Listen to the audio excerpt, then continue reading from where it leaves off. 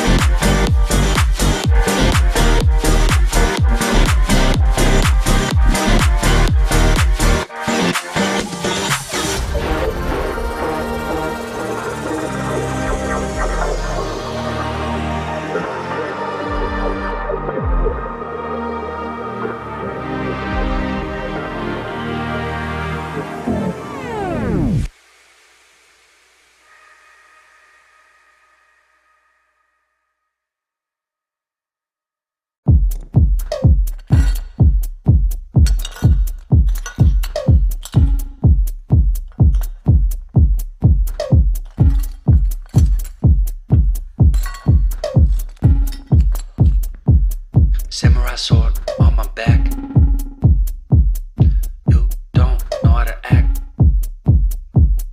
Maybe you should relax. Maybe you should relapse. Just kidding.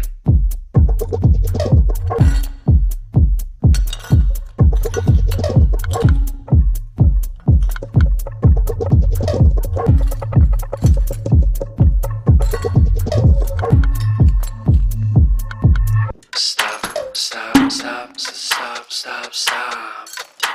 Woo. Woo. Stop.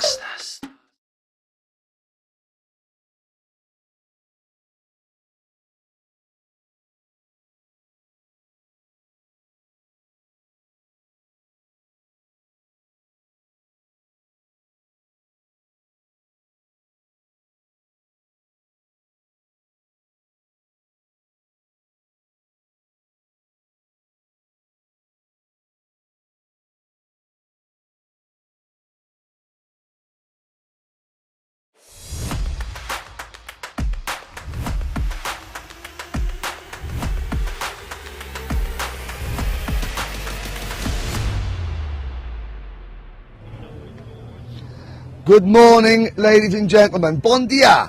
Welcome to the Cartódromo Internacional do Algarve here in Portimão, Portugal. It's final days of the 2022 Rotax MAX Challenge Grand Finals. It's the biggest, most colourful day in all of kart racing.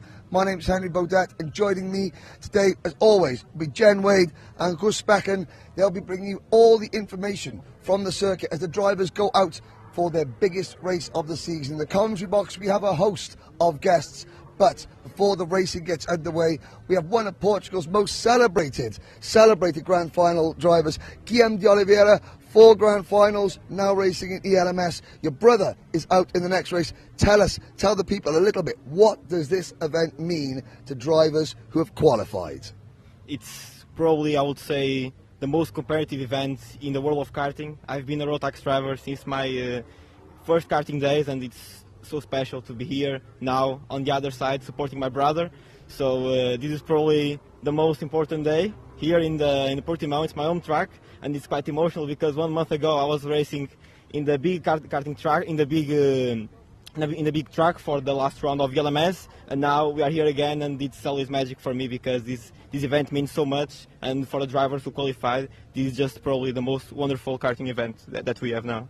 Now, before we go, because Jen and Gus will be speaking to the drivers, if you have one word of advice to all drivers, what would it be today? One word of advice from you as a former karter to all the drivers that are going to be racing today, what would it be? I mean, I think you just can enjoy, because you don't get this moment a lot of times in your life when you have the chance to race with the best. So the word is joy. Enjoy. Okay, I'm going to go to the commentary box. Jen and Hust, they're going to go and speak to the drivers. We're about to make history, the first ever E20 Junior Final, about to get underway. Hust, Jen, take it away. Thank you, Guillaume. Thank you. Thank you, Henry. Before I go anywhere, I just wanted to show everyone the beautiful helmet brought to us by Bell Helmets and also by Rotax for every driver. Almost 400 of these beautiful little helmets, special souvenir edition, made just for the drivers, the competitors here. So I'm not sure if everyone saw it yesterday, but I thought we should bring it along. So it's a nice touch. It's a nice for the drivers who didn't necessarily qualify for the finals, and those who won't be on the podium, which will be most of them. You at least have a great memorabilia of the event. I thought everyone would like to see this. Last year we had it in Bahrain and it was beautiful, but the colours of the Grand Finals, of course, you know, everything's branded with these colours, but at the same time, it's so cool to keep this. I mean, I wish they had an extra one. Maybe you take it. Maybe I just... No, I don't take it. I want to have a quick chat with this guy, because Joel, we didn't have him last night in the studio. Gus, I'm just going to ask Joel. Hello? Hello. Joel, now, yesterday we missed you in the studio, but you've been really outstanding this week. You told me you're having a lot of fun. Maybe tell us a little bit about what's happening and what you're thinking now, pole position. Yeah, well, of course, it's been a good week. I've always been P1, so I'll try to keep it, and just see how it goes. Now, of course, you're the Swedish champion, the first Swedish electric karting champion. Yeah. We were up there in Sweden a couple of months ago. In the rain as well, like lots of rain. Yeah, lots of rain. But I think, to be here, and I know you've been, at the top of the game anyway in Sweden, and you race international. What's the difference between what you race now and racing in the E20? Well, it's I love this event. And I like that the electric cars are getting bigger, and it's a new evolution. But yeah, it's very cool to be here. Yeah. A little bit different and great to be part of the event, I think. So, yeah. Okay, we're going to say good luck. Thank you very much. Going to go over to Gust and hope to see you on the podium. Thank you very much. Fingers crossed. Thank you, yeah. See what Gust is up to. Oh, he's got Tamas. Hi, Tamas. So I've got Thomas with me. He is alongside Joel there on the front row. Thomas, we spoke a little bit in the driver presentation yesterday already, so I know you're cool to do it. You've been second throughout this week so far. You think you have the pace in the final here to get a first position? Yeah, I think the pace is quite good. It depends how the race will, how I will start and all stuff overtaking. I think the pace is there, and I hope I will get the best out of it. All right, best of luck. I made you to take your helmet off, so get it back on, get ready, and best of luck for this final. Thank you very much. Thank you. So I think Jen has grabbed someone else here. Thijs Daam starting from position number 3. So he has his helmet on already. Tish, he's got his helmet on, but let's try this. Tish, what do you think? Here at the Grand Finals, first time, you having fun? Yeah, for sure. But I hope we can win this final, but we will see. What do you think about being at the Grand Finals and being in the E-Kart? I mean, it's something completely different to what you usually race, isn't it? How? Yeah, but it's really fun to drive, so Yeah. it's really What about- nice to be here. What about the boost? Where can you use the boost here? Where do you think? I think it's the best to use it on the straight. Yeah. Yeah. And have you tried to use it twice? Did you try that in the qualifying? Yeah, but I think it doesn't work so well Yeah. because you need 30 seconds. I Yeah. use it on the straight and Yeah. then try to use it uphill, but Yeah. it doesn't work. Yeah. Okay, we're going to say good luck. Great to have you here. I know your dad's in the grandstand there watching, so yeah, we'll give him a wave. Hi, Jan. Okay, good luck, Tis. Good luck. So actually, I wasn't done with him yet. Is that all right? So you're gonna be ready there. Just show us with because we haven't really touched it this week yet. Can you show us the boost button and how it all works from your side? Because we've seen all the bits from the combustion engine, but we haven't really touched on the electric yet. So Yeah, on the straight, you come on the straight and then you this button, it lasts for 5 seconds.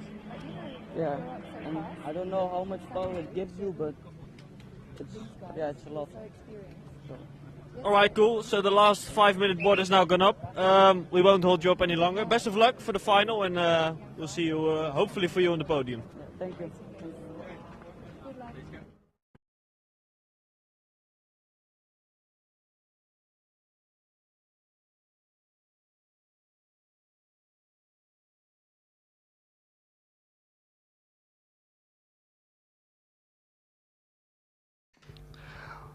Well, thank you very much, Husbecken and Jen Wade.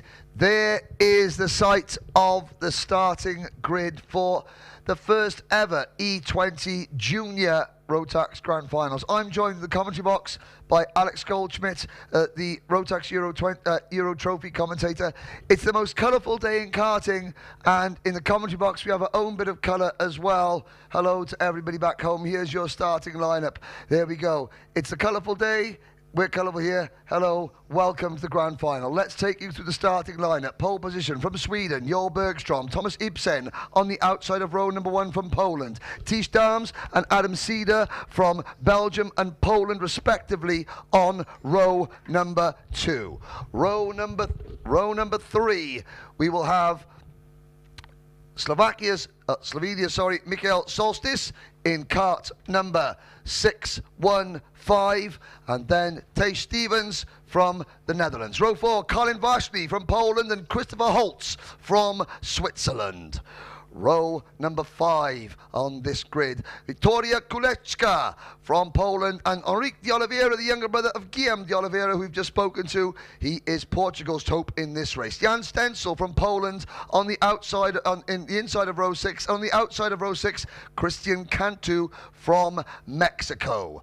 Row number 7, Axin Chi, Coco Chi to her friends from Canada, and Pablo Benitez from Argentina. Mateus Kellerup from Denmark and Anja Leva in kart 616 from Slovenia round out the field. Alex Goldschmidt, let's sit back and let's talk the audience through history. But first, it's the stat of the day. Okay, Alex Goldschmidt, stat of the day, ladies and gentlemen. Right, we've now covered, up until this point, 20,000 kilometres, which, ladies and gentlemen, makes us be able to have a return trip to the nation of Chile. So we can go, so that the amount of distance the karts have travelled on this circuit this week can take us from here, from Portimão to Santiago in Chile. Heave it up and away we go. Heave away, Santiago. That's a highwayman song. Indeed. Well, we've got a long way to go and a short time to get there, as they say, Henry. And that is our first Smokey and the Bandit reference of the day, ladies and gentlemen. Welcome aboard. We have sun overhead. The circuit, this 1,531-metre circuit, is absolutely beautiful. It's a challenge for the drivers. These E20 juniors will complete 10 laps. I would take you through the history of this class in the Grand Finals, but there isn't any, because we're making history right now. Joel Bergstrom has been dominant for Sweden, Alex, but what can Thomas Ibsen from Poland, Tish Dams from Belgium, and Adam Cedar from Poland do? There'll be a standing start. The question I have for you is, how can we beat the flying Swede? You've got to beat him on track. You know, at the moment, Bergstrom has got that advantage. one of multiple unbeaten drivers here at the Grand Finals, and that's incredible. Also the same with E20 Incredible. Senior. But Taze Dams you've got to look out for. He's looking for the win when he spoke to Husbecken. Taze Stevens could be an outside chance, the Euro Trophy champion from this year, but they are lining up on the grid, and we are about to get things under starters' orders. For the first of 2 standing starts, the E20 karts, junior and senior, will have a standing start. Boost buttons on everyone. The green flag waves at the back of the grid. Rotax Max Challenge Grand Finals 2022. The finals are underway. It's a great start for Bergstrom, but look at that, Alex, at the inside, from the inside of row 2. Tish Dames takes the lead. What a start. Brilliant lightning start from the Belgian as he leads the field down into turn 2. It's getting a bit close for comfort. We've got that 3 wide at the back of the field as they go through the first part of this circuit. But Taze Dam's got a great start. I'm just trying to keep an eye on where Taze Stevens is. He started on the outside of row number 3 in 6th position. The Dutch race suit, yeah, you can see him in about 4th or 5th position. We've got a couple of Portuguese drivers as well. Bergstrom now having to attack. He's been up front and has been more defensive. Now he's got to attack. But it's Tish Dams as they come out of turn number 3. Oh, yellow flags waving at post number 8. Couldn't see who it was. The 2 leaders side by side almost. I think, is that Bergstrom challenging? No, Bergstrom still back in 2nd place. He's got to it's strategic. Again, they've had to conserve their tyres, and it's been even more of a conservation process for the E20 karts because they're 143 kilos as they come out of the final corner. Tish Dam still leading the way. Bergstrom's right up his rear bumper. Gap between them was 73 thousandths of a second. And Taze Dams has just put in a 1 minute 4.378. But it looks like Thomas Ibsen from Poland has become the first casualty. The driver had started on the outside of the front row of the grid, ladies and gentlemen. So Poland, who have got 1, 2, 3, 4, 5 drivers in this race, they're now down to 4. Tragedy there for Thomas Ibsen, but it's Dams from Bergstrom. Colin Vajny up in the 3rd position, so Poland have still got bullets in this chamber, so to speak. Out of turn number 11, down towards turn number 12. Bergstrom sitting in the wheel tracks of the Belgian driver, there in the white and red, and you can see a huge Polish flag on the spectator banking just going through there. The Team Poland are out in force today, and it is the end of lap number 2. Dams, Bergstrom, Vajny, Christoph Holst from Switzerland, then a gap, and look at that freight train behind us. We got a side-by-side battle for the lead, Alex. Yeah, and it was a good defence there from Taze Dams on Joel Bergstrom going through into turn number 2. So at the moment, he's really keeping things going. Colin Vajny has just gone fastest, 1 minute 1.256. Top 3 covered by 7/10. And that just goes to show that in the E20s that we've seen in both junior and senior, the freight train comes along because there's a bit of a gap between Christopher Holst and Colin Vajny for 4th and 3rd. But then side by side, Christian Cantu from Mexico, side by side with Michal Soltis from Slovakia. So a great battle there. And now Colin Vajny is latching on, and Bergstrom's retaken the lead. So Bergstrom back in front. Maybe that was the case if he looked over his shoulder, saw that Vajny was closing in, and he thought, uh-oh, it's time to go. He doesn't want to be the meat in the sandwich. He wants to be able to attack without worrying about it. And look at Bergstrom. I think the boost button has been deployed because he suddenly opened up a big lead. And now it's Tish Dams under pressure from Vajny in 3rd position. Great battle for 5th place on back. Here come the leaders through turn number 3. Bergstrom has the advantage, and it's Vajny up in the 2nd place. He used that boost. He probably used it coming out of turn number 2 and into the very tight braking zone for the right-hander at turn 3. And look at the freight train behind, side by side for 13th position. Looks to be Vicky Kuleja and Coco Chi battling away. Well, I'll one-up your Smokey the Bandit reference. Look at that. Mercy sakes alive. Looks like we've got us a convoy. And that is Tish Stevens moving into P4. Cast your mind back, Alex. This time last year, the E20 senior class was the very first final of the day in Bahrain. And in that, David Auleshner, Polish by birth, Welsh by the grace of God. He took Poland's first ever podium. Let's have a look. There's another Polish driver up the inside. Adam Sidor there, and that was on the inside of Christian Cantu from Mexico. But in front of them, that was the Dutch driver, T. Stevens, making the move as well. So 2 moves the price of 1. Leads trio, and it is a trio. Bergstrom, Ważny, and Dames. Can Poland take another win? They had 2 podiums last year. This would be podium number 3. What about Sweden? Hannes Morin finished second in the E20 final last year, but Bergstrom leads this one from the front. We're halfway through the final. Christopher Holst in 4th place, all on his own. He's got to get his head down, the Swiss driver, to try and catch these top 3, because the top 3, I guarantee you, will start to battle. I think the thing is now, looking at from my perspective, Days Dams has got the ringside seat. He just needs to stay behind absolutely. and the biggest thing now is Ważny is now putting the frighteners on Bergstrom, who will be looking over his shoulders. There's going to be no Ben Barnicoat style look over the shoulders like we've seen with a few of the other drivers as they're coming out of the final corner. Lap 5 now completed, and the gap between the top 3 less than half a second. I think Days Dams is being a little bit conservative, as Ważny he's engaged the boost. Bergstrom used it, I think, to counter-attack the attack of the Polish driver in the 606. But Colin Ważny, Mr. VIP, is looking important. Colin Important. The Ważny is important in Polish. So Colin Important, well, this could be the most important laps, 4 laps of his karting life as they come through turn number 7. Hard on the brakes for turn 8 and 9, and that's fascinating insight there, Alex. Yes, you think, boost button, use it to pass. No, Bergstrom using it to defend. That's the biggest thing, because the additional power that they get is additional 4 kilowatts, and you can see now that Days Dams is starting to use it. Now, I got a really good insight from Luca Costa that you can actually use it for a quick deployment at the tighter parts of the circuit and explode out with that torque through the rear axle. And you've already got plenty of torque in these E20s, so yes, you even have. More. What I would say, though, is we've got a great 3-kart battle for the lead. However, 15 karts still running. They're all covered by 7 seconds. Side by side, it's 3 wide and high, wide and handsome going through into turn 1. There we go. That's the first NASCAR reference of the day, ladies and gentlemen. But yes, 7 seconds separating the entire field. Rotax have done a fantastic job as the battle for 5th position, that's Sidor, Stevens, De Oliveira, Stencil, Cantu, Solstice, Kuleshka, Chi, Levar, Kellerup and Benitez. The whole pack virtually from 5th place back to 15th place in one go.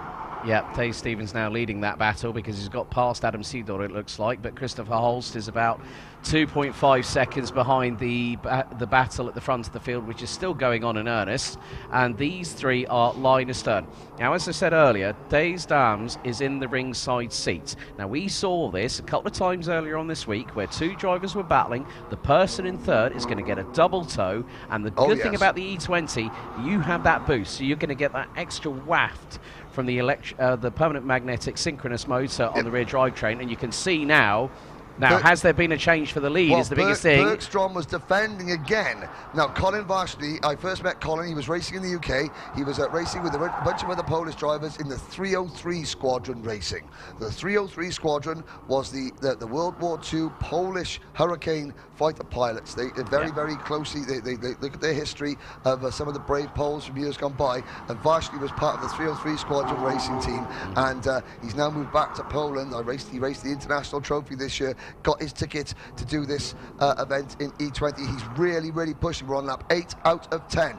Days Dams in 3rd position for Belgium. Yes, he can watch and think. Now, he'll be thinking, okay, but we know where Ważny's using his boost, we know where Bergstrom's using his boost. Can Days Dams realise that and use it to his advantage? Because we're going to see another defensive manoeuvre as we start lap 9 out of 10. Watch him going down the main straight. There's Holst and there's the rest of the pack behind. The top 3 are going to be under braking for turn number 3. Now, who emerges in front? It's still Bergstrom. No change, but it's really building up now, Alex. Especially with the battle for 5th place. Adam Sidor now ahead of Dave Stevens. Fastest 2nd sector is by Coco Chi. down in 11th position. So the PBR team from Canada will be happy with that. Yep, but you can see now that look at the freight train. Oh, look at that, it's great. It's absolutely brilliant what E20 has brought, and especially with the junior category being introduced this season, has really added the opportunity for younger drivers to get into e-karting. And from my perspective, having commentated over all 3 rounds that were in the Euro Trophy this year, has been absolutely spectacular. And it's proof in the pudding. This technology revealed back at Sarno in 2019, where we had the demonstration alongside the Thunder. Now 3 years in, it is tested, it is proven technology, and it works. And that's what we're getting. Great parity and close quarter racing. There's now a little bit of a sweep wide to the outside of turn number 2, or turn number 3 there. I think that was the battle for 5th, 6th and 7th, but there are the 3 leaders as we're on to the last lap, and Vajni's looking feisty. Dam's waiting in the wings to see if he can spring a surprise at the last moment. Sweden have never won a Grand Finals final. Neither have Poland. Yellow at post number 1, so we've got a yellow flag out, so that'll be turn 1, I believe. Yep, so that's somebody back in the pack has not come on. I think that might be Jan Stencil. 3 corners to go. Hannes Morin finished 2nd in E20 Senior last year. I think, trying to remember the brother and sister duo that raced for Sweden. I think the Swedish driver had a podium in DD2 a few years ago. But Sweden are 1 corner away. 2 corners, now the final straight. Sweden finally have a Grand Finals champion, and his name is Joel Bergstrom. Poland pick up their 3rd Grand Finals podium with Colin Vashni, and Belgium, who have got a total of 12 podiums. Well, is it going to be lucky number 13? We've got a lot of racing to go. Tish Dams from Belgium finishes, and look at that. They're side by side, they shake hands, they're great sportsmanship. That was supported, as you can see, by Sodi Kart. Christopher Holst finishing 4th for Switzerland. Then it's Tish Stevens for the Netherlands, Adam Seedorf for Poland. Ulrich de Oliveira finishes 7th for Portugal. So the home country has a top 8 finish to think. Let's talk us through the highlights, Alex Goldschmidt. Well, we waited patiently. We've been waiting for this moment all week long. And Grand Finals Day got on with a full electric charge under its belt as the field spread out. You can see there 3, 4 wide. Some drivers trying to go towards the inside of turn 1 very, very early, but it was 3 wide. And it was a great start at the front of the field as Taze Dams initially took the lead early. And then we had a little bit of a side-by-side. That was Dave Stevens from the Netherlands, this year's Euro Trophy champion, trying to get through. But the top 4 had broken away early, Henry. They had indeed, and that was crucial. The battle for 5th, you can see here, was 5th to 15th. That just shows the great parity there.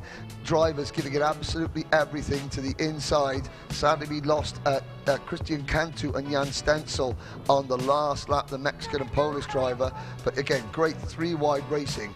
Bergstrom was so strong. You can just see they're pushing the limits. Each of these drivers absolutely pushing the limit there. And I think that was maybe that could have been Axel Shee from Canada there. You could see with the dark Canadian race suit. Yeah. But there is the first emotional moment. It's been a long time coming, and it is Joel Bergstrom. Just the emotion. Jen Wade and Gusbeck will be speaking that. What a great start to the thing. Bergstrom, he didn't have it all his own way. He had to fight for it. Got to say, Tish Dams, great start. Surprise for me, Colin Vashni. Didn't show his true pace until it mattered most. But we have got our, let's just check my list. There have been 25 nations that have scored a win in the history of this competition. Sweden become the 26th different winner. Congratulations to Joel Bergstrom and his team. History is made, and it's the blue and yellow of Sweden making it. Hej Sverige, as they say, or Svenska. It was great to see Matilda Olsson, who was in the Grand Finals last year, but now we have the provisional results coming up, as Henry alluded to a little bit earlier. This is the provisional results. This is pending scrutineering. Every driver will go through. Hopefully there's no nose-cone penalties, but Joel Bergstrom by 0.4 of a second from Colin Vashni. Tish Dams from Belgium, less than 9/10 of a second behind in 3rd. Less than 1 second, covering your E20 Junior podium.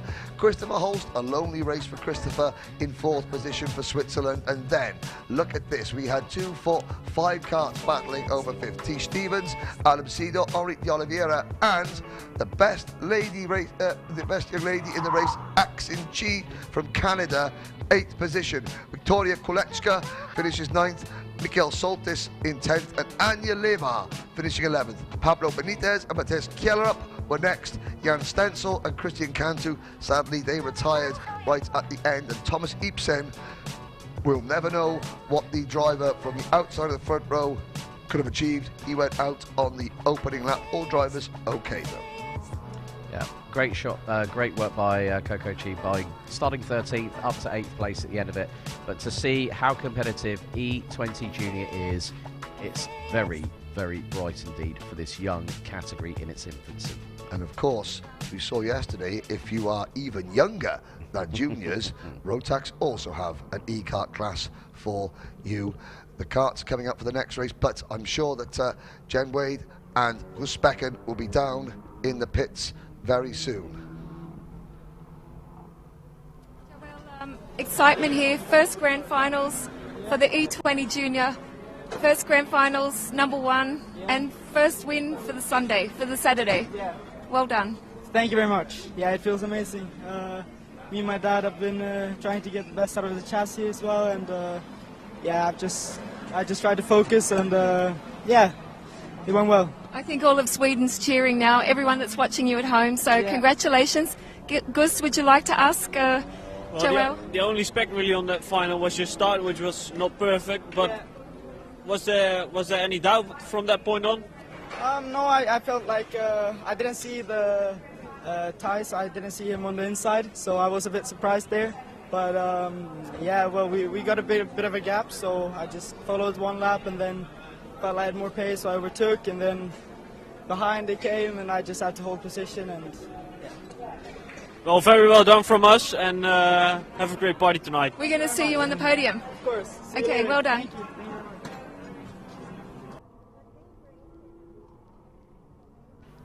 Well, great to hear from Joel Bergstrom there with Jen and Hust.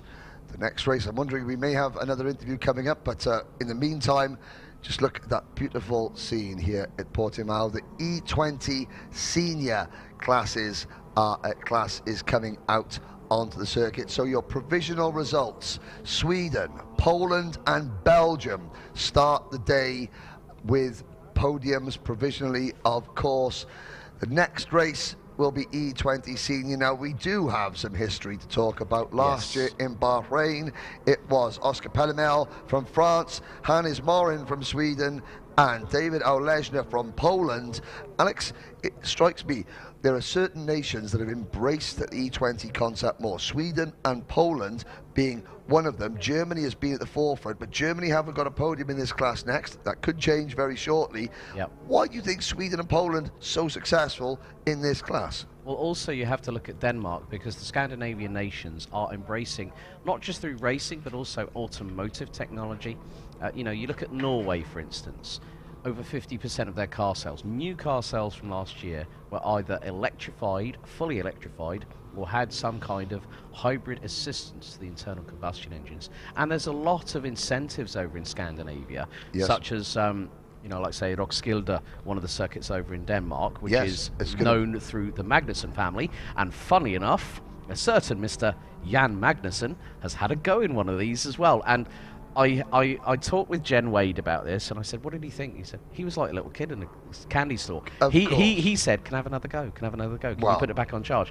That just goes to show how Yes. impressive this technology is. Now, for just to show how robust, how Rotax prides itself on its reliability. Last night, I asked a question at the press conference for the E10 unveil. And what we had was Stephen basically said that these batteries, all of them, have gone through 2,000 cycles of charging so far over the last 4 years. Brilliant stuff. Again, Rotax, they're built to last. Down to the grid once again. Hust, who have we got down on the grid for E20 Senior? So we have two of Team Germany's, who are both lining up in the top 5. Luca Costa on my right and Tobias Vollert on my left. So Luca, you've been in the top throughout this week so far, but Jesper is still a little bit far away all these times. You have something for him in the final? Hopefully, yeah. We started the week here with pretty good times in the trainings, but in the qualifying I got a bit traffic in my fastest lap, so I need to start 5th, and now it's pretty hard to come back because the tactical thing of the boost button is not that easy in the races. But hopefully we can get a good start like yesterday, and then I hope for a good one, yeah. You think you'll be able to use the boost a little bit different this time then? Yeah, I made my things and hopefully it will work out in the end, yeah. Alright, good luck. So Tobias, you'll be starting 5th. You're looking to get on that podium, or you think the pace is not quite there? It's a long race and I will see what happens. Okay, you have any special tactics for that boost button? Not really. I will look where the other drivers are and then we will see. Alright, good luck for your finals, and hopefully we'll see you on the podium. Hello. Well, here we are, Jesper, front row. How are you feeling? Quite okay. I'm not so stressed, so it's only 10 laps. It's only 10 laps. How many grand finals now have you been here? Only 4. Only 4, okay, so a little bit more relaxed. Yeah. Griffin, what do you think? Second row? Yeah, it's phenomenal.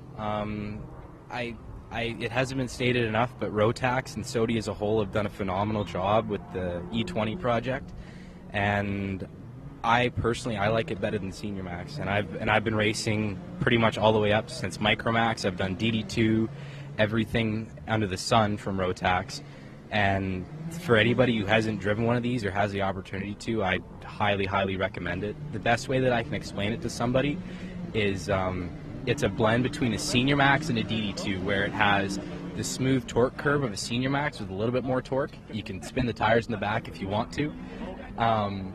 And it's got the speed of a DD2, no problem, and the front brakes like a DD2. But what makes these things so special is the boost button. Now, the boost button adds a totally different element to the racing that, quite frankly, I've never experienced before, and me and Jesper can both attest to it. Like, it totally changes the way you drive the race, right? And you gotta be smart about how you use the boost, and no, it's just, I really like this package.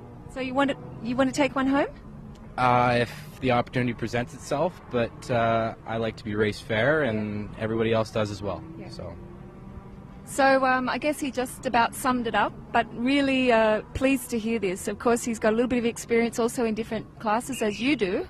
So what's your feeling about it? Obviously, the boost is a strategic option that you have, which everyone's going to use, and you don't know where they use it. Now, in the races, everybody is using like on the same places, but when we had the quali, we used it a bit different. So, but compared what I'm used to normally, it's a bit more case driving than the seniors with the lines, and you have these four-wheel brakes, like you said. But I really like it. Yeah, a little bit less work than the KZ. Yeah, you have 6 gears left to think about and focus about. So. Yeah. And what about the qualifying mode? How was that when it was a little bit more power? I like it. Yeah. I wish we could use this all the time, even if in the race when we had 10 laps also, but I think it's coming. I think so too, but it's really nice to hear this, and also for everyone at home watching. I don't know if you guys want to say hi to anyone. Hi, Mom. Hi, Mom. It's sunny, it's nice. Wish you were here. Yeah, I mean, there's a long list of people that I'd like to say hi to, but pretty much, hi Mom, hi Blake, I'm sure you guys are watching right now, and everybody else that I can't think of, hi guys. Okay, they're going to get ready. Jesper, anyone to say hi to before we leave them and you guys go racing? No, it's just everybody's home watching, so I will do my best. Okay, so Team Sweden, Team Canada, 1 and 3 on the grid. Good luck, guys. Thank you. Thank you. Thank you. Well, thank you very much, Gust and Jen Wade. Great insight, Alex, into the thoughts going through the minds of the drivers before we look. There is a view of the paddock. The large white tent you see at the right-hand side of your screen, that is where 360 of the 394 drivers have been situated all week. And the other buildings, the E20 tents, the 34 E20 carts are all in a separate tent, but they're all together nation by nation.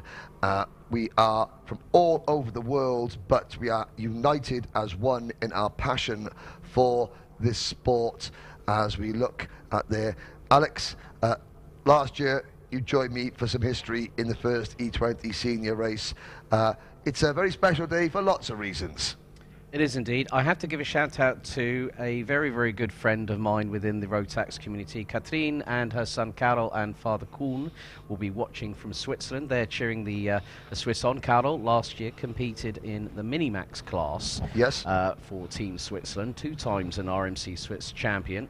He has been racing back in continental Europe with Dan Holland Racing as a junior, and has shown a very, very good start to his career, actually picking up a top 3 at Val d'Argenton during the heats phase. But yeah, I mean, this is another moment. I was hoping, I was praying that Oscar Pelmel would be back to try and defend his crown. Well, Oscar, you've let yourself down, really. He's let the side down. He's let everybody down. But I mean, I can only echo Griffin Dowler's sentiments. You have to give this a try. It's not enough one person or several people describing what the feeling is like.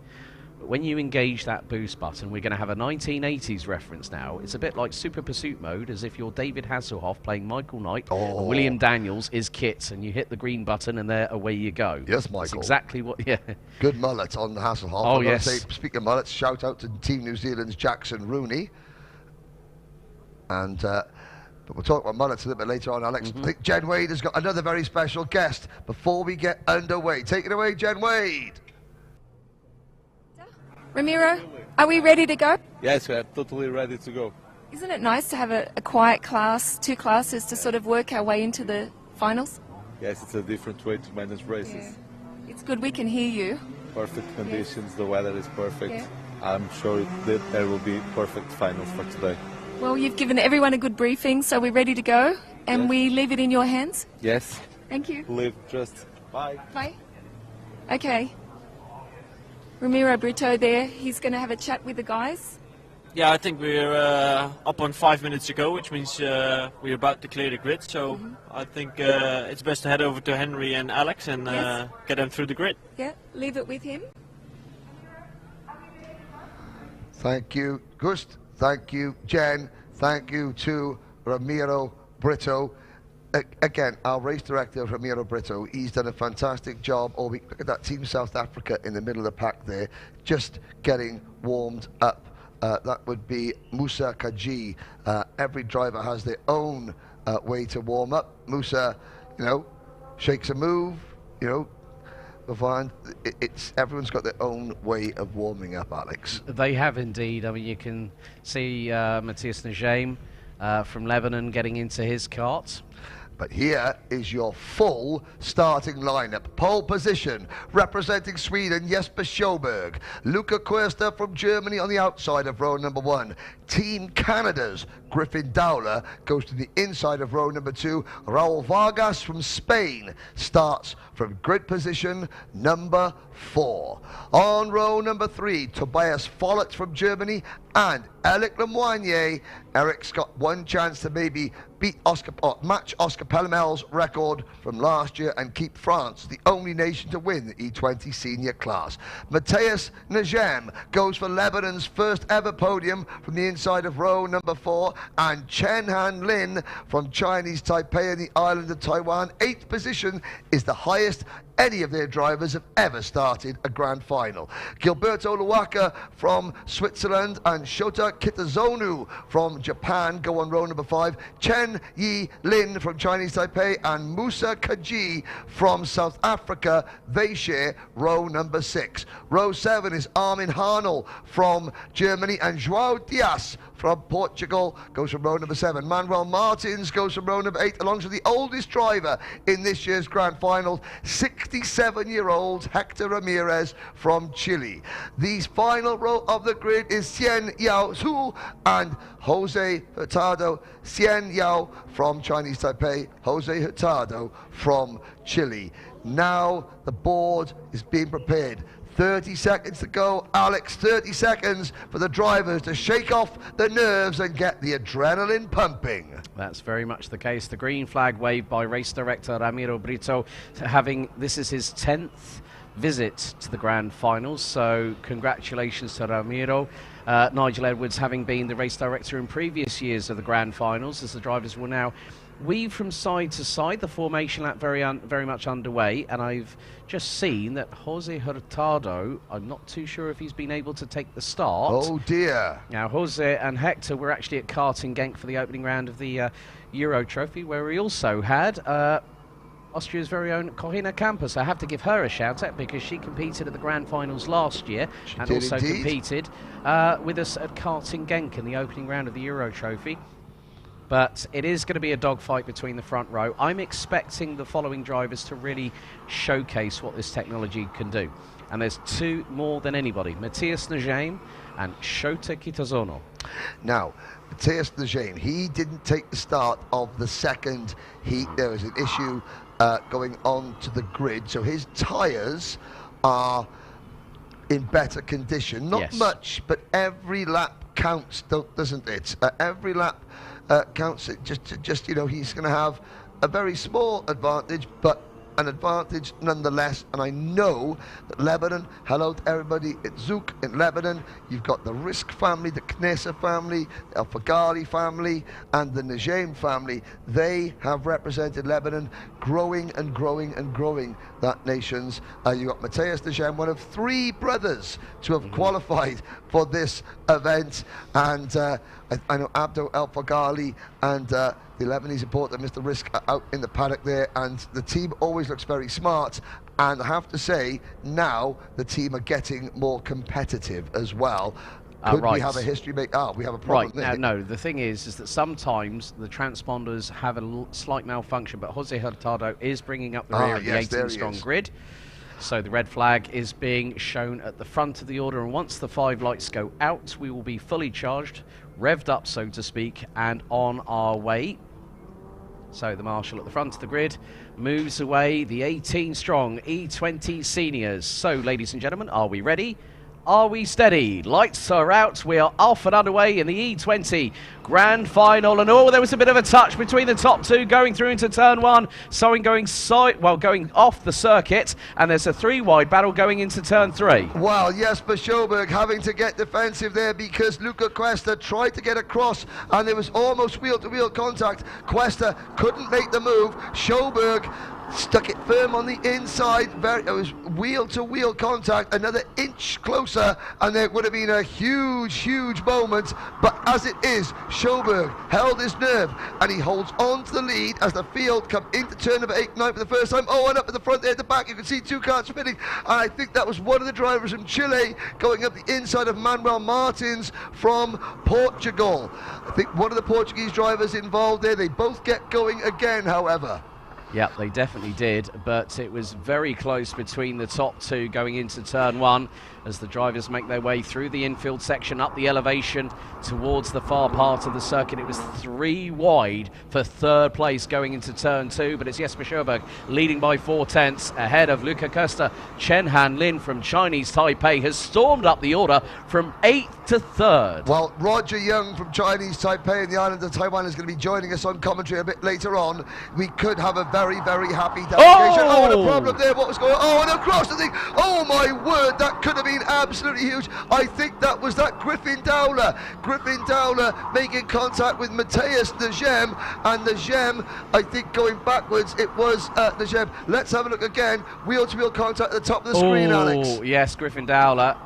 Right rear gets a touch, and then inadvertently, Matthias Najim caught up in the crossfire, and the Lebanese driver.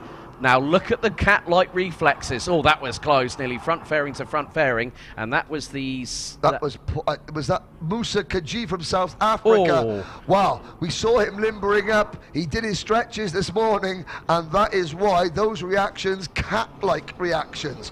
Unfortunately, Matthias Najim was just the innocent party. Dowler had made contact with, I believe it was Eric Lemoynier, and Dowler that made contact, and it spat Dowler across the track into the unsuspecting Matthias Najim, and That is just, but we were lucky there we didn't have a major incident. Jesper Sjöberg leads from Luca Cuesta and Chen Han Lin. Right, Chinese Taipei, the island of Taiwan, they brought 7 drivers with them to this Grand Finals, their biggest ever delegation, and they've got a driver on. It doesn't matter whether, obviously they wanted to finish there, but what would this do for karting in Chinese Taipei and the island of Taiwan if Chen Hanling can hold off Raul Vargas? The gap between Hanlin and Vargas is actually 0.8 of a second now, Alex, as we cross the line to complete lap number 4. Sjöberg, Cuesta, Chen Hanlin, Vargas, Lemoyne, Kitazono from Japan is 6th, then Follett, Kaji, Waka, Chan, Yi, Lin, Diaz, Harnell, Matthias Nagem after incident is 13th. Oh, yellow flags. We've got yellow flags. Kart is on the side. That is Manuel Martins from Portugal. That kart is not on the racing line. Close. And it's very close indeed. Now, of course, with the e-karts, you've got to get them up the track in a very special way, haven't you? Well, the thing is, these are cantilevered by specific trolley jacks designed to work in harmony with the Sony Sigma DD2 chassis. But look what is happening here. Luca Cuesta has been quicker. He went purple in Sector 1 on this lap. The previous lap, he was fastest of anybody in Sector 2. Now we're getting towards the halfway point of this race. We're about to complete lap number 4. Sjöberg knows that his closest competitor is the current Euro Trophy E20 Senior Champion. And Luca Cuesta said, I've got to put it all on the line. Now the draft is taking effect. He's going to be using that boost deployment fully through turns 1 and into 2, hard on the brakes, and I can hear the cheers from the grandstand immediately from the right-hand side, because I know Team Germany are absolutely cheering Luca Cuesta on to take the win. Great work by the marshals there to get the stranded kart of Manuel Martins off the side of the circuit. Oh! Change for the lead. Cuesta's got it. Cuesta got through. They were side by side once again. Cuesta made the move, and has he stayed in front? No, he has not. Sjöberg instantly counter-attacked and got one up on Cuesta. Right, brilliant stuff. Ring the dinner bell. Game on up at the front, and look who it's bringing in. It's bringing Chen Han Lin from Chinese Taipei up towards the lead group. That's something that neither of us have ever said. Here we go. Lemoyne's in the background. Now Cuesta's going for it again, and he's going to go up the inside through into turn 1. Cuesta retakes the lead. Team Germany now ahead of Team Sweden. And Chen Han Lin has got the ringside seat. Raul Vargas and also France's Eric Lemoyne is closing in. So could history repeat itself? France in the history of Grand Finals have never defended a title yet. They've won all of the respective classes so far. Yes. But they haven't defended. This could happen maybe not once, but maybe twice today with DD2 Masters. And look at Chen Han Lin, fastest lap for Chinese Taipei in the island of Taiwan. Are you watching back at home? Your driver, number 709, is making Grand Finals history for your nation. Up at the front, Cuesta, Sjöberg. The last time Germany won a Grand Final was in 2018, I believe, with Farin Mega. Yep. That was in Minimax. The last time Sweden won a Grand Finals was about 20 minutes ago with Jo Bergström. The last time Chinese Taipei won a Grand Finals, never. And we got 3 laps to go, and in the background, Spain's Raul Vargas closing in Spain. I'm looking down. They had a winner with Jesus Perez Santander, but they haven't had a winner for some time. And Eric Lemoyne, France, with 9 Grand Final wins. They're 3rd on the win list behind South Africa and Team UK. Lemoyne's got some work to do, however, as Sjöberg closing back in on Cuesta. This is getting really exciting when you think about it. I know that the Luca Cuesta fan club, aka DD2 Masters driver Dennis Thun, will be cheering his buddy on from Kraft Motorsport. That's the awning they run under in the Euro Trophy, and also RMC Germany. But Cuesta is keeping it nice and calm. He's looking patiently over his right shoulder. He now knows. Patiently or nervously? The one thing is, it's one thing to be the hunter. It's something slightly different when you're the one that's being hunted. But again, Cuesta is keeping that lead consistent.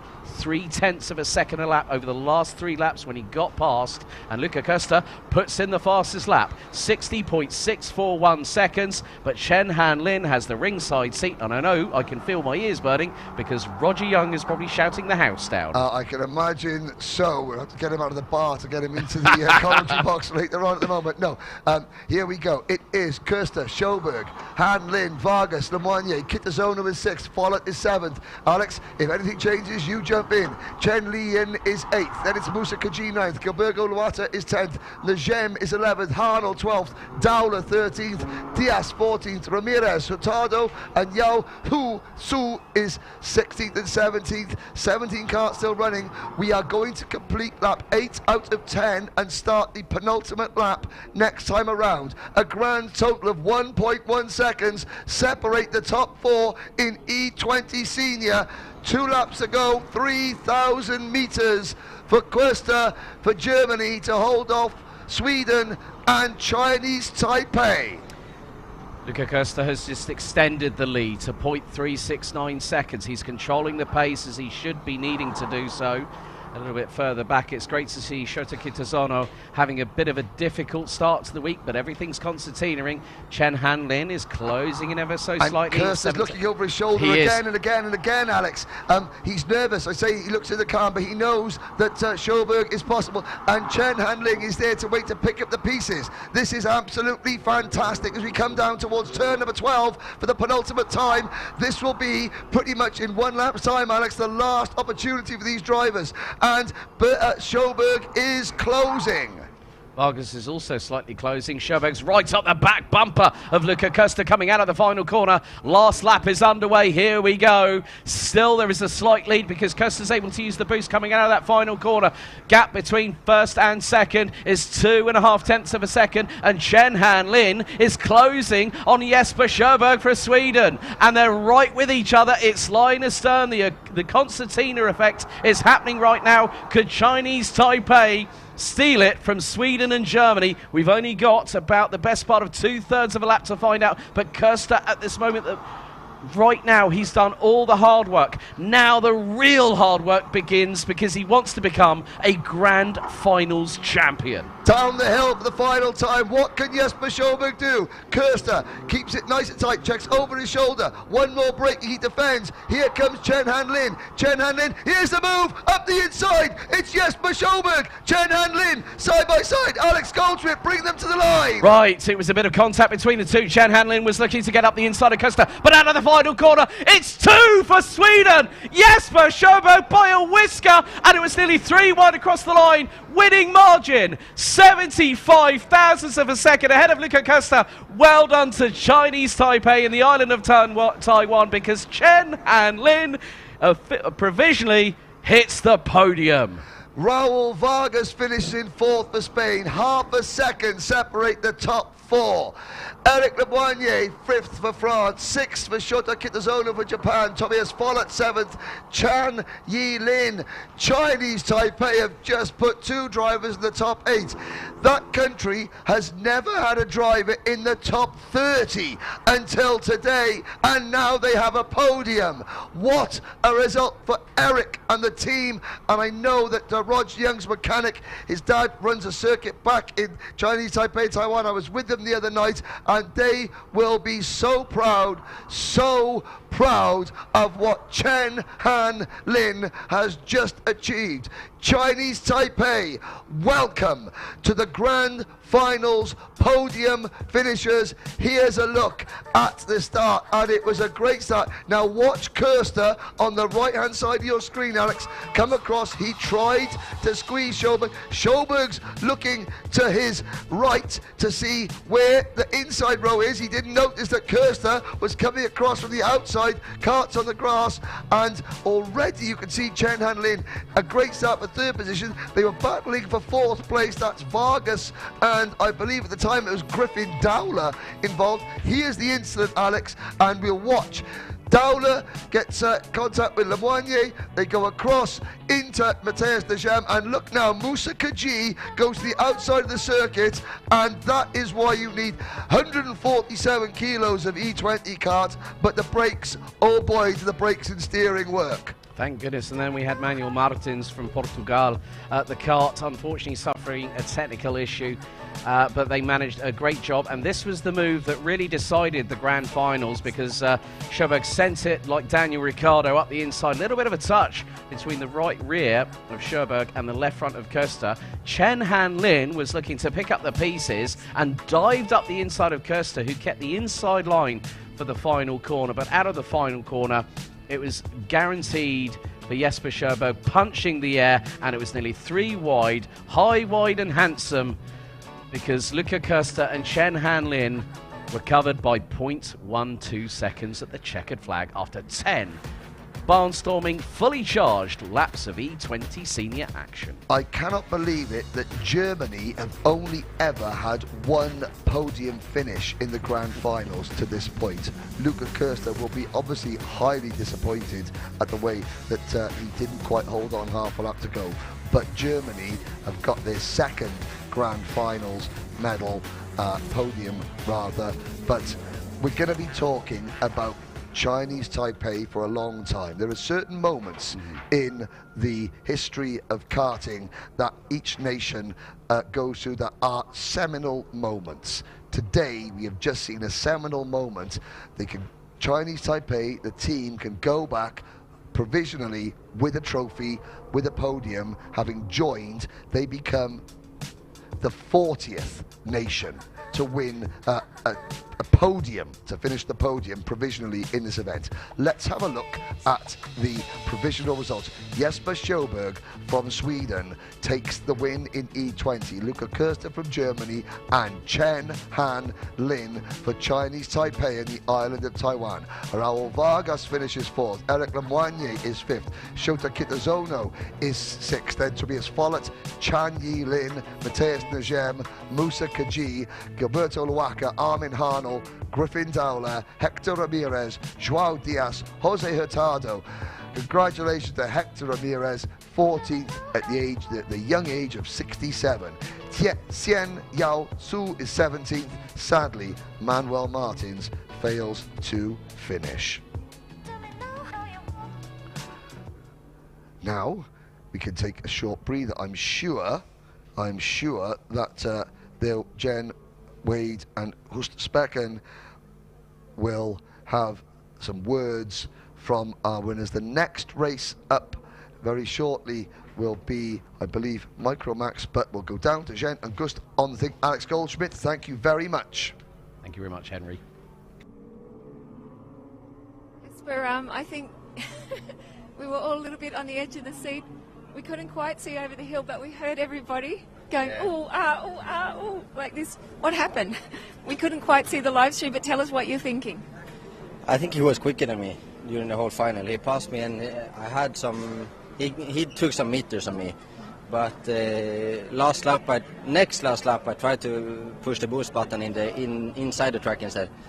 So I thought when I come out on the straight, when it was 1 lap more, this is not gonna work, because he had a boost button, I didn't on the straight. Then last lap I took the boost button up the hill.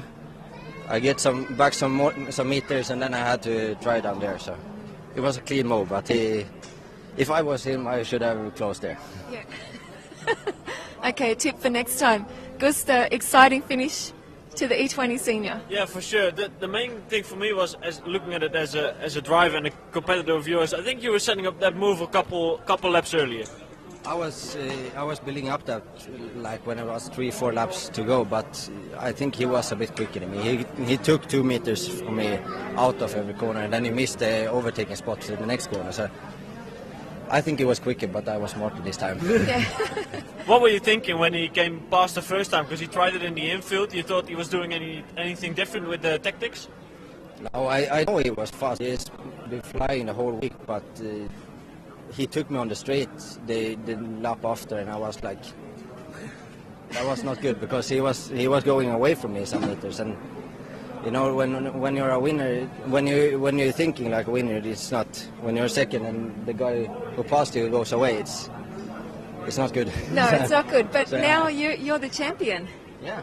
What do you feel like? Like, what's going on there? I don't know. What's it feel like? Yeah, right now I don't really know. I know, it's going to be a big party in Sweden. This is going to happen. I for sure it will be, but yeah, I don't really know. No. It was for me. It was now when I win. It was a really nice final because it's much more fun to win in a circumstances like this than pulling away from the first lap. So yeah, I'm glad it ended like this. Of course. But I saw you run over to the fence to Joel. What did he say? No, he was like, yeah, now we have 2 for Sweden. So we only have Rasmus in DD2 left. So we will see. Incredible, huh? We're going to go to MicroMax final next. We are. Thank you for your time and enjoy the party. Yeah, we see you at the podium. See you at the party. Yes. Well, thank you very much, Gust and Jen. We will catch up with you again, probably down the grid, speak to some of the MicroMax drivers. The MicroMax final up next. The youngest drivers here in the Rotax Grand Final, age 8, 9 and 10. There you can see on the grandstand the red jacket of Chinese Taipei, the man probably on his phone. There's a look at the video. There's Team Spain on the thing. You've got the Slovakian team to the left of your screen, and Spain, Raul Vargas finishing just off the podium in 4th position. There's the Kyrgyzstan, this Vladimir from Kyrgyzstan, and I think that might be Lachlan Johnson's mum. He's going out. Scotland's Lachlan Johnson in MicroMax coming up very, very shortly. Team Australia, as always, in full force here now back at the Grand Finals. Thank you very much for my Tim Tams, which they gave me as a present, that Australian delicacy that is. You have the Rotax Club, the VIP Club, to the left of your screen. The Rotax offices are underneath the grandstand. There is the huge driver tent behind the 4 tents with Rotax on them. That is where the E20 carts are all stored. The restaurant area to the left, the technical area underneath. Jen and Gustav were speaking to the winners underneath the awning there, and now we go back to the grid because 36 MicroMax drivers are about to get the combustion engine part of the Grand Finals underway. So I'm here with a birthday boy. It's Sven Lindeman from Holland. He will be lining up 13th in this MicroMax final. As he's turning 9 years old today, we'll be doing this interview in Dutch and then we'll translate it back to English. Sven, hoe is het nou om op je verjaardag een WK-finale te rijden? Ja, heel vet. Ja, echt super vet. Leuk man. Hey, wat denk je? Kan je nog wat verder naar voren komen? Ja, ik denk het wel. Hoeveelste ga je eindigen, denk je? Ik hoop top 10. Oké. En vanavond ga je een klein feestje vieren, denk je? Hoop ik wel. Goed zo. Hey, heel veel succes. De allerbeste wensen voor je verjaardag van ons en heel veel plezier. So that was Sven Lindeman there. He was turning 9 years old today and he said he wanted to reach the top 10. And when he did so, he was going to have a little party tonight. So we'll turn to Jen. She's at the front of the grid and we'll see who she is already. She has not got anyone already. You there, Jen? I spy with my little eye Ferdinand Habsburg. You're on the grid. Yes, I am. It's my favorite class this weekend. Unfortunately, we don't have a kart for you, but how cool is this MicroMax? It's so much fun to watch. There's much smaller karts, so the track is much bigger for them comparatively, and you see them. It's the only class where you can see 3 or 4 abreast, and they seem to all have the courage to always dive in and give us a good show. Yeah. We were talking also about they're probably playing at, you know, some sim racing, playing at home, and they come here and it's almost the same. Yeah, I think that's what's kind of unique, and I don't know if they can tell the difference so much if they are playing a video game or real life, because it's so close already. But I think the adrenaline is probably a little bit higher, and the speed that they already go at is incredible. Yeah. But they love it. I mean, they're, you know, egging each other on and come on, let's go. And when they get out, they're hugging and everything. So it's really building that sportsmanship, I think, from the beginning. It's a bit absurd because you look at them and you're like, wow, they are literally so small. Like you're going to take them to school on Monday, and they're just going to be like any other 6, 7, 8-year-old. But then they come here and they're so competitive and so fast. Yeah, I don't know. It's an absurd thing. They're real racing drivers. They're here with their helmets on and laser sharp focused. Yeah. No, it's really cool. Okay, I'm going to have a look around and see who we can find. all the kids are in the cart, but maybe we can talk to some of the mechanics. I think the mechanics are more nervous than the drivers, Gust. We'll see if we can get something in the front. I'll work that out. Yes, I think the mechanics are more nervous than the drivers.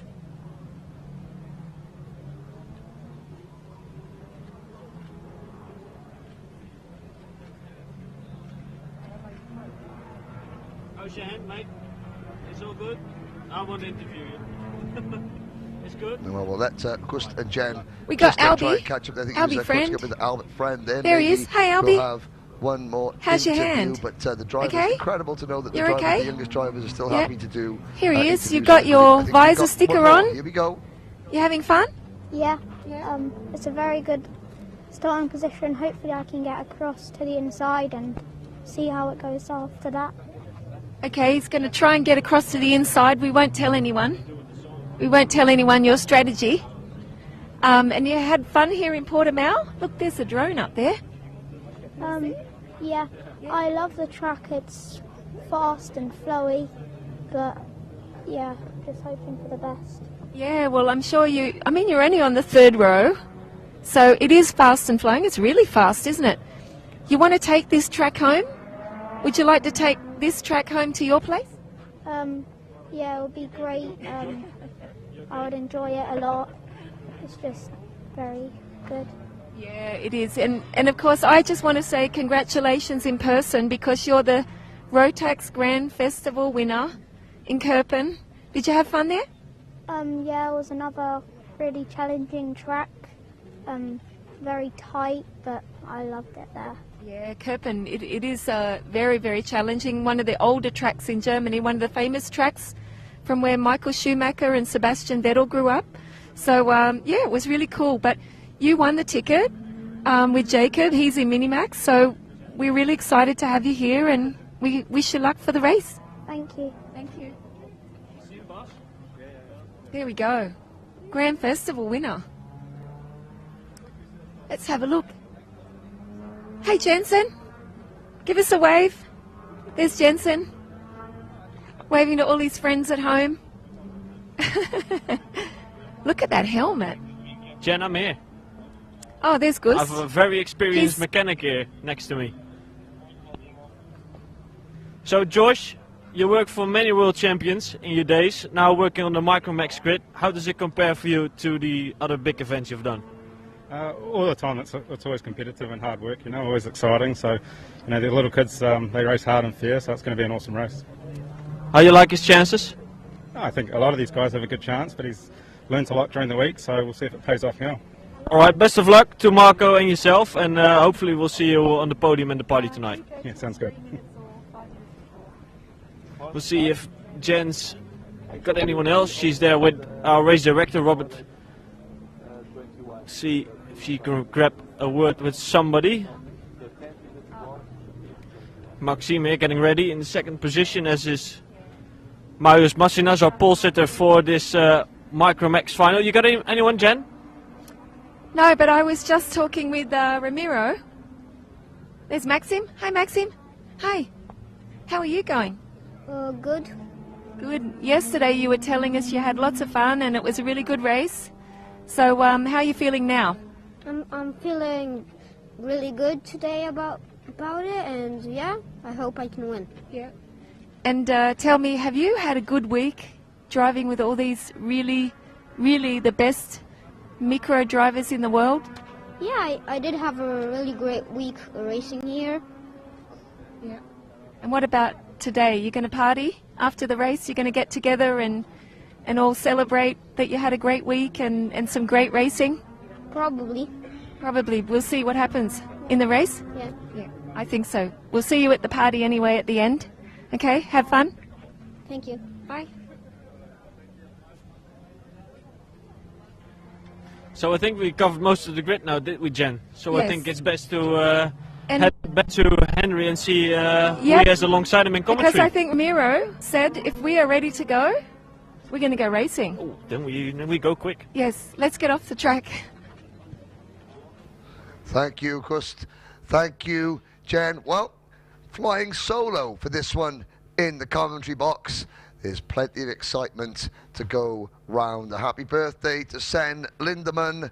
And this is the Micromax class. It started in 2016 in Sarno officially. We had some guest appearances from micro drivers before, but the first Grand Final official event for Micromax was 2016. Diego Larocque won that day for the United States. Luis Iglesias, who is here racing in Senior, he won for France in 2017 here in Portimão. In Brazil, it was Brent Cruz for Team USA who was victorious. In 2019 in Sarno, New Zealand's Jay Irwin won on that day. And last year's winner, Nikita Lubimov from Estonia. Nikita was here in Minimax, didn't make the final, sadly.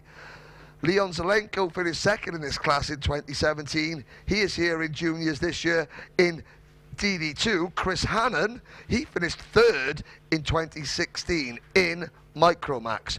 Jay Irwin for New Zealand. Well, New Zealand have got a driver starting right at the front of the grid in Marco Manson. Here is your full starting lineup for the Micromax final of the 2022 Rotax Grand Finals. From Lithuania, Mahos Masinas will start from pole position. Maxim Bobrishov from the United Arab Emirates will start from the outside of row number 1. Team New Zealand's Marco Manson will start from the inside of row number 2 alongside United Kingdom's Jensen Chalk. Jensen tried for 2 years to qualify for this event. He finally made it. He goes from P4. Kasper Reichhold from Poland will start from the inside of row number 3 alongside Albert Friend, this year's Grand Festival winner from the United Kingdom. On row 4, Taigen, the Tiger Sakano from Japan, and Oiva Ventenranta from Finland. That's your 4th row. Row 5, Branislav Rentka and John Hahn. Branislav from Slovakia, John Hahn from Hong Kong. Martin, the Mustang Marquez, on row number 6 alongside David Matlak from Slovakia. Row number 7, we have Sen Lindemann, the birthday boy, and US national Rotax champion Marco Samut. Vic van Kampenhout from Belgium, and from Kyrgyzstan, Yaroslav Matrenin. That's row number 8. Row number 9, Daniel Minto from the United Kingdom, and Marco Folli, he's being coached by Nicholas Scholl. He starts 18th for Hungary. Feliciano Bruschki from Uruguay starts 19th, and Rafael da Silva from South Africa rounds out the top 10 rows. Ines Vibrianatis, 4th last year in this class. He starts from the inside of row number 11 alongside Denmark's Andreas Kjellerup. Diego Alonso Perez Gonzalez from Chile goes from P23. Maxim Becker was very fast in qualifying. He starts on row number 12, P24. Ronja Rader from Switzerland goes from the inside of row 13 alongside Team Canada's Brando Lodono. James Bedard from Canada and Dario Sanchez Galvez from Spain go from row number 14. On row number 15, it's the youngest driver here, 8-year-old Koda Singh from Team Australia, and Juan Camilo Reyes Garcon. He is on the outside of row number 15. Ricardo Goncalves, a late entry. He is on the inside of row 16 alongside Luke Konjanapitak from Thailand, now based in Miami. Luke raced at the Bira kart circuit in Thailand, owned by the family of Prince Bira, the ex-Formula 1 driver. Lachlan Johnson from Team UK and Yusuf Al-Gaith from Bahrain go for row 17. The field rounded out by the Czech Republic's Jan Dostal and Colombia's Sebastian Piemonte. Joining me in the commentary box, Hust Becken. Hust, you've just been out in the grid. The atmosphere is absolutely bubbling. You can just imagine what is going through these young drivers' minds now. Well, I thought you had somebody in, so I said that, and then you were all on your own, so I think, well, I'd join you then. Well, not every commentator can make it. I think Pedro Hiltbrand was supposed to join me from Birrell, but he and Ricardo Longhi, who have both joined us on commentary this week, they're very, very busy in the Birrell shop, so yes. But I'm glad, because I would have got lonely otherwise. So, now we're here, we talk a little bit. No, the atmosphere on the grid is really good. Of course, these young drivers are a little little tense, which as usual. I mean, you don't get to drive a world final every weekend, so that's not something that is strange. But I think all in all, these guys are experienced in their racecraft, so we'll see some great racing, I think, in Micromax as usual. We will indeed. 12 nations have scored a Micromax podium since this class was introduced in 2016. The United States is the most successful nation, 2 wins. We've had wins for France, New Zealand and Estonia. We've had podiums for the Netherlands, Croatia, Belgium, the United Kingdom, Spain, Japan, Portugal and Austria. Will we have a new nation in Micromax getting themselves onto the podium? Here we go. Rolling lap. No more standing starts now, and look at that, we've got a problem. Who is that has not got underway? That is John Hahn from Hong Kong. So hopefully we can get that kart started as we look down there. What a beautiful sight. Just, this is your first Grand Finals, this is your first experience of Grand Finals Day. You do a lot of racing all around the world, but how does this compare? You've driven it before in here, but not as a broadcaster. This event just gets more special. As we said, I mean, the amount of people here and the field, as we should say, the many people that are here is a great atmosphere. We've seen all the flags, we've seen the drivers' parade yesterday, so that's a great sight to see as we do every year. But I think with this Micromax final, we have 36 of the best Micromax drivers in the world, and I think, as we've seen throughout the heats and throughout the pre-final, it will be a great spectacle of racing here for these youngsters. Now, good news is that John Hahn, the number 23 driver from Hong Kong, he has got that kart started. You can see him coming through the back of your screen now. He is going to try and regain his grid position, but if he hasn't regained his grid position by that point there, he has to start at the back. I think that John might just be able to squeeze in. So it is the red line indeed, as you said, in which he has to retain his grip position as he's trying there. Just gonna squeeze in. I think that is about row number 7, so we'll just see. About always up on the curb. He's again, these young drivers, again with the language barrier as well, he's going to have to try and tuck in, and he's now looking over the Chinese Hong Kong driver. Let's have a look. This is a 12-lap pre-final. Are we going to go? We've got karts information. Maybe we go, maybe we don't. We do. Lights are out, we're off and racing. Maus Masinas leads the field. It's a great jump from the inside. Marco Manson and Kasper Reipold get their karts to the inside. 3 and 5 on the grid, and that is Jensen Chalk starting into 4th position, and on the outside Maxim Bobrashov, I think, getting squeezed a little bit, but with a green crash helmet, Makinas has the race lead down towards turn number 5. Just a good clean start though for all the front runners. They're all round turn 5 cleanly.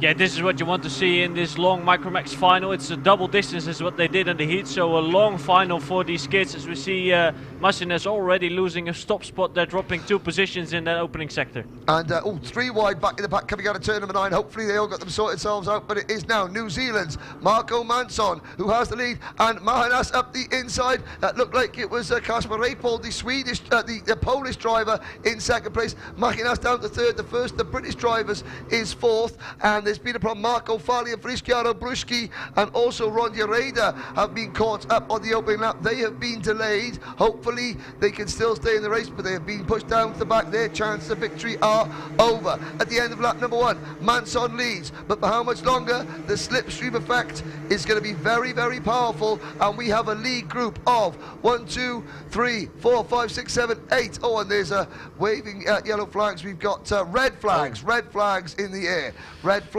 You can see the driver's hands in the air, very quick to react. Now, I can't see what has happened. We have got Jan Dostal, Yusuf Algate, Ricardo Concalves, Ron Yereda, Diego Gonzalez, Frischiaro Bruski and Marco Fali have not come round. You can see karts at the top of the circuit there coming out of turn number 9 and turn number 10.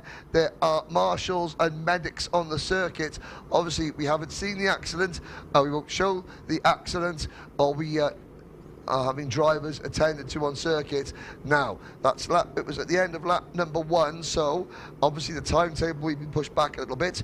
We will tell you any information when we get it, but Gust, I believe it'll probably be a full restart. We only completed 1 racing lap. 29 karts had come around. We'll check the start. It wasn't a particularly tidy start, though, was it, with John Hunt out of position? No, we've had some guys right on the tram lines. Of course, with John coming back through the field, he wasn't quite in position as where he should have been. And then, as you called it, as they were coming down the hill from I think that is the turn 8-9 complex through turn 10 and then down to 11, there were a couple cars wide. And yeah, in the starting phase of such a final with the stakes being this high, that's never really ideal. But you can see 3-4 wide down the straight, and Massinas had the lead here. Great start from Marco Manson in kart number 9 to tuck up the inside. They're going to come around and stop on the grid. Now we can look back. The incident is just off to the left, so the kart's going to be pushed over to the right-hand side of the grid on your TV screens. That will allow the ambulance to go through. Now you can see the scrutineering team, the technical team, Paul Klassen, Ernie Salmon, Sue Potter and the rest. Their job now is to check the nose cones. You can see the man with the iPad there, the iPad of doom as we call it. They will go and check the nose cones. We have had 2 drivers sent home from the event for putting their nose cones, their front fairings back in. There's Ramiro Brito, centre screens, and the assistant race director discussing it. Mahinas and Manson chatting to each other. And again, Casper Rapel thinking, oh, well, I want to be involved. This is tactics. It's all about tactics in Micromax, working together and, you know, just working together to try and break away from the slipstream. Yeah, as we've seen throughout the week, I mean, the slipstream effect in this class is so big, and the speed difference to be gained on the straight is massive. I've been in the paddock this morning talking to some drivers which were in different classes, but we have classes here which can gain up to 10 kilometers an hour at the end of the straight with that slipstream. In Micromax, people say it's worth 5 to 6 tenths of a second. There's Marco Samut, the Team USA driver. Now, we don't know which driver has been sort of, you know, requires the assistance of the medical team, but all we do know is that at the end of lap number 1, the following drivers did not come around to complete lap number 1: Marco Fali, Feliciano Bruschi, Diego Gonzalez, Ronja Rida, Ricardo Goncalves, Yusuf Algaith and Jan Dostal. I believe that the race may have been red flagged before Gonzalez, Goncalves, Algaith and Dostal came around, so I believe that they are out there, but they hadn't completed the first lap before the red flags had been deployed, so they were deployed. It's Marco Fali, Feliciano Bruschi and Ronja Rida are the 3 drivers I think that are involved in the incident down at Turnham 10. But I said we will let you know about the conditions of the driver. The good news is you can see now the ambulance just moving away.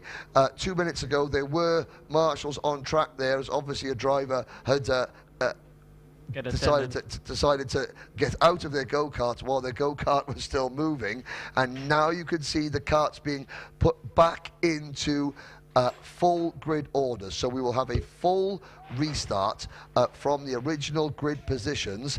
Only the karts that were still running at the end of when the red flag will be allowed to restart. So even if those drivers who were not running at the start, even if they're fine, okay, I do not believe they'll be able to take the restart. There on your left, the red jacket, that is Ernie Salmon, and next to him is Paul Klassen. They lead the technical team here, and of course they are the people that check the legality of every single kart. Yeah. Now this is a pretty difficult moment, I think, for some, because you have guys like David Matlock. He loses 11 positions at the start, so he'll be happy to get a full restart. But then you have a couple positions ahead of him. In 18th, as we crossed that first lap, was James Bedard from Team Canada. He gained 9, so he will be not so happy to get shuffled back to his original starting position, which would have been, I think, 27th or something in that. Oh, it's good mass, Gus. That was good mass. I was going to leave that to you because I can't have the thing. But I mean, and Sebastian Piemonte up 14 places from 36th of the grid to 22nd. We can see the karts lining up. I do believe, Marco Fali, Feliciano Bruschi and Ronja Rida I do not believe will take the restart. We saw the incident starting 3-4 wide, coming out of turn number 9 into turn number 10, and I think it's the momentum of the carts, maybe one cart over the other, and but the good news is the medical team, and you can see one driver there. I can just see walking into the back of the ambulance. You can see next to the orange in the top right of your screen. That's always a good news. Like I said, we will get names and we'll get the conditions of those drivers. There's the number 35 cart. That's Belgian's Vic van Kampenhout. He will be restarting in 15th position. Yep. They're behind the number 10 cart of Sen Lindemann. It's great to see that, you know, we treat these drivers, we treat them like athletes. They are just kids. Yep. But yet, we've got a global audience watching. The viewing figures, we're getting about 30,000 views a day live. Yeah. And yet we are putting a microphone under their noses before they do this. There is no other sport in the world where 8, 9 and 10-year-olds compete under so much pressure, watched by such a global audience. It is remarkable how professional these young boys and girls are. Yeah, for sure. I mean, yeah, as I said earlier, it's not every day you get to do a a world final at your before your teens. So so in that regard, it is really really special for them. Now to there get that is on. one of our little characters here. That is Tygan Sakano. Tygan finished 13th in this class last year. He's got Japan shaved into his head. He always has it. And he is just, again, some coaching. They have a mechanic. Just saying, you can see there is our pole man, Marcos Macedas, chatting with Kasper Reipold and Marco Manson. Tygan Sakano in cart number 2, and that's always great to see there. You know, push. There we go. You saw it. That is this. So that's Marco Manson saying to Kasper Reipold, when we get into the tram lines, you get on my rear bumper and you push me. You push me away. And now, Oiva Ventenranta from Finland, he wants to say, well, what about me? Can you push me? Well, he says, no, I want to get in. I want to get in and get to the inside as well. And you could read the body language. Or even Ventenrata finished 31st a year ago. He's like, no. And then you've got Albert Friend in cart number 8 trying to chat with Maxim Bobrashov, thinking, okay, how are we going to do this? How are we going to get across? Because the inside row. So, ladies and gentlemen, when we get this race restarted, look at positions 1, 3 and 5. They'll be on the left-hand side of your screen as you come to the line. You'll see the driver with the green crash helmet, Massinas. He has got the team with a big kiwi feather on it, Marco Manson, and then the driver with the red and white overalls, the white crash helmet. They have planned this out. Look at them having a little conference in the centre of the track. Here we go. Right. We've got the international language. Now, you've got Lithuania, Poland, and here's Team Switzerland coming on the grid. Ronja Reeder, probably. Okay, well, that's good news. So that's Ronja Reeder. So obviously, yes, a little bit of damage on the car, but was still running. I think that she had probably still running, and she can come in to the pits lane. And they said, well, I was still running at the end of it. I just came into the pits, and now so it's going to be Marco Fali and Feliciano Bruschi are the 2 drivers that may not take the restart. But Ronja Reeder from Ramiro Brito just saying, no, we can't hear what's going on. Let's see if we can hear. I'm not really sure if there's no, maybe not audio. Yeah, maybe not audio. But he's checking if he's okay. No, we won't try and second guess what is happening.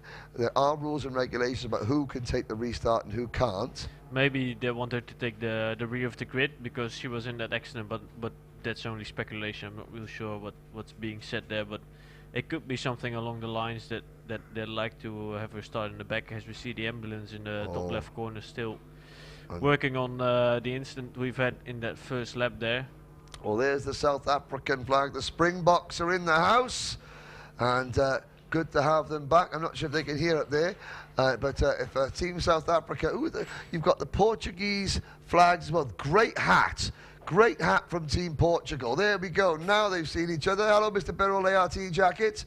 Hola, hola, come this way, come this way. Hello, maybe he's not talking to us. Maybe he's talking to the driver. Yes, drive, go, that's the way. Push. Who is he possibly talking to? I will tell you something, that's a lot of information. Yeah. There is one of the British drivers walking back to the... I don't think he was talking to us. I think he was talking to his driver. Probably. I didn't realise he was on camera. There we go. Now we're going to look at the live timing hack. Or maybe text the driver. Push, push.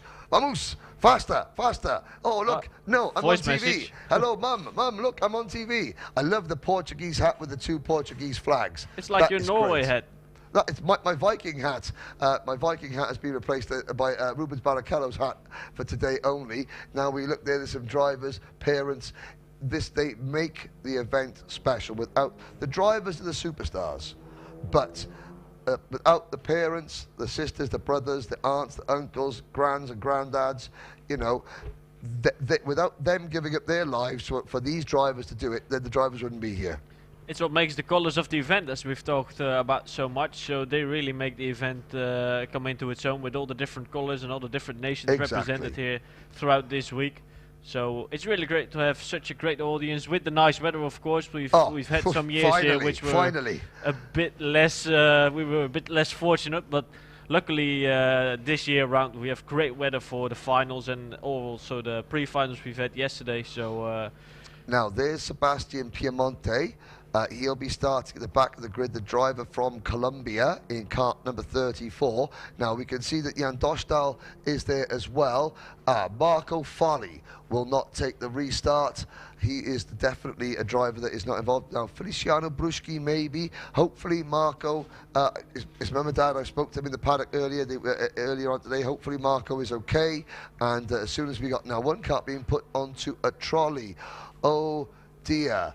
That is Ronja Rieder's kart being pushed off the circuit. The Swiss driver, I don't think, will be able to take the restart.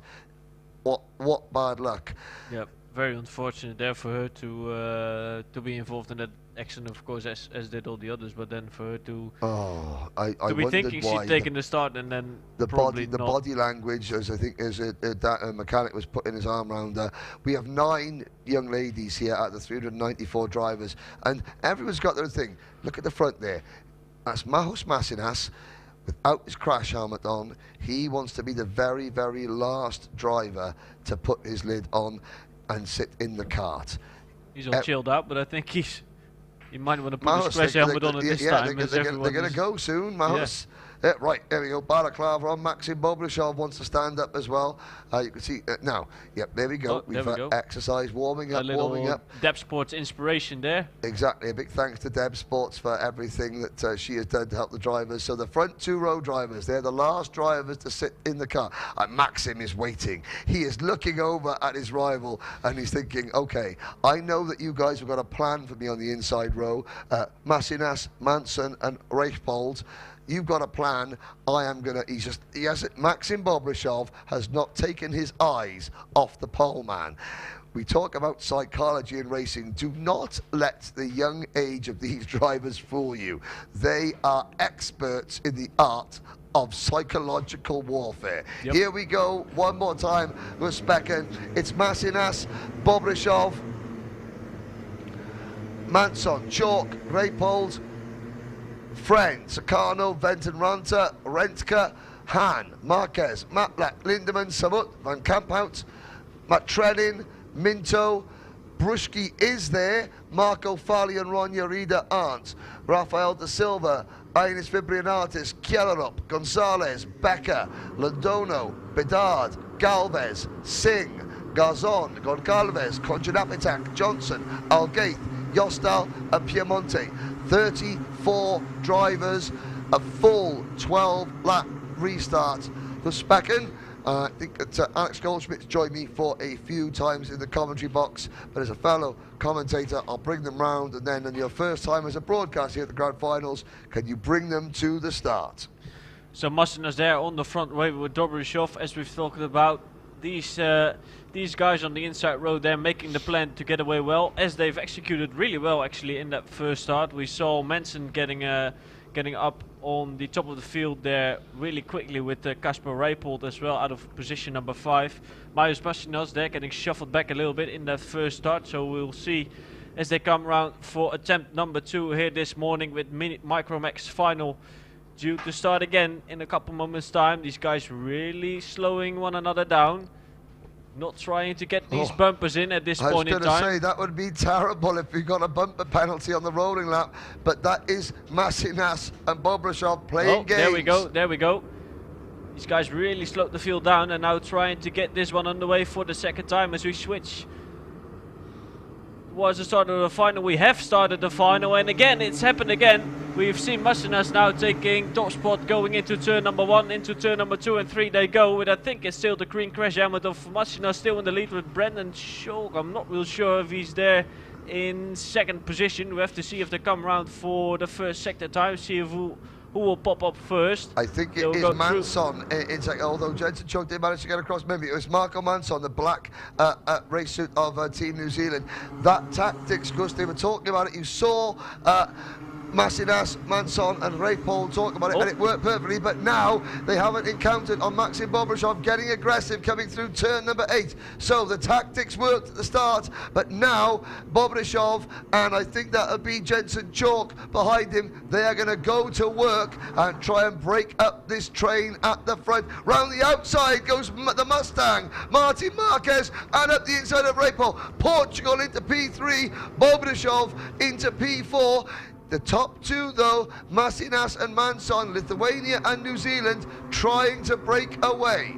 So he saw Jesper Sjöberg doing that move into that left hand, and he thought, well, I do that better than you. Yes, indeed. Now, down the straight, the top two trying to slipstream, but look at the group behind. 3rd, 4th and 5th. That is Marquez, Bobrashov, Rapol. Sagano is 7th, then it's 6th, then Redka, Friend, Minto, Chalk, rounding out the top 10. Into turn number 5. And it is still Marco Manson who has the race lead for New Zealand. The last time New Zealand were at the Grand Finals was in 2019, and they won this class on that day. Could they make it a second win and join the United States as two-time Micromax champions? We're through turn 8. This is turn 10 on your screens. Downhill we go. Manson, Masinas, Bobrashov, and that is it's Marquez in 3rd, then Bobrashov 4th. Now the British drivers moving their way up. You can see Albert Friend there. He is now the lead driver of Team UK, side by side behind.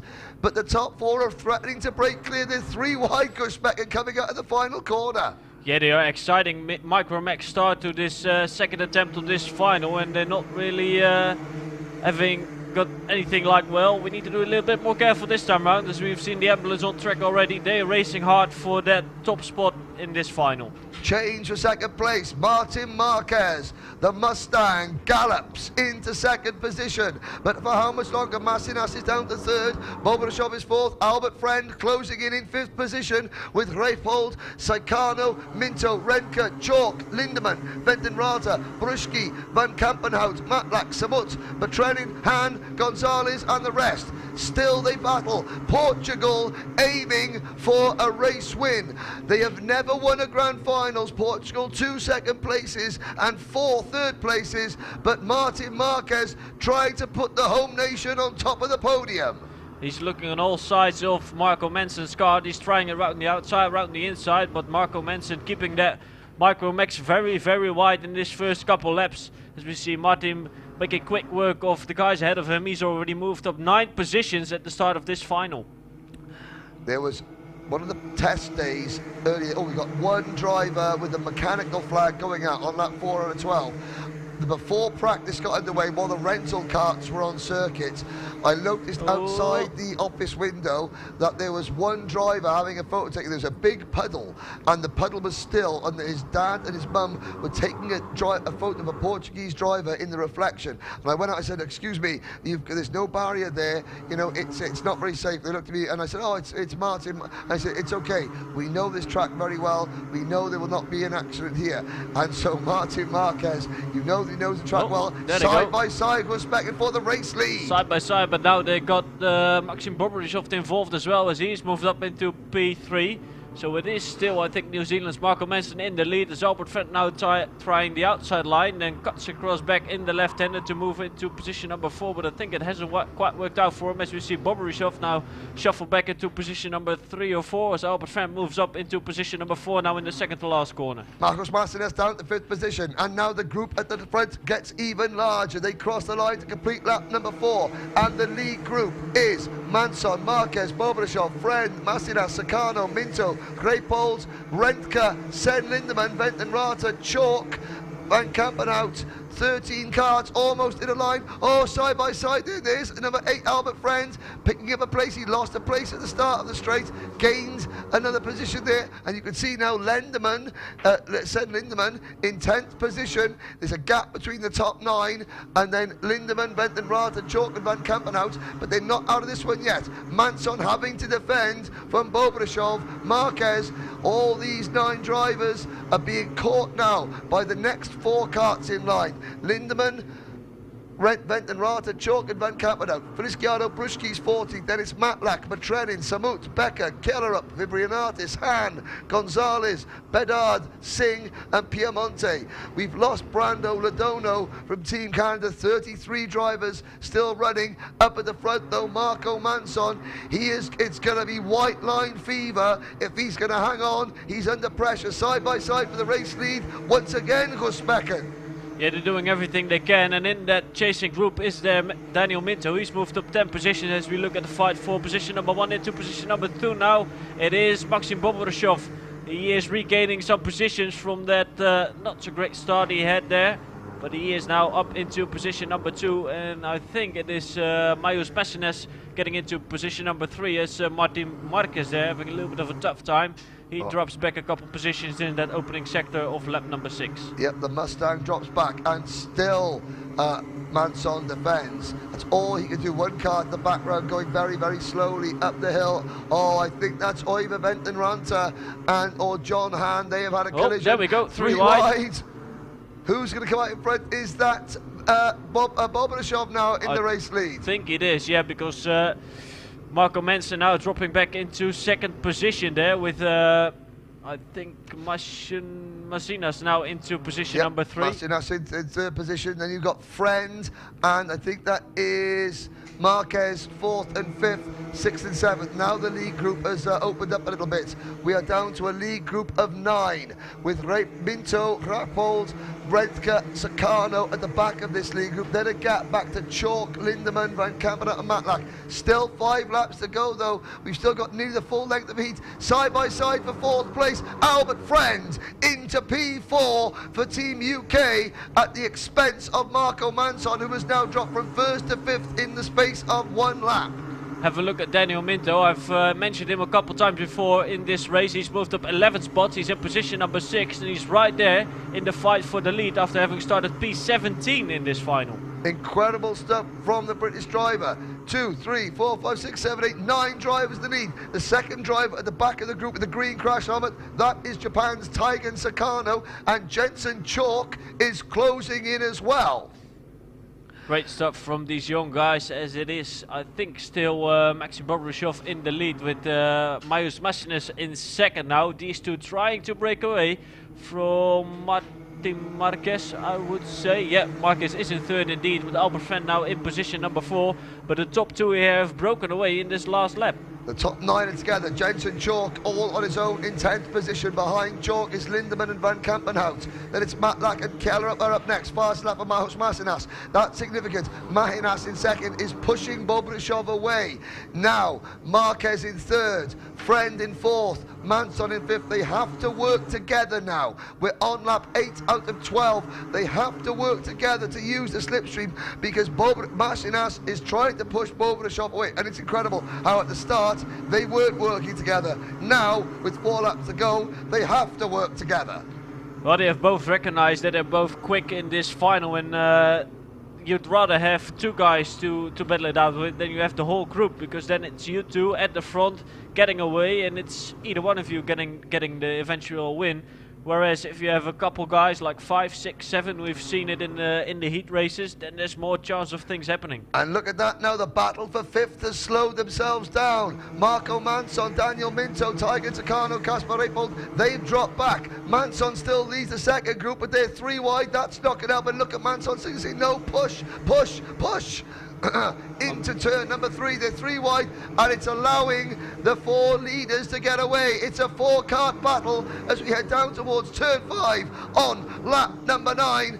It's a 4-kart scrap. Bobrishov from the United Arab Emirates, Masinas from Lithuania, Marquez from Portugal, and Albert Friend from Team UK up the inside. No, Masinas closes the door on the Mustang. He saw him coming there into turn number 8, but he closed the door on him, and yet he didn't even lose that much space. Usually when you get inside that corner, you lose a little bit of speed throughout the middle of the corner. But there we have the move from Masinas, so he is now back in the lead. Albert Friend up into, still in 4th place. Marquez down to 3rd. It's Bobrishov 2nd, Mahinas leading. We've got a 6-kart battle chasing them. Who is in the lead of that? It's Tiger Sakano, who is now at the head of that second group as we start. Lap 10 out of 12. It's Masinas for Lithuania, who has the race lead. Looking at the Lithuania have got 1 win in Grand Finals history. It was some time ago in Masters. Now, can Masinas make it 2 wins for Lithuania? But he's been pushed back to 2nd, and it's Maxim Bobrishov. Maxim Bobrishov up into P1. Maxim's mechanic, Alex Gill, one of the most talented British drivers I have seen in his generation.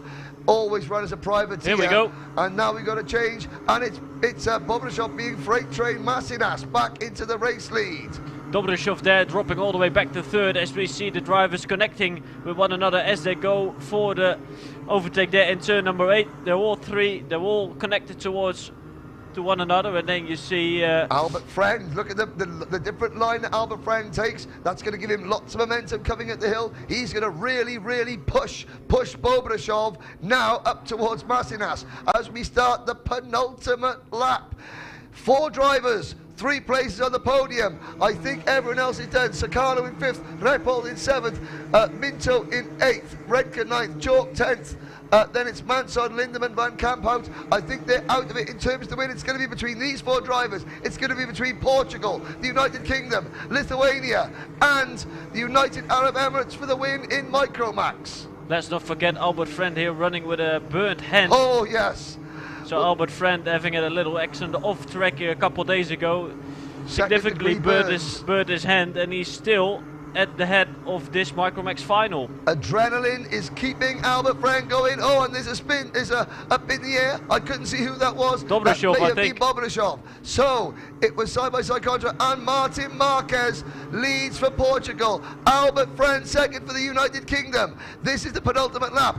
Masinas third for Lithuania. Bobrishov getting squeezed wide. He is now out of it. It's going to be between Lithuania, Portugal and the United Kingdom. Martin, the Mustang Marquez, leads on to the final lap for Portugal. Can he take his home nation's first Grand Final win at his home circuit?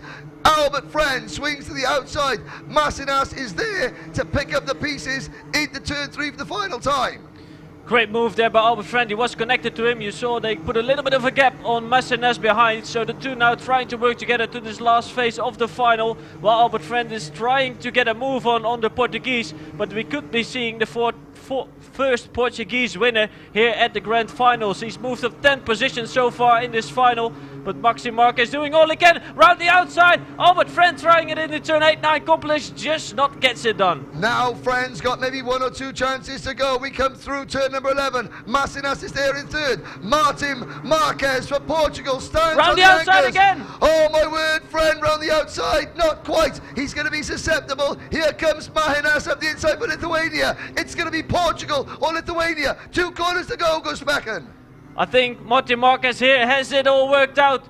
Coming onto the home straight, it's going to be a drag race to the line, but it will be the Portuguese Martin the Mustang Marquez. He wins for Portugal in Portugal here. The Micro Max final was a true classic. This has become the spiritual home of the Rotax Grand Finals, and Portugal have a winner.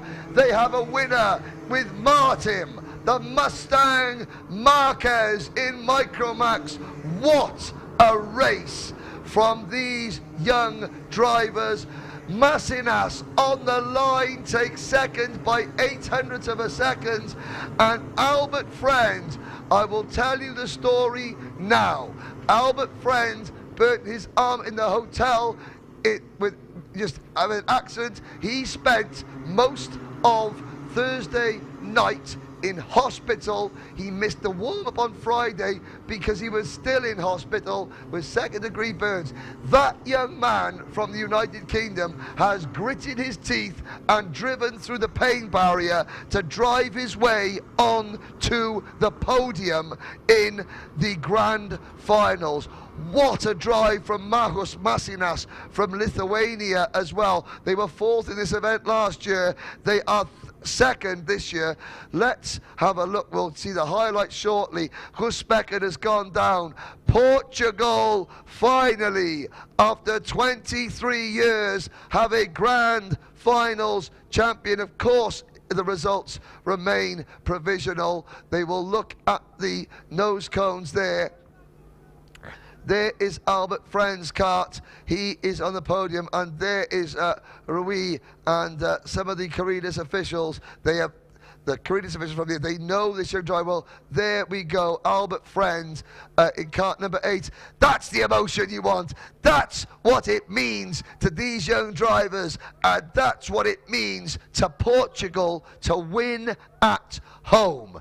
It's Portugal, Lithuania, Great Britain, the United Arab Emirates. Here are the highlights of this restarted race. Perfect tactics at the start from Poleman Massinas, Ray Pold, and New Zealand's Marco Manson. You can see the tactics there at the restart, saying, no, you will work together, you follow me. Martin Marquez was down in 11th. There are some of the reactions of the mechanics, and that's Sebastian Piemonte's dad waving to him. Sebastian came home in a great 18th place. Here's the restart again.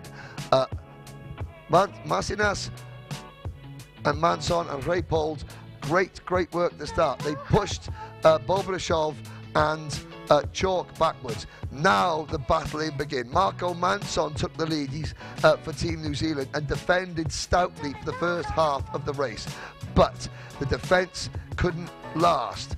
Marquez had the lead. Bobrashov had the lead. Massinas had the lead. Albert Friend, you can see at this point, was in 5th position, trying to catch the lead group. But Marco Manson said, no, don't work against me, work with me. And as he's saying that, the top 4 are pulling clear. Now, Massinas went to the inside of Bobrashov, being helped along by Marquez and Friend.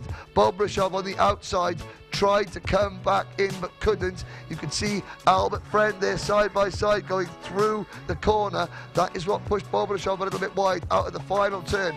Marquez had to defend. Massinas and Friend were right there. He crosses the line and the cheers go up.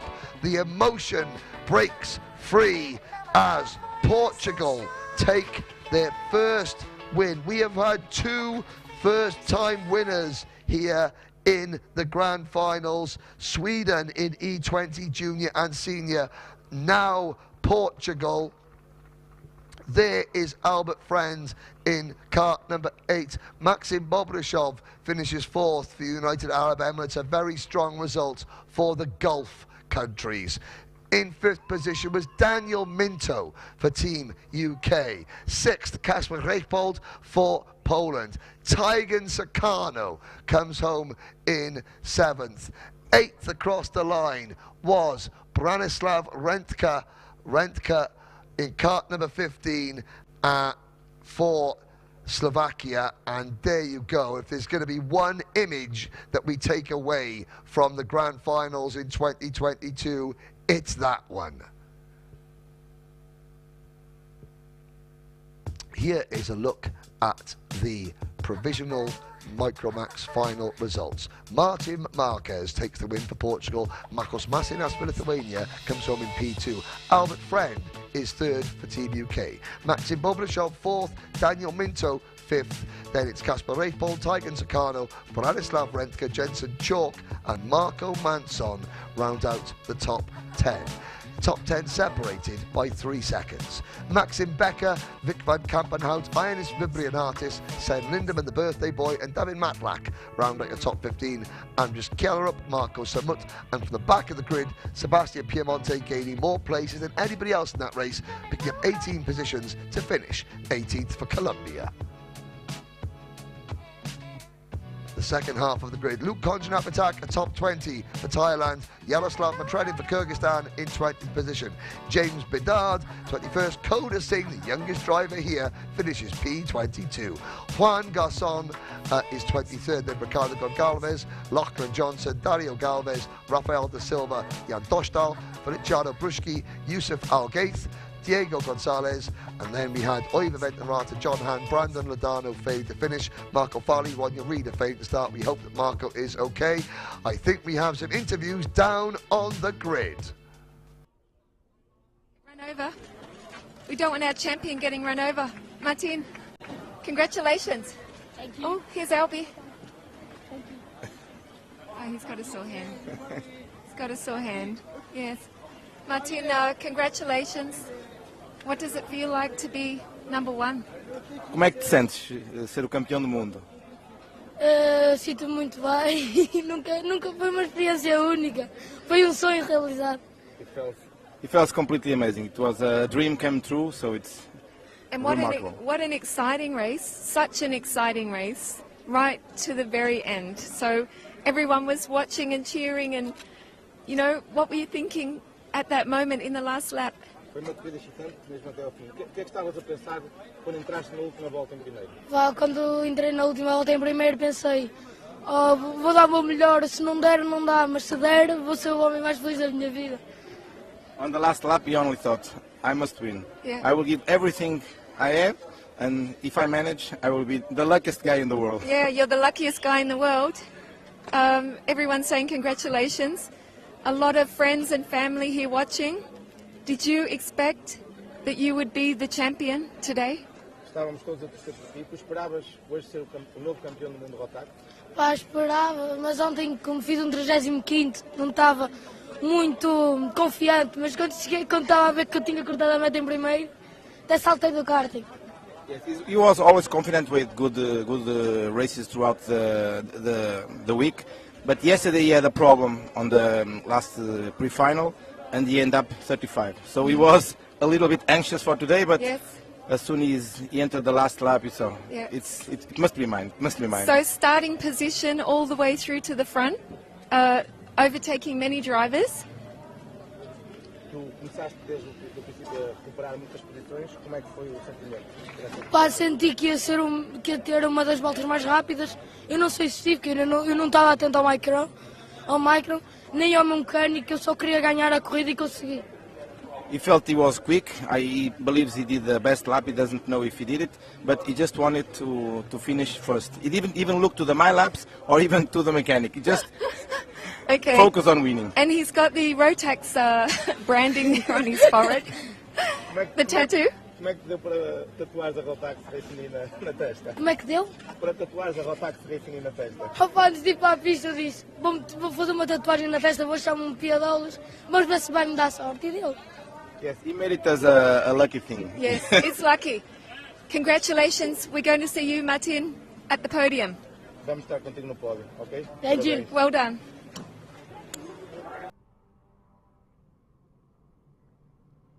Well, thank you very much, Jen. We will have more words from the starting grid for Mini-Max, and what a bit of emotion.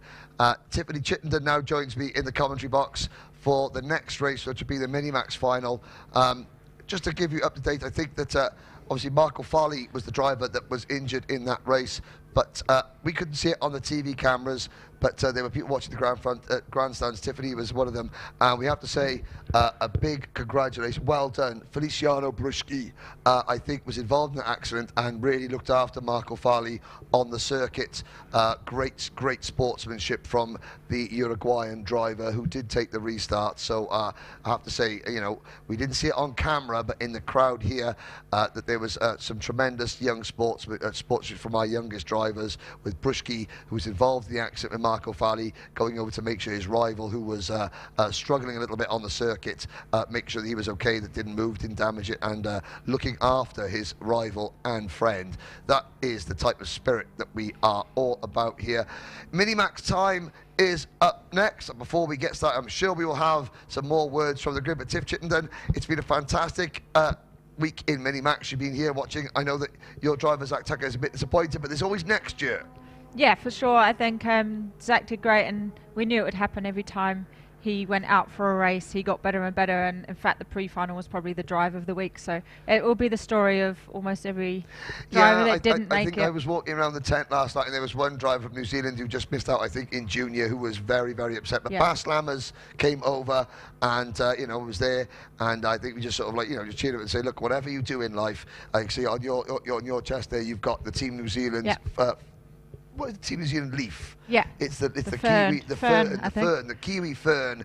And I said to him that, look, no matter what you do in your career, you were good enough to be selected for your country, and that is, as a sports person, that is the highest honour that you can have bestowed on you. Look, there's our commentary position there. That's where we are broadcasting from. That's where Jen Wade's studio is. No studio show tonight.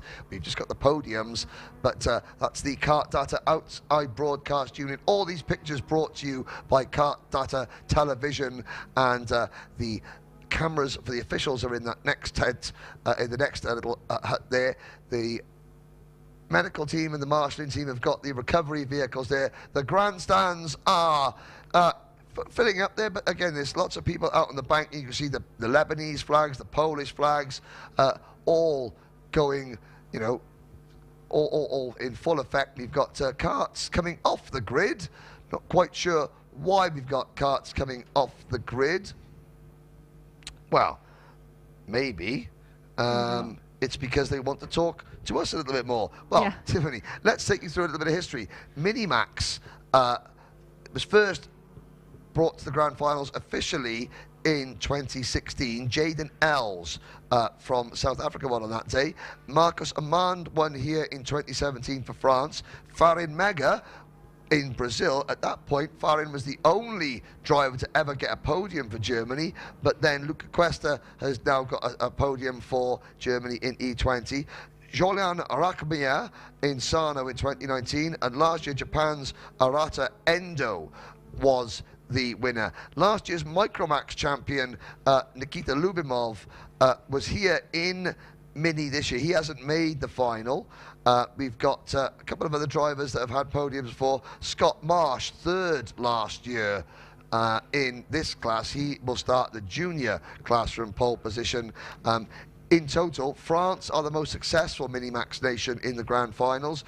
2 wins, a second and a third. South Africa have a win, Germany have a win, Japan have a win. We have podiums for Canada, the United Arab Emirates, the Netherlands, Poland, Australia, Finland, and the United Kingdom.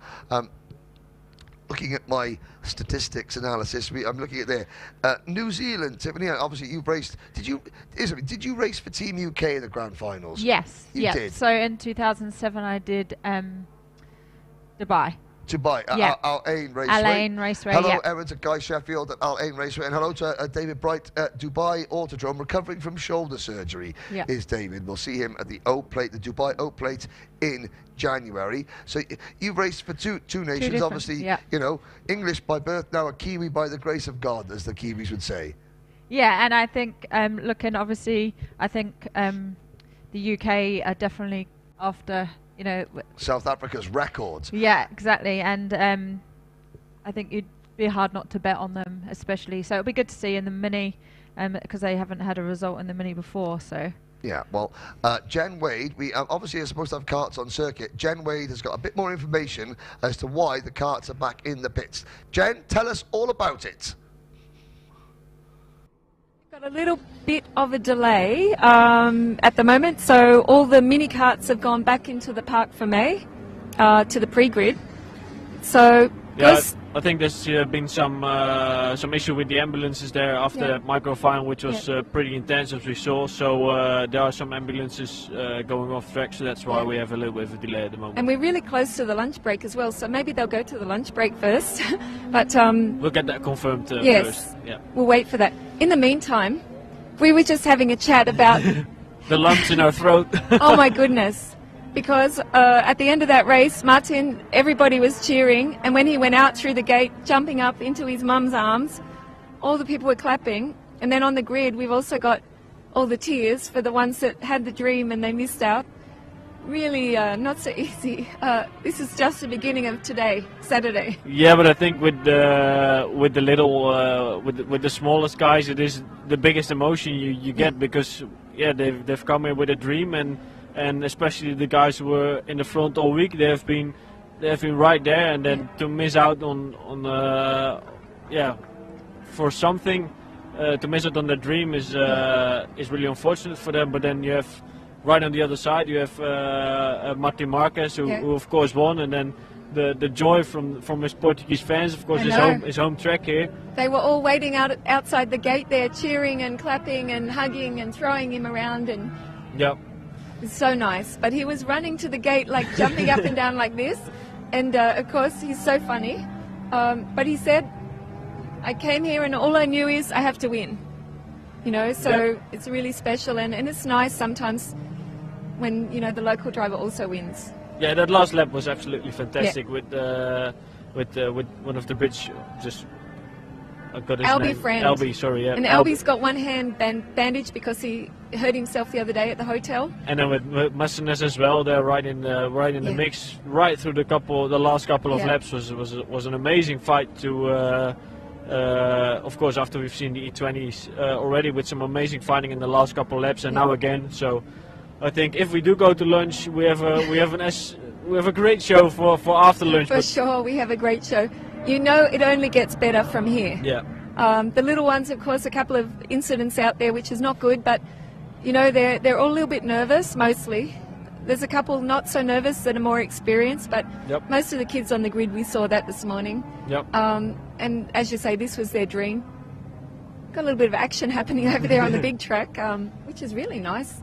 Beautiful day here in Portimão, but we'll get back to you very shortly. So we'll give you a message on the screen. The carts are still waiting there, so let's just see if we go to a lunch break or not, but we will let you know if there is the case, and we'll have a look at some of the cool videos as well. I would expect we go straight into lunch because we have the ambulance, of course, going off. So stay with us. If we have the Minimax final due to start in a couple moments time, then we do come back really quickly. That's actually worse, isn't it? If you're on the grid and then you're like, oh, now I have to wait a bit longer. Yeah, this is really difficult for them because they were geared up, they were the helmets on, they were ready to drop the cards on the grid, and then you build up the excitement to start the final, and then as happened with the Micromax, there you start and you went into it, you had it going, and then for them to have to restart that final for some was difficult. For some, of course, it was helpful, but it is what it is. Yeah, that's racing. But no, follow us, follow social channels, Instagram, Twitter, Facebook. Check out the new website. Look at the online magazine as well, the brochure, the Gazette. You'll find that on the Rotax Grand Finals website, new website. If you haven't seen it already, just Google Grand Finals, Rotax Grand Finals 2022, and you've got a brand new website just for the Grand Finals. All the history, the brochure, everything, all the news, all the photos from every day. So, and the team contest, we'll be hearing today who's going to be winning. See you soon. Yeah, I thought I saw something, but there's nothing there. See you.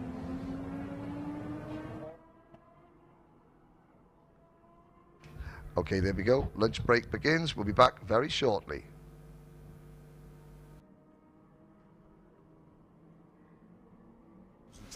Lineup is here, and it's epic. More power, more control, more hardcore.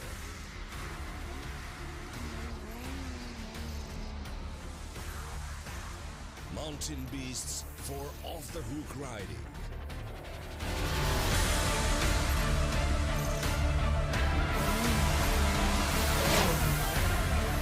virtually unstoppable crossover sleds. A trail legend.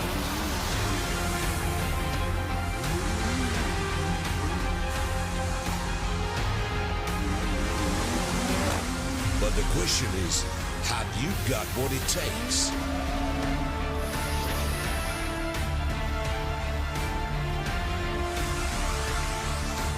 We are loose. Are you?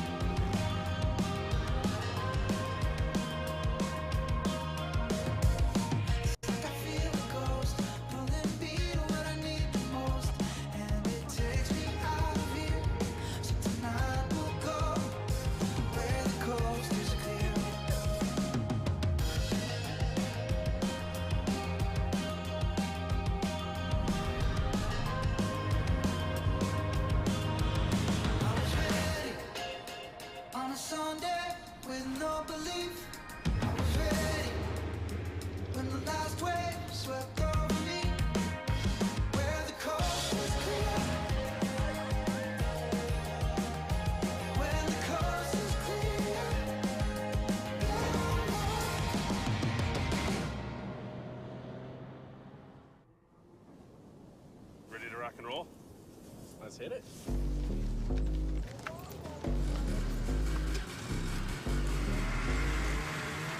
Glad we got up early for this ride. Fire up, let's roll.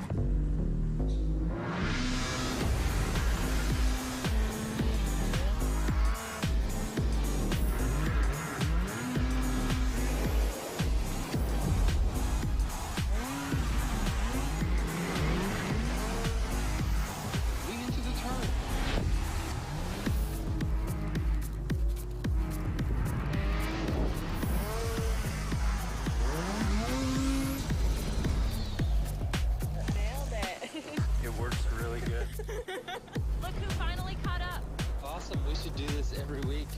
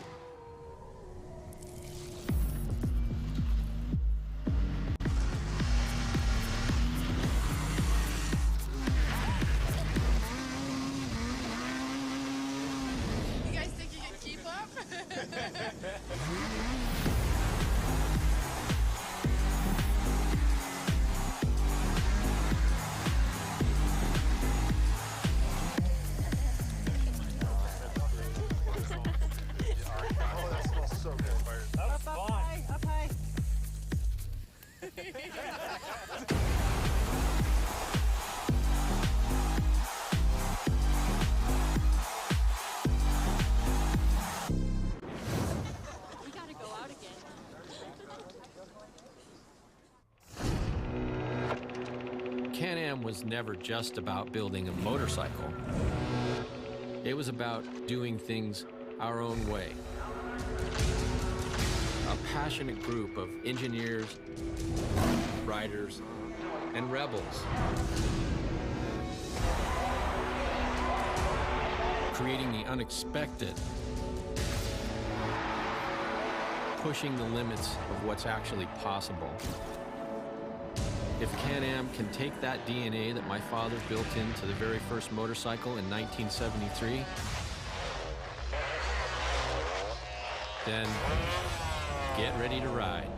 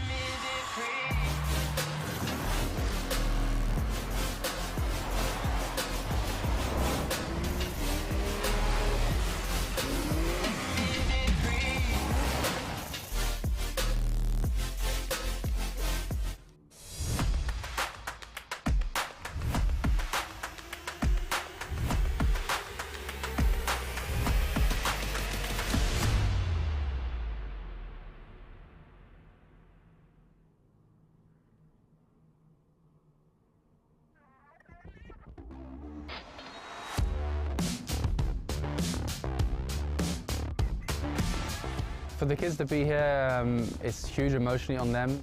It's a life experience. It's huge, you know. Where would you get to travel to Bahrain normally for most of the drivers here now? One thing I keep telling all of my drivers is our goal was to be here, so now we're here, let's just enjoy it.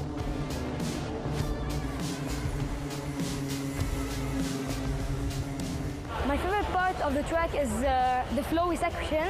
We have turn 1, turn 2, turn 3, till turn 5. I mean, it's like a roller coaster. It's really nice.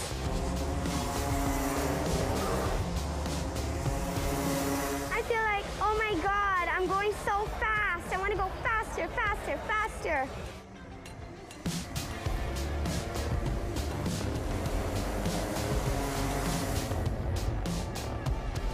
My heart beats really fast.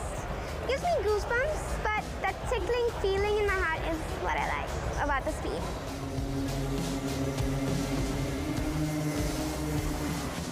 There are 72 drivers. We have 3 heats, and yes, it feels quite nice to be racing with other champions. I think, you know, the Rotax program, for years now, it's been the best program out there.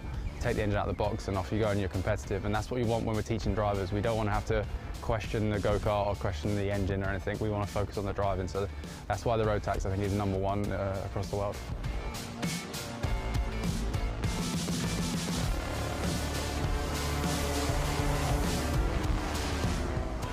I always look out for #1, but I also appreciate the other drivers on the grid, because what's the point of looking out for #1 if there are no other drivers? For the final race, anything could happen, but I'm always aiming for P1.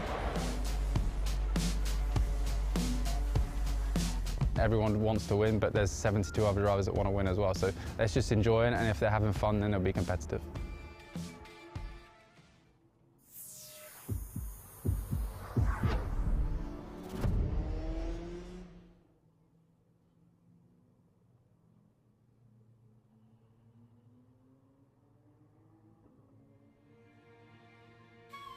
The road to the 2021 Rotax MAX Challenge Grand Finals has been full of twists and turns, but at long last, a familiar sound is in the air, the Rotax roar.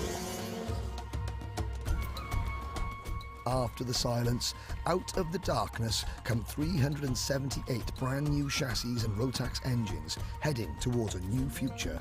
And joining the family as part of the most spectacular sight in karting is our newest member, the Rotax E20.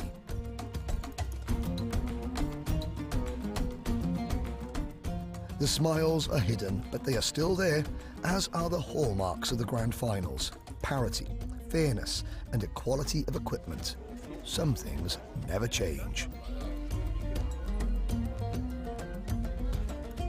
Surrounded by this new, intoxicating, mesmerizing kingdom, our hearts begin to beat a little faster. The differences in 2021 are night and day, double the challenge.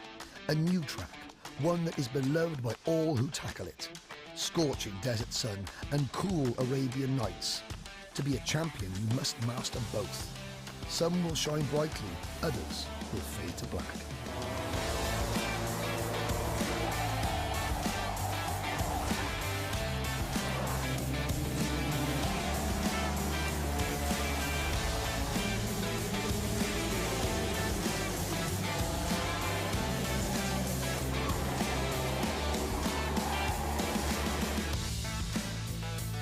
After nearly 800 days, the Rotax family is back together. Our international bond resumes. Each driver is connected, but their goal is singular: to beat every other champion and become the best in the world. 5 long days and nights of practice, qualifying and racing have passed, and for the finalists, one last check. Every nut, bolt and wire fastened, secured and ready for the final test. Who will stand tallest and conquer the Rotax world?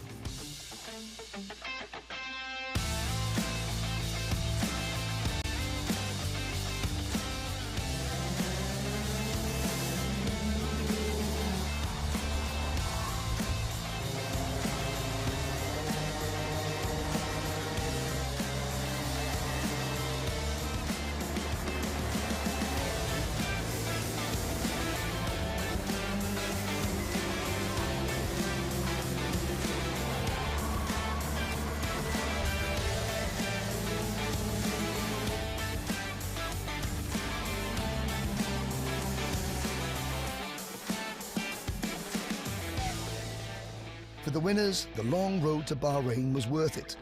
All the trials, tests and tribulations fade to memory, replaced with the title of Rotax MAX Challenge Grand Final Champion. For those who fell short, there's always next year. There will be a next year. Our journey to Bahrain was tough, but BRP Rotax would like to thank everyone who walked it with us.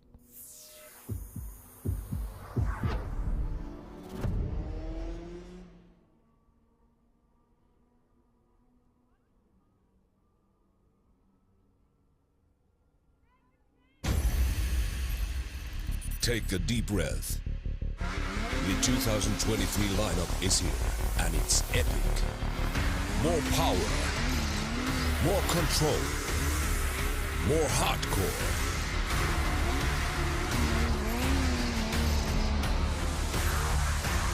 Mountain beasts for off-the-hook riding.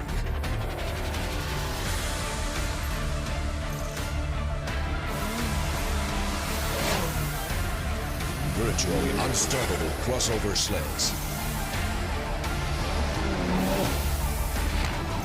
A trail legend.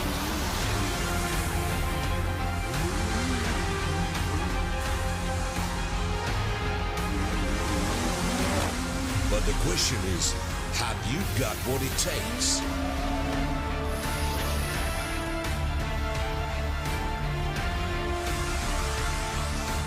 We are Luke's. Are you?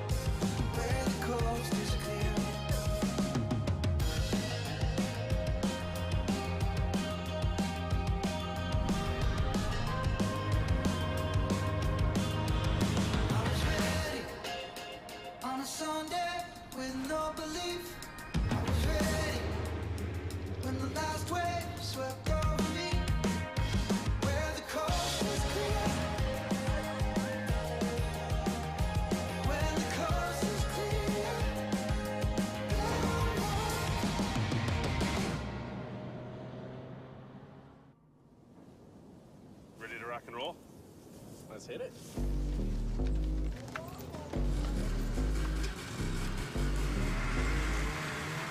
Glad we got up early for this ride. Fire up, let's roll.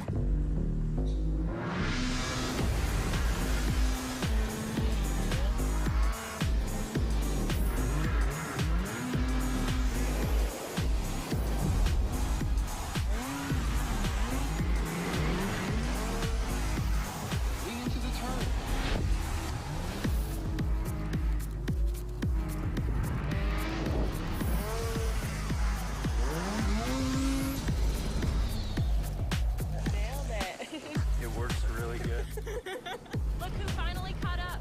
Awesome, we should do this every week.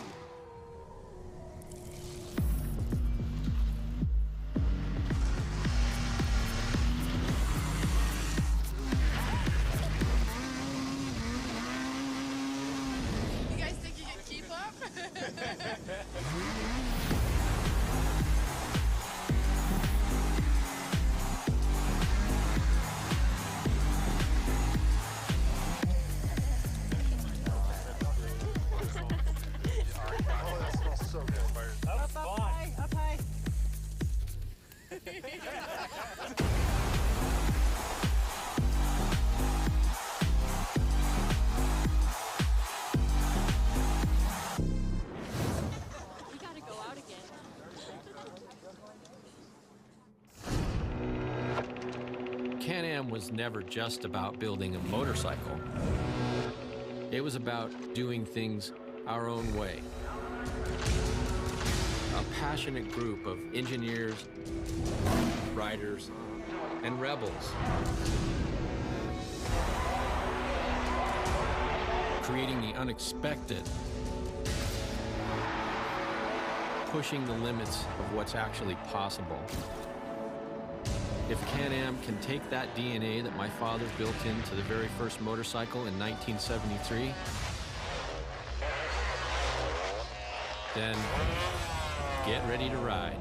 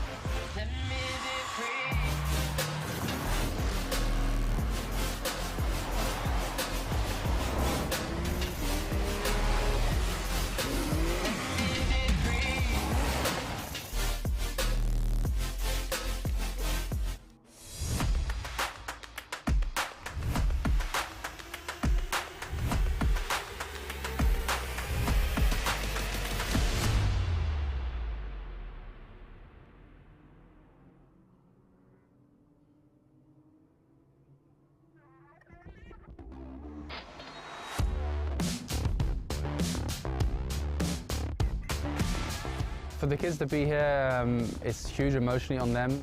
It's a life experience. It's huge, you know, where would you get to travel to Bahrain normally for most of the drivers here now? One thing I keep telling all of my drivers is our goal was to be here, so now we're here, let's just enjoy it.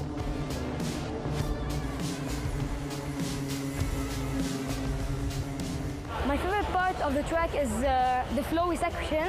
We have turn 1, turn 2, turn 3, till turn 5. I mean, it's like a roller coaster. It's really nice.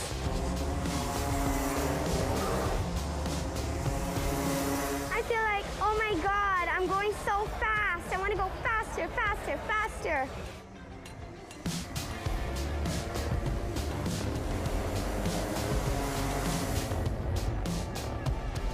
My heart beats really fast. Gives me goosebumps, but that tickling feeling in my heart is what I like about the speed.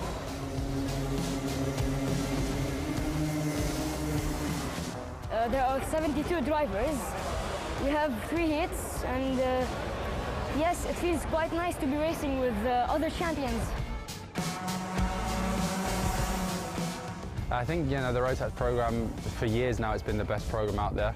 Take the engine out of the box and off you go and you're competitive, and that's what we want when we're teaching drivers. We don't want to have to question the go-kart or question the engine or anything. We want to focus on the driving, so that's why the Rotax, I think, is #1 across the world.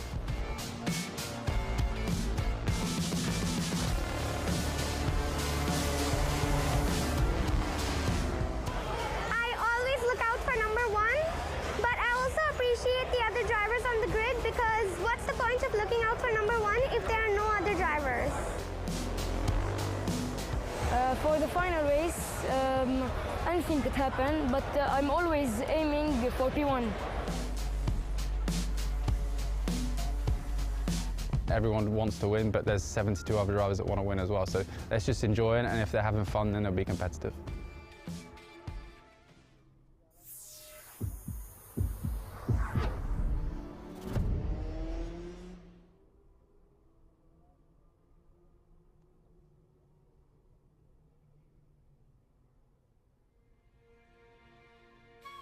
The road to the 2021 Rotax MAX Challenge Grand Finals has been full of twists and turns, but at long last, a familiar sound is in the air, the Rotax roar. After the silence, out of the darkness come 378 brand new chassis and Rotax engines heading towards a new future.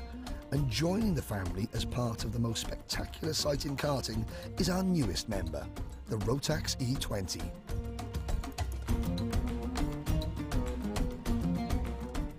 The smiles are hidden, but they are still there, as are the hallmarks of the Grand Finals: parity, fairness, and equality of equipment. Some things never change. Surrounded by this new, intoxicating, mesmerizing kingdom, our hearts begin to beat a little faster. The differences in 2021 are night and day, double the challenge. A new track, one that is beloved by all who tackle it. Scorching desert sun and cool Arabian nights. To be a champion, you must master both. Some will shine brightly, others will fade to black.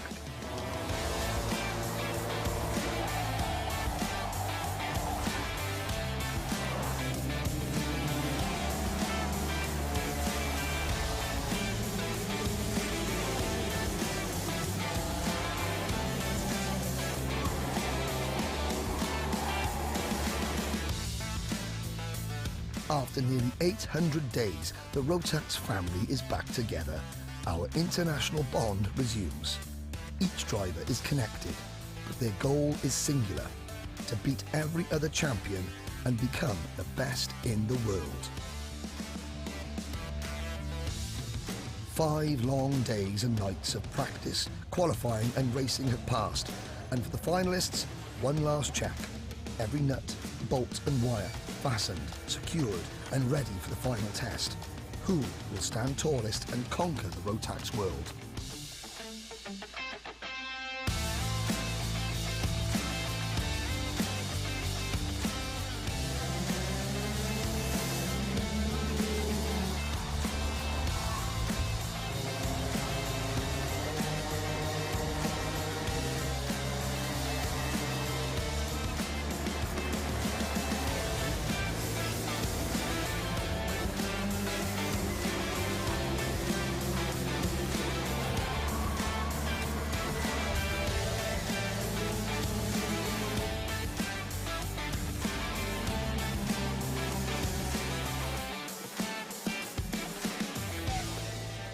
For the winners, the long road to Bahrain was worth it.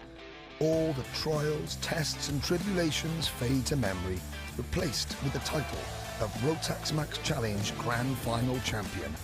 For those who fell short, there's always next year. There will be a next year. Our journey to Bahrain was tough, but BRP Rotax would like to thank everyone who walked it with us.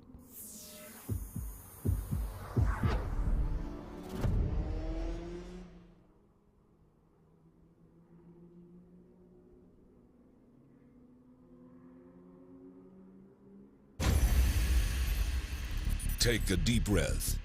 The 2023 lineup is here, and it's epic. More power, more control, more hardcore.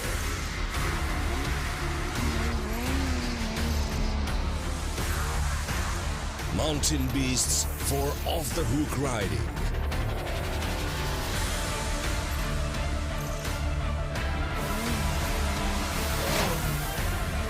Virtually unstoppable crossover sleds. A trail legend.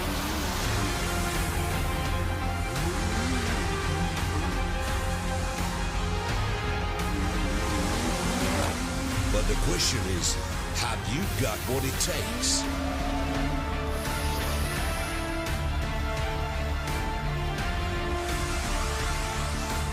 We are Lynx. Are you?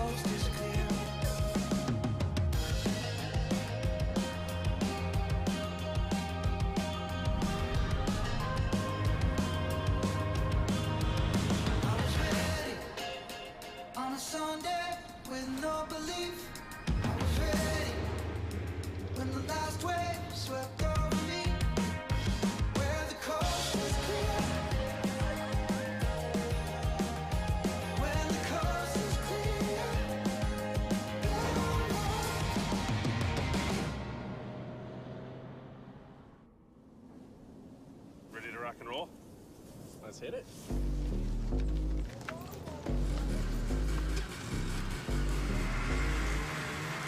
Glad we got up early for this ride. Fire up, let's roll.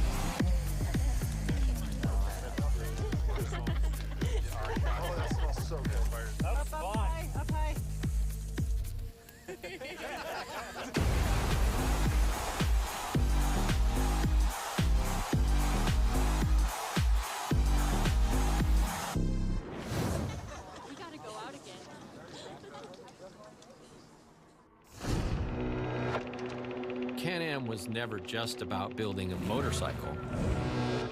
It was about doing things our own way. A passionate group of engineers, riders, and rebels. Creating the unexpected. Pushing the limits of what's actually possible. If Can-Am can take that DNA that my father built into the very first motorcycle in 1973, then get ready to ride.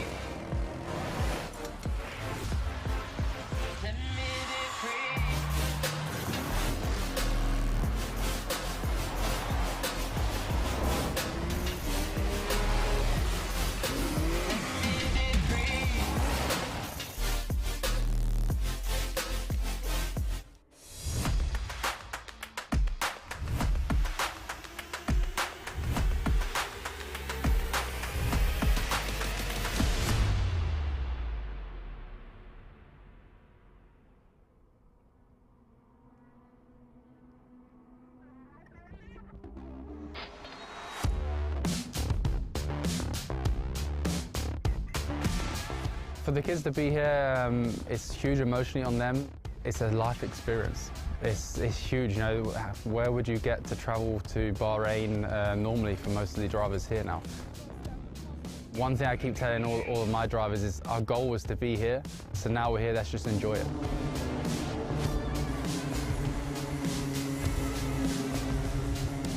My favorite part of the track is the flowy section. We have turn 1, turn 2, turn 3, till turn 5. I mean, it's like a roller coaster. It's really nice.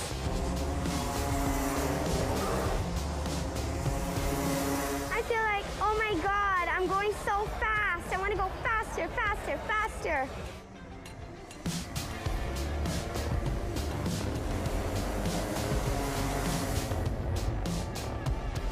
My heart beats really fast. It gives me goosebumps, but that tickling feeling in my heart is what I like about the speed.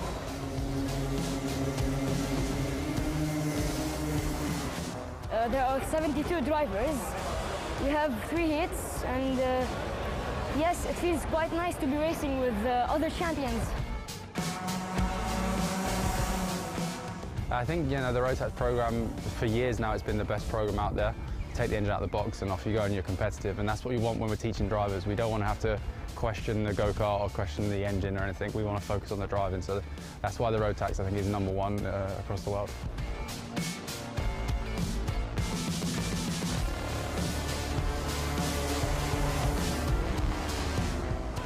I always look out for #1, but I also appreciate the other drivers on the grid, because what's the point of looking out for #1 if there are no other drivers? For the final race, anything could happen, but I'm always aiming for P1. Everyone wants to win, but there's 72 other drivers that want to win as well. So let's just enjoy it, and if they're having fun, then they'll be competitive.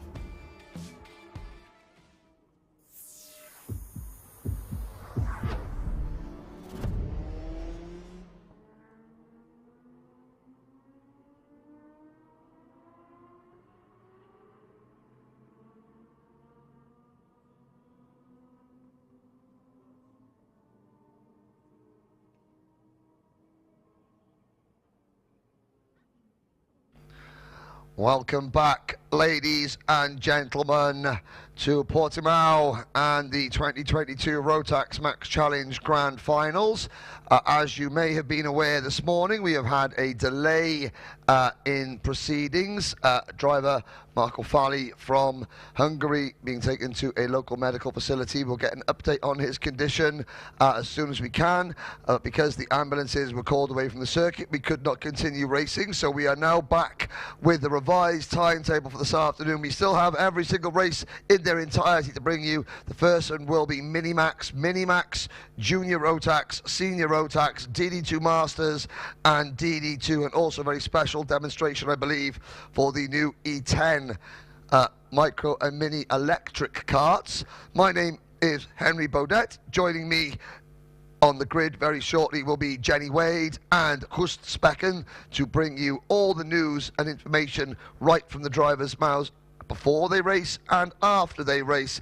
This is the 23rd running of the Rotax MAX Challenge Grand Finals. It's Portimão, it's Portugal. We're going to go racing this afternoon, and Jenny Wade and Gust Specken are down on the grid. Take it away, guys. Well, Gus, here we are after a little delay, bit of a short lunch break, and, well, the same lunch break. Back here on the grid, we'll have the Mini-Max final coming out next. I thought we might fill in a little bit of time while we wait for them all to come in to the park for me. Yeah, so we're gonna take you around Puck for me a little bit. As you see here, we have the carts who've come in through that gate over there. There's a little waiting line usually, so they come in here, and then they'll get their tanks fitted, and then they'll go onto the pre-grid back here for the normal heats. Now, as we have the finals for today, they will go onto the main grid, which is on the start finishing line. As we now see the cars go through, I think they will go through straight on the start finishing line. And you have an interesting guest with you. I do. Cash Van Bell from IPK. All the Praga guys are here. I see there's Freddie behind us. Yes. The boys out here supporting all the competitors. How's it going? For the moment everything is okay, no complaints, everybody is happy. The meeting, it's always nice. The weather now, it's lovely. Everything is there what we need to get. It's a lot of work for you guys. I know you've been here a little while, but through the year, the preparation. But always when we come to the days when the drivers are here, they've got all this support, which is really nice. But it is a lot of work on, but on the end of the thing, if you see that you got the big smiles from the drivers, it's so nice to see that they are happy, the mechanics, everybody is happy. I think it's one of the best meetings that I ever made. It's Rotax Grand Finals. Yeah, and of course you might have a title at the end of this race. Let us hope, but I think Praga will win in 2 classes today. Okay, we're going to talk to some of the drivers. Thank you again for your support as one of the partners, and nice weather, just like Italy. Yeah, but in Italy for the moment it's more cold than over here. Okay. It's a shame it's just came one week later, but it's sunshine. It's It nice. came when it's important. Yes, of course, of course. Thank you. Thank you, Cash. Okay, let's take a walk out onto the grid. See, we've got the Greek flag. Let's see who we can find.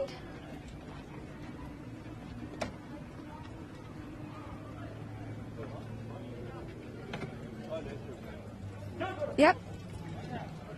Chris Fagali's warming up. Chris, you're doing your warm-up routine. Don't let us stop you.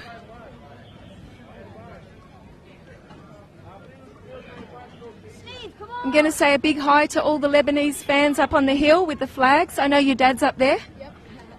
And all my teammates, and yeah. They're up there as well. Do you warm up? Yes, of course, before every race. So yeah, so I can be like ready for the race. Yeah. Warmed up, ready, focused. Christopher, now you've had a really good run. We know you've been here before. You know how it works. It's going to be close. Half the grid have gone home. You're still here. Any thoughts now? What's your approach to the race? I mean, now the racing is closer because now all the best drivers here are here, like the top 36. So it's going to be a hard battle. We have the champions of all countries, and yeah, it's going to be tough. But I think you like this. I really like this. I like seen the competition, yeah. Yeah, we've seen you. I was going to say you like the competition. We've seen you before at the Grand Finals, at the International Trophy, all over the place, and you love that competition. The dicing and the fighting and the little battles, but really good sportsmanship. Yeah, of course. It's the best thing in the world. Hi to everyone at home in Lebanon. You want to say hi? Hello. How are you doing? Hope good. Yeah, they're good. We're going to be watching. Yep, of course. Thank you. See ya. And the little guys. I already had Philippe. Philippe did really well. You looking forward to it, Philippe? What position do you start? 34. 34? So you have some work ahead of you. Yeah, I know. Alright, good luck, my friend. I'm working on it. Martin Brundle track walk. Jacob Ashcroft. Let's make the cameraman walk faster. Oh no, we're at the front of the grid. He's going to have to stop now. How are you going? Good. Tell me about up until now. There's Tom's watching on right behind you. Yeah. How's your week been? My week's been good. Third place for the finals, a quite good start, so yeah. It's a great start, third place for the final. Yeah, it is. I worked hard for it, and hopefully I can go 2 places higher and win. You're also our Rotax Max Challenge Grand Festival champion from Kirpin, like Albie friend. We spoke with him before the last race.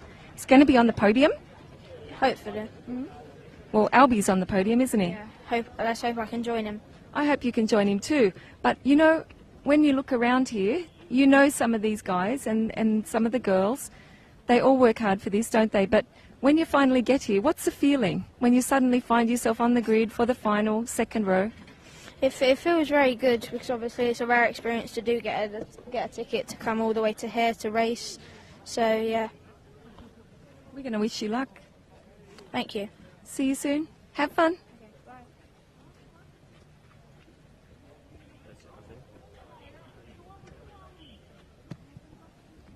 Well, there we go. Jen Wade and Gus back and chatting to some of the drivers. You can see at the front of the grid there now, that is one of Portugal's finest freestyle footballers. That is Pablo.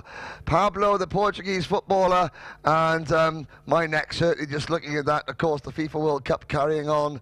Portugal, a passionate motorsport country, even more passionate about their football. And this is just an example of what the entertainment that Rotax try and bring to these events. It's not just a karting event, it's a celebration of 60 nations together working. The drivers probably aren't focusing too much, but Pablo is doing his bit. Well, I got to say, I taught him everything he knows. There we go. Don't talk about football, I'm Welsh. There, if it's a rugby ball, then I'd be in my element. But a big thank you once again, Pablo and the football freestyling crew from Portugal. Thank you very much. And the mechanics being told to leave the grid, and that is Lejos, who is one of his assistants, and Rui, one of the other assistants, but it's the driver with the really big curly hair that is the freestyling footballer. Let's have a look. That's how many keepy uppies can he do? Obviously, Ronaldo being one of the most famous footballers not just in Portugal but in the world. But it's karting that now we focus on. 36 Mini-Max drivers set to sit and then take the track for what will be a 14-lap race. Well, drivers, the ball is now in your court. See what I did there? This class, supported by IPK Praga. Jaden Else was your first champion in 2016. Marcus Armand, your second champion. Here is your full starting lineup. Pole position for Lebanon, undefeated so far, Christopher El Fagali. Harry Bartle from the United Kingdom on the outside of row number 1. Row 2 from the UK, Jacob Ashcroft and Thomas Predia from France. They won in 2017 and 2019 in this class. Tom Sterner from Latvia and Vasilios Malamis from Greece on row 3. Travis Teo, Malaysia's best ever grid position in this event, starts 7th alongside Luis Basire.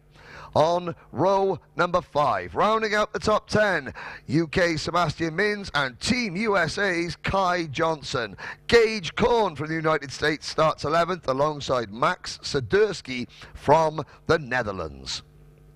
Row number 7, Jack McLaughlin from Ireland, and Tiger Tezuka from Japan. Vincenti Garcia from Chile and Rasmus Koskinen from Finland start on row number 8. Row 9, Kasper Nissen from Denmark and Zdeněk Babicek from the Czech Republic. Lucas de Longchamp from Canada and Gustavo Bonk from Brazil round out your top 20. On row number 11, João Pereira from Portugal and Juuso Soranki from Finland. Marcel Zibo from Hungary and Alexander Rogowski from Poland start on row number 12. Toby Gale from Thailand and Ryusai Sawada from Japan are up next. Then it's Jakob Assam and Alfonso Ferreira from Austria and Portugal, respectively. Dmitry Matranin from Kyrgyzstan and Nikhilesh Raju from India are on row 15. Alois Girardet from France and Paul Schön from Switzerland on row 60. The final 2 rows, Patrick Nikolic from Poland, Felipe Reis from the Netherlands, Zain El Homassani from the United Arab Emirates, and Juan Pinzon from Colombia. Joining me once again in the commentary box is Team New Zealand's Tiffany Chittenden. Tiffany, the drivers they were going to go out, they weren't going to go out, they've had a break, and now they're off, so they'll all be reset and ready to go, won't they?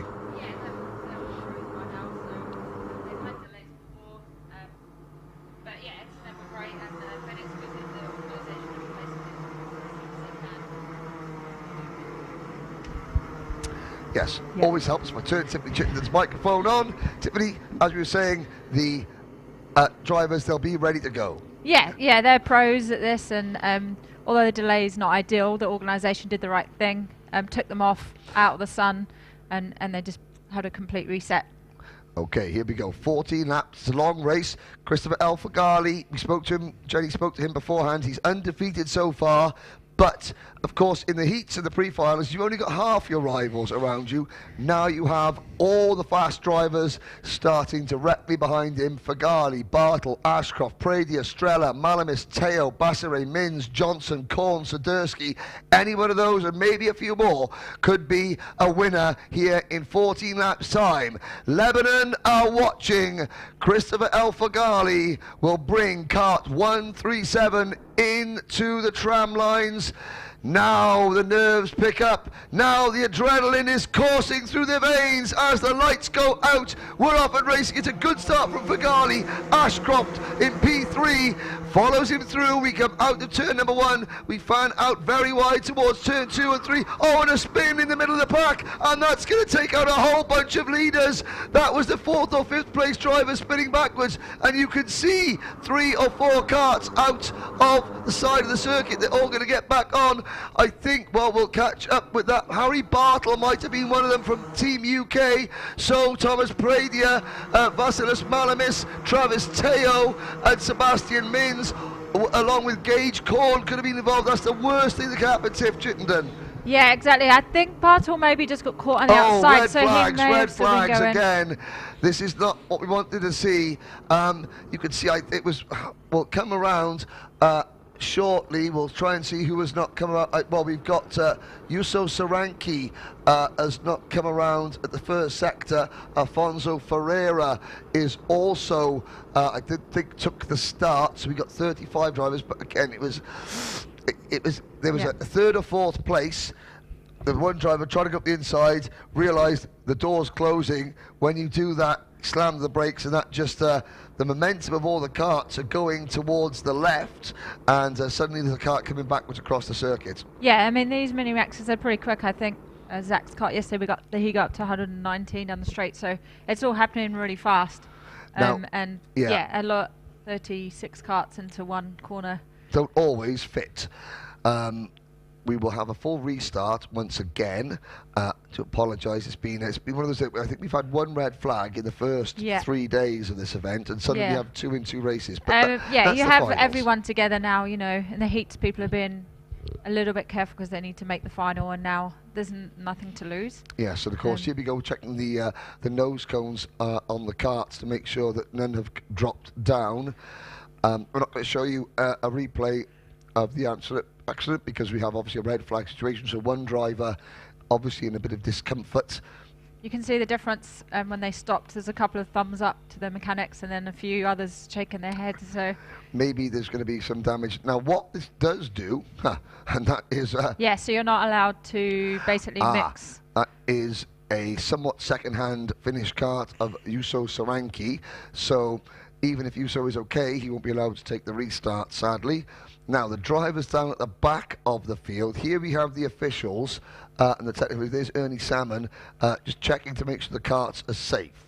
Now, if there's damage on the karts, the drivers, you can see number 147 at the back there. That's Jack McLaughlin, so he was caught up in that accident. They will be allowed to retake their position. You can see Gage Korn, I believe, there, the stars and stripes. He was starting up at the top 6. They can almost, if the karts are okay, at least they can breathe easy, and they're going to be able to retake their standard position. Now, we're having a little look down there. There's probably a problem with Jack McLaughlin's kart, the Irishman, but Paul Klassen and Ernie Salmon checking. That's a safety issue. Yeah, well, I think it'll be a nose cone. There's the iPad, but if it's a complete restart of the race, which it's likely to be because it was only...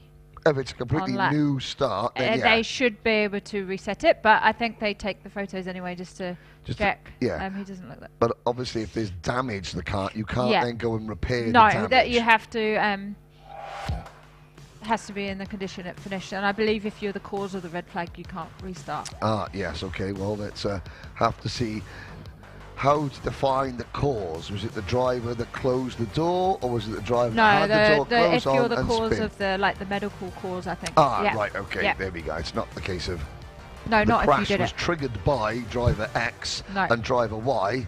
It's the result. It's the driver that is requesting the assistance from the medical staff. Yeah, that is the cause. Well, back in the day, we used to have a few drama. You know, you'd pretend that you were hurt. Yeah, because you could retake the heart. Exactly. I mean, you're smiling. You're saying you never would do that. Anything like that. I mean, it was within the rules, Henry. It was in the rules. But it no longer is. So. Ah, okay. There's a look at the Rotax E10. Now, here's a question. In New Zealand, as we look at the new E10 Mini and Micro chassis, that kart. Now, in New Zealand, you don't have Mini and Micro Max, Not so yet. to speak. No. Not yet. Obviously, they hope that the clusters come back, but that is an equal weight to normal chassis. You can just take your normal Mini and Micro Max engine off and put the E10 engine, E10 power unit on. It's not an engine; it's a power unit. Yeah. Do you think that would be a game changer for countries around the world? It's the most accessible form of electric karting for the youngest drivers. I think so. Yeah, I think it'd be great, and you know, for countries like New Zealand, maybe we introduce that. It's a good way to introduce the Rotax and the mini classes as well, especially, and for sure it's the way the world is going. So I work a lot in the car manufacturer business, and now it's all electric cars. So I don't think we can deny it's just whether you have the infrastructure. Yes, but I think what the behind the concept of the E10 is that you don't necessarily to run the E20s. You need a lot of infrastructure. Yeah. To run the E10s, you don't need any infrastructure. Yeah, yeah. So I think definitely it's the way forward, and you know, we have a lot of problems in New Zealand. I know, like a lot of the other countries, with noise restrictions. Yes. Yep. And yeah, so it would, if it means you can race or practice 5 days a week, 7 days a week. Yeah, and that's going to be better long term for drivers. Now you can see the drivers being put back in their full starting lineup. Very quick work at the top of your screen. You can see where Mr. Soranki's being tended to, and just being assisted into the back of the ambulance. The Marshall team are very quickly there on the case, and one or two drivers. So you've got, here we go. Here's Harry Bartle was involved. There's Christopher Alfagari. There is Team UK. None of them want to speak to the camera. Boo! Well, look at that. Great. The Lebanese logo on the crash helmet. That's Sebastian Mins in the middle of the picture, and Harry Bartle on the left. If you can see the back of Harry's crash helmet, there's Rodney Bartle, the pooch, on the back of his crash helmet. Lots of people have symbols that are close to them. Yeah, I've never seen a dog before, to be honest. Well, that's what, you know. It's working for him, so. It's working. Nice style. I like the graffiti style. on Christopher Alfagari's suit. Now we'll have a little look. Let's compare drivers. Have a look. Oh, you got a bit of mud on him. Obviously involved in that accident there. Tom Strella for Team Latvia. In the middle is Travis Teo in the black and white Team Malaysia race suit. In every class, there's always a driver that comes in. Like you've got, okay, Christopher Garley for Lebanon. But Christopher's record in karting is superb. He races all around the place. But then you look down, okay, you've got the UK, France, Latvia, Greece, Vasilios Malamis, and Malaysia. There's always a couple of drivers who, because of the concept, because of the parity, get a chance to shine. Exactly, and that's the greatest thing about the Rotax Grand Finals, you know, is that the karts are extremely level, the engines are level. It's a lottery which kart and engine you're going to get, and also the Praga team and the Rotax team are with you all along, so you basically have kind of works team support, if you like, throughout the weekend. Exactly. Now I'm just looking at there. Malaysia, never on the podium in the Grand Finals. Greece, we have had 4, count them 4, third-place finishes for Greece.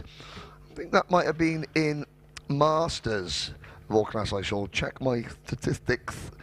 Now we had DD2, no, it was Masters. I'm trying to think, it was the Greek drivers that have been on the podium.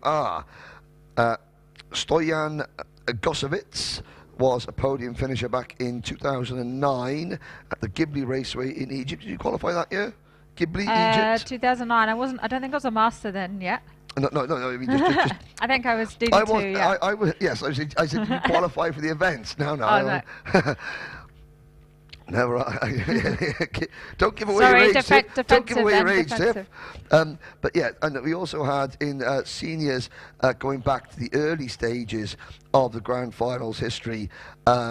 We had, I'm trying to remember what the driver's name was. It will come to me at some point if I just suddenly shout out halfway through a race the name I'm thinking of. Samariakis, I think it was. I seem to remember Mr. Samariakis from Greece getting a podium. They were also very good at the class that no longer run, because we do have some classes, for example, MAX Masters, that ran from 2002 all the way up to 2009. That was the precursor to DD2 Masters. That was within. Was that within? It was normal it was in there. There we go. It was Manolis Samariakis. That was the driver I was thinking of, and also Euripitis Hazits Tanfanis. Rolls off the tongue. And of course we had 2 years of the RM1 chassis as well. Now there is on your screen, there are 1, 2, 3. That is India's the 1, 2, 3 is Porsche. India's qualifier for this final, Nikhilesh Raju. We're going through your screen with the orange sides on his race suit. So these are the drivers looking down at the back of their karts. If you know you have damage, that must and you can't fix it, that must be the worst, the sinking feeling, Tiff. Yeah, definitely. It's hard to get mentally correct. But then I've seen many races where, or you've, as a driver, have had many races where you've had a little bit of a crash at the beginning, you've got bent tyre rod, and then you do your quickest lap just through frustration. So it's the red mist. Exactly. Zayn El Hamasani going through your screen. So Zayn racing for the the UAE rather, but Zayn, the only Egyptian-born driver here. He obviously lives out in Dubai now, but whenever he possibly can, he celebrates his Egyptian roots, as is quite, correct. But I know that Zayn's family are very proud to represent not just the UAE and the Gulf states, but also Egypt. He's on a UAE license, which is why he is down as a driver from the UAE. If you're thinking to yourselves, well, why is Tiff Chittenden, who's an English driver racing for Team New Zealand or has represented Team New Zealand in the past? It's all about where your license is issued. That's the nation that you race for in the Grand Finals. So obviously you live out in New Zealand. When you've qualified the last couple of times, you've been racing for Team New Zealand because your race license is a New Zealand race license. So you are only allowed by the FIA to own one race license, yes. One country. So I had to sacrifice my United Kingdom license to get a New Zealand license. So some countries will say that you have to be a resident as well. Yeah, okay. People coming over, but generally it's where you are issued your license that's the team that you race for, and I think rightly so, because you've won the ticket off. So when I raced in New Zealand, I was competing against Yeah, Kiwis yep. and that's... It's only fair if yeah. when you've beaten them, that you then go and represent that nation. Exactly, yeah. And that's what makes it so many nations. So we have now a full restart. It looks like it is. Yuso Soranki will not take the restart. Down to 34. And still a 14-lap race. Again, the drivers, another reset. Yeah, they've been going through the ringer, these guys. So they've had quite a few weights. But they'll all be headstrong. And, yeah, they just can't let it get to them mentally. And that camera angle really shows the undulations on the main straight. You don't really see it from other angles, but there we go. The drivers are heading downhill. Now it's, towards turn number 1. Now it's not as steep as what we had in Paraíba in Brazil for 2018, but this is certainly one of Europe's most undulating circuits. I'm trying to think of another track that has got as many ups and downs. Maybe Raura in the United Kingdom. Hello to everyone up in Cumbria in the United Kingdom.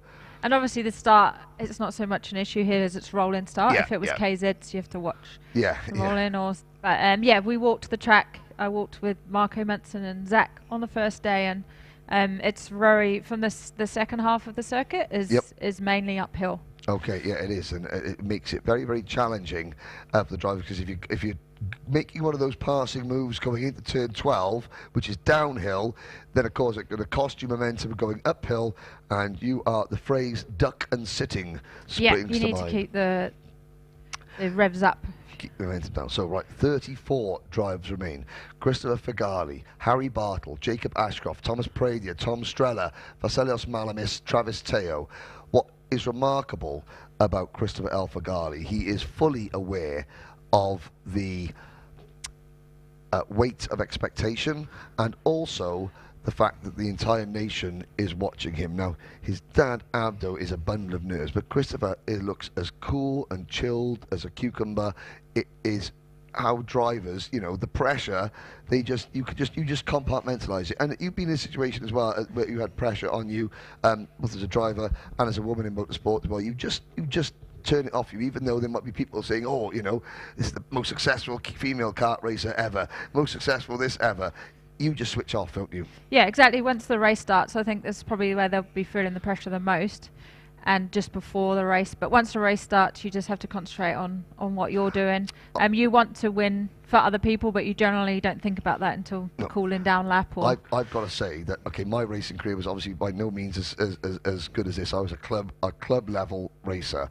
But when I stopped racing and started commentating, it was this part. I used to hate this part and the rolling lap when I started commentating. When the racing began, like I describe it, I was okay. But whilst you were going around that feeling on the rolling lap, when you're trying to plan and move ahead and get there, I would give me anything to put the microphone down and get me back in the seat. Are you the same? Which part, and obviously you're still racing, but which part of this do you think, oh, I would do anything to be back out there?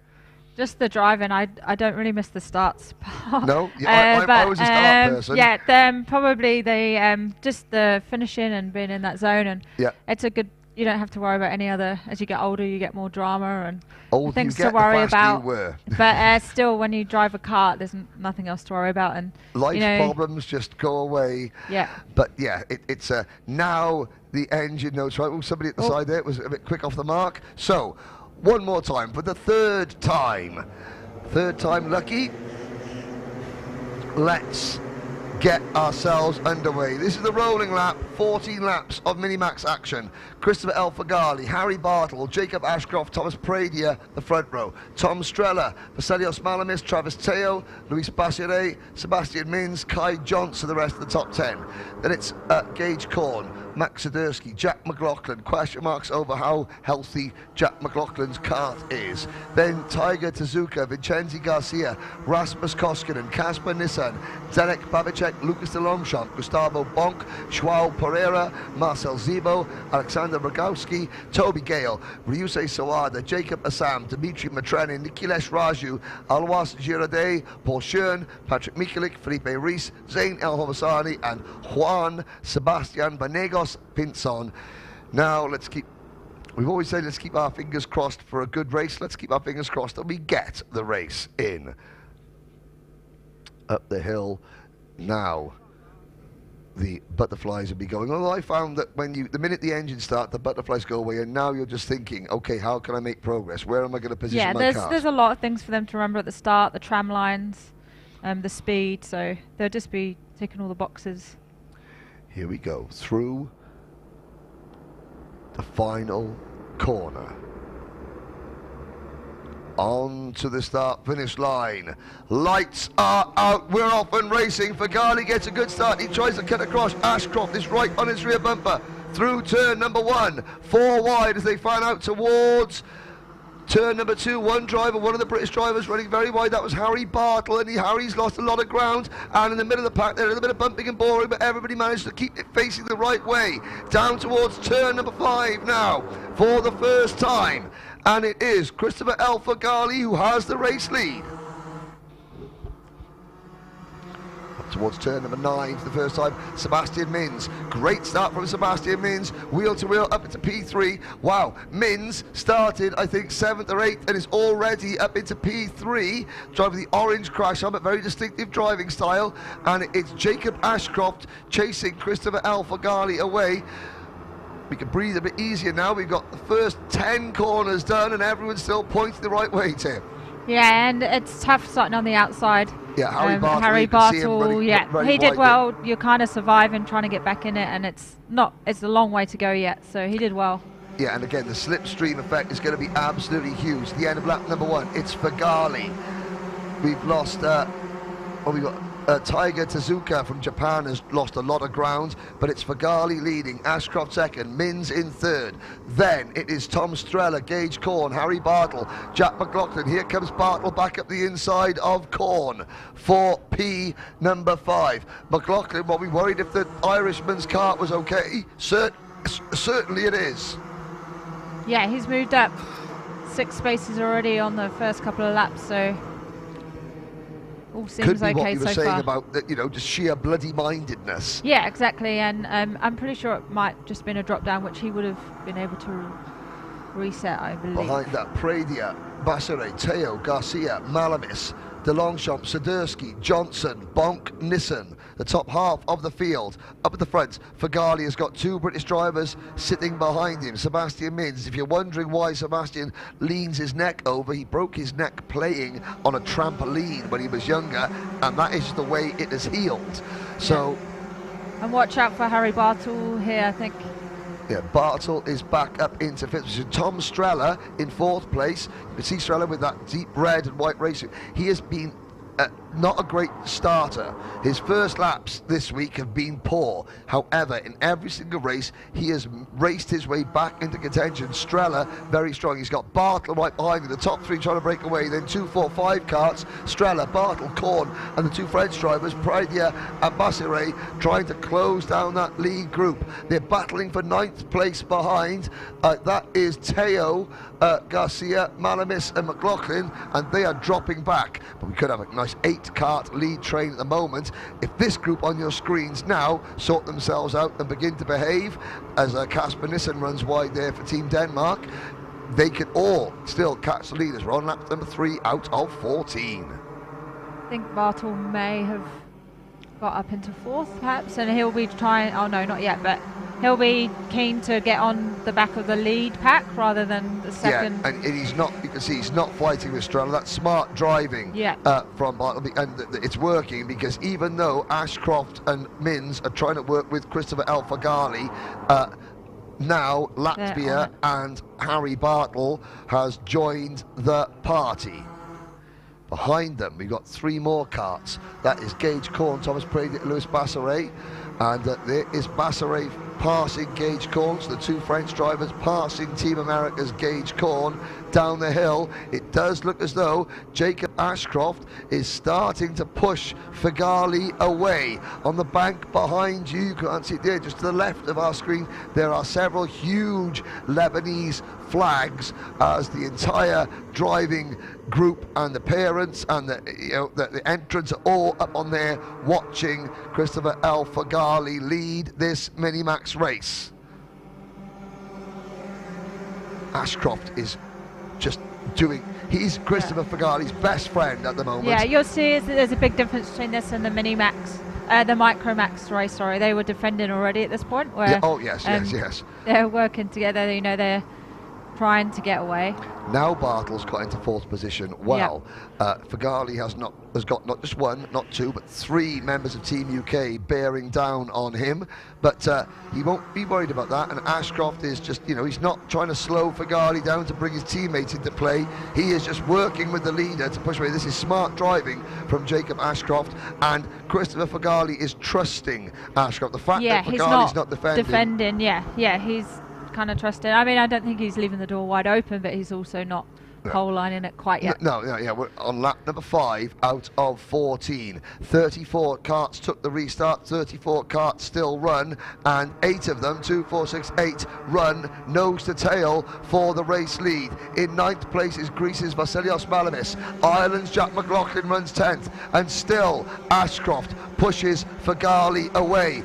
Mins and Bartle in 3rd and 4th, trying desperately to catch him, and they're side by side for 5th. Is that Mins actually, that's Strella and Pradia perhaps, slowing each other down?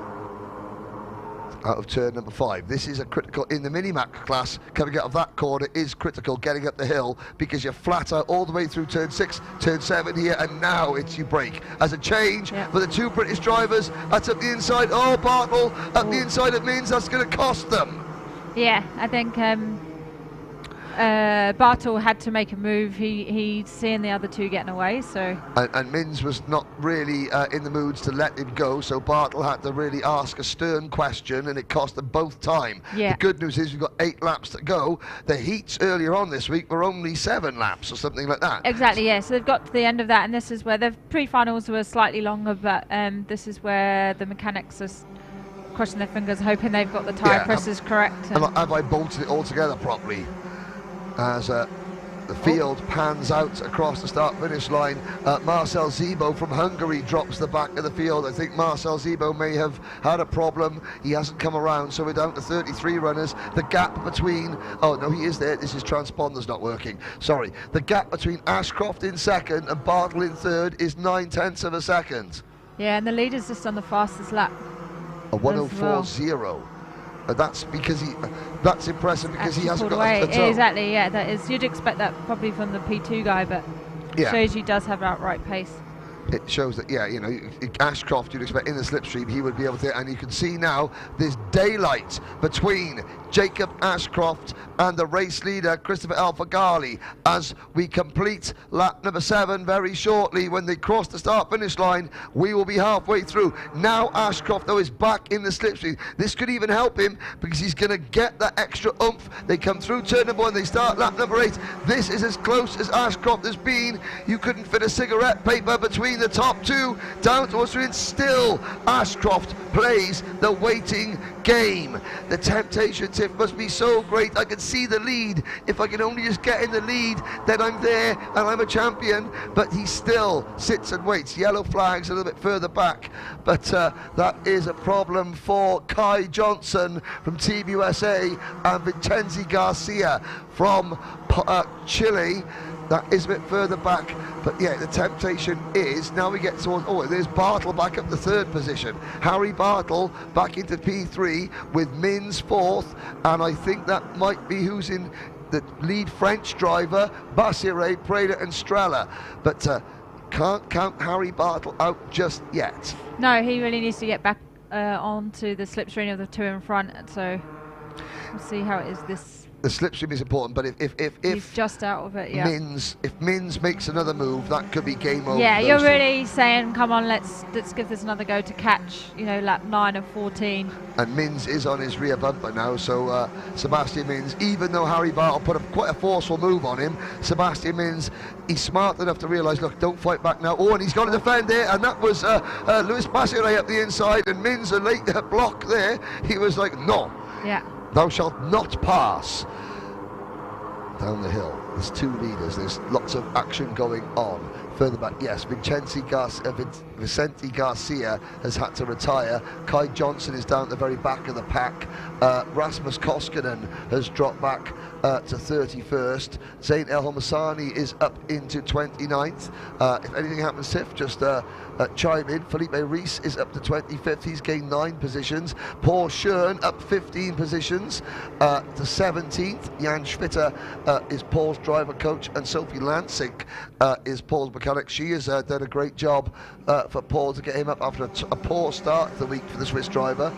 Patrick Mikulik is the biggest mover in the race, up from 35th to 14th. He's gained 20 places, has Mikulik, as we still watch the leaders on lap number 10. Strella now into P5, and the two British drivers in 3rd and 4th, Bartel and Mins, continue to work together. Yeah, they've broken away now, and this is what they needed to break away from, you know, the guys behind them.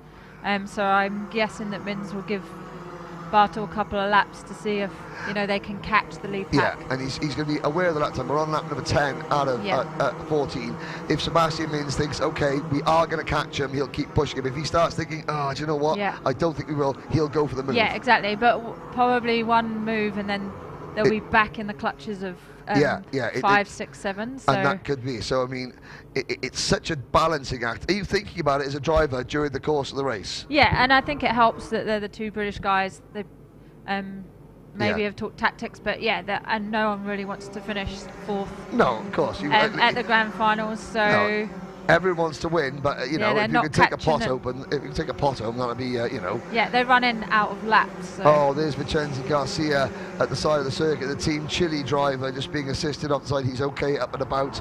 But Christopher El Faghali, Lebanon. We have had one new nation on the Rotax Grand Finals podium, Chinese Taipei in E20. Lebanon have tried many, many times. They have they started with one driver, and now they've got 4 or 5.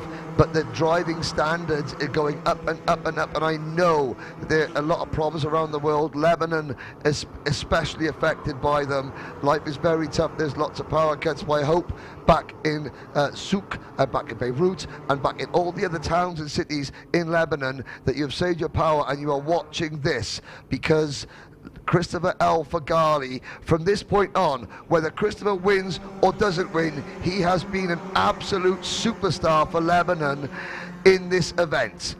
Can Jacob Ashcroft is sitting and waiting and sitting and waiting. Yeah, and the minute he makes a move, then P3 and 4 have, you know, an insight. They're going to be there. It'll be interesting to see when the leader starts to get defensive. I'm guessing the next lap. It's going to change. We won't see any daylight. Got to defend, yes. Yeah. At some point, Bartel and Mins have been very patient. This has been the high-speed game of chess. Don't count out 5th and 6th, the two French drivers, Pradier and Bassire. They're working together. Strella in 7th and Gage Corn in 8th. Then it's Malamis, Sidursky, Teo, Mrogowski, Mikulik, Gale, Schurn, Zibo, Bonk, Babicek, Matrenin, Rees, McLaughlin, Girardet, Pereira, Assam, De Longchamp, and the rest. But it's now are we going to start breaking loose at the front? We can complete lap 12 out of 14. 2 laps to go for Christopher El Faghali, Jacob Ashcroft, Harry Bartel and Sebastian Mins. Roll your sleeves up, sharpen your elbows. Now things will get very, very interesting indeed. And Bartel's the closest he's been for Harry Bartel, he's broken away from Sebastian Mins. Harry Bartel, the minute Ashcroft, or the minute Faghali now defends, Bartel is there. We've lost Marcel Zibo and Jack McLaughlin, sadly, out of the race. No, sorry, Zibo's transponder not working, he's still in, but McLaughlin is out. We've got a lap and a half to go. What's Faghali going to have to do now, Tim? I'm pretty sure he's going to have to defend, although Ashcroft is looking behind him as well, so it's tough, yeah. You know, it's a way up. You want to win. Also, do you want to lose a podium position? But now that Bartel's caught Ashcroft's got to defend as well as attack. And Ashcroft is very quick on the second part of the track. Well, the last lap board goes out. Lebanon lead the United Kingdom and the United Kingdom again. down the main straight towards turn 2. Under braking, Ashcroft can't make a move for the lead. Fagali just covers. Bartle is there in 3rd. Out of turn 4. Can Bartle... Fagali left the door open a little bit, but he's going to get a good run up the hill, Tiff. Yeah, and this is where Fagali's quite quick. I think also Ashcroft was just being careful of what's happening behind him as well. Yep, Jacob Ashcroft looks over his shoulder again. And now Bartle's going to get a good run through turn number 8, turn number 9, but he can't make the move. Down the hill, half a lap to go for Lebanon. Half a lap to go for Christopher El Fagali. Into turn number 12. Ashcroft can't make the move, neither can Bartle. Mins is no longer a factor. Here goes Bartle at the inside. No, now Bartle's lost momentum. It's between Christopher El Fagali and Jacob Ashcroft. Lebanon, stand up. You have a new superstar. His name is Christopher El Fagali. Welcome to the top step of World Karting Team Lebanon. Wow. Tip Chittenden, he went through the entire week undefeated. Abdo El Fagali, his dad, I know, is a drift racer and he's a big personality in Lebanon. While Christopher, you have just eclipsed your dad's achievement because you are a global champion, my son. Yeah, pretty good. You don't see that often in mini Max. So to lead every race and the final, and yeah, I think Ashcroft just had nothing for him. Well, Jacob Ashcroft, let's tell the story of Jacob Ashcroft. Qualified for this event back in 2020, then it was cancelled. He races cadet in the UK. Halfway through the year, he said, no, I've got unfinished business with this event. I'm going to stop racing cadet. He withdrew from the British Championship to go to the Grand Festival. It was, you know, we say the word or bust. He went and he did it. He qualified, he got his ticket. Everything here is about just, you know, being here after 2 years after, you know, not qualifying, and he is on the podium. Congratulations to his dad Barry, who had a big health scare last year and has lost about 50-60 pounds just to be able to be out there, so congratulations. Harry Bartle, his first season in the British Championship this year, he started the Daniel Ricciardo series and he comes away with the podium. Sebastian Mins just misses out. We had emotion with Portugal. We're about to see some emotion from Lebanon. There is Bartle, there is the number 124 car of Gage Corn. He had redemption on his mind after not doing too well last year. He finished 18th last year. He's finished 8th this year. There is Lebanon. Look at that. That is Jacob Ashcroft's dad Barry hugging the kid who has just beaten his son. Yeah, that's what it's all about. I think you have respect for them. You know how hard it is to do what he's just done, and again, it's remarkable just the level of, you know, cool, calm, collectedness that these drivers have. You know, what have you got to say about what we've seen in Mini Max this week? I wish I was that good at that age. Yeah, you know, it's amazing what they can do, what they can cope with, the pressure. Even watching Zach, I was getting nervous, but they cope with such a lot, and yeah, they really are professional racing drivers already. Here's a look at the start, and you can see Fagali gets a great start. Ashcroft did not move off his rear bumper for the entire 14 laps. Harry Bartle on the outside, and now that you can see where Bartle runs very wide there, coming through. That's Sebastian Mins and Bartle battling for 3rd and 4th place. You know, they did the battle of Mins and Bartle. Do you think they battled for too long, or wouldn't it not have mattered? Was Christopher El Fagali just going to be too good for everyone today, no matter what they did? I think they didn't battle. They were pretty clever. They gave kind of every technique a go, I guess. They gave plan A, they battled a little bit, and then they tried plan B and tried to work together, but they just couldn't match his speed. You know, that is the first ever, and here we go. There's the mechanic. There is the emotion, and wow, you see everybody will be, you know, disappointed, but when you look at that, all the rest of the drivers, the rest of the mechanics, you can see Stephen Letze, that's Sebastian Mins' mechanic with the purple, and just they know we've been beaten by the better driver today, you know, and that you get all credit. Now, Team UK have now got provisionally 37 podiums, more than any other nation in the history of the Grand Finals. But that one podium for Lebanon, that is going to be cherished. Like I said, the Najem family, the Knessa family, the Risk family, you know, all the Fagalis, they've all contributed so much to the Grand Finals, to helping the growth of the sport in Lebanon in what are very, very challenging times. And there, take a screenshot of that. That is the result you'll be looking for. Result final 125 Minimax P1 Christopher El Fagali, Azimut Automotive, Lebanon. Jacob Ashcroft, Harry Bartle, Sebastian Mins, 2, 3 and 4. Luis Bassiere, Thomas Pradia, Tom Strella and Gage Korn round out the top 8. Greece 9th with Vasilios Malamis, Travis Teo 10th for Malaysia, a great result for them. Max Sidursky, Alexander Rogowski, Patrick Mikulik, Paul Shern, Toby Gale, Marcel Zebo, Zdenek Babicek, Gustavo Bonk, your top 18. The rest of the field goes down there. You know, you'll be back with us later on for the DD2 Masters, but just one more time before we go over to get some interviews, you know, what would you say to Christopher El Fagali now and Lebanon? What will this do for them? Oh, they've got a hero now, you know, and it's how great that he's, is it 11 years old? Yeah, so yeah, and hopefully he's an inspiration for more karters to come along, and the team, no doubt the team will get bigger and bigger next year. So it's cool. Obviously, being from the UK, I've grown up with always having inspiration and heroes to look up to. Yep. But it's good when the smaller countries get to have some. Absolutely. And now we're going to hear from the man himself. I'm Annie with the champion, Christopher Fagali. Congratulations. Thank you, Jen. It was an amazing race. It was pretty tough. I think Jacob, I know he's really disappointed because this is also his dream.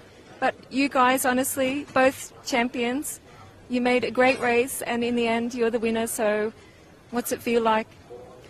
It's freaking amazing to be the winner, and I would like to thank Jacob for working with me. I made it because of my mechanic Alfie. Thanks to my team Dan Holland. And of course to my team Lebanon, and mom and dad, yeah, and my friends. You're so relaxed and composed, so cool. How are you going to party after this? I'm going to party like crazy. I mean, we have done it, and yeah, the race is over. The race is over. Congratulations, Chris Fagali. Well done to all the other drivers as well, because it was a great race, and we hope that the little driver's feeling better after the race that had to go out. But well done, Chris. We're going to see you at the podium with your fans and everyone watching at home and all your family. Yeah, see you on the podium. See you on the podium.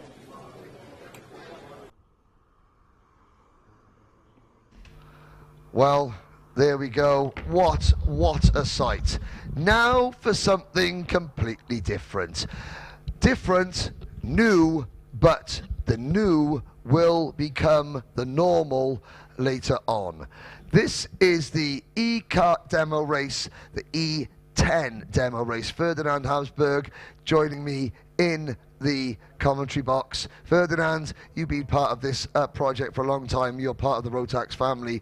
What does it mean to see the E10s on circuit? We have got 7 of them in total, and there's 3 wide going through turn number 1. They're going to give these karts a really good workout, aren't we, Ferdinand? Incredible. Already the guys are going full attack. They've never driven the kart before, but seems to be second nature to them. They were used to something extremely similar in speed. They started off with the rolling start, not immediately with the standing start, which they will be doing next year, but just to keep some sort of continuity but already 3 abreast was a good sign that they're having fun. Now, on circuit, amongst the drivers, these are some of the Minimax drivers that didn't qualify for the final. Oh my word.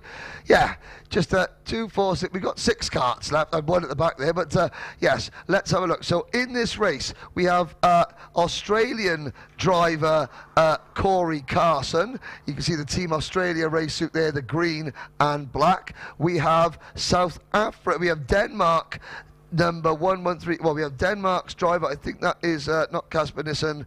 Well, how about a look there? We got a driver from Denmark out there. We have got South Africa, Caleb Odendahl. I think it's Caleb Odendahl who is leading. Ah, yes. We have Canada's Alexi Baerjon, Adam Anderson from Denmark, from Italy, Brando Badoni, Corey Carson from the Australia, Olivia Reynolds from England, and Yvonne Simeonova from Austria. So the two. Olivia Reynolds and Yvonne Simeonova are the first 2 ladies to race one of these karts. it is the future. The E10 is here to stay. Obviously, we're watching the race, and it's a good battle between Caleb Oldal and Alexis Baerjean. What a great way. You haven't, there goes Baerjean for the lead. What a great way. Ferdinand, you haven't qualified, but Rotax are going to allow you to do this. Make your own little bit of history. Absolutely. They're already having, oh my goodness, almost off the track, two of them. They're getting to grips with it very quickly, as we saw, but it's incredible to see the work that Stephen Chapman and the team put into the go-kart. They've developed it at the highest level. Daryl being the test driver at most, and Stephen's daughter as well. Participating. I was able to dismount and mount some of the batteries today just to see how easy it is. It is easy. Oh, and there's a problem there with one driver just pulling off there. I'm not quite sure what the problem is. That might have been Caleb Odendaal. Yes, the South African Caleb Odendaal having a technical issue, but he does seem to be back up to speed. So Olivia Reynolds, that is Steve Chapman's daughter. Is that correct? Is testing the cart? Yes, testing the cart. Yes, exactly, exactly. Okay. Well, it's just getting to somebody that doesn't quite know karting as well to see how they would handle with it, and it was a good test to do. So you've got drivers out there that, I mean, you can see there, Yvonne Simeonova at the back, she's Austria, the Austrian young lady who just missed out on a place in the main final. So Baerjean for Canada leads. Now this is a bit of history because it's not an official Grand Finals class, it's a demonstration race.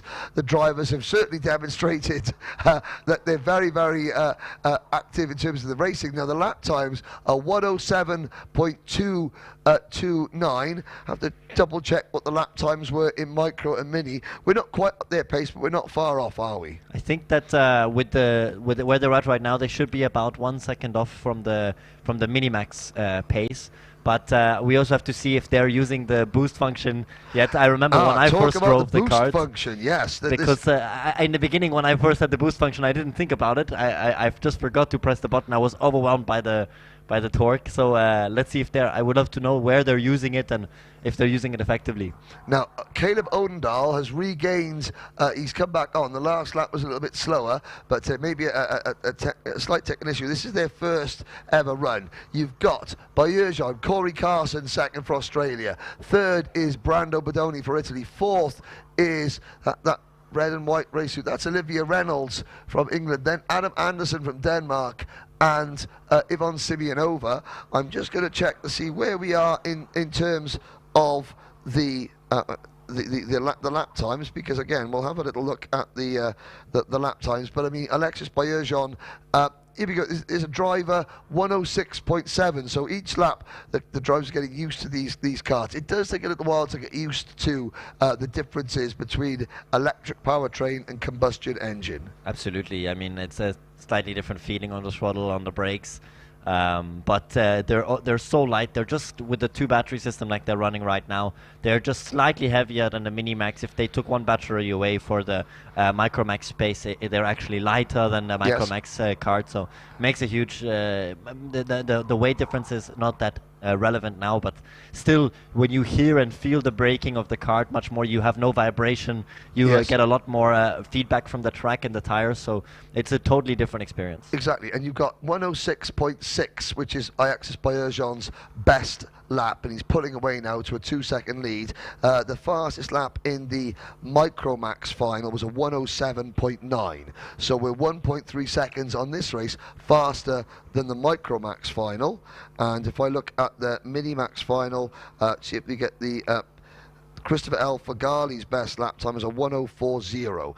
But don't forget, so we're 2 seconds off the pace of Minimax at the moment. However, this is the very first time these drivers, you know, now we get down to the tuning and looking down there. So you know, 104s. We're running, you know, 2 seconds lap. But again, the drivers are getting quicker and quicker. The key thing is now is that Rotax wants the karts to be faster on lap 8 than they were on lap 1. That's drivers, but obviously the power holding up. Absolutely, and also as it is a demo run, we will see next year when they start actually fully competing, going for qualifying runs, practice sessions. Yes, and of course there's no setup, there's no work that's been done. It's just like, okay, this is the first time. Okay, Daryl Smith has been testing this kart, but yeah, the drivers have just been sat in the kart and said, okay, go. Exactly, and I think that's not a bad thing. Otherwise, they would just be sitting and watching, and now they get to enjoy a bit more karting. The first Grand Finals I came, I did not make it to the final. I was making too many mistakes in the heat. But I would have given anything to just have a little bit more driving on Saturday. You get jealous. Something to do on the last day. Well, Alexis Baerjean, the Canadian driver, crossed the start-finish line, and again, lap times still identical to what they were. So the karts aren't slowing down. In fact, Olivia Reynolds has just done a 67.2, her best lap. Now, again, talk about parity. We talk about a 106.8 for the race leader last time around, and a 107.2 for the kart in 4th position. So again, 4 tenths between Baerjean and Olivia Reynolds, who doesn't have the experience of some of these other drivers. Side-by-side action. There goes Olivia past Brando Bodoni, the Italian driver. So, unofficial podium. The fight is still on. Absolutely. I mean, they've only got 2 laps to go, so they might as well start getting their elbows out a bit and start to enjoy. Now, obviously, the announcement you were at the press conference at the unveiling. What were the key takeaways? There was something about that Stefan Gruber said about 2026. What do the Rotax hope to achieve by 2026? I think it was along the lines of the production of these engines. They would like to be producing more electric karts than combustion engine engines by 2026. I believe that was the obviously not going fully electric in the next 3 years, but yeah, they would like to have a certain percentage of their business electric powertrains as opposed to the standard Rotax 125 engine. They're really leading the global charge towards the future of electric motorsport, aren't they? Absolutely. I mean, in the end, the consumer drives the product, and so they will keep on developing all of their combustion engine technology and keep on producing on that front. So there's no question about it. There will still be Grand Finals with combustion engines. But, of course, yes. I wasn't trying. Don't panic, ladies and gentlemen. I'm not trying to. But Rotax are fully committed, and this is the first. Again, Jedway was saying that you can take off your Micromax or Minimax engine from one of these Praga IPK chassis, and you can plonk the powertrain for this on in just about the same amount of time that it takes to change to general Rotax combustion engines. Or to get ready in a shower in the morning. Yeah, exactly. Yeah, exactly. Yeah. And there we go. So we're on lap 8. The checkered flag comes out, and Alexis Baerjean from Canada is your E10 demonstration race winner. Corey Carson from Australia and Olivia Reynolds from England. They are your top 3. Brando Bodoni, Adam Anderson, Ivion Simeonova and Caleb Odendahl. Remember those names. The results will go down in the history books, not for Grand Final podiums, but they were the very, very first drivers to do that, and that is always something special, isn't it? Absolutely. I mean, we were all watching to see what it was going to be like. It must have been exciting to be selected to participate in this. Yes. And, Rotax, obviously, they wanted to select, I mean, they're an Austrian company, but we have a selection of nationalities from North America, from Australasia, from Europe, and from Africa. The whole gamut, there we go. So, Caleb Odendahl, you're the first African driver to ever drive one of these karts. From Alexis Baerjean from North America, you've made your piece of history. Corey Carson from your piece of history, and each of those drivers there, they will say they're the first. It would be nice to see what they have to say, actually. I would love to hear I am hoping that we have got Speck and Jed Wade around there just to get feedback. I know Daryl Smith, Steve Chapman have worked very, very hard on this project to keep the project under wraps as well. It's always special when you open, sort of like it's a Christmas morning, you unveil the new kart, and yes, I hope the response is as good, because this is really going to make e-karting accessible for the every man and woman in the world of go-karting. Great stuff, Ferdinand. Absolutely. We've enjoyed the E20 development over the last couple of years, seen what they've been doing. And just a few short years ago, we had the E20 made their debut in 2017. The E20 race this morning, wow. Yes. Just shows how quickly you can go from concept to brand new product, and the racing's spectacular. Incredibly competitive it was. I mean, the field was fantastic and the racing was great. So if you take that as a starting point, Yes. And you unfold it towards what we saw in the micro and mini max racing today, and go that towards the E10, where you will have the chance at separate events to have equal opportunity for much more drivers in the future with that new package. I think we have quite an exciting couple of years of Grand Finals ahead of us. Wonderful. Further in Habsburg, thank you very much for joining me, not just today, but for earlier in the week, and for all that you do as a brand ambassador for Rotax and for the E20 project. You can see the junior drivers coming out onto the circuit. We'll be back very shortly with the junior Rotax final.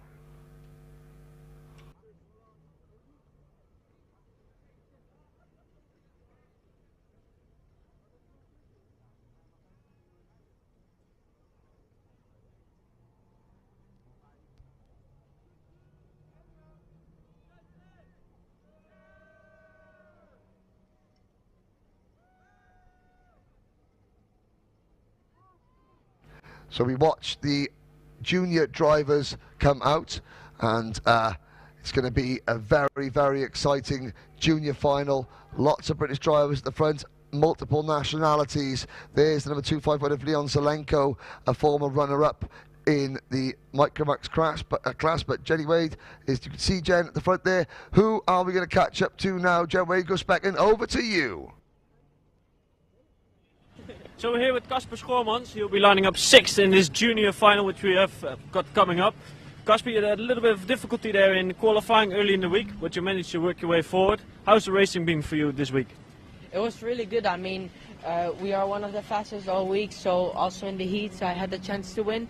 I had one heat where I just tried to spare my tires and didn't get my way through the grid, but now I have really good tires for the final, so I hope to be... I tried to win, but I hope to be top 3. All right, best of luck. We're going to let you go because we have a little bit short time. Good luck. Thank you.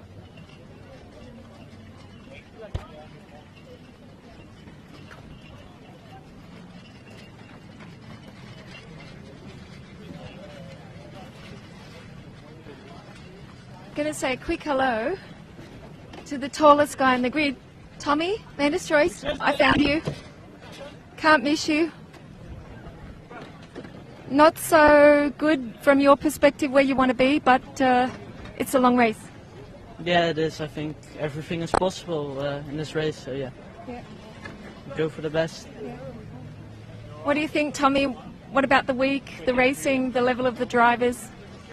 Our pace was really good, but got unlucky in the heats. Yeah, everyone is pretty fast around there. Everyone is very close to each other. So, yeah. We're going to say good luck, and we know that you're good.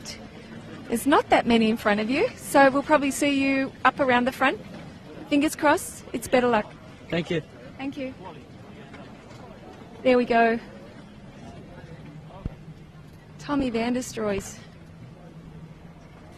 Now, Gaston. So I'm here with Clayton Enser-Smith. Clayton will be in there with the Brits. You have any tactics to dispatch them as quick as you can? Hopefully we just get a really good start and go up to second, and then sit with the others in first and run away from the park. All right, you think you'll be slipstreaming in the beginning of the race, and then you have some tactics for the end there? That's definitely going to be the plan for the beginning and the end. All right, we have to go. Best of luck, and hopefully we'll see you on the podium. Thank you.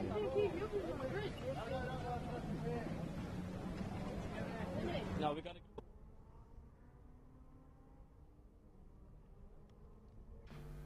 Well, thank you very much, Jen and Gus. Once again, you can see at the foreground of the screen, Pablo, the Portuguese freestyle footballer. I'm joined now in the commentary box for the junior final by Roger Young from Chinese Taipei and the island of Taiwan. We've just seen history made with Lebanon taking their first victory earlier on in the day in the E20 senior class. We saw another piece of history with Chinese Taipei and Taiwan taking their first ever medal here, or their first ever podium. Roger, that must be such a boost for the entire team. I know you didn't quite make the final in your class, but you brought the biggest team you've ever had here, and you've come away with a podium. Yeah, I mean, our whole team is ecstatic with the result. First place obviously would have been the best result, but still it's a podium. For a country like Taiwan, the government doesn't really support motorsports that much. So this is a big step for us. Yes, to make it noticed, I think is where we'll take you through. We'll talk a little about that again as we go. But here's your starting lineup for Junior Rotax. Pole position Scott Marsh for Team UK. Ethan Jeff Hall is countryman alongside him on row number 1, and 3 out of 3 at the top for Team UK, with Vinnie Phillips starting on the inside of row number 2. Clayton Ensor Smith from South Africa goes on the outside of row 2. Row 3, Charlie Hart in his final ever kart race. He starts from P5 alongside the Netherlands' Casper Shermans. Then we have Matthias Karnajak from France and Gathon Irasha from Uruguay. This is their best ever starting position. Mohamed Vali representing Kuwait and Bahrain on row number 5 alongside France's Maxence Bouvier. Then Germany's Austin Lee and Belgium's Tommy van der Stroys. They go from row number 6. Row 7 is Gustav Uzakovs from Latvia and Jensen Burnett, 4th in Minimax last year for Canada. He starts at the outside of row number 7. Matej Konik and Georgios Kafantaris are next. Matej Konik from Slovakia. Then it's Enzo Bol and Alan Krepsik. Bol from the Netherlands, Krepsik from Hungary. Alberto Kiko Fracassi from Italy and Nick Trobec from Serbia start on row number 10. Row 11, Leon Zelenko, the only driver here from Croatia, a podium finisher in 2018. Then it's Thomas Gomez from Portugal, Kasper Turobojski and Matej Radenkovic, Poland and Belgium on row number 12. Row 13, Santiago Batsarica from Argentina and Cooper O'Clair from the United States. Andres Pickle, Czech Republic, and Jorge Ortiz from Team USA start on row number 14. Row number 15, Rio Sakai from Japan, Mikael Pedersen from Denmark, Martti Rittinen from Finland, Tino Sidler from Switzerland on row number 16. The final 2 rows of this junior Rotax field, Israel's Jan Pinto, Soichiro Shioda from Japan, Kamal Murad from Australia, and Igor Stepanov from Kyrgyzstan. Roger Young, again, what's the track been like this week? A lot of the day, it's a very fast, it's a very flowing track. The first half is very quick, the second half very technical. Yes, it's for us in Asia, we don't have such large tracks. Turn 1 going, you know, in DD2 we're doing close to 140 k's an hour. It's very scary when you get out there for the first time, for sure. It is, and of course in Europe, a lot of the European drivers are used to that track. I mean, obviously you've had their grand finals before in Malaysia with Langkawi. The Asia Festival is going to get, and I'm sure that Chinese Taipei will be very well represented there. Like I said, it's going to give you a great boost, and hopefully, you know, an extra bit of insight now into the commentary box. But I mean, you didn't qualify for the final, your first grand finals. You must be, you know, happy with how you performed, but you know, all the experience in total. I think the experience mainly for me was the biggest takeaway. Just getting outside of Taiwan and seeing the real top level drivers in the world. I mean, it's amazing. And of course, hungry for more. You've done it once. The eager is now, how can I come back and do it again? Exactly, Henry. Here we go then, into the tram lines. 36 junior Rotax drivers. Lights are out for 18 laps of racing. It's a great start from Scott Marsh. Team UK 1, 2 and 3 through turn number 1 and down towards turn 2 we go. Oh, a bit of smoke in the pack. There's somebody running wide, and at the back of the pack, carts on the outside. Now through turn number 4, it looks like everybody has just about managed to hold on. We got a couple of drivers going very wide coming out of turn number 4, down the hill. Up now, Scott Marsh leads from Ethan Jeff Hall, Vinnie Phillips, Casey Enzo Smith has dropped back. In fact, I think it might be a Britain 1, 2, 3, 4 at the moment. It is with Holland's Casper Shermans in 6. Casey Enzo Smith right at the back. Mohamed Vali running a little bit wide. And Roger, you were starting right in the thick of the pack for your races. It's been very, very hectic trying to get through the first couple of corners cleanly, hasn't it? Yes, for sure. I mean, you're sort of 3, 4 wide in.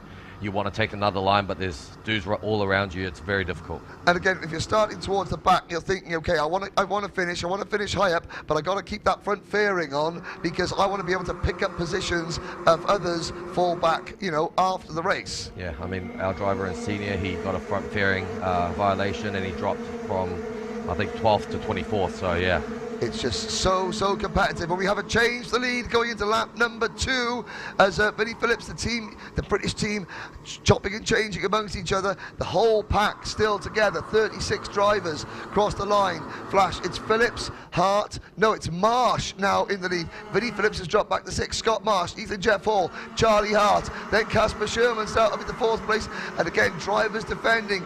You normally wouldn't see defending so early on, but when it's so close, we're on board Mohamed Vali in a DD2. Roger, what are you doing coming through turn number 11? I think you're flat out and then looking for the braking zone. Yep, exactly. And then straight up here, up the hill, big G-force. I mean, it's tough with the grip. It's a lot of grip out there, and today even more so, for sure. In the hot weather yesterday in your pre-final, it was been very, very hot indeed. And again, this part of the track, now this was the fastest parts of karting in Europe. You're flat out here, Irasu on the outside, you've got to tuck in. Great stuff from Mohamed Bali, wheel to wheel, nose to tail at 120 kilometers an hour. Karnajak in front for France. What does Bali do? You get down to turn number 3. It's hold your breath time, isn't it? Yes, for sure. Down the hill now towards turn number 5. Mohamed Bali running in 11th position. Up at the front, it's Scott Marsh, Ethan Jeff Hall, Charlie Hart, Casper Shermans. And Shermans, the Dutch driver, you can see with the blue on his race with the orange front in 4th place. And you have to defend. You have to defend right from the start, because if Marsh lets the door open, he's not going to lose the lead. He's going to lose 1st, 2nd, 3rd, 4th and 5th. It makes you drive differently as the yellow flags are team number 8. You have to really, like in club racing back home in Chinese Taipei and Taiwan, you don't have to defend at lap number 1 because you haven't got 30 drivers sitting on your rear bumper, do you? Yeah, the driving style is something that we need to adjust to out here. You've just got all these very, very quick drivers, and they are not afraid to attack you, to send you out. So, you know, you have to defend, you have to close the door. First 3 laps, I think, is very important. Matej Radenkovic has gone off for the team, for the Belgian kart, side by side for 2nd place behind Scott Marsh. That's Charlie Hart and Ethan Jeff Hall. Hart and Ethan Jeff Hall, they started racing together at 5 years old, and now they're battling for 2nd, but they've got to work together. They've got to work together to catch up to Scott Marsh, who leads the way. Behind the top 3, you've got Casper Shermans in 4th, Vinnie Phillips is 5th, side by side between Casey Ensor-Smith in 6th, with Maxence Bouvier, Van der Stroy, Karnajak, Irasu, Wally, Austin Lee, Mohamed Bali, our camera card. He's the driver with the red Bahrain International race suit on. Very tall driver. It's not a help, is it, if you're a tall driver in karting? Because you can't adjust the seat as much as other people. If you're starting to get tall, the seat's got to go right the way back, but you're okay, you're not that tall. You haven't got heights to worry about, Roger, have you? Yeah, I don't think my height's the problem. I think it's the age. That's the big problem. Oh, side by side going through turn number 1. This is for 3rd and 4th place. Scott Marsh on lap 5 of 18, beginning to pull away. Ethan Jeff Hall, beginning to pull away. Marsh in 2nd position. I do apologise, there was a change last lap around. So Ethan Jeff Hall down through turn number 5. You've got Marsh, Scott Marsh has got to get his head down and just work really hard to catch the leader, because if you battle too much, the leader can just pull away. Into turn number 8 and 9 now. We've got Sherman's in 3rd. 4th is Bouvier, I think. Hart has dropped to 6. Vinnie Phillips up to 5. Really, at this stage, Roger, anyone of the top 10 or 11 could win. We've got 5 laps in. It's 13 laps. It's a long way to go. Yeah, I mean, this track, I mean, yesterday in the pre-final, I was doing 14 laps, and by lap 10, I was like, oh, gosh, yeah, it's hanging out the car. Yeah, it does. It's and that's the other thing, you know, drivers from let's say developing karting nations. Not only is the level of competition still not quite there in terms of numbers, but also the amount of physical activity. Club racing is shorter racing. These are long races, and again, every single corner is like a grand final, isn't it? Yeah. I mean, it's the track condition. There is just so much grip, and back home in Taiwan, our tracks, and the grip level is not even half of what it is out here. So physically, it's a toll, and also such a fast track. You know, it's a lot of things that you have to try and do within the span of a few days. And you're learning the kart as well. You know, you're learning the kart. You've got a lot of support, but it's a huge culture shock. Do you think that having more drivers here has helped Chinese Taipei and the island of Taiwan to get a bit more used to the European style of racing? You all go away better drivers, better mechanics, more prepared after experiencing this event? Oh, for sure. Like, I mean, I talk with my mechanic every day after we drive, and every day he's picked up something. The experience is very important. Indeed, we've got a change for the lead. Speaking of experience, Scott Marsh experienced the Grand Finals podium last year in Mini-Max, and he is trying to experience that feeling again. It's Marsh, kart 205, who leads. From Ethan Jeff Hall, Shermans is 3rd for the Netherlands. 4th is Maxence Bouvier from France. 5th is Vinnie Phillips for Team UK. Charlie Hart is 6th. Van der Stroy is 7th. And again, Marsh having to defend. Sadly, George Georgios Kavantaris from Greece has had to retire. Look at this lead group. We're not even halfway through. We've still got 14 carts in the space of 3 seconds. It's absolutely incredible. Vali there now in the red race suit, going up the hill, chasing Claydon Ensor Smith, and you couldn't pick a winner. It's so far to go. It's hard, well, it's easy for us to say, but as a driver, you've been pushed to the back of this lead group. You've got to quickly adjust yourself and not get sort of too upset, haven't you? You've got to get your head down and work forward. Yeah, mentally you have to be focused. Physically too, obviously that affects the mental part of it. And you just got to get your head down and get on with the job, really. Big move there from Tommy van der Stroys in the yellow Team Belgian race suit. That is at the expense of Charlie Hart, who falls back to about 9th or 10th position. But it's Marsh, Jeff Hall, Shermans, Bouvier, Phillips, Van der Stroys, Enser Smith, Hart, Varley, Irathu, Carnijak, Austin Lee, all in this league group. Burnett is there as well. We've still got a league group. Usakovs for Latvia is 14th, and you know, you've got some real powerhouses there of karting, the UK, France, Netherlands, South Africa, but again, Mali, Bahrain and Kuwait and Uruguay. It just shows that, you know, this competition, it gives you a chance to compete on equal terms. Yeah, for sure. I think Rotax is definitely growing everywhere. It's growing in Taiwan really, really big now because it's just a very fair, it's all about the drivers, and I think that's what a lot of us love about Rotax. Leon Zelenko moves into P14 for Croatia, and still, you know, at the moment, okay, we've got a long way to go. We're half distance. Would you want to be leading, or would you want to be sat behind the leader in second place? As a preference, your preference as a driver. Are you someone that likes to lead and defend, or are you someone that likes to sit behind and work out a way to outthink your rivals?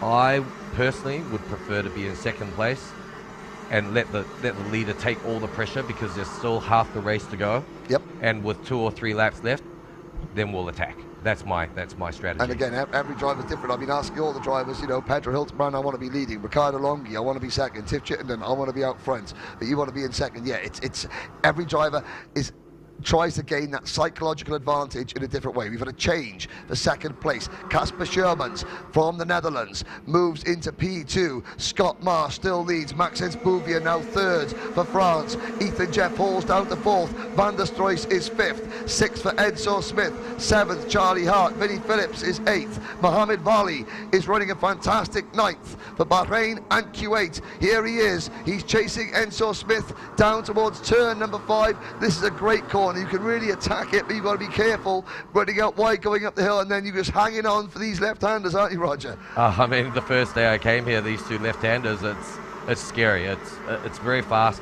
and you have to sort of adjust to look a little bit further down the track so that it doesn't come as fast. If you look a bit further, you can sort of focus a little bit better as well, I find.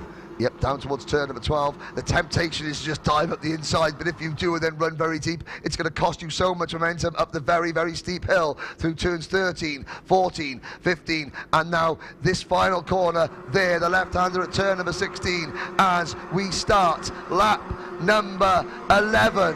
Marsh leads by 3/4 of a second. We're 3 wide for second. Oh, wheel banging there down the main straight. I think that was Casper Shermans defending against one of, I think, of Maxence Bouvier possibly, or was that Ethan Jeff Hall?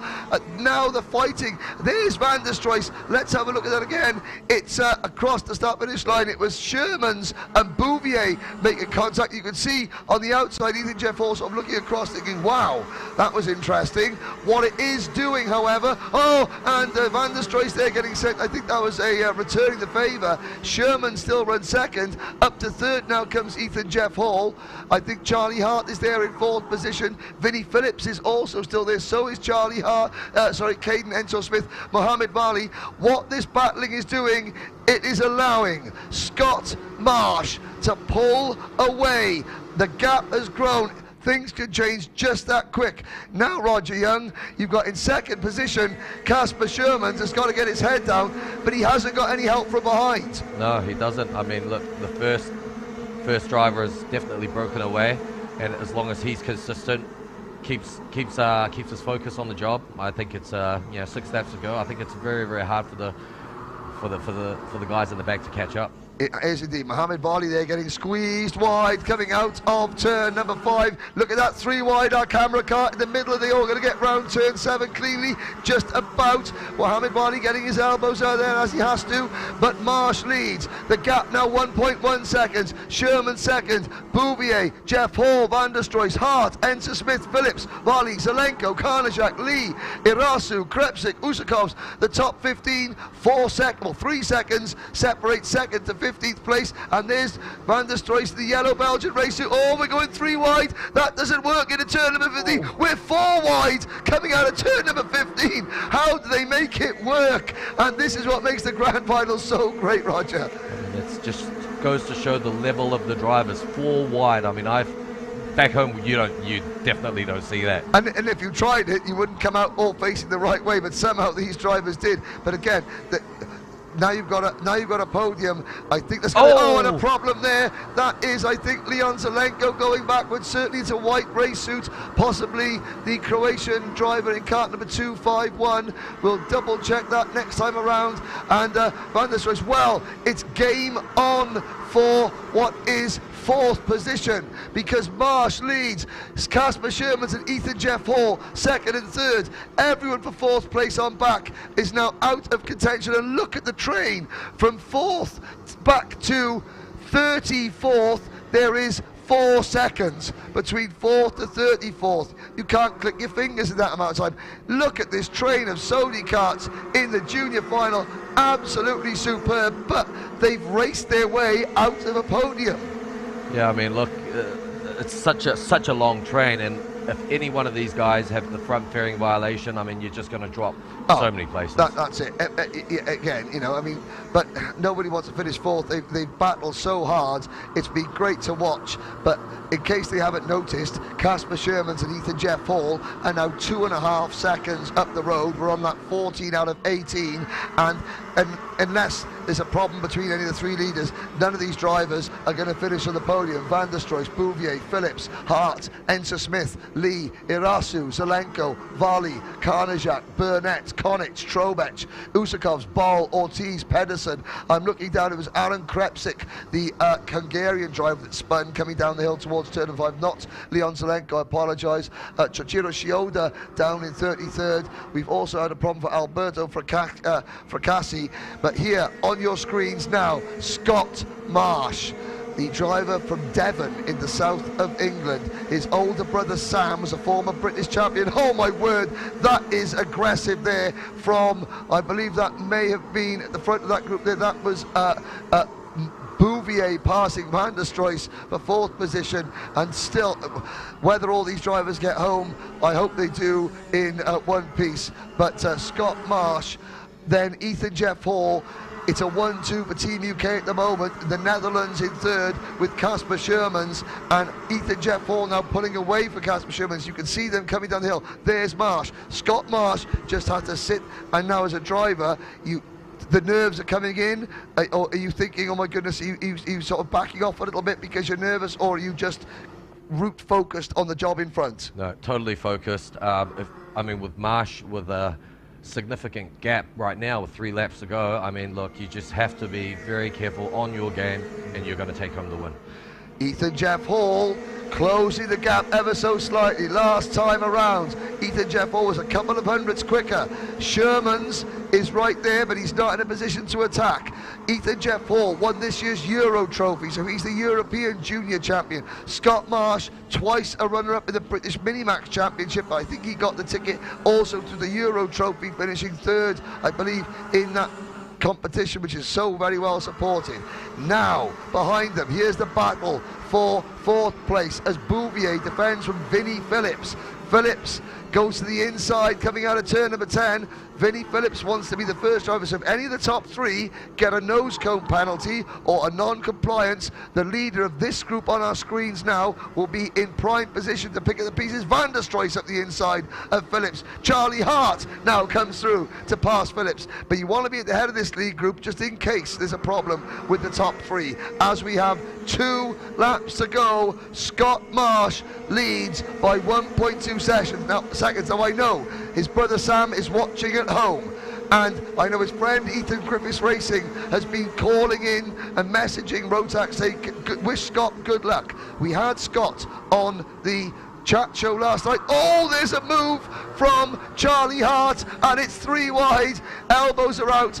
We said to Scott, come on, give your dad, who used to race Richard, used to race Formula 3, and Sam, give him a bit of stick. And he went, no, I'm only here because of them. He is such a nice young man, is Scott Marsh. Whatever he does in karting, it will never be as much as the person he is, because he just won't. I try and have a joke and a laugh with him, and he will not make fun of it or have a joke. He will just say, no, I'm only here because of what Sam achieved in his karting life and what my dad does and his mum. And he now has 1 lap to go. 1,500 meters. What is going through his mind now, Roger? Oh, I mean, pressure's still on, but if I was him, yeah, there's 1 more lap, and you'd be thinking, thank God, because you just did 17 laps out here. Not easy. Yep, not easy. And I mean, you look at this battle. He's tied up perfectly. There goes Zelenko at the inside. Oh, Van der Stroys on the grass, coming down the hill. Volley is there as well. We've had some great pictures from Mohammed Wali. A huge thanks to Mohammed for carrying. He wasn't sure about it at the start of the week, but I think he has done extremely well. Casey Enzo Smith in front of him, who is going to be 4th. But Scott Marsh is now just a couple of corners away. He will come up the hill. Ethan Jeff Hall in 2nd, will not catch him. Casper Shermans will not catch him. Nobody in the world will catch him. Scott Marsh, you are a Rotax Grand Finals champion. Well done, young man. Ethan Jeff Hall 2nd, and look at this, Roger, they're 3 wide across the line. Oh, Casey Enzo Smith in the middle there.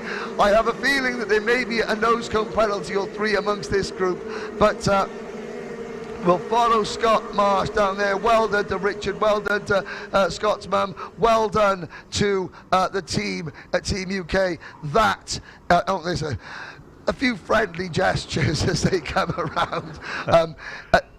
The camaraderie has been great, but you're fierce competitors on the circuit, aren't you? Oh, for sure. I mean, I've met a few of the British boys, and you just see them drive, but they're really good mates. It's interesting to me. They're such good mates off the track. On the track, they're trying to. They will knock 7 colours of you know what out of each other off the track, but then shake hands, high fives away from it. And yes, there's a certain amount of discussion going to go on. What a race! Roger, this has been your first Grand Finals. What have you made of the overall experience? And now, what have you made of it sitting behind the cameras from my point of view? Oh, I mean, it's awesome, and it has been such a pleasure to meet you, and for us to come out here and talk about Taiwan and our karting scene has been really special. Meeting all the drivers, you watch these guys on YouTube, and yeah, it's great. It's great. And quickly, before we have to go through the results, the Rotax Asia Festival, that is going to be coming on. I know the first one is happening very shortly. Why should people come out and race at the Asia Festival? Well, I mean, there's about 130 drivers. We've got close to 10, I think, from Taiwan. I'll be racing in the proper group this time, DD2 Masters. Yep. And, this has been really, really eye-opening for me to see what a big-scale competition looks like. So, yeah. Well, here we go. Here's a look at the start. It's going to be a long highlight reel. This one is at the start. Marsh gets away well, but really, if you look at going through turn number 1, the group of 4th place were this close after 18 laps. A British 1, 2, 3. I think Team UK, even though we had 2nd with Ethan Jeff Hall and Casper Shermans in 3rd for the Netherlands, they'll be a little disappointed.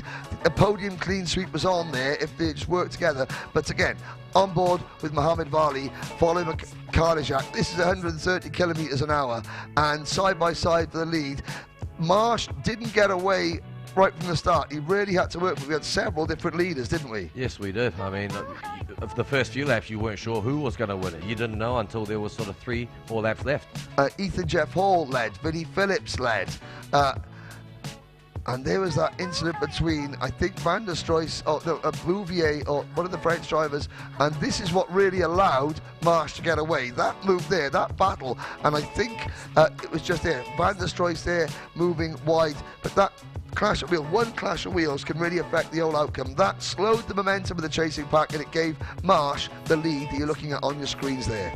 Yeah, but what's going to be interesting is, I mean, there was such a long train, so much fierce battling. the front fairing, I mean, yeah, that's going to be interesting. The iPad of Doom will be busy, I think, at the end of that one. I mean, this is the moment where they go, there's 5 karts, 1 apex, they come out 4 wide out of turn number 15. You've just had to 5 shake wide it. now, look 5 at that. wide. Crazy. Absolutely crazy. Yeah, that's the UK, France, Belgium, South Africa, all 5 wide, and somehow they all came out. There was a problem. This is where Aaron Krepsic from Hungary, and I think it was just hitting one of the French drivers with the dark race suit. Krepsic going out.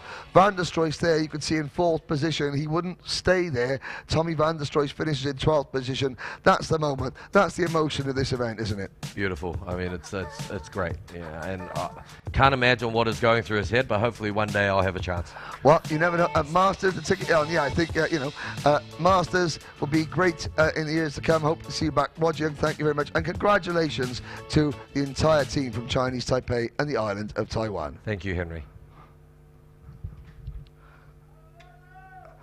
Right, here is a provisional look at the results. Scott Marsh, Ethan Jeff Hall, Casper Shermans, your top 3. UK, and the Netherlands. Then France with Maxence Bouvier, Charlie Hart and Vinnie Phillips, 5th and 6th. Leon Zelenko for Croatia, 7th, the international trophy winner. Caden Enter Smith from South Africa is 8th. Mohamed Vali, first top 10 finish for Mohamed. After finishing 18th and 19th as a Micromax driver. Well done to Mohamed and the entire Kuwaiti and Bahrain international karting team. Gatan Irasu, that is Uruguay's best ever result in the Grand Finals, a top 10. Austin Lee, Tommy Van der Stroys, Matej Konik, Nick Trobeck, Jedson Burnett, Jorge Ortiz, Enzo Ball and Gustav Usakovs round out the top half of the finishing order. Kamal Murad started last, ends at 19th, less than 10 seconds behind the winner in 19th. Matthias Karnajak, Jan Pinto, Santiago Batstarika, Mikael Pedersen, Rio Sakai, Alberto Fracassi, Coop Auclair, Thomas Gomez, Igor Stepanov, Andrzej Pickle and Tino Sidler, the top 30. Shioda, Rittinen, Toloboyski, Krepsic, Radenkovic and Kafantara is the rest. Jen Wade, I think, is going to have a somewhat emotional Scott Marsh down in the pits very soon. Scott Marsh, when you stop crying, I think you just won the race. I know. Oh my God, I can't believe it. Congratulations, some really, really good racing behind you, but once you got in the lead, I think that was it. Ethan couldn't catch you, Casper couldn't catch you. How are you feeling? Oh, amazing. Too many emotions to describe. I'm just so happy. Yeah. Too many emotions. Did you expect that this was going to be your race, Scott, when you started?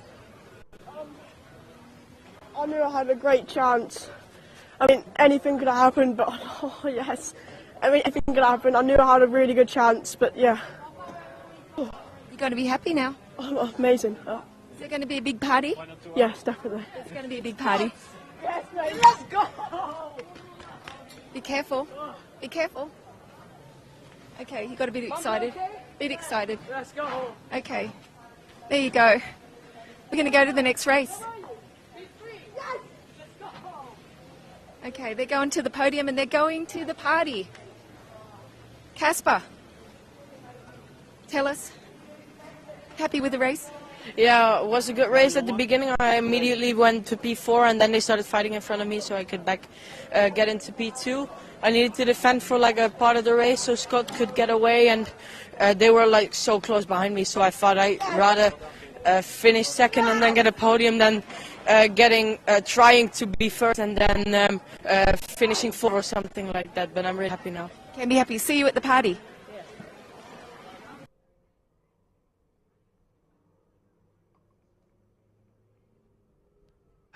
Welcome back, ladies and gentlemen. There we are. There have been tears in the paddock. There are tears now in the drivers themselves. What a race. We have got 3 races to go. The first of these races is seniors. Matilda Olsen joins me in the commentary box. Matilda, seniors, this is the original class. Just quickly, while I update my provisional medal table, what do you think of that and Scott Marsh and that crazy race? Yeah, it was an incredible race. I'm happy for Scott Marsh that he got the win, and great for Team UK to be 1-2. It is indeed, you know, I mean, a very, very physical race behind them. We're going to expect more of the same now, really. Seniors, you know, a double champion in seniors. I see you got your Team Sweden outfit on. Yeah, you've seen the pride we've had. Roger Young just come out. Chinese Taipei got their first ever medal. But firstly, let's congratulate Sweden. Not one win, but 2 wins today. What is the atmosphere like in the Team Sweden camp? Yeah, obviously the Team Sweden is very happy with finish on the top of the podium in 2 classes this weekend. And unfortunately, we don't have anyone in senior. No, I think we did have drivers, but you know, it didn't quite make the final. I don't think. I know Greta Rosen Jr. didn't make the final either. There's the view of the Formula 1 track, and do we have Jen Wade and Gus Becken down with a couple of interviews? I can see Jen at the side of the circuit. I think we might do. Over to you, Jen and Gus, perhaps. Henry, Schomburg, Kovacs, second row, kart 370. Are you feeling lucky? Yeah, sure. It's nice to be here at the front. I think we did a good job through the heats with the quali. We finished at the front. So we'll do our best and then we see what is enough. Because I saw you win here at the Portuguese RMC, the last race when you could drive here. Different conditions, but today we've got nice sunny weather. How's the track? Is it grippy? Is it getting more grippy? But of course you're on the same tyres since qualifying. Yeah, sure. The tyre degradation is a thing we can see on everybody's tyres. We'll see what we can do. The track got better and better. Now I think this is the second day when we didn't have rain at night and in the morning. So sure that grip level got more and more. Yeah. Okay, we're going to say good luck. Thank you. Everyone from Hungary is cheering you on. Yes, thank you very much. Thank you. Okay, one more over here. Lewis Gilbert. Quick one, Lewis. Just a quick. Everyone's getting taller. Lewis, second row. Of course, you've been there at the front. What are you thinking now? You're used to this. You know these 2 guys, Callum Bradshaw, and of course, in front of you, Kai Hunter. Yeah, we know what they're like. We've raced them for a long time now, so we'll just see how the start goes. Take it easy in the first few laps, and then I think it's going to get quite messy later on, so we just need to wait and see what happens. Have you enjoyed being here? I love it here. It's a great event. Rotax does such a great job with the engines and the karts, and yeah, just love it, enjoy it. It's great. Good luck. We might see you at the party. I'll do my best, thank you. Thank you. Alrighty, let's have a look if we can find Gus. There he is, over with Sean Butcher. Yeah, I'm with the one of the other quick Brits, Sean Butcher. Sean, you're starting a little bit further down because of what happened in the heats, but you were very quick yesterday through your pre-final. You've got confidence you can go forward? Yeah, we're definitely fast enough. It just depends how the race pans out. Like, hopefully no one gets too happy with like a 7th place, but yeah, for sure we know what the goal is. All right. Has there been some tactics throughout the team, or is it every man for themselves now? Well, in Team UK, it's every man for themselves, as it always is, but I think we'll see. Like, yeah. All right, good luck. I'm going to grab a word with your the guy who's in front of you, Brendan. He won the pre-final yesterday, so best of luck for your final, and hope to see you on the podium. So Brendan Carr, yesterday's winner of the pre-final. He's starting right ahead of Sean Butcher here. Brendan, you were very quick yesterday. You won your pre-final. You think you can repeat that here in the final? Yeah, it's going to be so much harder than the pre-final, but me and Sean just work together and get to the front and see how it goes, really. All right, good luck. We have the 5-minute board, so we go to Jenny, I think, once more, and then wish you the best of luck. Thank you. Hello, hello. I found a fellow Aussie. Harrison, how are you feeling? It's not too bad. We're not at the front like we should have been, so it is what it is kind of thing. We just let the front boys play for it and see what happens. Get through the first few laps hopefully nice and clean, and anything can happen from here. Great to see you guys back, Team Australia. The Aussies are cheering you on up there. There they are. There's the team captain. We're going to say goodbye, but wish you luck. Enjoy the race and have fun. Awesome, thank you. Thanks to everyone watching at home.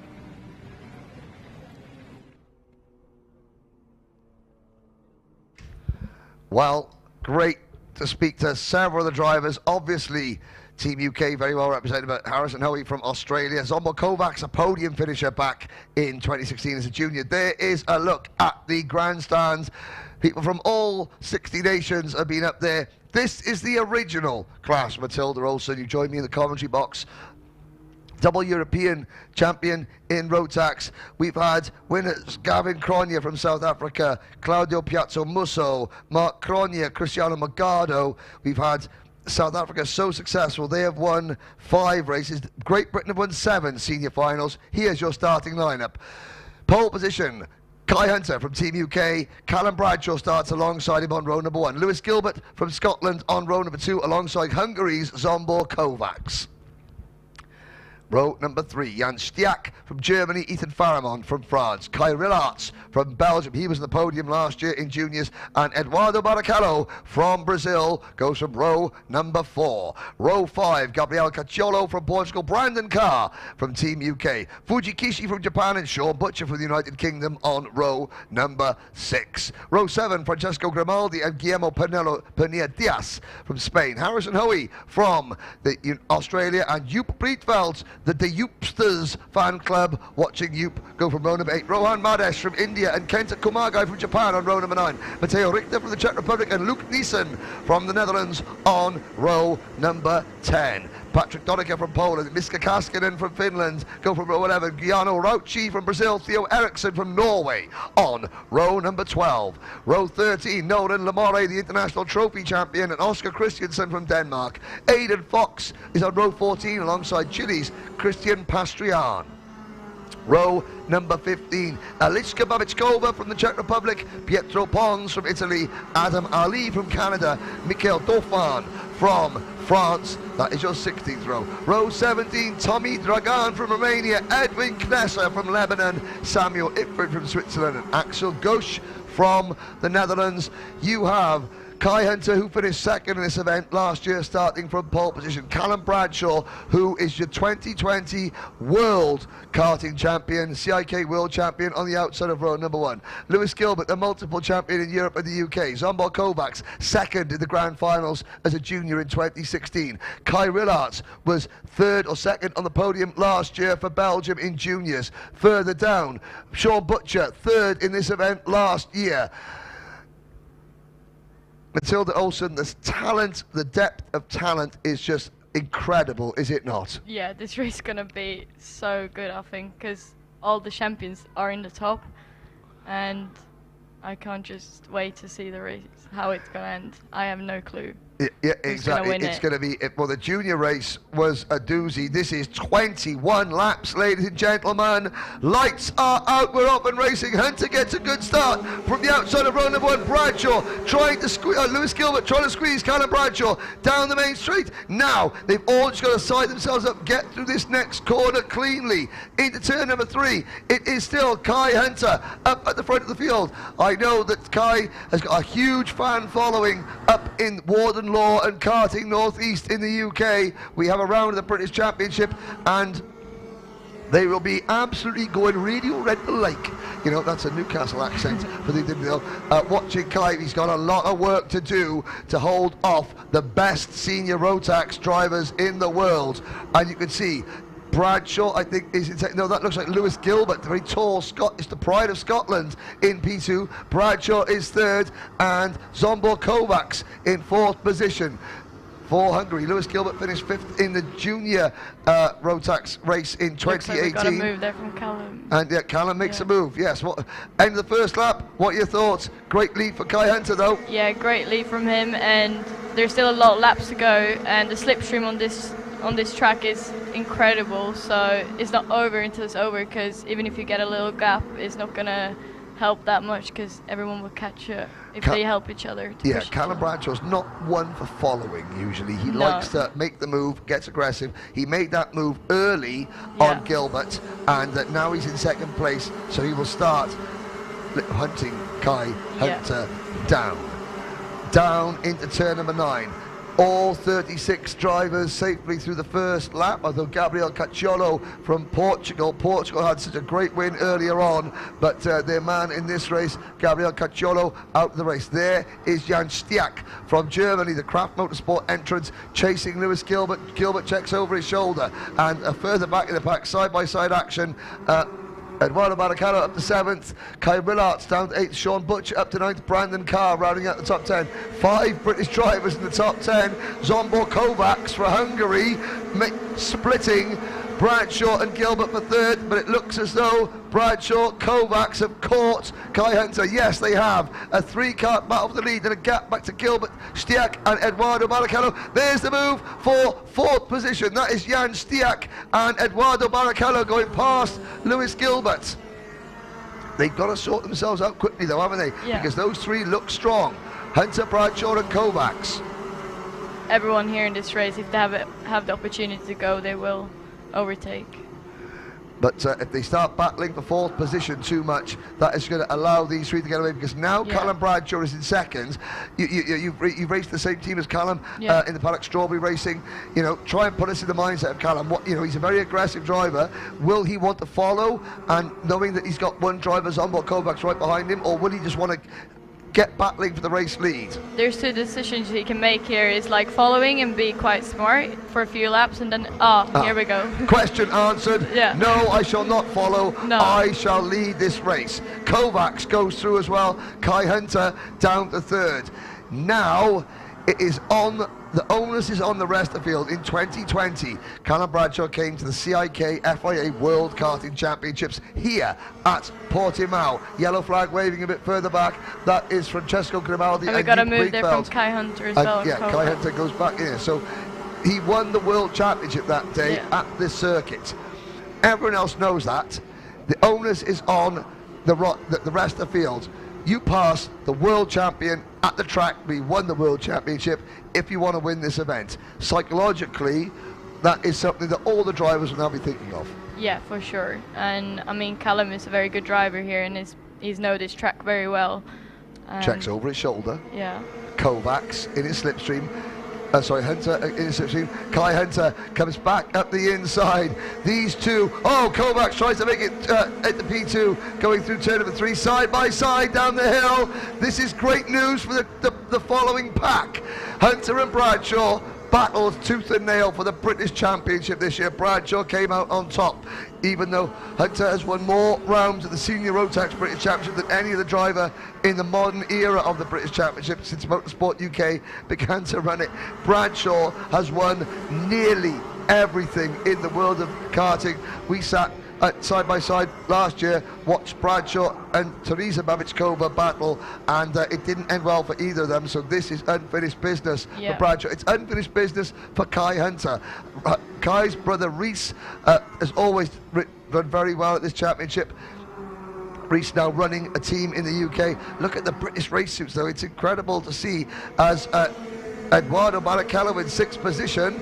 Well, there's 3 non-British drivers in the top 7. Hungary's Zsombor Kovacs. Dudo Barrichello is having to push Lewis Gilbert along. The 2 of the tallest drivers, get your heads down, the pride of Scotland and the pride of Brazil are trying to work up towards the front, because all Hunter looks over his shoulder. He knows Bradshaw's there. They can have a lot of fun if you can have that. And Zsombor Kovacs is thinking, this is looking good for me. Jan Stiak closing in for Germany in 4th position. Oh, Rohan Madesh from India has gone out. The Indian driver did so well to qualify for this final, out of the race. You know, the last thing you want is to not finish the final. Yeah, definitely. No, everyone wants to finish the final, for sure. Okay, right. Matilda, put us in Kai Hunter's head. Now what is he doing? I think he's just trying to focus to not get overtaken and just drive calm. I know it's hard. Now he got passed again by Callum and also Kovacs. And you can hear the cheering and shouting outside there. I mean, Callum Bradshaw showed Kai Hunter the curbing there. Yeah. He's ultra aggressive. Now Bradshaw's back in front. Zsombor Kovacs, this is the first time that Zsombor has had a chance for the lead. Yeah. It's a different rival. He'll know Callum Bradshaw well. Will Zsombor, is he like, Kai's more likely to attack than Zombo, so do you think now Zombo might just sit there, or is it a case of attack? I think he's gonna sit there and wait for the for the right timing to go. He won't do anything stupid because he's a very smart driver, and he's not that aggressive. So I think... Speaking of aggressive, there goes a move. Brandon Carr at the inside of Lewis Gilbert at turn number 13, and Kai Rillarts from Belgium goes through. But the more they're battling, Stiak, look at Jan Stiak, he's got his head down. The top four, well, the top three are clear, then Stiak in fourth, and then a great battle for fifth between Barrichello, Carr, Rillarts, Butcher and Gilbert. Sean Butcher's made great progress.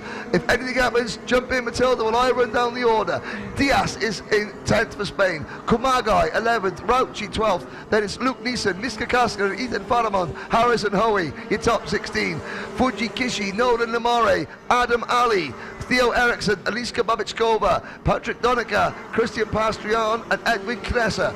Aidan Fox runs 25th, followed by Michael Dauphin, Axel Gauche, Samuel Ifrid, Pietro Pons, Francesco Grimaldi, Matteo Richter, Tommy Dragan, Jupp Breitfeld and Gabriel Cacciolo. Oscar Christiansen and Rohan Madesh have retired.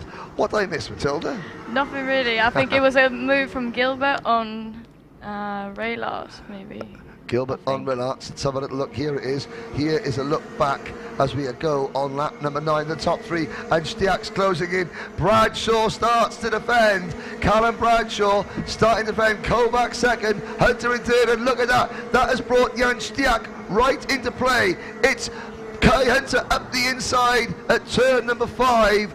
Newcastle, Sunderland, well, they're Mackhams up in Sunderland, that's what we call them. They're not Geordies, that's Newcastle. Hunters from Sunderland. The Mackhams, the Black Cats of Sunderland, are starting to sharpen their claws, and the target is Leicestershire's Callum Bradshaw, who has the lead. Now, at Kart Masters this year, you pointed it out, Bradshaw started last, Hunter was leading. As they started the last lap, Kai Hunter checked over his shoulder and Bradshaw just looked and waved. It's gone viral on Instagram and TikTok. I wonder if we're going to see the same, because it's hard to believe these two drivers are racing their hearts out, but I guarantee you they are having the best, most fun out there as Kovacs and Stiak follow in third and fourth. They're pushing themselves to the very, very limits, aren't they, Matilda? Yeah, very. It's going to be a tough one, this. Up the hill, the 5th place battle on your screens here is now led by Brandon Carr in 5th, Sean Butcher in 6th, Eduardo Barrichello 7th, Lewis Gilbert 8th, Kai Rillarts in 9th. Then there's another gap back to the 10th place. 11 laps to go, Matilda. Does this group have a chance of catching the leaders? If the people in front of them are going to start to scrap, they obviously have a chance because they will get the gap a bit smaller. It's not impossible, but they have a pretty good gap. Yeah, 2.3 seconds at the moment. Yeah, that's a lot, but you mean it's racing, everything can happen. Well, half distance. Halfway through, Bradshaw hugs the inside line. Hunter in second. Callum Bradshaw is like, okay, Kai, if you're going to overtake me, you're going to have to do something extra special. And of course, the more that Bradshaw defends, the more risk Hunter is of potentially getting a no-scope penalty. Callum Bradshaw, he's almost got driving like, you know, rear view mirror style. Yeah. You've been in this situation. Sometimes you've got to do what you've got to do, Matilda. Yeah, you've got to do what you got to do. And it looks like he's defending a lot right now. Oh, yes. And now the gap was 2.3 seconds. The gap now back to Brandon Carr. Look, here's Sean. We're on board with Aidan Fox, I believe this is. And he is following the Dutch driver Axel Gauche. This is the battle of a 25th position. The racing in this event is just as fierce for 25th. Now, as a driver, you've been here before. Talk us around these couple of corners. Oh, well, we've gone off now, but here's the battle. You can't take your eyes off it. The gap is coming down. Could this be deliberate from Bradshaw? Sorry? Could it be deliberate from Bradshaw? Now trying to back the pack up, to have more drivers involved? Yeah, that's a smart move, to back up the pack so you can get away with it, hopefully. I think that's what exactly going through his head right now. He was trying to back up the pack so he will get away with it. Kai Hunter is going to be absolutely, he's travelling, he knows Bradshaw's defending. Yeah. He's got someone right up his backside as well in Zombo Kovacs. He is going to be praying, look. Yeah, for Kai Hunter now, it's very frustrating. It's Yes. very frustrating for Kai Hunter right now because he knew there's people behind him that could overtake him, and he knows that the nose cone can go in because Callum is defending a lot. Again, that is the hallmark. It's what made Yeah. it's what has made Callum Bradshaw one of the very, very best Yeah, direct drive karters for sure. of all time. I have to say, we'll get through that. Callum has won a British Championship. He's won a European Army Championship. He's Yeah. won a European Rotax Championship. He's won a World CIK Championship. I think he's done very well, placed very well in the Army World Finals, in the European CIK Championship, and this event he won on the he almost won on the road last year. No, We came got a second on move the there road. as well from There's a Hunter move. and Bradshaw. Hunter takes the lead. This is unfinished business, and Yeah. the rumours are that Callum's going to step away from full-time driving after this event. But he says this is unfinished business after last year in Bahrain. Yeah. Now, what This a way is to very go out this important would race be. for him as well because then he won everything he could win. He has won just everything there is to win, and he Yeah. would walk away as one of the best. He's never done gearbox karting, which I No. think would be a shame. I would like to see that, but he would step away as one of the best that Britain and in fact the world has ever produced in direct drive karting. Yeah, definitely. His driving style hasn't always endeared him to everybody, but it is what has made him the superb driver that he is. Yeah. However, he has got to now pass karting Northeast's Kai Hunter, the People's Republic of Thailand. We are standing and cheering. It's now Hunter's turn to defend. So the frustration is now back on Callum Bradshaw's shoulder. Kovacs is there. Oh, up the inside. That was a dive. Was that Brandon Carr or Sean Butcher having a little nibble up the inside there? We got a 4-car breakaway once again. We'll see who that is. It may have been Jan Stiak. It was Jan Stiak getting involved. It is Hunter Bradshaw round the outside. Is that Sean Butcher or Brandon Carr? The third driver, it's possibly Sean Butcher trying to go around the outside of Zsombor Kovacs. Stiak is back to 5th. Brandon Carr is 6th. Eduardo Barrichello is 7th. Lewis Gilbert is 8th. And now it's a British 1-3. Now Sean Butcher. Oh boy. Quick. Someone pass me my tablets. Because Hunter, Bradshaw and Butcher are now 1, 2, 3 in the UK. They race for the 3 biggest teams in the UK. Strawberry Racing, Dan Holland Racing, KR Sports. They're now teammates, but they are fierce rivals, and it's 1, 2, 3. Zsombor Kovacs is thinking, I'm on for a good win for Hungary here, and I tell you who else is on for a good win. Stiak and Dudo Barrichello are closing back in. Don't count them out. Or British Junior Champion on your screens there, Brandon Carr. This is his very first, well, it's his second ever senior race. 15 laps to go, Matilda. You might not take over because I feel like I'm going to blow a gasket. Yeah, this is such a cool race. I mean, it's like UK top 3, and you know all of these drivers. It's not just about the UK. I mean, Zsombor, this is it's just you want the best. You know, the way that this event goes out. Not sometimes you turn up and a driver that's been brilliant all season has a terrible roll of luck. Not this case. The best drivers in the world this year have all made it top. All the pre-race favourites are there. They're all there, and it's game on. Wheel to wheel, 4 wheels. Oh my word, Bradshaw! And hold your breath.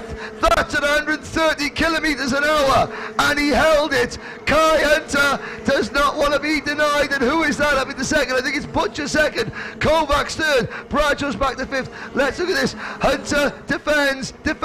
Bradshaw doesn't back out. Bradshaw still doesn't back out. Hunter shows him the white line. Bradshaw, what control, Matilda Olsen. Yeah, that was some good control there, but he lost a couple of positions. That was not good. We're on lap 16 out of 21, and suddenly, look who else has joined the league group party. We've got 10 drivers.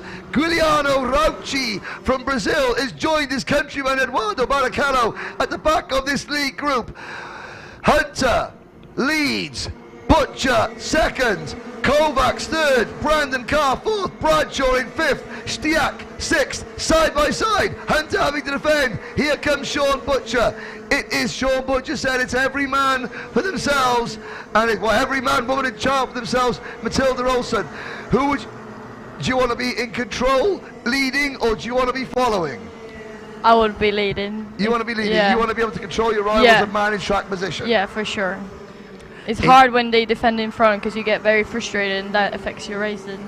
But sure. If you're leading this race, you can, you know, equal equipment. You know that everyone around you is equal. You have to defend, don't you? Yeah, for sure. You know, this is not Kai Hunter being overly defensive. If that was you driving that first car on the track, you'd be doing exactly the same thing. Yeah, for sure. And everyone's on the same equipment here, and it's so tough. 10 cars separated by 2.2 seconds. Kai Hunter, Sean Butcher, Zsombor Kovacs, Brandon Carr, Callum Bradshaw, Jan Stiak, Lewis Gilbert, Kai Rillards. Here comes Sean Butcher to the inside, but Sean Butcher will have seen what Kai Hunter did. Kai Hunter just flicks the back end out. Has he left the door open? No. Great car control.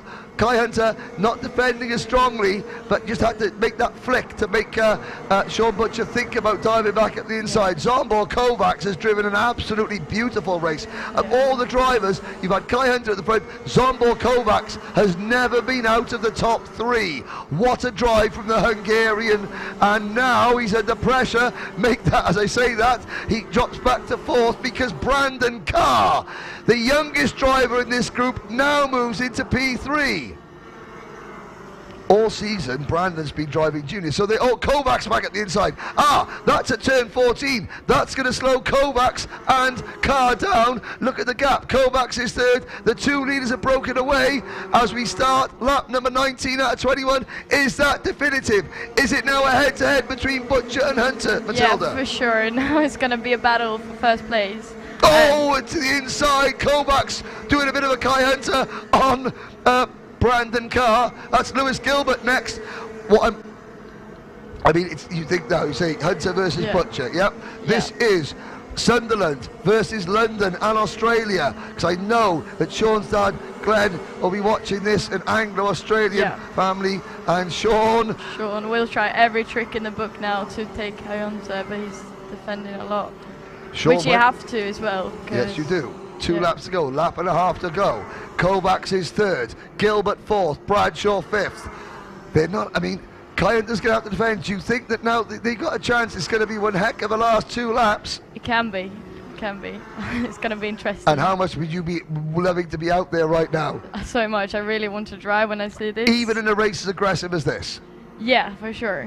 It's so fun to race when it's like this, but also so frustrating and a bit scary because you don't know what's happening and everything can happen. But it's great to race when it's like this, very close. So we hard have, racing. close, hard racing. We've got 2 laps to go. Your order: Kai Hunter leads from Sean Butcher, Zsombor Kovacs, Lewis Gilbert, Callum Bradshaw, Brandon Carr, Kai Rillards, Giuliano Raucci, Eduardo Barrichello, and Jan Stiak. Nolan Lamare is 11th, followed by Guillermo Pio Diaz, Kento Kumaga, Ethan Faramond, and they're 3 wide coming out of turn number 9, and that's Kovacs has been freight trained. Finally, the Hungarian challenge is broken. Here comes Raucci at the inside. Contact there. Kovacs backwards. That's the first proper bit of contact we've had. Kovacs will not make it 2 Grand Finals podiums. I couldn't see which Brazilian driver it was. I think it may have been Raucci. Coming down the hill. Raucci on Kovacs. Kovacs exit stage left. We begin the final lap. Kai Hunter leads by 0.2 of a second. Side by side for 3rd. Bradshaw and Brandon Carr run each other wide. Here comes Lewis Gilbert. It's a British 1, 2, 3, 4, 5. That has never happened before. Barrichello is next for Brazil. But Kai Hunter, wanted to achieve everything his older brother Reese has achieved. He won the GP plate, and he said, that's the one thing my brother never did. Well, Reese has won a British title in senior Rotax. Kai Hunter has finished 2nd the last 2 years in that championship. But here's one thing that Reese has never done, and Reese will be standing in the grandstands cheering and shouting, and to Matty, his dad, and the whole family, the first Hunter brother to be a Rotax world champion is Kai Hunter. Butcher is 2nd, and look at this, Jag Rotax and Motorsport UK. We have just witnessed history. It's a 1, 2, 3, 4, 5 for Team UK. Incredible. As a proud Swede, I know you did. That is an incredible achievement. 100%. It's a very good, strong team from UK. Very strong. Oh, what I They're mean. doing great. It just shows Jack Rotax won the Distributor of the Year. Yeah. I mean, we talked about the different races that Rotax put on. Yeah. The British Championship, I say it all the time, it's the best domestic Rotax Championship in the world. We have drivers from all over the world come and race in it. That is why you need to, because the standard of racing is that high. When you get onto the world stage, it proves itself. We'll talk about Kai Hunter in a moment. Matilda Olsen, take us through a little bit about the highlights. Great start from the inside from Kai Hunter at the start, but it was the battling never stopped. There's Aidan Fox behind Samuel Ifrid. It was just chaotic and so close, so intense from start to finish. It's been a so close and intense race, as you say as well, and it's so tough out there. I know exactly what the feelings are on track, and so much frustration, but also to have a laugh out there for sure, because when it's tight and close racing, it's the most fun to race. That's Kai Hunter making the move initially on Zsombor Kovacs. This is Brandon Carr going up the inside, excuse me, of Lewis Gilbert.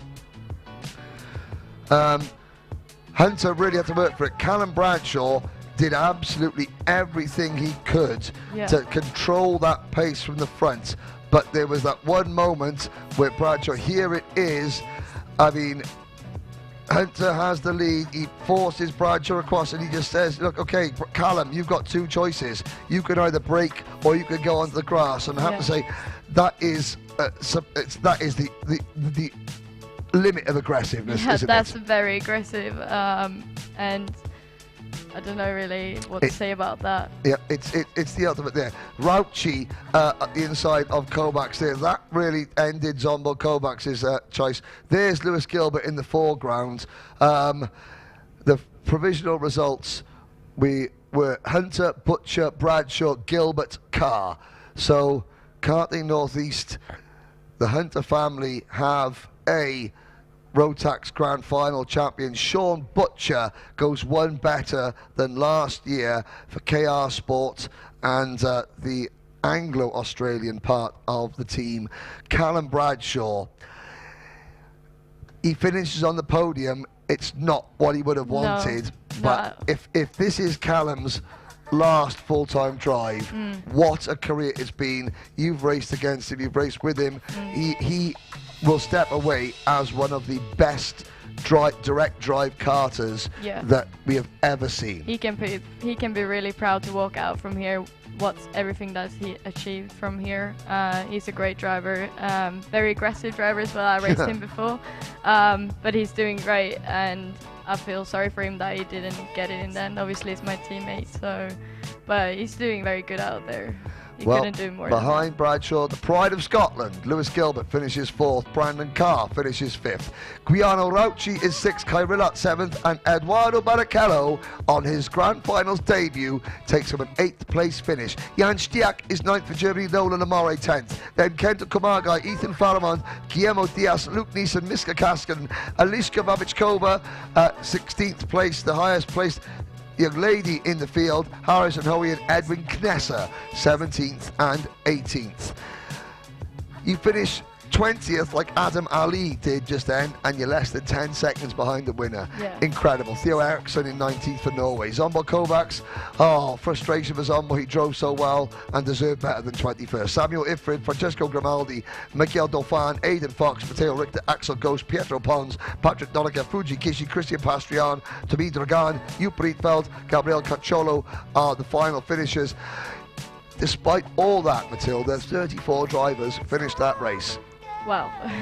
That's a credit to the drivers, as hard as it was. Thank you very much for joining me, Matilda, this week, but we are going to go down to Jen Wade and Gus Becken in the pits. Take it away, guys. So I'm here, senior winner of the final, Kai Hunter. You did an absolutely fantastic job there on track. Getting away there in the final portion of that race, how did it feel? Yeah, it was absolutely amazing. It's so hard to break the toe around here because it's so strong, but went into when Cal started defending, I thought it was game on, so that's why I brought it to him. Like, he started defending, so I thought it was a perfect opportunity to me to get involved when he started. So did him around the outside here, and I think that was game over from then. Well done. You looked so comfortable throughout the week. I mean, you weren't always on top spot, but you were so comfortable in the fighting and everything. Yeah, cheers. Yeah, really appreciate it. All right, we're going to have a party tonight. Hell yeah. Have a good luck with your team, and we'll see you on the podium. Thank you very much.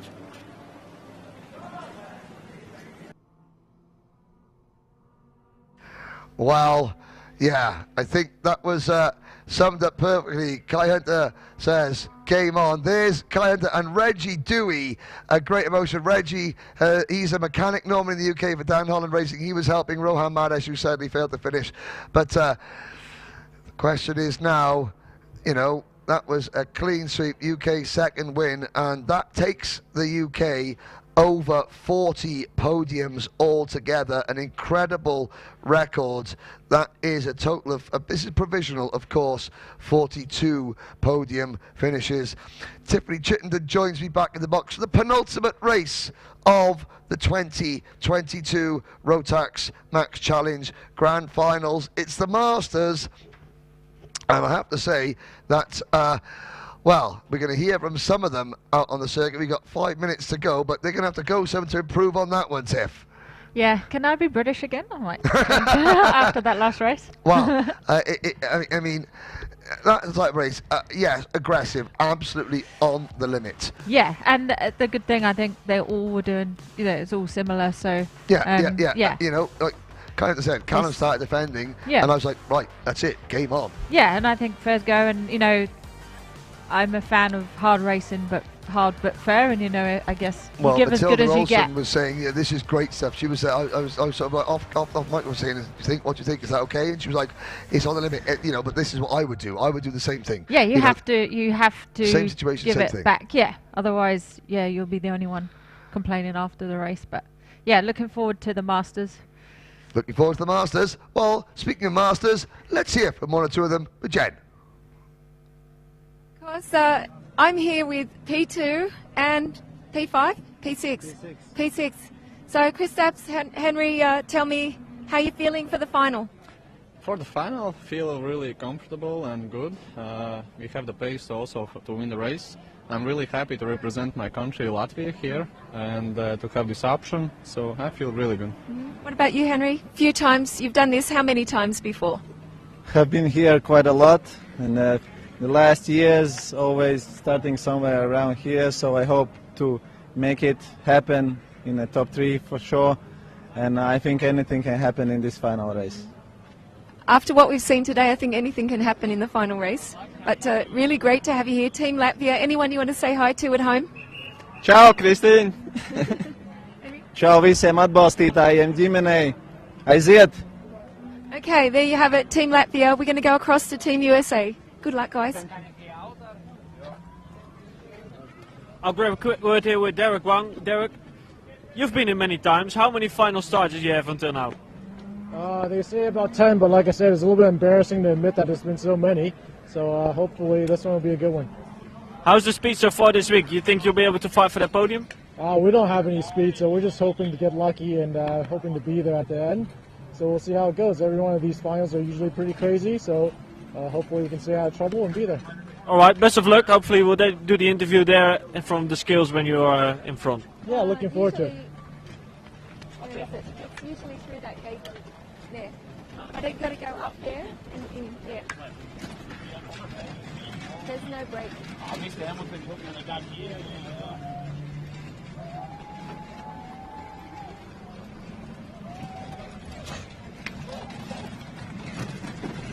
Well, there we go. Thanks once again. We've heard from Team Latvia and Captain America, Derek Wang.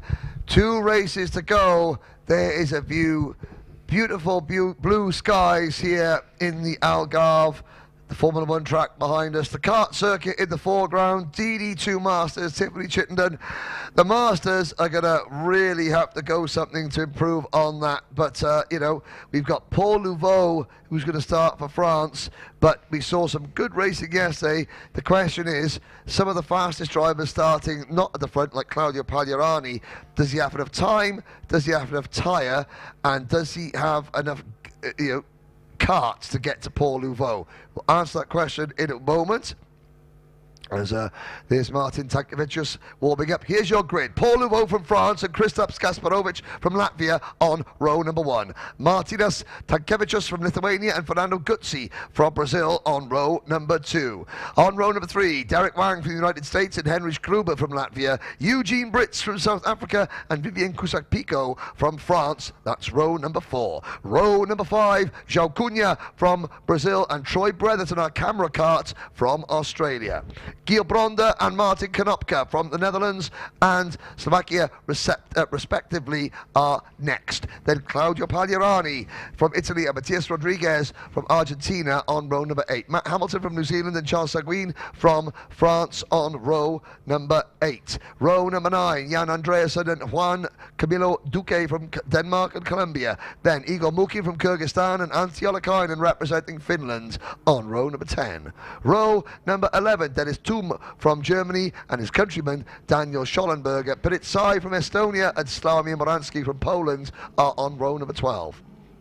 Row number 13, Peter Gutai from Hungary and Jared Frieston from Canada. Then Horacio Torres from Chile, Michael Hitchcock from Switzerland, Fabio Kielka from Belgium, Masanori Kato from Japan, Javier Campo from Spain, and Tony Hogg from the United Arab Emirates. And then Javier Alcant, Nick Izani, Alexander Gautier and Edum Cho. Just to give you an idea, in this field we have former winners. Let's have a look at my Masters thing. We have João Cunha, 3rd in Bahrain. Matias Rodriguez, 3rd at Sano in 2019. Antti Ollikainen, 2nd in Brazil 2018. 2nd here in 2017. 2nd in Sano 2016 and 3rd in Valencia 2014. We've also got former podiums. Matt Hamilton was 3rd in senior Rotax back in 2009, and in DD2 Matt Hamilton also had a podium back in, let's have a little look, 2010 in La Conca. So many talented drivers. Here is Troy Bretherton, Tiff Chittenden. Can anyone beat Paul Louveau? I think it's on. I mean, we saw that Claudio moved up a lot of places yesterday. He's that much further up the grid. I think 5 places, so he's starting 13th, I think. So, and there's a lot more laps. So yes. This is where we'll see how easy Paul was taking it yesterday. Yeah, we'll only find out if he was giving it his maximum. He was pretty confident. Yes, he was wasn't very confident. Wasn't worried at all. Lights are out, we're off and racing. Oh, one of the Latvian drivers on the outside there, Henry Gruber, running very wide, but all through turn number 1 cleanly. Paul Louveau has got Martinas Tankevicius right behind him. I think Tankevicius realises, I've got to go now, I've got to go early, because if I don't get past at the start, I'm never going to get past. We're 4 wide back in the pack. And it is Louveau, Tankevicius, followed by Henry Gruber, I believe. No, that's Gasparovic in 3rd. Louveau defending. Tankevicius is right there. The key now is simply is that Tankevicius doesn't get involved in a battle. Yeah, exactly. And the nature of with these DD2s and the front brakes, you can drive kind of and brake to the corner, to the apex. So you'll see the first lap especially, they'll all defend like crazy. Yeah, and then they'll start getting into the flow. Often you'll see them have a look behind them as they come onto the straight, see if they have a gap or not, and then they know whether they can settle into the normal, faster racing line. Well, we've got a breakaway at the front, but it's not a 1-kart breakaway, it's a 3-kart breakaway. Louveau, Tankevicius and Gasparovic neck and neck down towards turn number 3. Behind the leaders, it's Fernando Guzzi, Cusack-Pico, Gruber, Wang, Bretherton, Cunha, Konopka, Brits, Bronda, Rodriguez. Pagliarani has not had a good start. Claudio Pagliarani will look back for the Team Italy race suit. You can see he's got some clear air in front of him, but Louveau having to defend. Tankevicius at the inside. Oh, A little bit of an outbreaking manoeuvre there in turn number 9. Tankevicius saves it. Oh, I thought he was going to lose a little bit of time there, but you can see they're taking the fight to Paul Louveau, and you can't let Louveau get away. Tankevicius is forcing Louveau to drive defensively, so he's... Tankevicius is preventing Louveau from breaking away, and in turn he's keeping everybody else in touch. There is Bretherton looking to the inside of Cunha, but you've got to be very, very straight now, on very, very smooth, very consistent. Yes, yeah, just be as smooth as you can, and you know the easiest when you need to make up as many places as, for example, Claudio and Matt Hamilton need to. The first lap is the best lap, the start. So you know, and he did make a lot more places up at the start yesterday, so he's got a long... but he also showed us that you can overtake. Yes, you can. It's very possible around here. Look at this train of Praga IPK carts heading up the hill now. The Macedoni Kato has had a problem at turn number 3, so a brief yellow flag. We're on lap number 3 out of 21. Louveau, Tankevicius and Gasparovic. Then a gap back to Gutsi. Pico, Kusak Pico, Gruber, Wang, Cunha, Bretherton and Konopka.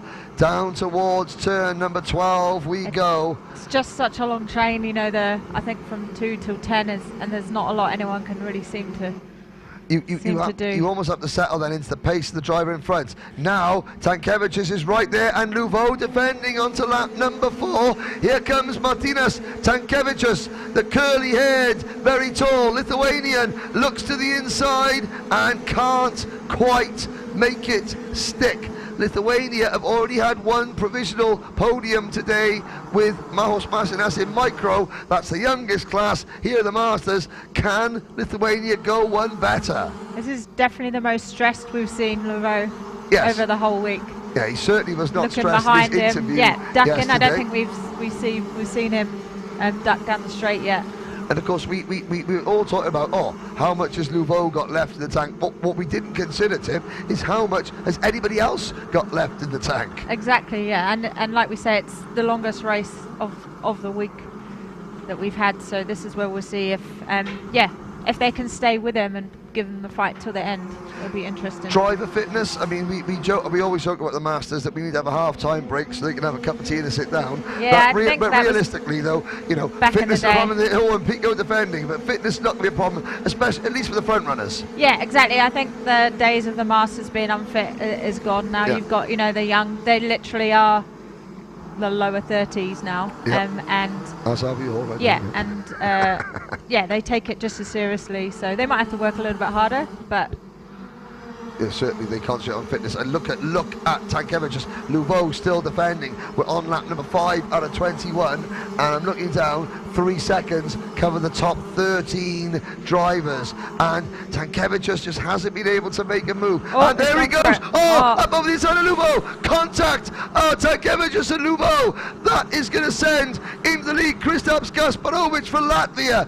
Oh, we saw this. You could see Tankevicius building it up, couldn't you? Yeah, he was lining it up, and I think just his rear wheel hit over the front of Louvo's front wheel. So, but it's hurt him a lot more than it has Louveau. So yeah, Louveau is still there in second place. Tankevicius down to 9th. New leader, Kristaps Gasparovic. You can hear the Latvian cheering outside the commentary box window. Down the hill, up into second place. Up to third place now is Fernando Gutsi. In fact, I think, is that Gutsi going past Louveau? It is. Oh, Louveau, the inside contact. Louveau getting aggressive now, trying to get past. Has Gutsi held on? The answer is he's there. He's in third, and it's getting a bit more. Bretherton in our camera cart is right in that pack. Now, I've asked all my ex-driver, my co-commentators who are drivers, would you rather be sat here, Tiff, or in the middle of this? I'd rather be in the front of this, not the middle. Not the middle. I don't think anyone wants to be in the middle of this right now. Pagliarani making a move. You saw the very tall Italian driver up the inside. Here's Bretherton. Bretherton is up to 7th. He's chasing 6th position is Vivian Cusack-Pico. Now, good slipstream. Do you think he's close enough to make a move, Tiff? You'll be able to see. You're always close enough to make a move, I think. Always. But no, he's about cart length. You really need to be on there, just off the rear bumper. And in turn number 5, yes, it's exactly. I was close enough to make the move. Yeah, that's what I would say. Yeah, but yeah, so we've seen a real breakaway now, and yes, this is Louvo's back into P2 though, so No. Louveau is 1.3 seconds behind. Oh, we got problems at the side of the circuit. That is Edum Cho from South Korea and Javier Alcant from Mexico, and they're both up and out of their car. So there's a move. There's Tankevicius. Oh, and a spin in the middle of the pack. Who's that that's gone around? Oh, and he's going to be not taken out. Oh, that was so nerve-wracking. We'll get a number check next time by on that. We're on lap 8 of 21 now, and we'll just do that. It was Vivian Cusack-Pico, the French driver, out of the race. So and we'll just need to see. That was Pagliani, so he'll be hoping he didn't get dropped down. Yeah, that's going to be the problem. It did look like, I mean, obviously there was a move going up the inside. He turned sideways, and then Pagliani had nowhere to go. So yeah, but definitely there was contact with the nose cone. Well, let's see, the gap between Gasparovic and Louveau is 1.1 seconds. Last lap, Paul Louveau in second position was a tenth quicker than Gasparovic. Joe Cunha in third is just 6 tenths of a second rather, behind Louveau. Guzzi is fourth, Wang fifth, Bretherton up to sixth, Gruber seventh, Pagliarani eighth, Tankevicius is ninth. Then Dennis Thum up 11 places from 21st to on the grid to 10th. Matt Hamilton is 11th from 15th on the grid. Eugene Britz is 12th. Igor Mukin is 13th. It was Igor's birthday yesterday. Then it is Charles Seguin, Jan Andreasen. Jan Andreasen was a podium finisher back in 2003. Antiola Kain is 22nd behind Horacio Torres, Duque, Sai, Konopka, Torres, Bronda. Then it's Rodriguez, Moransky, Campo, Kielka, Hitchcock, Gutai. We have got 33 drivers still running. Vivian Cusack-Pico is down in 32nd. Field is actually still quite... we've got 10 seconds covering the top 27 on lap number 9, but Louveau getting a little bit quicker, and look at that, Pagliarani at 59.1, 4 tenths of a second quicker than the race leader, Tiff. Yeah, he still has a few to get through though, so... Yeah, Pagliarani is running in 8th place. There's a long way to go. We're on lap number 10 of 21, so we're not even at half distance yet. Finally, the race seems to have settled down. Yeah, and I think if Pagliarani can get through the next pack, but it would help him if the front pack fight. And he's gone past Bretherton, so there, he's picked up 6th position. Claudio Pagliarani goes past Troy Bretherton, and we've got the onboard camera. I do wonder if you would have seen suddenly from the right-hand side of the screen on the onboard camera, Pagliarani whoop, up the inside. Oh, and he's gone again. That's Derek Wang. Captain America. And that is Joe Cunha has gone as well. Wang in the barriers and out of his car. His 11th Grand Finals will not end as a happy one. Have to say, he just went for the move. Cunha was defending. I didn't think he knew he was coming completely, so yeah, but it's a shame. He's been there or thereabouts, I think top 5 all of the heats, so shame to see. What it does do though, Tip, is it moves Pagliarani up into what is now 4th position. Place. Yeah, that was helpful. So it's Latvia leading France, leading Brazil. Fernando Guzzi, I think you remember maybe one of your last Grand Finals as a driver. Guzzi was so quick at Sano in 2016, but it was a different format. It was the pre-finals, the top 18 went through the final regardless, and it started raining and Guzzi went off. He went from winning all his heats to not making the final. So this is potentially redemption. There's a move. That's Dennis Thum picking up a place, passing Tankevicius for 7th. So Dennis Thum is doing a Claudio Pagliarani. He's at 14 places. Yeah, he's making his way up well, and fastest lap for Claudio again, so he's at a 59.0, so 4 tenths faster than the leader. He just has to get there. 4 tenths, he's just got to get there, and then you can see it's a long, it looks like a long way. The gap between Krzysztof Gasparovic and Paul Louveau started off at 1.2 seconds, it's now down to 7 tenths of a second. Then there's another 1 second back to Guzzi in 3rd, and 1 second back to Pagliarani in 4th. We're on lap 12 of 21. The key to the race is going to be, we're talking, can Pagliarani catch the leader? Well, Pagliarani will catch the leader if Louveau catch the leader. Yeah, because and if they Louveau, fight. yes, then Yep. it's game on. But look at these league group. There's Tankevicius. He's had an up and down race there. The question is, when Nicola Cusack-Pico, Vivian Cusack-Pico spun sideways and Pagliarani had nowhere to go, did his nose cone drop? We can't tell from I want this. to say it. Look, yeah, I don't want to call it. Yeah, we can't. I have my It does look somewhat low to the ground, but that just could be weight distribution on the cart. Yeah. Here we go. The gap between the top two, it grows to 0.8 of a second. So Louveau goes quicker. Kristaps Kasparovich responds. Pagliarani 59.053, and that's impressive. Whether his nose cone has dropped or not, the man who runs the 54 Squadra Corse team in Italy is absolutely blowing the doors off that DD2 Master chassis. Question is, are we going to run out of laps? Race number lap number 13, behind Pagliarani, our camera car. Bredetton is 5th.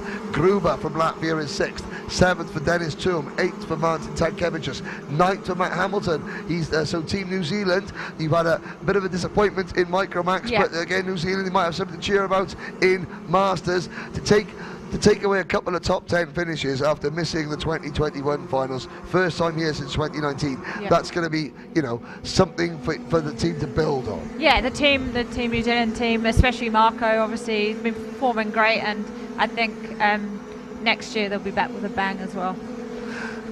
Maybe with, another Masters driver, one that might be sitting quite close to me. We'll have to see, Tiffany. I think you get dusting the race boots off. Yeah, no, for sure. I'd love to be out there.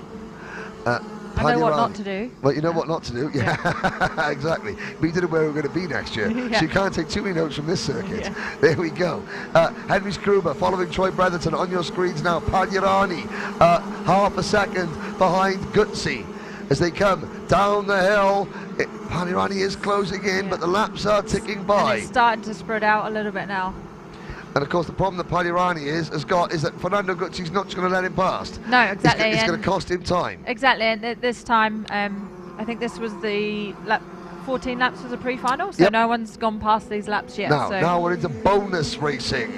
21 laps. It's a head down. You can see in fourth place, Pagliarani is really trying. Lap times last time around: 59.4 for Gasparovich, 59.3 for Louveau, 59.2 for Guzzi, and 59.2 for Pagliarani. But there's only a 10th in it. The great thing about this is the parity, but then when you get gaps, the worst thing about this is the parity. Yeah, and I'm sure Guzzi's still trying, but he will want to defend a third place at the World Finals. If it doesn't look like he's catching Louveau now, so it's a 10th at a time. It's still a third place, and he's not going to make it easy. They don't tend to work together as much as no. the younger. What I'm noticing is there's very few drivers now putting in personal best times, so the tyres are all going off amongst the front runners. We have lost João Cunha from Brazil. He's retired after that collision with Derek Wang. Edum Cho, Javier Gonzalez, Alcantara, Masanori Kato have sadly retired. We've got 31 karts still running.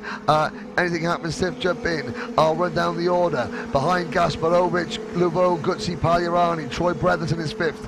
Then it's Henry Skruber in 6th, Dennis Toom 7th, Martinez Tankevicius in 8th, Matt Hamilton 9th, and Igor Mukin in 10th.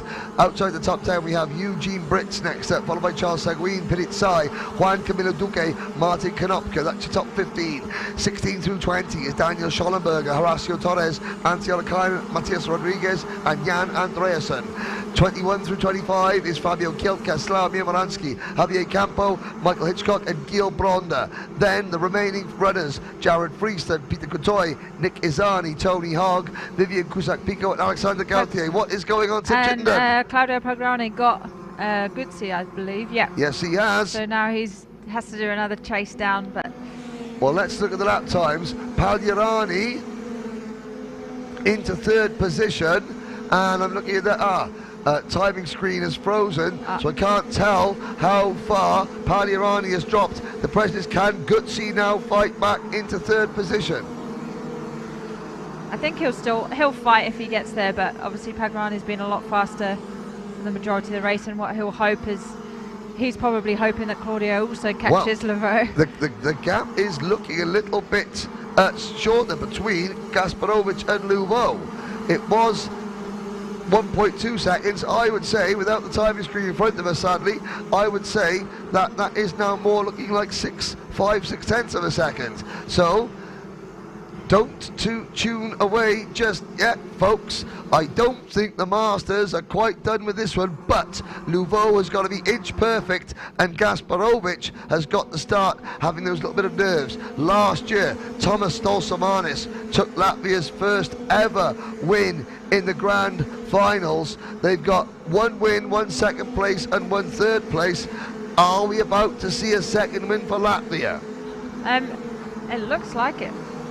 So yeah, he's managing it at the moment, and Paul Laveau's now looking behind him also. So it's just whether I think Claudio Pagnarani can catch Laveau, I'd say. Well, it's going to boil down to it right then. That the Rotax Global app comes on, the timing has been restored. The gap is 0.6 of a second. Yeah, it will also depend how much the leader defends on the last lap. Because that slows you down a lot as well. Yeah, that will slow down. But first of all, for the leader to defend, he's got to have someone to defend against. At the moment, Laveau is not there. We begin lap 19 out of 21. It is Latvia against France, against Italy, Brazil, Australia, Latvia again, Germany, Lithuania, New Zealand, and Kyrgyzstan in the top 10. Well, I think the laps are running out. Laps are running out. Pagliarani has not quite had maybe the tyre, used the tyres a little bit too much, or the fact that Gasparovic and Laveau have just been that little bit better. Yeah, and I think, you know, when someone quick starts kind of P20 yesterday and then P15, he is naturally faster than the bunch in front of him. But as you move up the field, it gets harder and harder to close the gaps. Well, Fernando Guzzi in 4th position. He will be the first to benefit should any of the top 3, because let's not forget, ladies and gentlemen, that Paul Laveau and Claudio Pagliarani have both had incidents. Laveau clashing with Tankevicius, which cost Laveau the race lead, and Tankevicius, it cost him 2nd place, and Martinas Tankevicius is currently 8th, but then also Pagliarani getting 4th is Guzzi, Bretherton 5th, and Gruber in 6th. You've watched and marvelled at the Masters with me all week, Tiffany Chittenden. What have you got to say about Krzysztof Gasparovic? I mean, I think he's just been there or thereabouts, which is what you need, and there's always going to be some drama up front. Pick up the pieces. And exactly, now, yeah. And to be fair, he has led since the incident. He's been putting the lap times in. And now Guzzi defends 4th. Game on for 4th. Kana Kamrakat. Troy Bretherton wrestle 4th place. Well, he's up the inside. Going into turn number 12 at 11. Not quite. 1 chance to go. Here comes the defence. Guzzi defends. Bretherton's going to try and get up there. Gruber is there as well. But Latvia waited 22 years for a victory. They got one last year. They're going to get one this year. DD2 Masters goes to Latvia's Kristaps Gasparovic, and his dad Eriks is mechanicking for Henris Gruber, who finishes 6th. So Kristaps beat his dad for the ticket and now comes away as a Grand Final champion. Latvia win another one. Paul Laveau will be spitting feathers with 2nd position. Claudio Pagliarani for Italy takes 3rd. Guzzi for 4th. Bretherton 5th. Gruber, Toom, Tankevicius, Hamilton and Mukin. I have to say, there's going to be an awful lot of emotion for Kristaps Gasparovic. Yes, we're looking to see how low some of those front fairings are. But the Latvians it's a pretty good thank you, isn't it, for if you beat your dad? Oh, here you go, but I did win. Yeah, I know. And Eriks was saying, I want to come next year, but my son was too fast this year. Now, on the outside, that is Henris Gruber, I think, breaking out of the tram lines. At the front, Laveau and Tankevicius just got away really well. And there's your winner, Gasparovic in 3rd place. This is the move. Tankevicius, and he just the car unsettled itself, doesn't it? Yeah, I think just carrying a bit too much, maybe a little bit too eager. Yeah, but it was one of those things that, you know, and it's the everyone front knew wheel that that Louveau. So And this is where Louveau comes back now, up over the curb into the side of Fernando Guzzi at that point. So here's Pagliarani up the inside, side by side. Yeah, that's Cusack, Pico, and the cart goes around. Pagliarani is contact there. So he'll be thanking those nose clips if that nose cone's not in. Yeah, exactly. Now, Bretherton, are we going to see arriving Claudio Pagliarani? Yes, we are. There we go. And you can see Team Italia on an absolute mission. But Troy Bretherton, you know, from Team Australia, again, the vast majority of their drivers missed last year as well. So Captain Kanga, Scott Howard, has got the Aussies back on top spot. And I have to say, there we go. There it is. It's nice to see them all celebrating. Pagliarani's, is happy too in P3. Now, we've obviously missed the iPad of Doom. Yeah, I mean, he's cheering, so maybe it's fine. I would say it was fine because he should be able to see it. So the fact that, yeah, he's had a great race. Oh, yeah, there he comes. But I mean, what we're going to say, so Kristaps Kasparovich, you just beat your dad for the ticket, but, you know, then you... I'd forgive him if... Yeah, let's have a look. There is the work, and there is a special moment. That's not his mechanic. Is it his mechanic, or is that his dad? It's his mechanic from Latvia.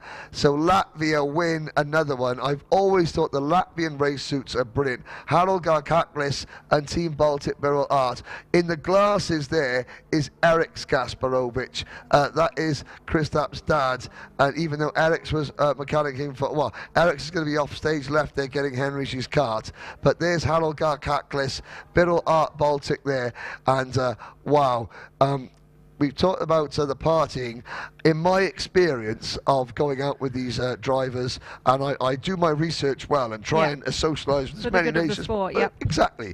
Nobody parties quite as hard as the Latvians, and there is Eric Kasparovich. That is Dad congratulating son, and Dad didn't do a bad job on the spanners either, getting Henry Gruber up into the top 6. Yeah, it's pretty good. Yeah, good racing all around. It's just, I guess Paul Louveau is not going to be, you know, he's done a lot of work, but P2's still amazing. It is. You know, here's your provisional result. Kristaps Kasparovich for Latvia takes the win. Paul Louveau, second for France. Claudio Pagliarani, third for Italy. Fernando Guzzi for Brazil in fourth, and Australia's Troy Bretherton fifth. Henry Gruber, Dennis Toom, Martinez Tankevicius, Matt Hamilton and Igor Mukin round out your top 10. Eugene Britch, Charles Seguin, Martin Konopka, Pirit Sai, Daniel Schollenberger, then Juan Duque, Fabio Chielka and Horacio Torres. Latvia, France, Italy, Brazil, Australia in the top 5. Antti Ollikainen, the quest for a Grand Finals win goes on for Antti Ollikainen, as it does for Slawomir Moransky, Matthias Rodriguez, Michael Hitchcock, Jan Andreasen, Javier Campo, Gil Bronda, Jared Freeston, and the rest of the names on your screen. 31 finishers. Sadly, Zhao Cunha, Derek Wang, Edum Cho, Javier Gonzalez Acant, and Masori Kato has failed to finish. Jenny Wade has an interview. Tiff Chittenden, thank you very much for joining me all throughout the week. It's been a great pleasure. I'll see you later. And down to the pits with Jenny Wade and a happy winner.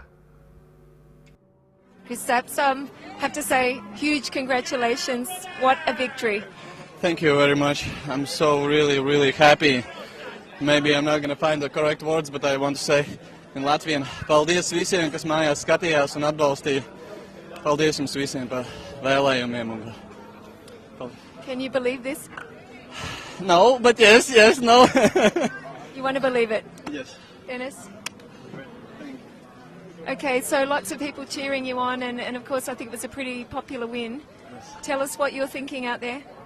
I'm really happy to be supporting my country, Latvia, and I'm really happy for all these guys who are cheering for me, my country fans and everybody else. So thank you everybody. I'm really happy. Well, you must have been aware that Paul was sketching you a little by little every lap. Did it nerve you any bit? No. When I was in the first lap, and I saw that I have already the slipstream gap out, so I was just looking forwards and till the last lap, not thinking about the rear, just thinking about the front, and don't look back, only accept the last lap, and thinking to bring home victory. Have you planned a party already tonight? I'm planning already party tonight. I think tomorrow and Monday will be a holiday in Latvia. So congratulations, we're going to see you at the podium. Thank you very much. Thank you. Well done. Thank you.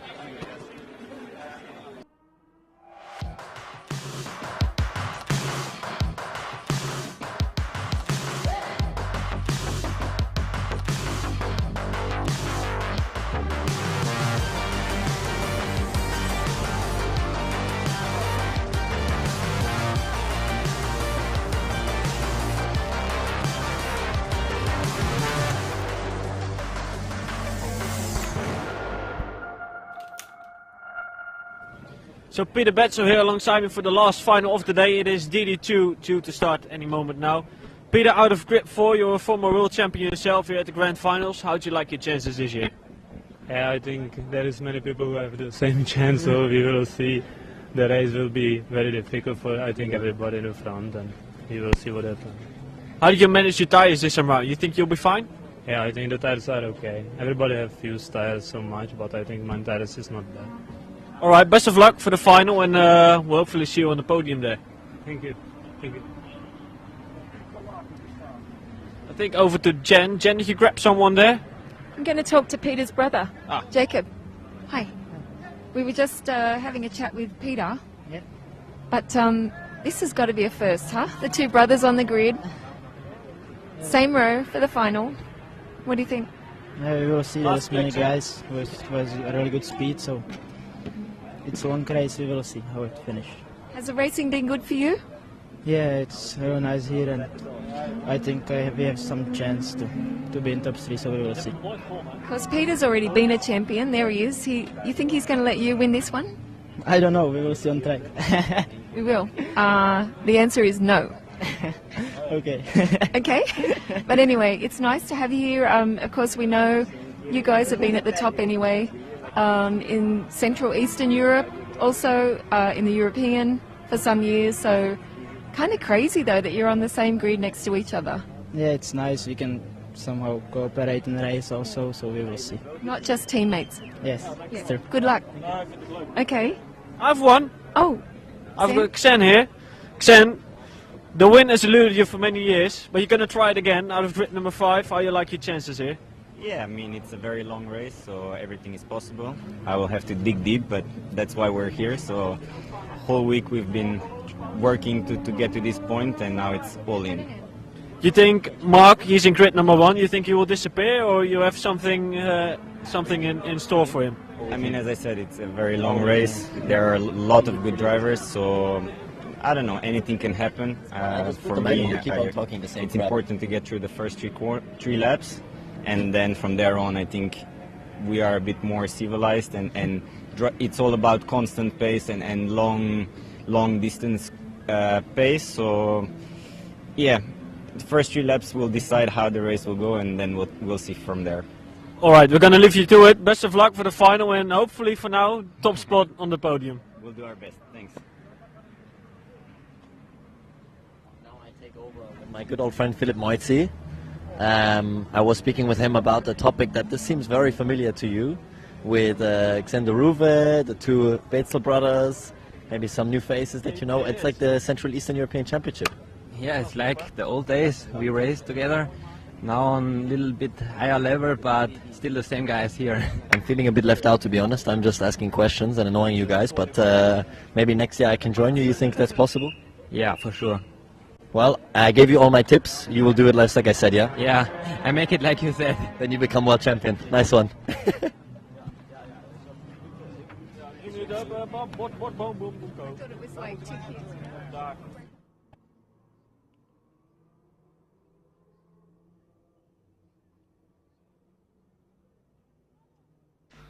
Well, thank you very much both to Gusbecken, to Jen Wade, and to Ferdinand Habsburg.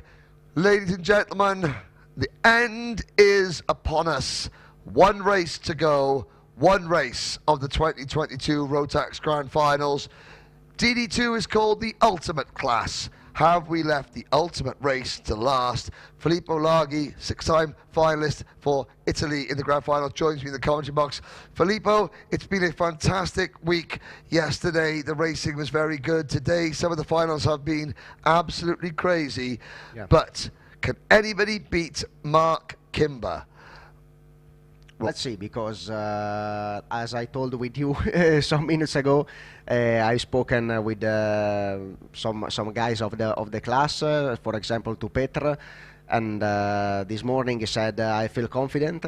Of course, the speed of Mr. Kimber is very good. It's very good. We'll go through the starting grid. We've got Mark Kimber and Glenn Van Parijs on row 1, Jakob and Peter Mazel on row number 2, Zed de Roer from Slovenia and Dario Maslakevich on row number 3. Then Filip Moazzi from Austria and Chris Hannon on row number 4. Row 5, Emils Akmens and Antoine Barbarou. Row 6, Nicola Pico and Axel Sanyala. Row number 7, we have Rasmus Vendelbo, Ragnar Virus, Rasmus Friedel and Kyle Kumaran on row number 8. Row number 9, Jason Leung and Ruben Kverkilt, Paolo Bessonsone and Patrick Lockmellis on row 10. Lockmellis finished 3rd a year ago, Kumaran 2nd a year ago. Matis Marinovskis and Jackson Rooney on row 11. Francesco Palladino from Italy and Brian Cavedo from Argentina on row number 12. Juan Rodriguez, Victor Frost Bay on row 13, Philip Luaka and Christopher Saxa on row 14. Row number 15, Joseph Iltz and Bradley Liebenberg, both from South Africa. Then it's Max Jaeger, Mick Knowlton. And the final 2 rows of the grid, Clay Osborne, Bertold Bors, Nathan Glenn and Joshua Batoon. To give you an idea of just the level of competition, Patrick Lockmellis finished 3rd a year ago, Carl Kumaran 2nd a year ago, Zen de Roer 3rd in 2019, Nicola Pico 2nd in 2019, Peter Mazel 1 in 2019, Paolo Bessonsone 1 in 2018, and further back we've got Peter Mazel 2nd in seniors in 2016. Mark Kimber 1 in 2016 in junior, 2nd in senior in 2018, 1 senior last year.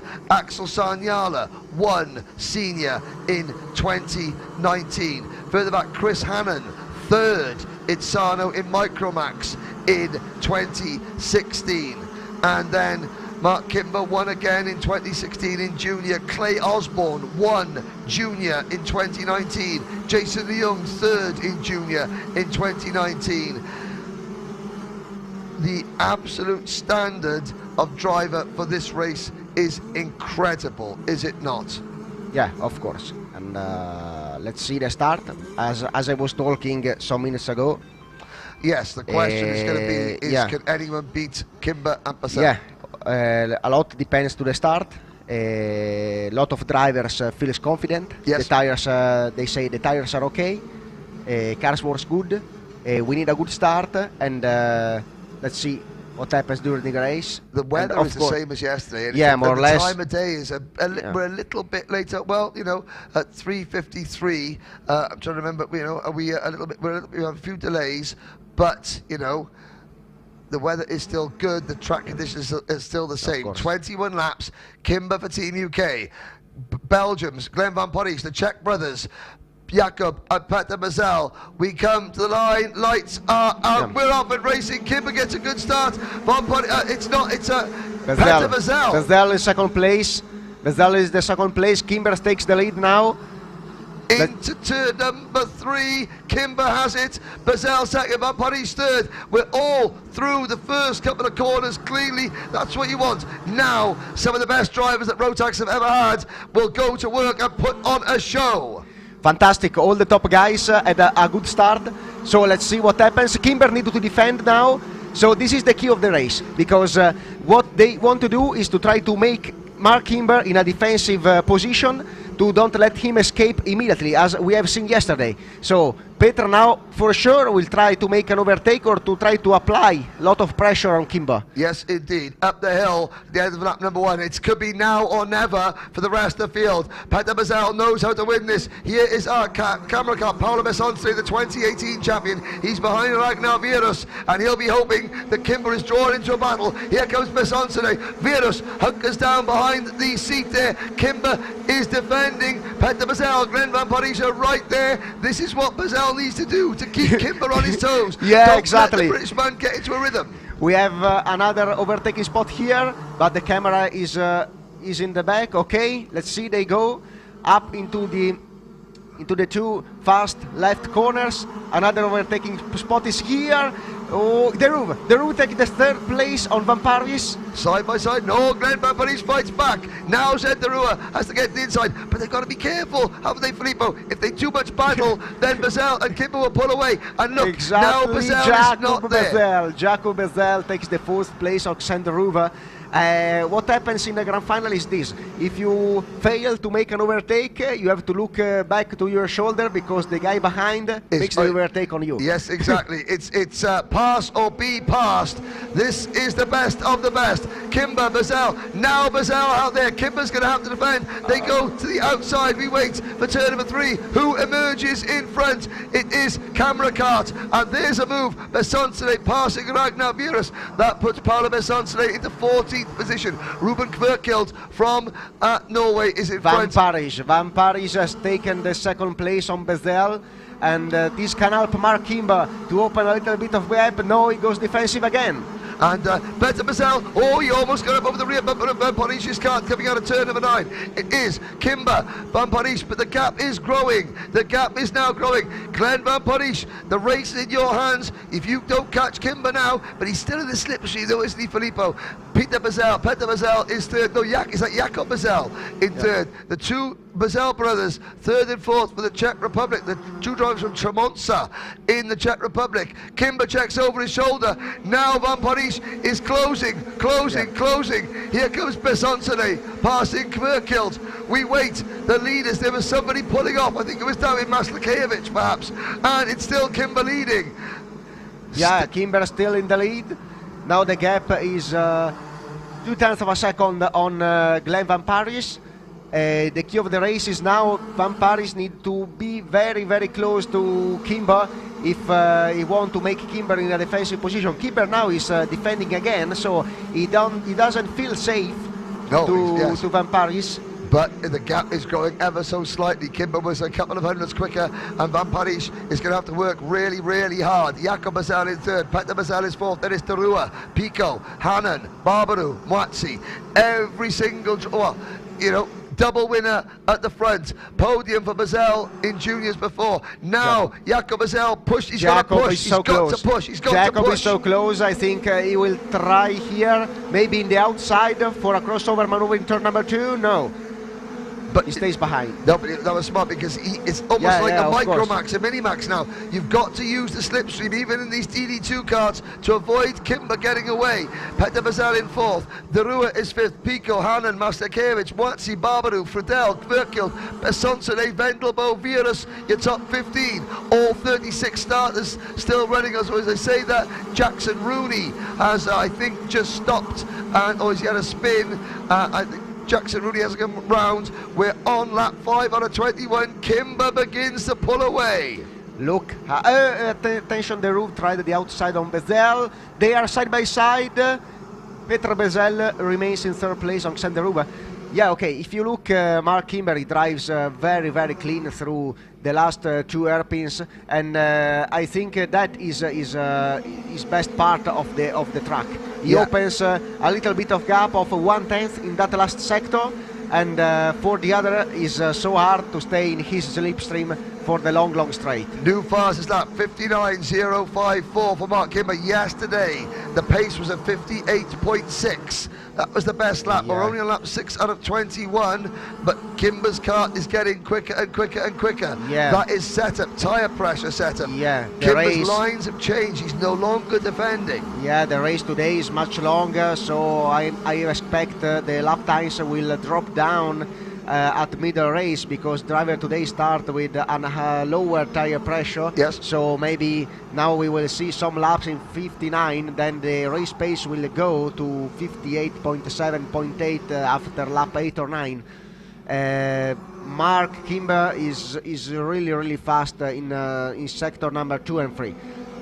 1 more tenth of a second also this lap, new fastest lap of the race. The first driver 8.954. Yeah, fastest driver on the track, the only one driver behind the wall of the 59 seconds. Oh, Philip Moazzi from Austria, who started at the front, and Emils Akmans have had a coming together. So Moazzi and Akmans out there. So is Antoine Barbarou. So we've had a collision further back on lap number 7. Barbarou from France, Jackson Rooney from New Zealand, both out of the race. Akmans and Moazzi right at the back of the pack. I think they have also retired.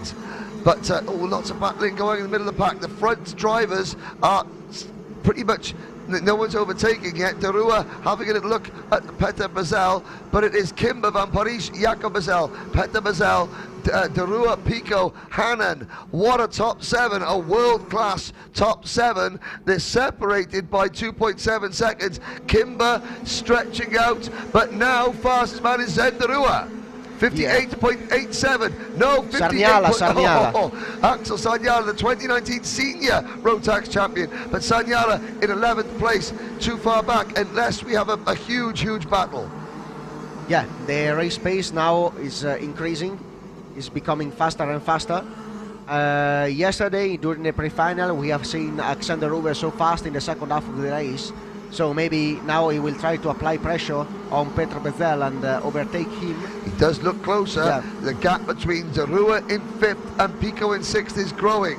Down the hill, Kimber leads by 0.5 of a second, and Petr Bezel is defending, but that's going to spoil De Rua's run. Sen De Rua needs to keep the momentum up to avoid dropping too far off the top 3. Yeah, and they needed to do it so fast and catching as a surprise Petra, because Petra is so defensive, is so good in defensive. Look, this he stays close in the inside of the curves, and for Xen is impossible to make a move now.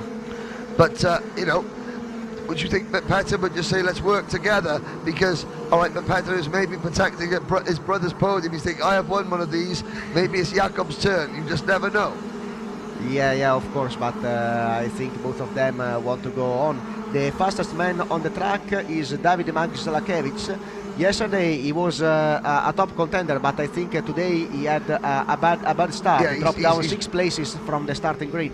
So Mazalakevich will this lap time is really fast, because it's 2 or 3 tenths of a second faster than the guys in front. So he can close the gap and recover some places. Rasmus Fridell has also retired, the Swedish kart. Coming into play now is driver number 441, Paolo Besson, side by side, De Rua and Peter Bezel. De Rua to the outside, now he'll try the crossover move, but no, he hangs on. Peter Bezel still in P4.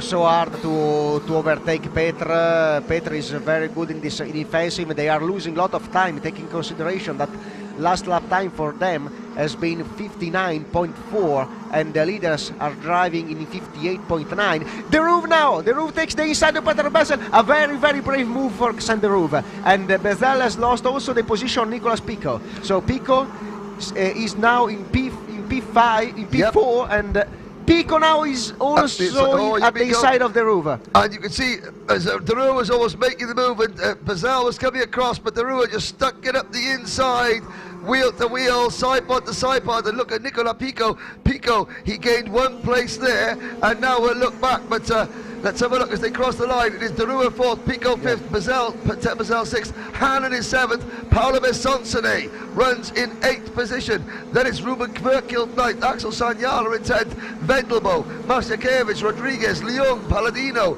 Liebenberg, Melis, Ilks, Osborne, Kumaran, Frost Bay, Knowlton, Jaeger, Bors, Cavedo, your top 5.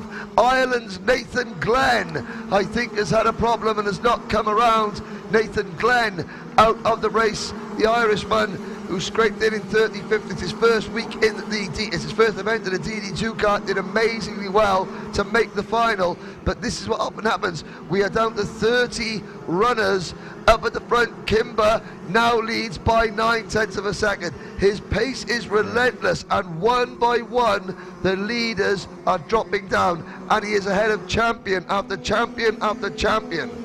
Mr. Kimber is trying to open the final gap, I think. He's doing his pace.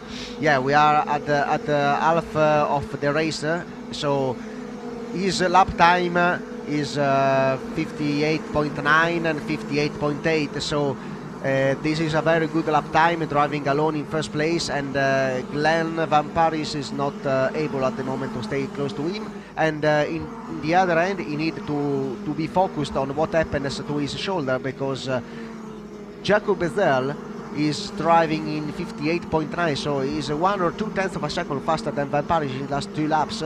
So I think there will be a strong battle in a few laps for the second place, and maybe if they go too much defensive, Xanderuve can also join the battle for the third place. It's not over, Henry. It's not over yet at all, Filippo. And I tell you, a driver that doesn't think it's over either, and that's Paolo Besonsone. He's in 8th position. We're on board with him now, and he is absolutely almost tickling Chris Hannon under his armpit. He's so close with him.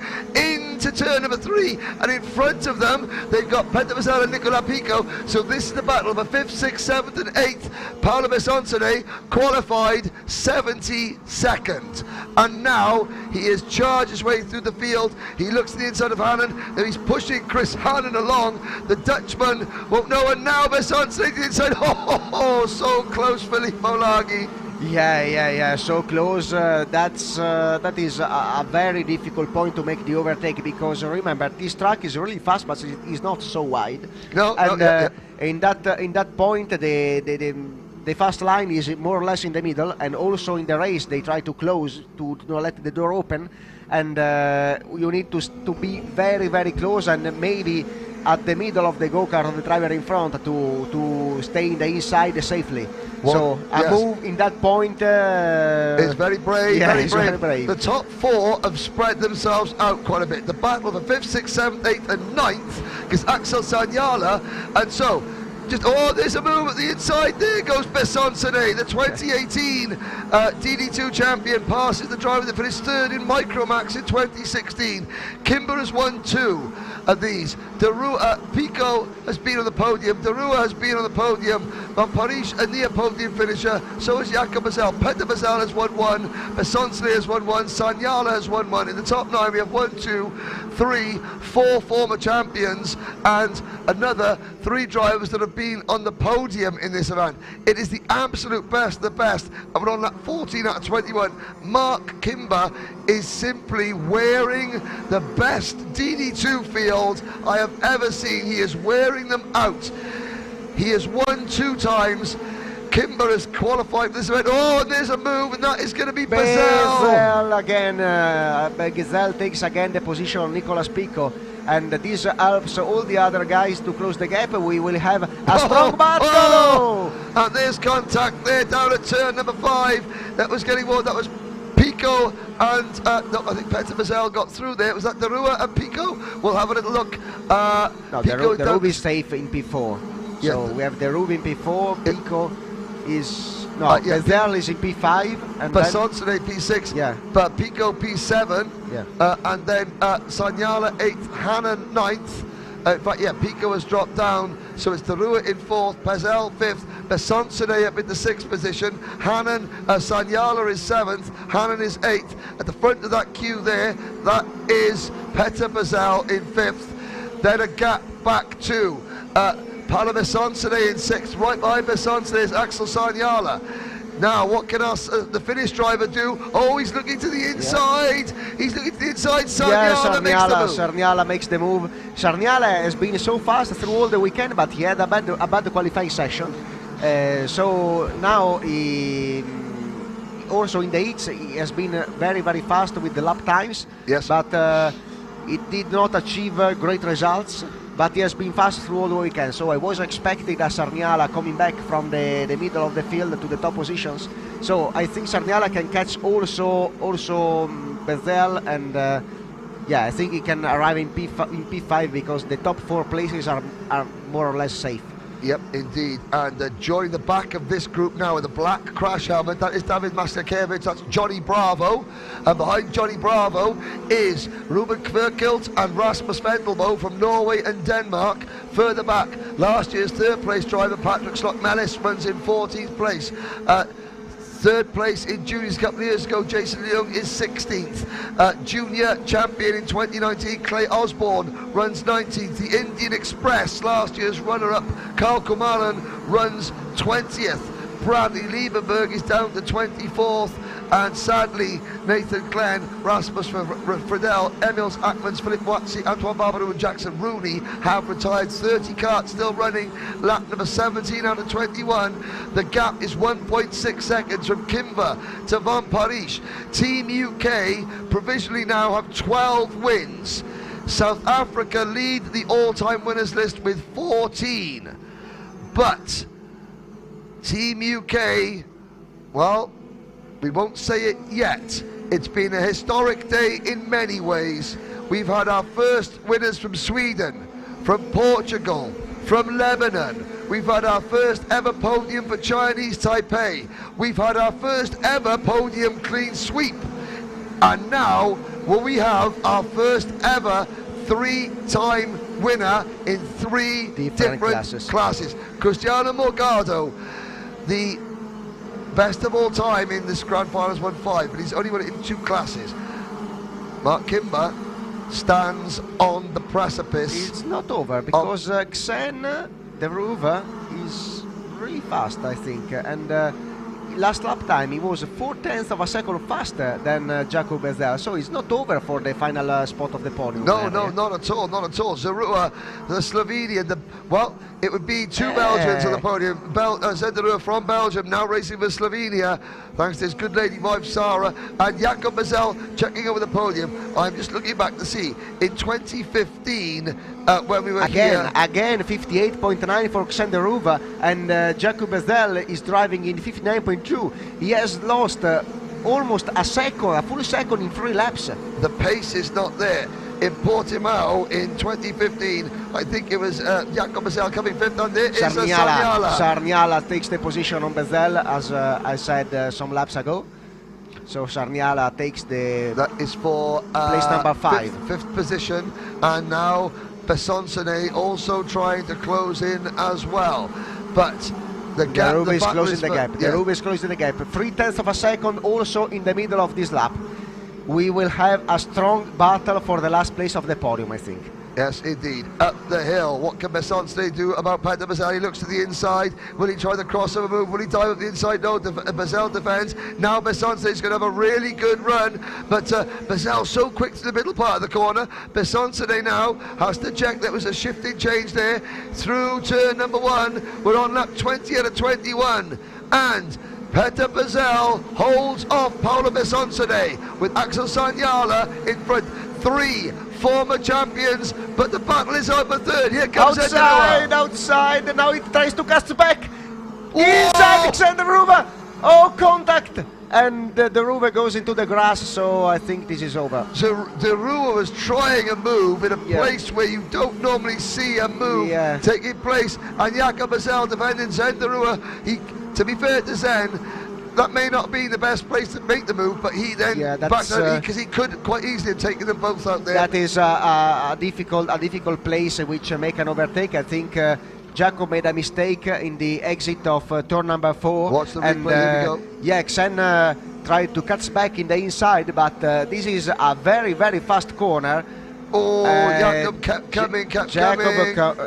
Jacob tried to close the door, but Xen was almost side by side to him, so it's difficult to make. It's a very difficult thing. Jacob Bezel continues in 3rd position, and here is Bessoncenet. We are on the final lap. Besonsone trying to wrestle 6th position away from Peter Bazel. These two champions on your screen, though, are way behind a double champion. And here he is, Mark Kimber from Solihull, in the Midlands of the United Kingdom, has come through cadet and has been a champion. He has entered this event 3 times. He has 2 wins in a second. Now, win number 3, Mark Kimber. Welcome to the title of potentially our greatest ever Rotax driver. 3 class wins. Nobody has ever done it before. History again, Filippo Laghi. Cristiano Morgado, your place as the best ever has now been joined. 2 of you, it's South Africa's Morgado and Solihull's Mark Kimber own that title. Filippo Laghi, we have just watched Grand Finals history. Yeah, we did not say nothing about Kimber during the race. No, not because we don't like him, but because he has been totally perfect. Yes, totally dominant, perfect. Dominant, undefeated. Nothing to say, because undefeated, all the laps of the pre-final and the final leading, and a very clean driving, absolutely perfect. In particular in the last hairpins, if you watch him drive, that is the perfection. Now he has won 3 classes with 3 different mechanics. Dan Tate helped him to win, and Dan Tate is helping one of your Italian drivers this year. In 2021, his dad, Mark Senior, who's watching back home, was his mechanic, and now he's got his usual strawberry mechanic marking for him. It is remarkable. You come here year after year. He's qualified 4 times. He's never finished lower than second. We've talked. He has not just won this race, he has beaten the best ever DD2 field I have ever seen in all my time at the Grand Finals, littered with champions and podium finishers, and he has just been sublime. Yeah, of course. The race has not been so... it's not been like the junior and the senior, which yeah, has been chaotic. but because you look the lap times and look the driver in this race. So we had the top driver at the top of the race pace. Here's the moment. So, they know it's history. Mark's not the most emotional of people, but the emotion will be pouring out. He knows he's done it. He knows that it's not just Cristiano Morgado. It's Cristiano Morgado and Mark Kimber as the best to ever do this event. Oh, it's again, it's, you know, we sit here, we watch it. You as a driver, now as a broadcaster, you get to, and there we go. There is Glenn Van Poppel's mechanic. That is true sportsmanship. Exactly. This is the best picture. Yes, it is indeed. I mean, yes. Let's look. Van Poppel and Jacob Bazel. Talk about Glenn Van Poppel a bit. What he's achieved this week.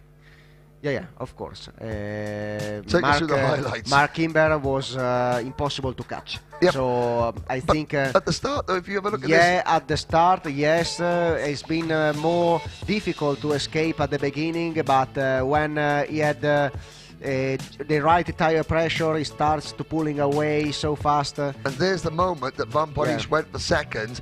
That is also the moment that Kimber really won this race. That has been the moment of the race, I think. And of course, Glenn is, I think, is happy because was quite impossible to stop Kimber today. Of course. So second place is a very nice result. And look at this. This is 3 wide Kverkilt and Besonsone. This is just incredible.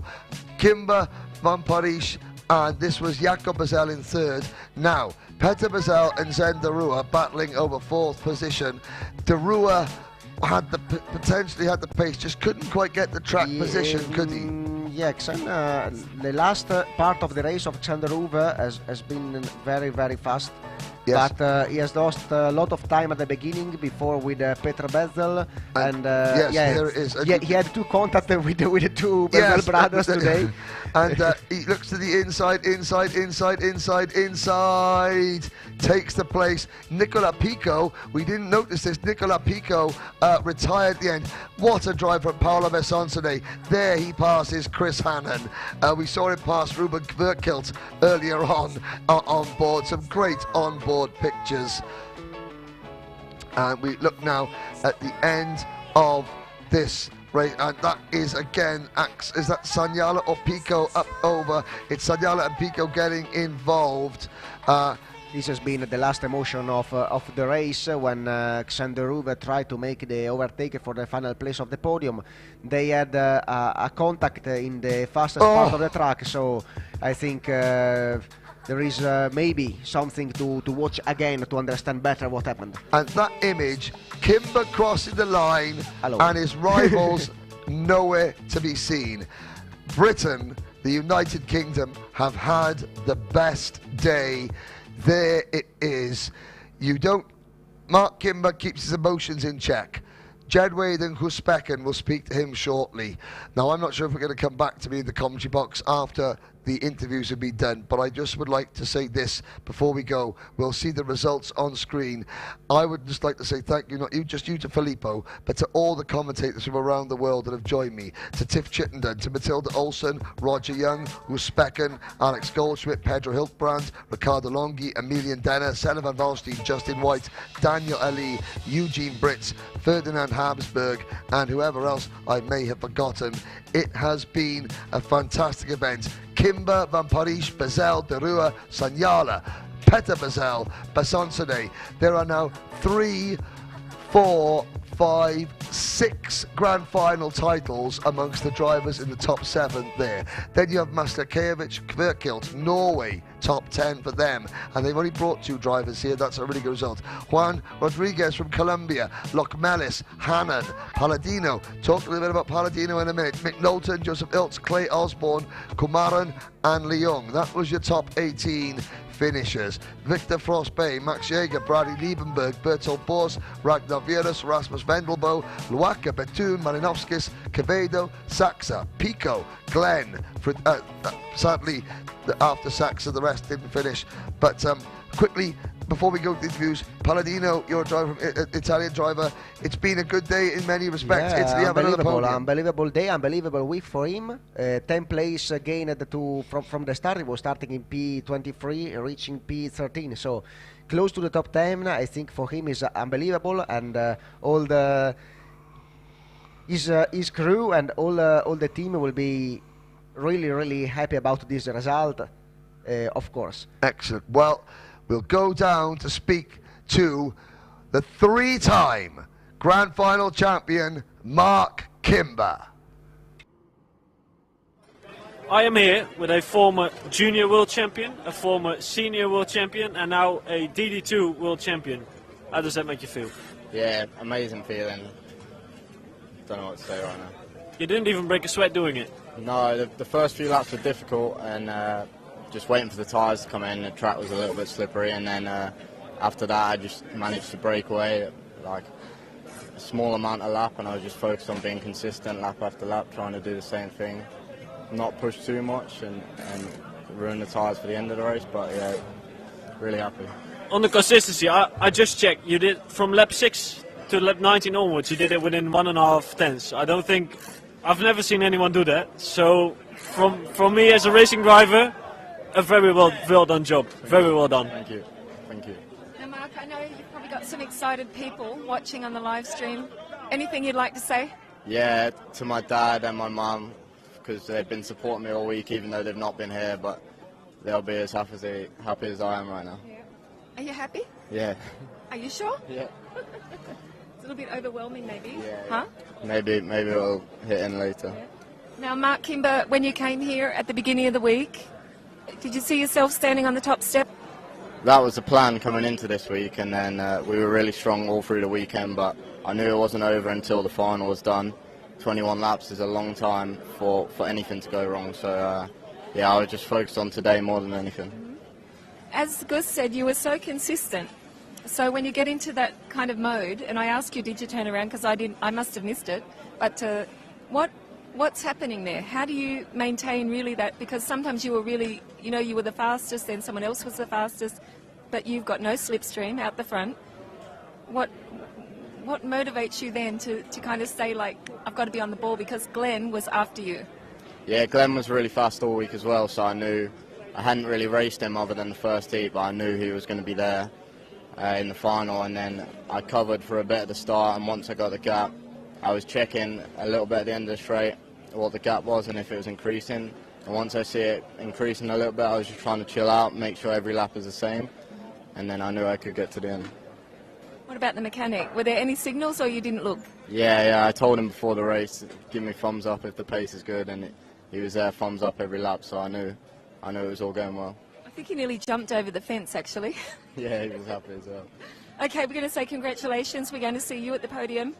And I think this year everybody realises you just stepped it up once again and were on a different level. So are we going to see you next year? Yeah, I might come back next year to make it 4. All right, we're going to see you next year. See you at the podium. Thank you. Congratulations. Well, there we are. Mark Kimber, as cool as a cucumber. I'm sure the emotion will come in later. What an event it has been, Filippo Laghi. The great way, they call it the ultimate class. That was the ultimate performance by Mark Kimber. Yeah, fantastic race for Mark Kimber, a fantastic DD2 race because, as I said before, all the fast drivers were in front, and this is the best conclusion of this good event, a great event. Yes. It's been fantastic to be back together again Yes. after last 2 years. Yes. That has been so difficult. This time we are all together, all the whole together, family. Yes. and smiling and enjoy what we love so much, that is karting. And this race with all the best driver of the D2 class in front is the perfect conclusion of this fantastic racing week. It is. Now, I couldn't have said it better myself, so it just leaves me to say this. Thank you to you, the viewers, to the family members and friends, the drivers who aren't here, to the karting fans and members of the Rotax family who didn't qualify for this event. Don't worry, keep trying next year. This event is open to all, maybe, if not last year, if not this year, but next year. Keep racing.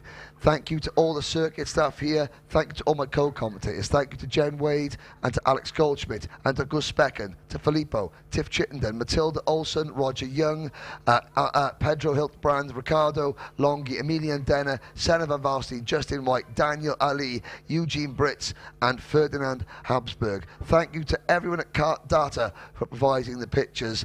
It is always the highlight of the year.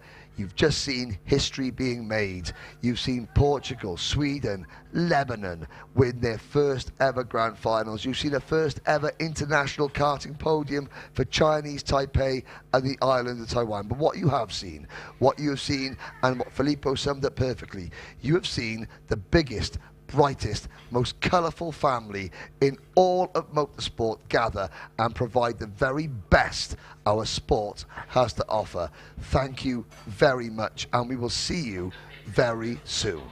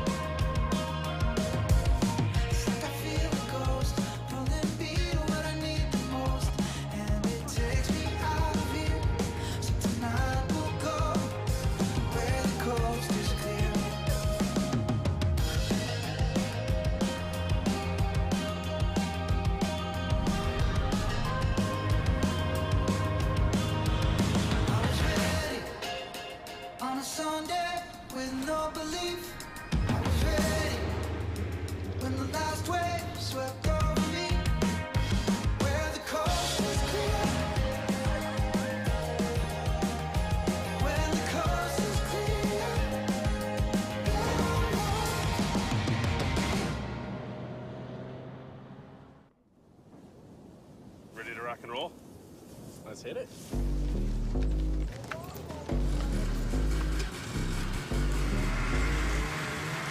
Glad we got up early for this ride. Fire up, let's roll.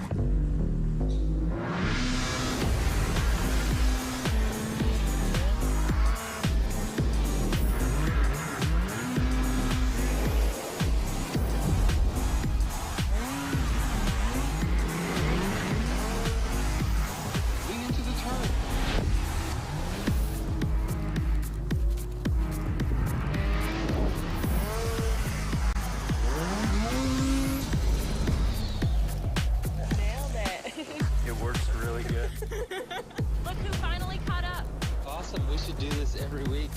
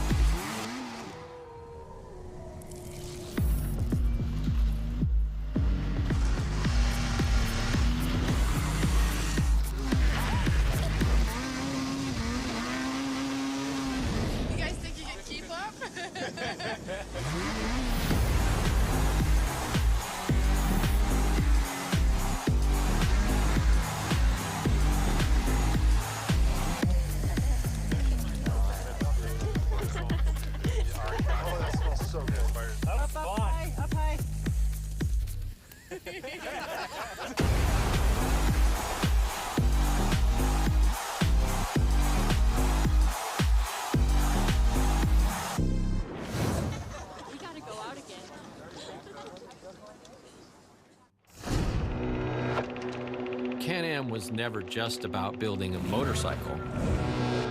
It was about doing things our own way.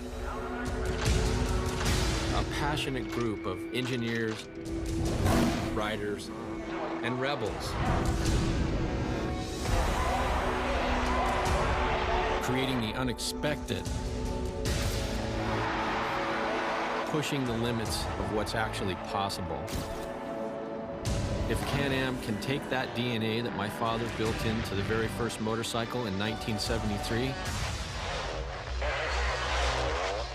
then get ready to ride.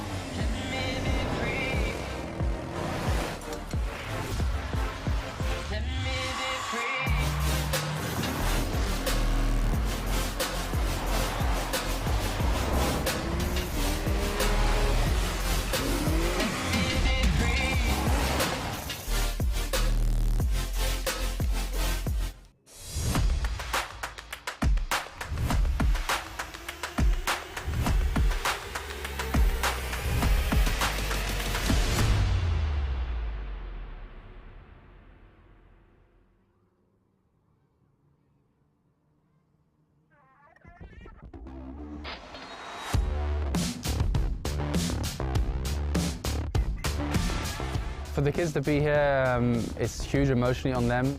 It's a life experience. It's huge, you know, where would you get to travel to Bahrain normally for most of the drivers here now? One thing I keep telling all of my drivers is our goal was to be here, so now we're here, let's just enjoy it.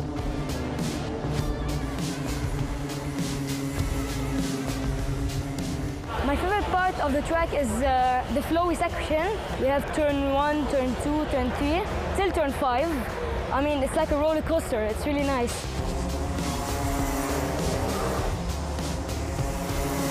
I feel like, oh my God, I'm going so fast. I want to go faster, faster, faster.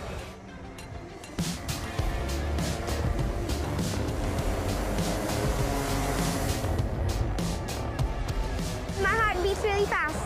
It gives me goosebumps, but that tickling feeling in my heart is what I like about the speed.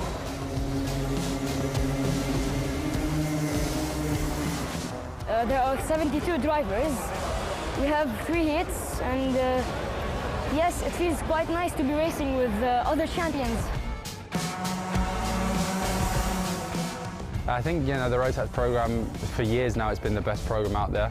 Take the engine out of the box and off you go and you're competitive, and that's what we want when we're teaching drivers. We don't want to have to question the go-kart or question the engine or anything. We want to focus on the driving, so that's why the Rotax, I think, is #1 across the world.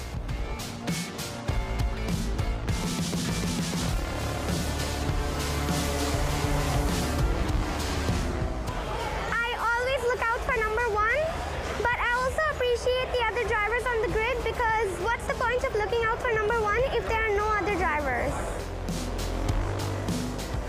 For the final race, anything could happen, but I'm always aiming for P1. Everyone wants to win, but there's 72 other drivers that want to win as well, so let's just enjoy it, and if they're having fun, then they'll be competitive.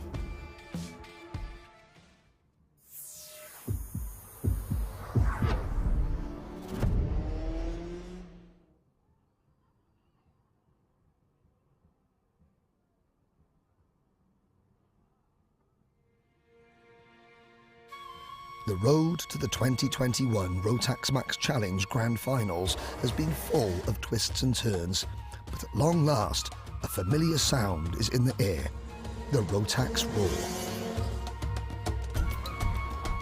After the silence, out of the darkness come 378 brand new chassis and Rotax engines heading towards a new future. And joining the family as part of the most spectacular sight in karting is our newest member, the Rotax E20.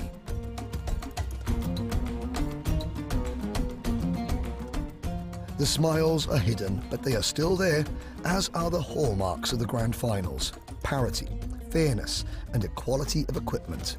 Some things never change.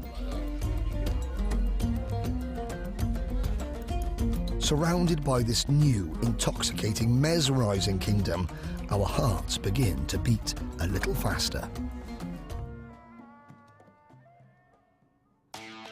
The differences in 2021 are night and day, double the challenge. A new track, one that is beloved by all who tackle it. Scorching desert sun and cool Arabian nights. To be a champion, you must master both. Some will shine brightly, others will fade to black.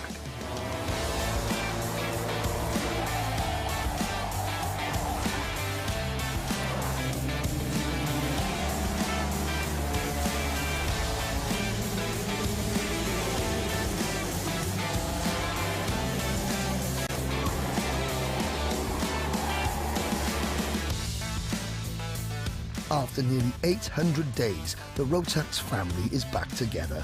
Our international bond resumes. Each driver is connected, but their goal is singular: to beat every other champion and become the best in the world. 5 long days and nights of practice, qualifying and racing have passed, and for the finalists, one last check. Every nut, bolt and wire fastened, secured and ready for the final test. Who will stand tallest and conquer the Rotax world?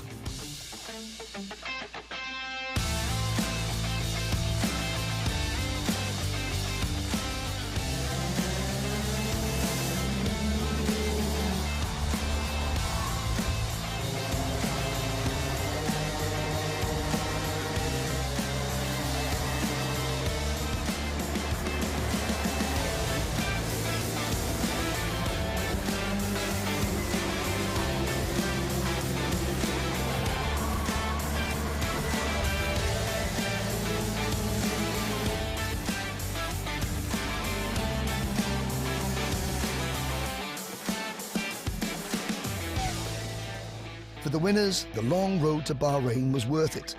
All the trials, tests and tribulations fade to memory, replaced with the title of Rotax MAX Challenge Grand Final Champion. For those who fell short, there's always next year. There will be a next year. Our journey to Bahrain was tough, but BRP Rotax would like to thank everyone who walked it with us.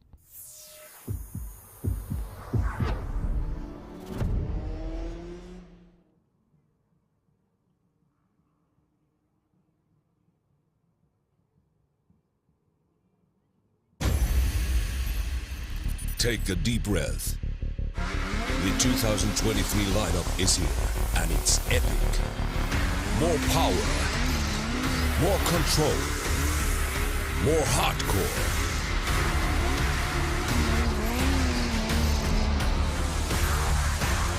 Mountain beasts for off-the-hook riding.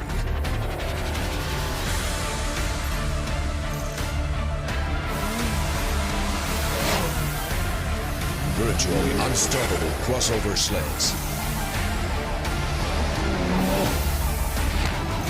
A trail legend.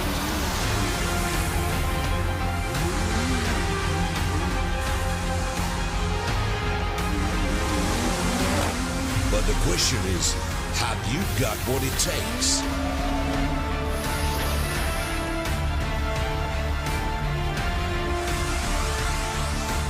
We are Lynx. Are you?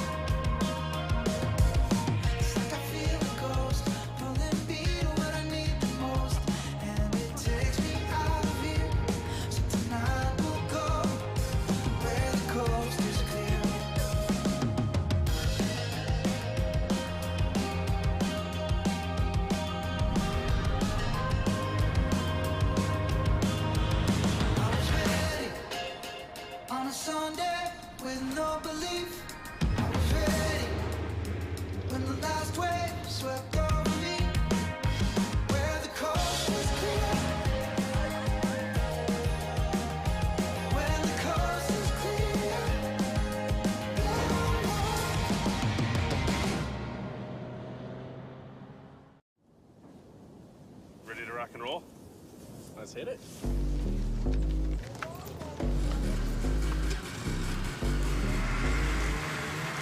Glad we got up early for this ride. Fire up, let's roll.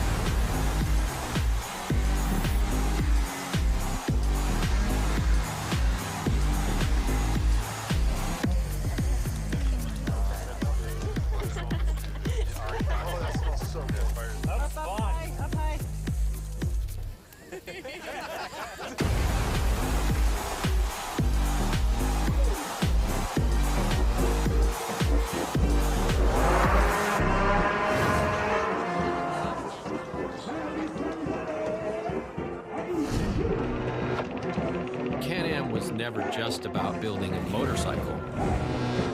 It was about doing things our own way. A passionate group of engineers, riders, and rebels, creating the unexpected, pushing the limits of what's actually possible. If Can-Am can take that DNA that my father built into the very first motorcycle in 1973, then get ready to ride.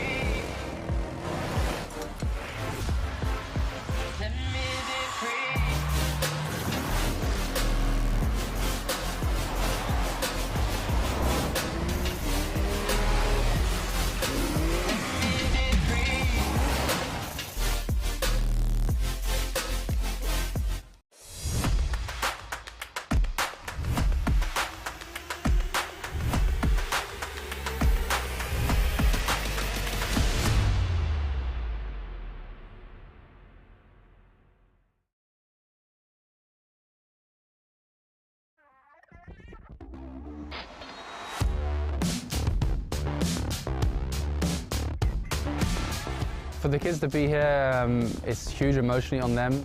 It's a life experience. It's huge, you know, where would you get to travel to Bahrain normally for most of the drivers here now? One thing I keep telling all of my drivers is our goal was to be here, so now we're here, let's just enjoy it.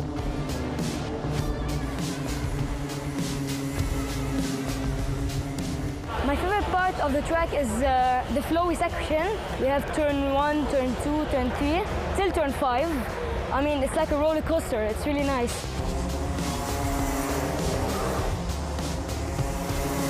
I feel like, oh my God, I'm going so fast. I want to go faster, faster, faster.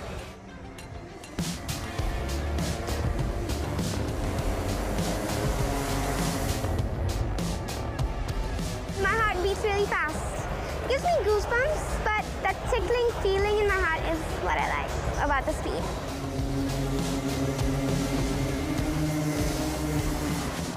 There are 72 drivers. We have 3 heats, and yes, it feels quite nice to be racing with other champions. I think, you know, the Rotax program, for years now, it's been the best program out there.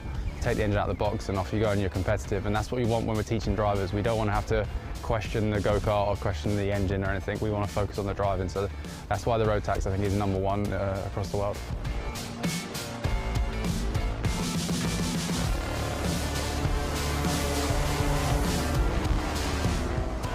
I always look out for #1, but I also appreciate the other drivers on the grid, because what's the point of looking out for #1 if there are no other drivers?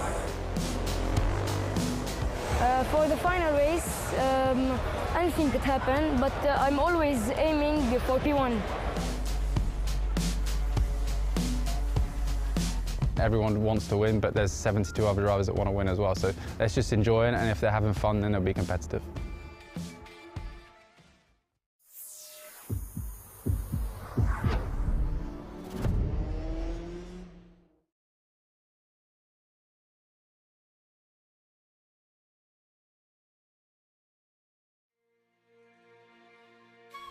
The road to the 2021 Rotax MAX Challenge Grand Finals has been full of twists and turns, but at long last, a familiar sound is in the air, the Rotax roar.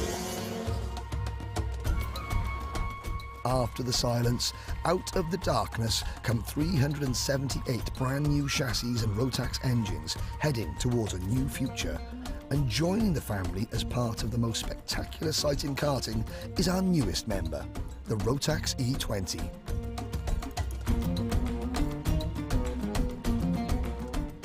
The smiles are hidden, but they are still there, as are the hallmarks of the Grand Finals: parity, fairness, and equality of equipment. Some things never change. Surrounded by this new, intoxicating, mesmerizing kingdom, our hearts begin to beat a little faster. The differences in 2021 are night and day, double the challenge. A new track, one that is beloved by all who tackle it. Scorching desert sun and cool Arabian nights. To be a champion, you must master both. Some will shine brightly, others will fade to black.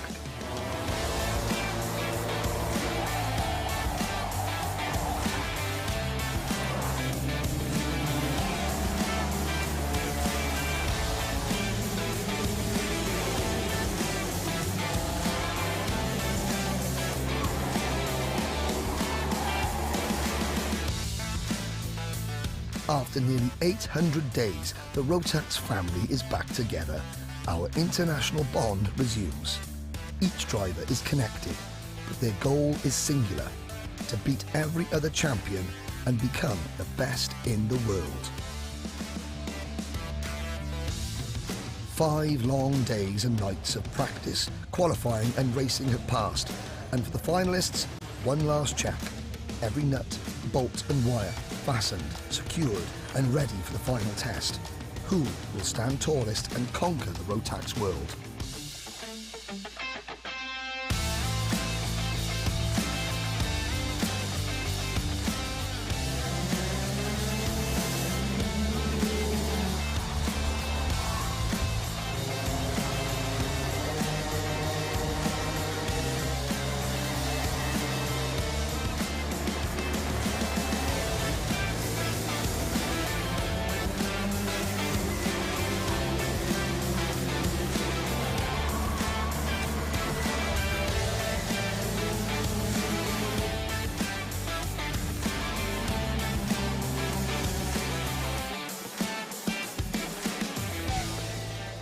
For the winners, the long road to Bahrain was worth it. All the trials, tests and tribulations fade to memory, replaced with the title of Rotax Max Challenge Grand Final Champion. For those who fell short, there's always next year. There will be a next year. Our journey to Bahrain was tough, but BRP Rotax would like to thank everyone who walked it with us.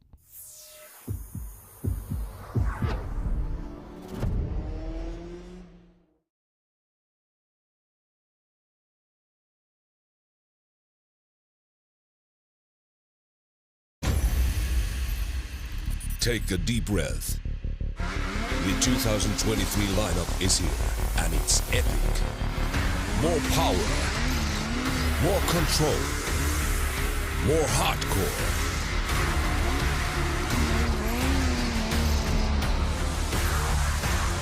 Mountain beasts for off-the-hook riding.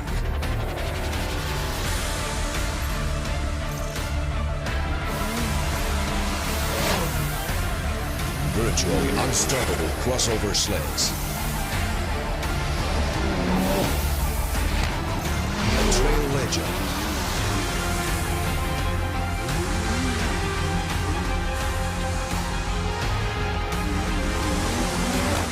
But the question is, have you got what it takes?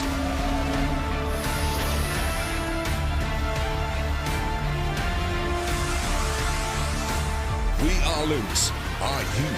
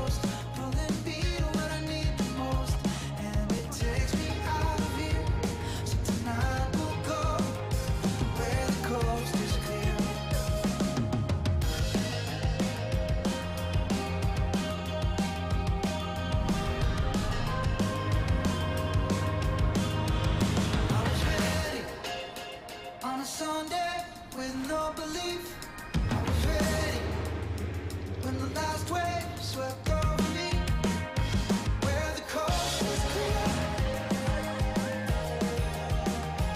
When the coast is clear.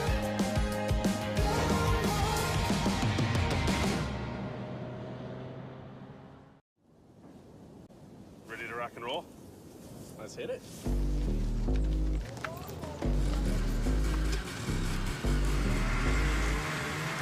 Glad we got up early for this ride.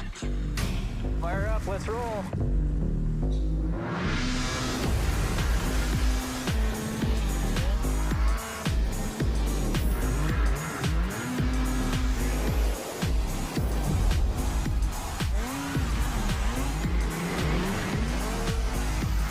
Lean into the turn.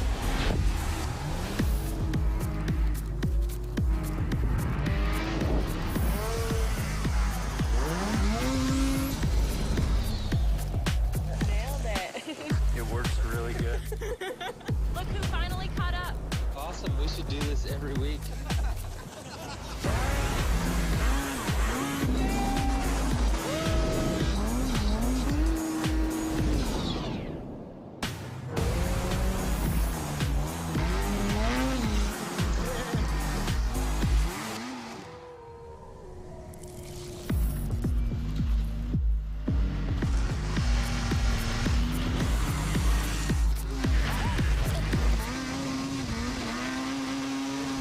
You guys think you can keep up?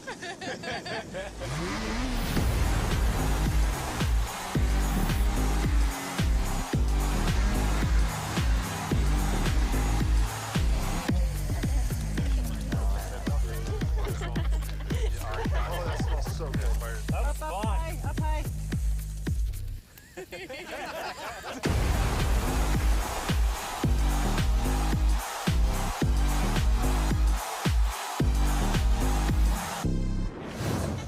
We gotta go out again.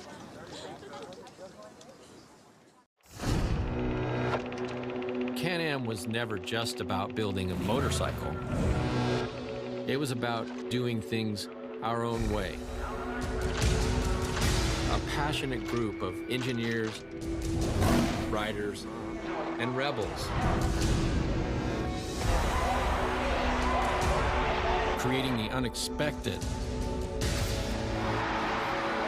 Pushing the limits of what's actually possible. If Can-Am can take that DNA that my father built into the very first motorcycle in 1973,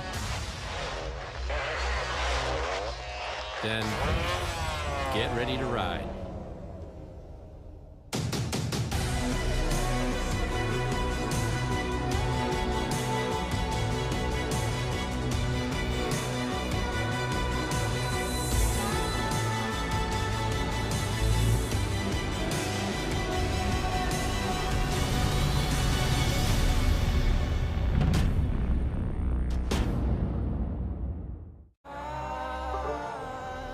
Let me be free. Let me be free. Let me be free.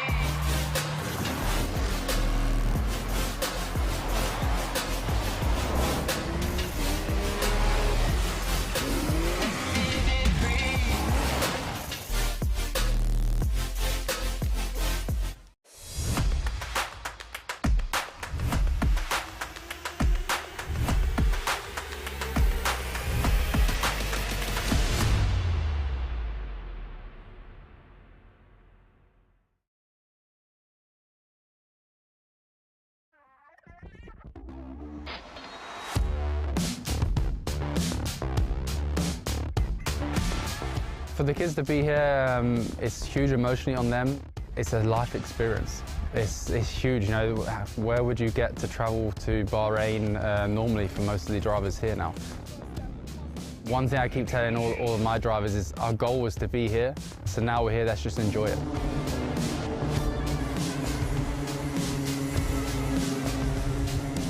My favorite part of the track is the flowy section. We have turn 1, turn 2, turn 3, till turn 5. I mean, it's like a roller coaster. It's really nice.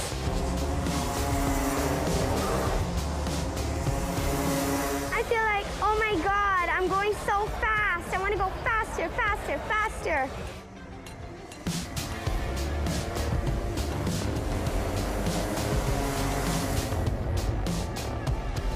My heart beats really fast. Gives me goosebumps, but that tickling feeling in my heart is what I like about the speed.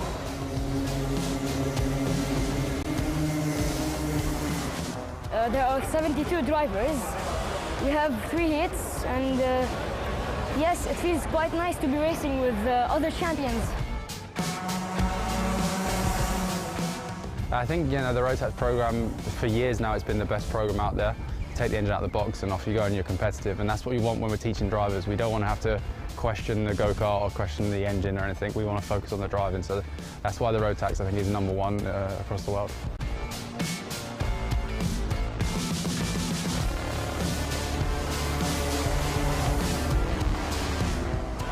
I always look out for #1, but I also appreciate the other drivers on the grid, because what's the point of looking out for #1 if there are no other drivers? For the final race, anything could happen, but I'm always aiming for P1.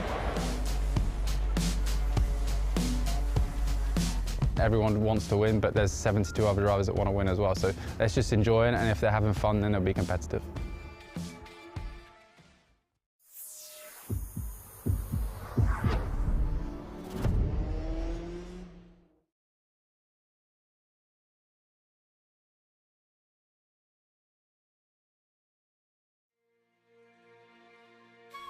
The road to the 2021 Rotax MAX Challenge Grand Finals has been full of twists and turns, but at long last, a familiar sound is in the air, the Rotax roar.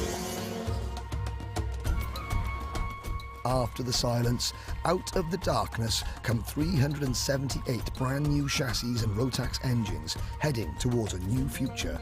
And joining the family as part of the most spectacular sight in karting is our newest member, the Rotax E20.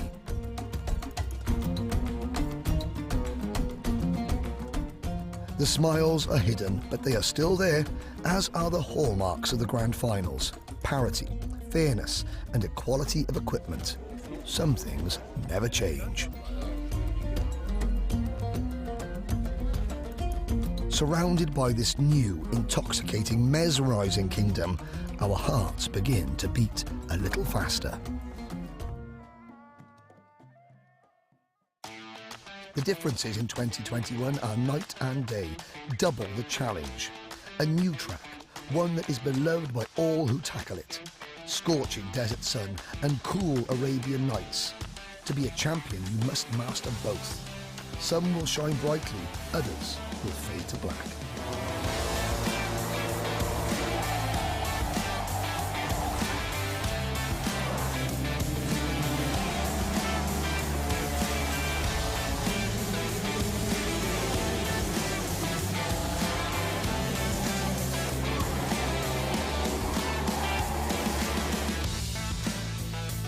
After nearly 800 days, the Rotax family is back together.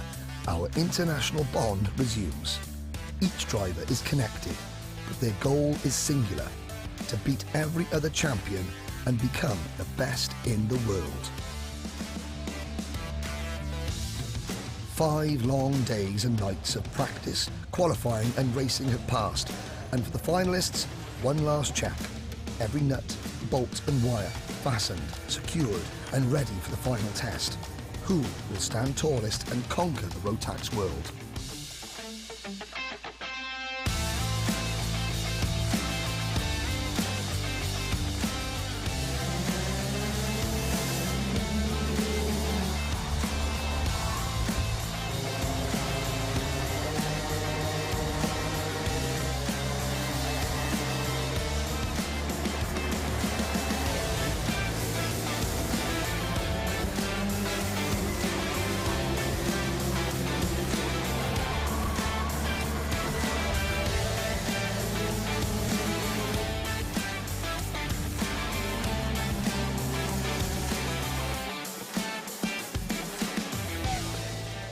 For the winners, the long road to Bahrain was worth it. All the trials, tests and tribulations fade to memory, replaced with the title of Rotax Max Challenge Grand Final champion. For those who fell short, there's always next year. There will be a next year. Our journey to Bahrain was tough, but BRP Rotax would like to thank everyone who walked it with us.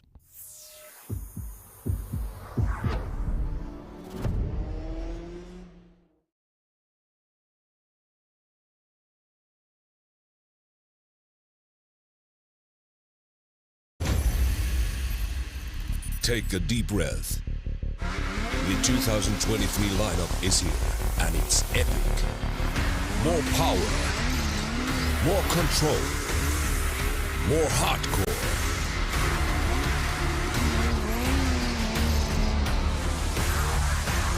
Mountain beasts for off-the-hook riding.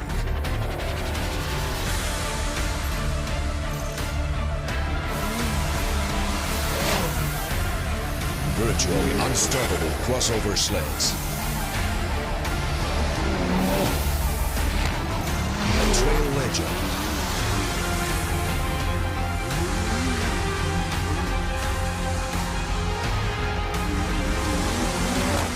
But the question is, have you got what it takes?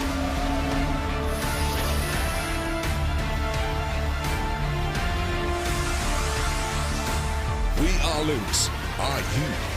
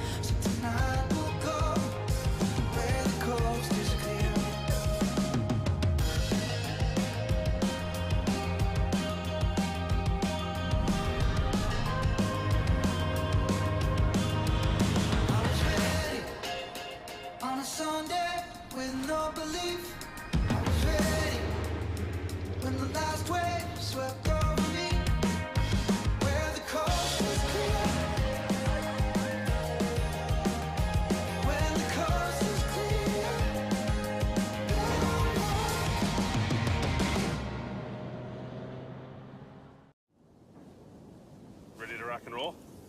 Let's hit it.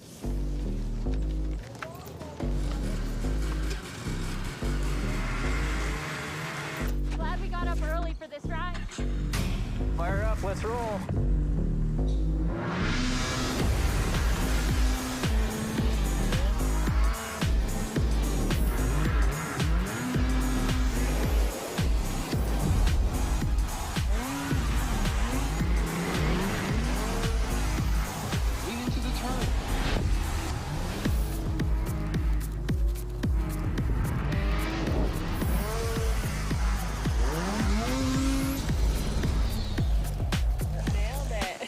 It works really good. Look who finally caught up. Awesome, we should do this every week.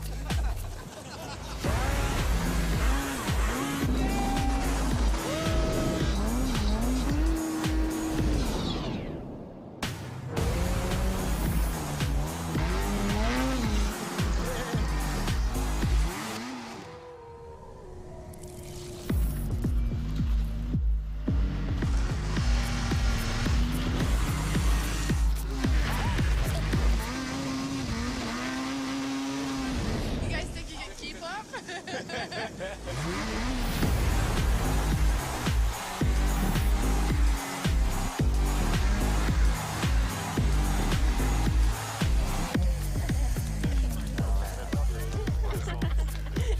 Oh, that smells so good. That was fun. Up high.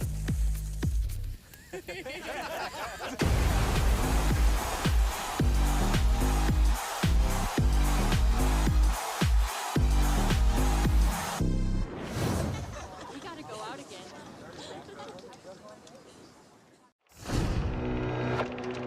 Can-Am was never just about building a motorcycle. It was about doing things our own way. A passionate group of engineers, riders, and rebels. Creating the unexpected. Pushing the limits of what's actually possible. If Can-Am can take that DNA that my father built into the very first motorcycle in 1973, then get ready to ride.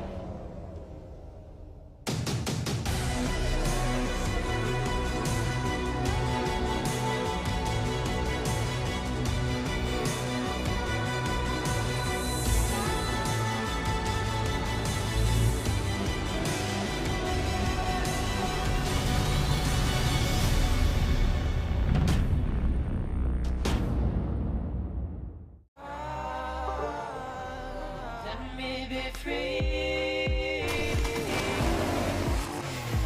Let me be free. Let me be free.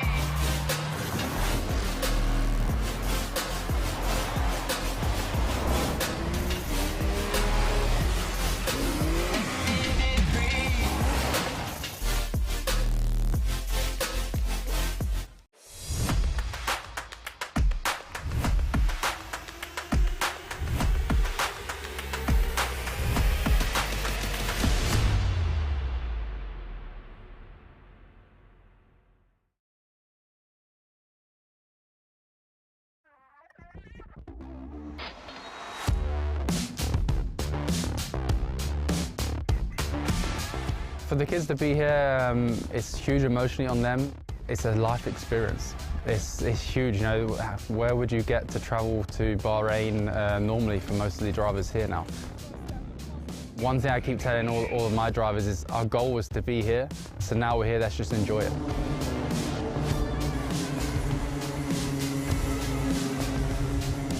My favorite part of the track is the flowy section. We have turn 1, turn 2, turn 3, till turn 5. I mean, it's like a roller coaster. It's really nice.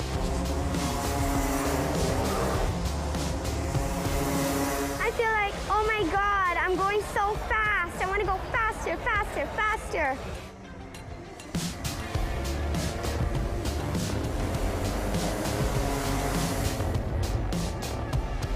My heart beats really fast.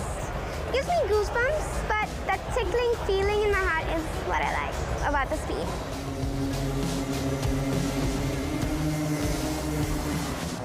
There are 72 drivers. We have 3 heats, and yes, it feels quite nice to be racing with other champions. I think, you know, the Rotax program, for years now, it's been the best program out there. Take the engine out of the box and off you go and you're competitive, and that's what we want when we're teaching drivers. We don't want to have to question the go-kart or question the engine or anything. We want to focus on the driving, so that's why the Rotax, I think, is #1 across the world.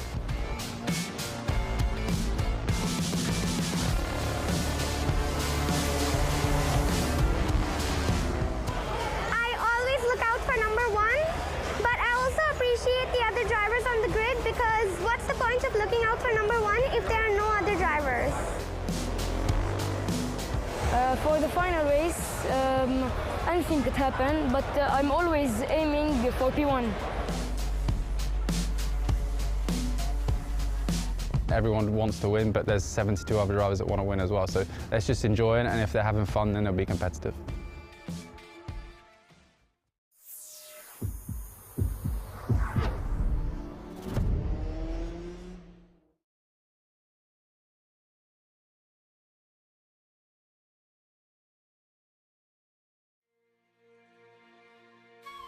The road to the 2021 Rotax MAX Challenge Grand Finals has been full of twists and turns, but at long last, a familiar sound is in the air, the Rotax roar.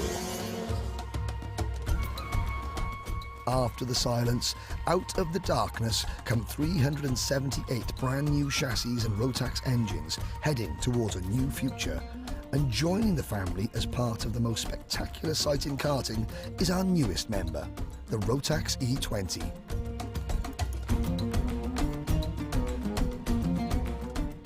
The smiles are hidden, but they are still there, as are the hallmarks of the Grand Finals: parity, fairness, and equality of equipment.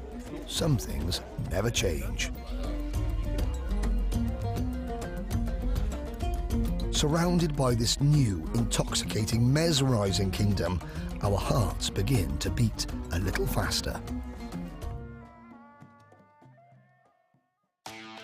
The differences in 2021 are night and day, double the challenge.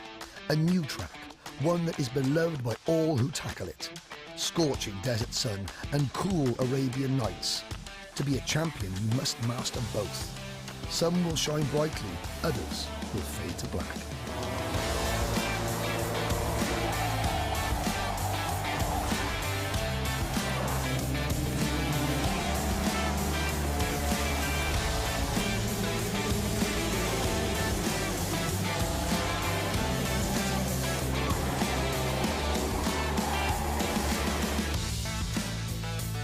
After nearly 800 days, the Rotax family is back together. Our international bond resumes. Each driver is connected, but their goal is singular: to beat every other champion and become the best in the world. 5 long days and nights of practice, qualifying and racing have passed, and for the finalists, one last check. Every nut, bolt and wire fastened, secured and ready for the final test. Who will stand tallest and conquer the Rotax world?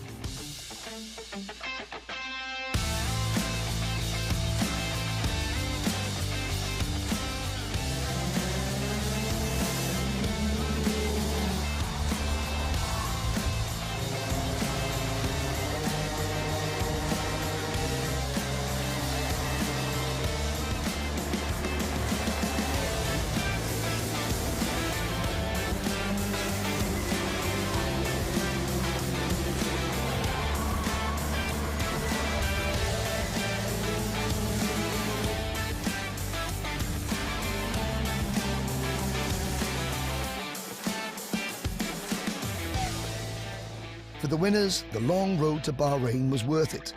All the trials, tests and tribulations fade to memory, replaced with the title of Rotax MAX Challenge Grand Final Champion. For those who fell short, there's always next year. There will be a next year. Our journey to Bahrain was tough, but BRP Rotax would like to thank everyone who walked it with us.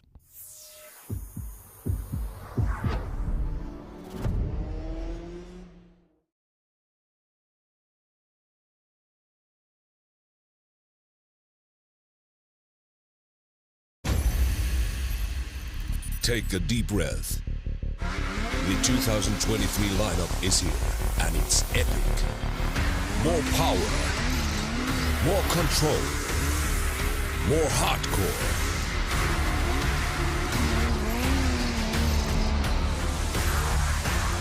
Mountain beasts for off-the-hook riding.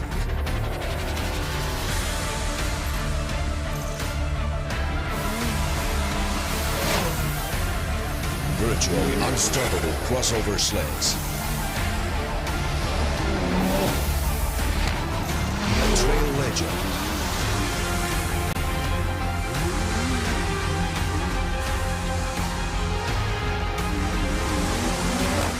But the question is, have you got what it takes?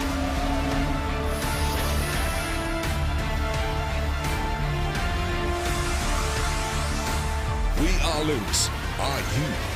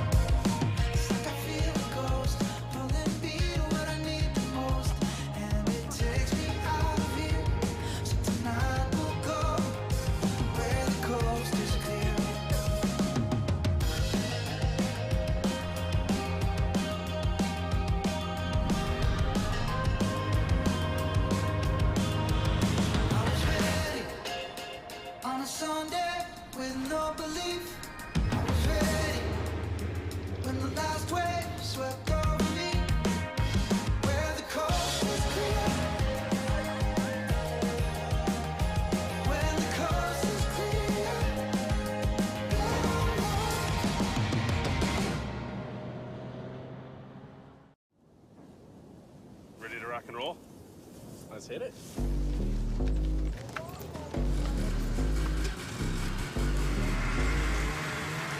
Glad we got up early for this ride.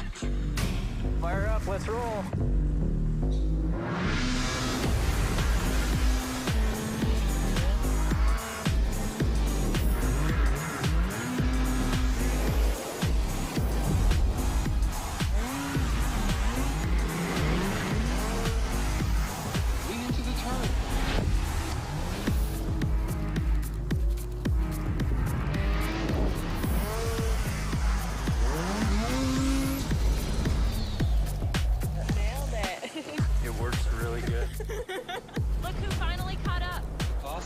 should do this every week.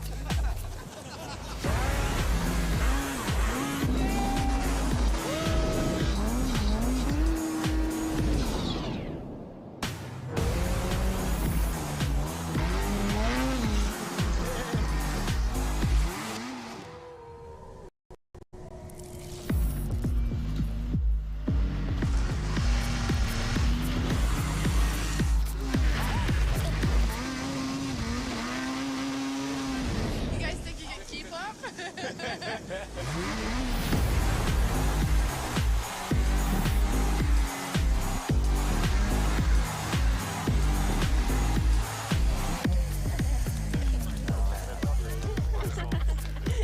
Oh, that smells so good. That was fun. Up high.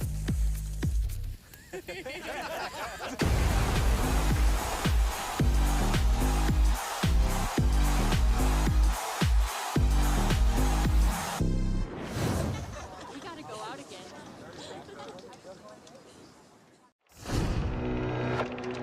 Can-Am was never just about building a motorcycle. It was about doing things our own way.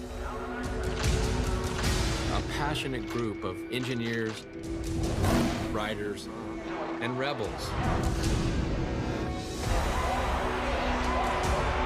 Creating the unexpected. Pushing the limits of what's actually possible. If Can-Am can take that DNA that my father built into the very first motorcycle in 1973, then get ready to ride.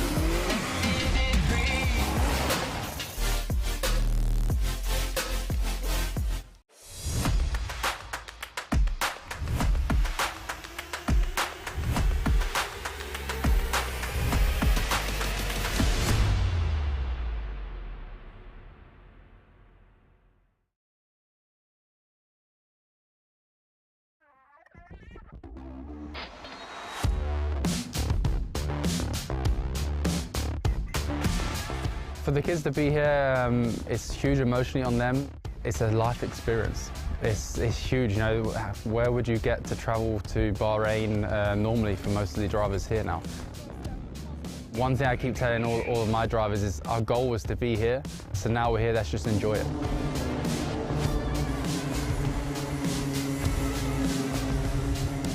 My favorite part of the track is the flowy section. We have turn 1, turn 2, turn 3, till turn 5. I mean, it's like a roller coaster. It's really nice.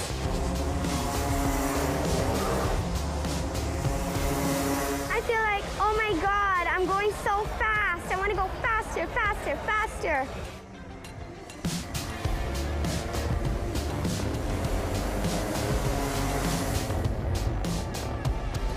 My heart beats really fast. It gives me goosebumps, but that tickling feeling in my heart is what I like about the speed.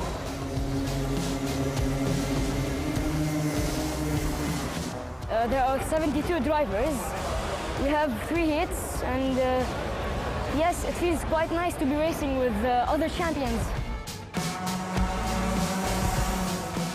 I think, you know, the Rotax program, for years now, it's been the best program out there. Take the engine out of the box and off you go and you're competitive, and that's what we want when we're teaching drivers. We don't want to have to question the go-kart or question the engine or anything. We want to focus on the driving, so that's why the Rotax, I think, is #1 across the world.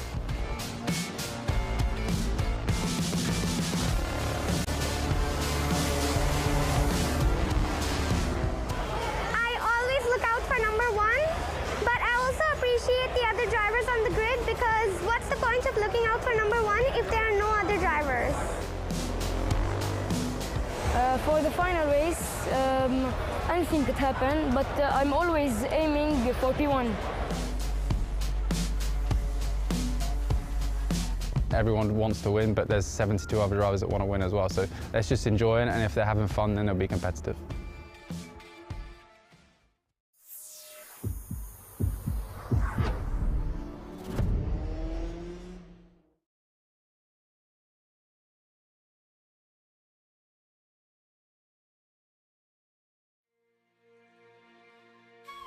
The road to the 2021 Rotax MAX Challenge Grand Finals has been full of twists and turns, but at long last, a familiar sound is in the air, the Rotax roar. After the silence, out of the darkness come 378 brand new chassis and Rotax engines heading towards a new future. And joining the family as part of the most spectacular sight in karting is our newest member, the Rotax E20.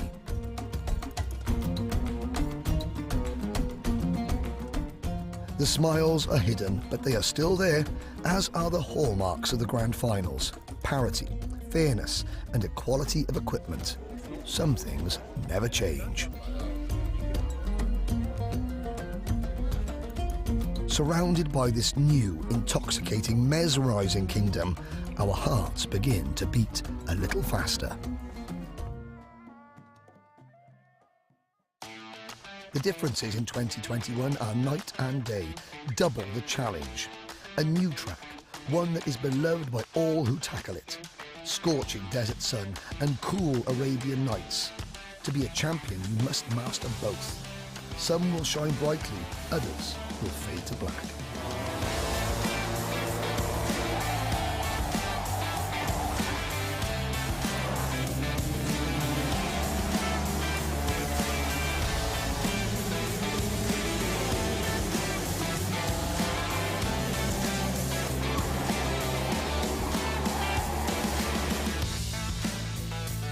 After nearly 800 days, the Rotax family is back together.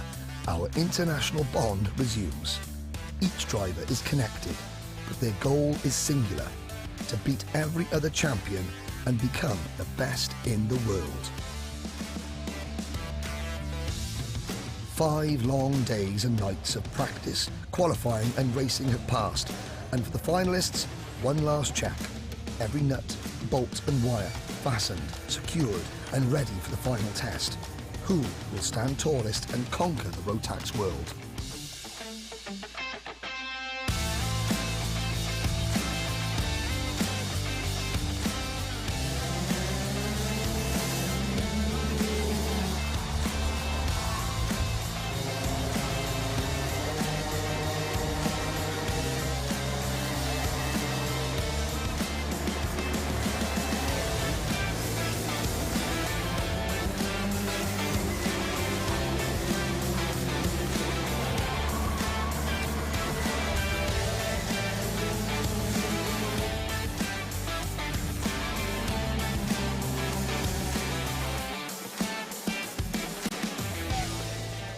For the winners, the long road to Bahrain was worth it. All the trials, tests and tribulations fade to memory, replaced with the title of Rotax MAX Challenge Grand Final Champion. For those who fell short, there's always next year. There will be a next year. Our journey to Bahrain was tough, but BRP Rotax would like to thank everyone who walked it with us.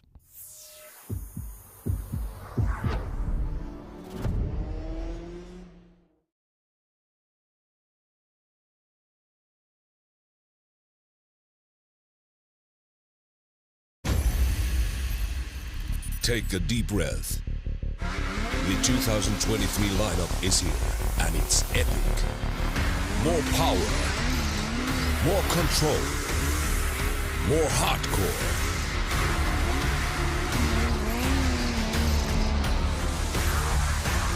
Mountain beasts for off-the-hook riding.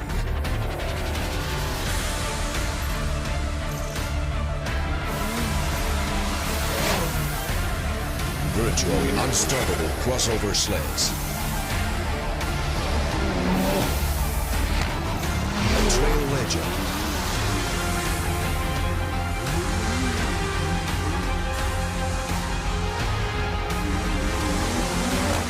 But the question is, have you got what it takes?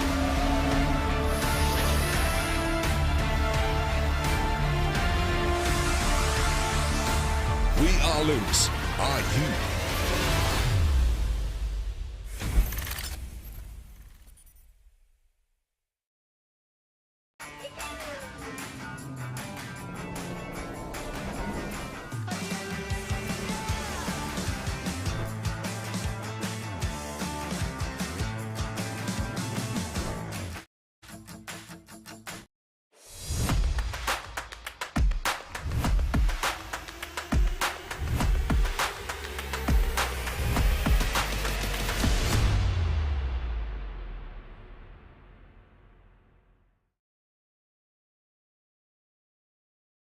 There will be the E10 and E20 junior and senior and the regular classes. But Henry, you're going to give up your hotel room then for the extra kids? Tonight I'm sleeping in the gutter anyway, somewhere in Portimão. If you spot a commentator wearing a helmet, lying drunk on the floor, no, not drunk, kids, don't do it. But that would be me. We will have fun tonight, we'll celebrate. Firstly, the drivers that were injured today. Daniel Ali from Canada is here. Marco Folli. We wish Marco, I don't know where Team Hungary are. If we have any news on Team Hungary, I'm sure Marco will be okay as well. But what a fantastic event. Absolutely incredible. We saw a few too many accidents for comfort. When you have so much competitive racing and equality, accidents, do happen. Everyone is hungry and desperate for the win. Absolutely. But it's improved throughout the years from when I was here. Now with new regulations and safety mechanisms that Rotax are doing, it's incredible. But if we go up to 400 kids... Oof, there'll be an even bigger tent. The one thing, do we have Feliciano Bruschi from Uruguay? Is anyone from Uruguay here? Feliciano Bruschi. We'll have a word. If Feliciano Bruschi is here from Uruguay, we will try and get him here. Because, ladies and gentlemen, what's the most important part of our sport, of this event? Yes, the racing, but what is the true meaning of our sport? Sportsmanship. Sportsmanship.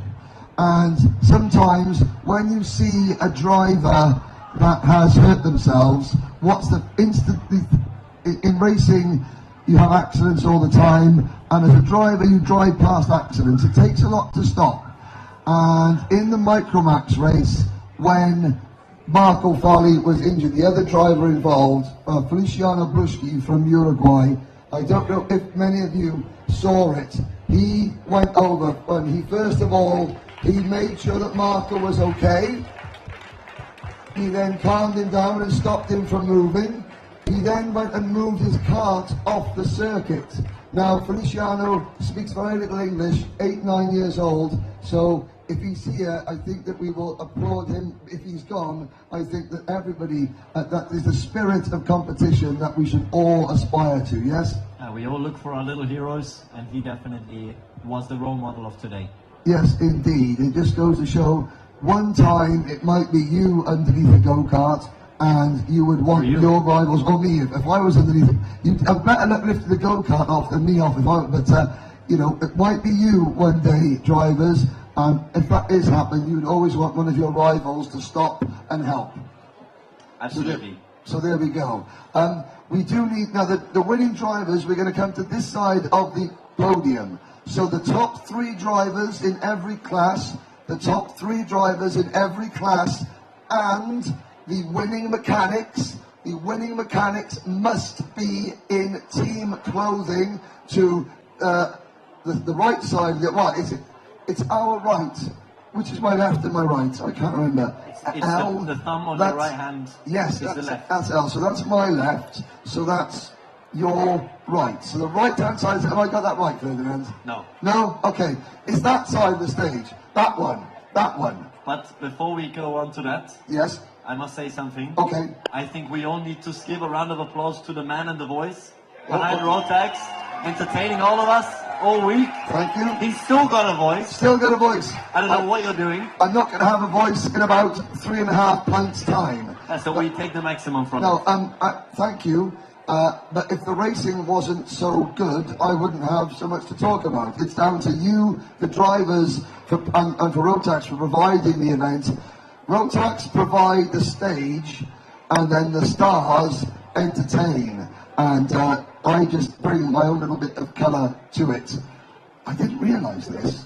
Now, just between you and me, Wales have never had a Rotax Grand Finals champion. Did you know that? I'm shocked. I am devastated. I can't believe that a racing country with such racing heritage. We were half a lap away from the World Championship in 2010, and then Jordan Chamberlain left the door open for Nick de Vries, but we won't mention that. Shh. But today, Wales have got half a champion. Half a champion. You're very proud of this. I am. You're really excited. I am. Lebanon has one champion, but Wales has half a champion. Don't underestimate that claim. Lebanon are big champions. I didn't even realise that Scott Marsh was half Welsh. The whole family kept it from me for many years. But there we go. The nations that haven't got on the podium. I mean, we've now had over 40 nations on the podium. There are new ones every year. What we would say to Chinese Taipei, first ever podium. That's incredible. Just 7 or 8 years ago, Lebanon, I think it's agreed, it was a struggle for you. It was a struggle to come to the Grand Finals, and bit by bit by bit, you have built up. Chinese Taipei, you are a few years behind. It's always been a struggle. Now you have something to build on. I think you need to go and see Lebanon how you can help build your karting in your country, in your region. In 2 weeks' time, there's the Rotax Asia Festival, Langkawi, Malaysia. You know, ever raced in Malaysia before? I have never. Have you? I have never been to Malaysia before. Hint, hint, hint. But what are you hinting at? I'm hinting at. Well, I mean, I'm a bit too old in the teeth to drive, but you know, I hear that the sound system at Langkawi is very, very good. And they need someone to fill that. Well, they need someone to fill it. Do you think we're available? I think we look over there. Hint, hint, hint. So, who's going to race the Asia Festival at Langkawi in a couple of weeks? Who's there? There's one. There's Travis Teo, top 10 for Malaysia. Anybody else? Travis, how many friends do you want to race? You've got 130 entries. Would you like some more? Yes, more. Okay. What's next with the Rotax? Mina. Who is going to race at Mina in Oman?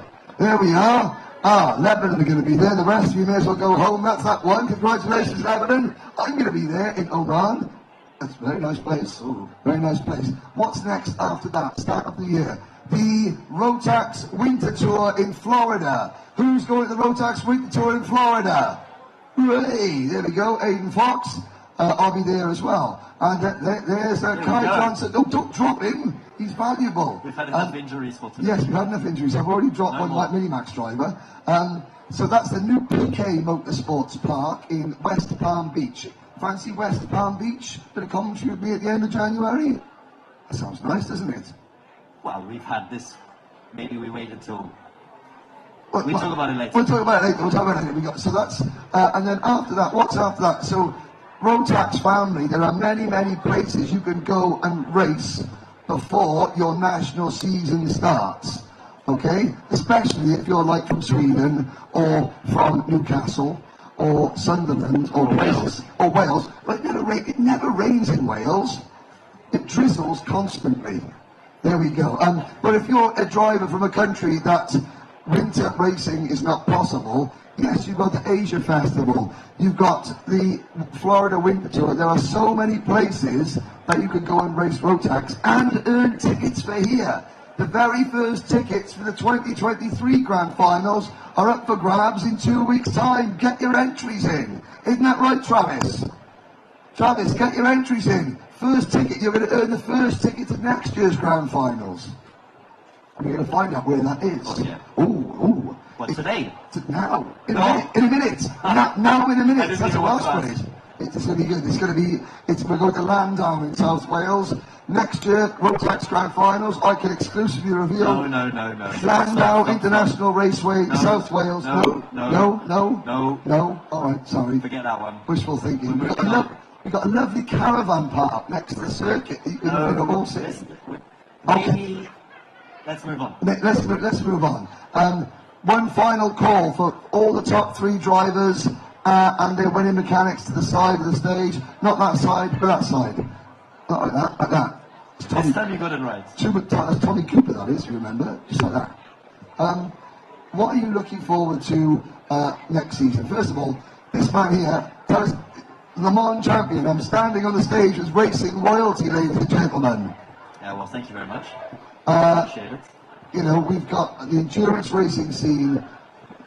We're going to get going very shortly. We would love to get underway. But there's still issues going on behind the scenes. This is what they call filling. This is what they call a fill. No, this is what they call trying to ambush your job. Oh, well, yeah. I mean, you're doing a good job. I'm done with the endurance now. As soon as we have the results ready, we'll get going. I promise. It's okay.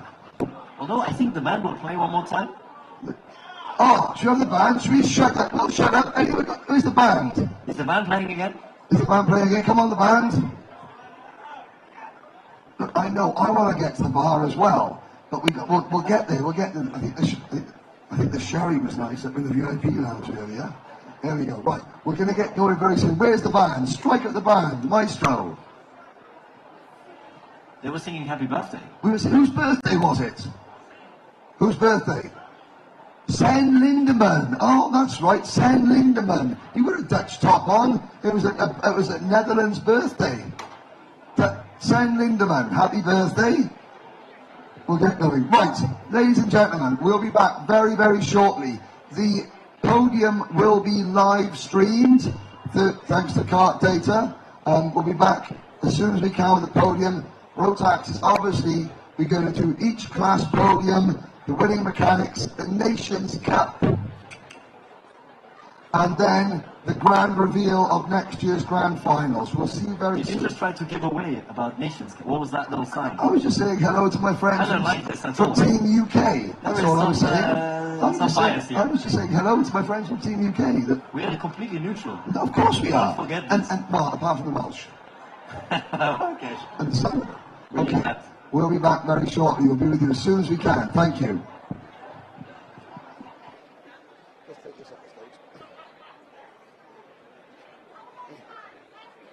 I don't know. They just tell me to come on stage and talk. I don't know. Not long. Sorry. I'm sorry. I know. As soon as possible. I think maybe one class still has...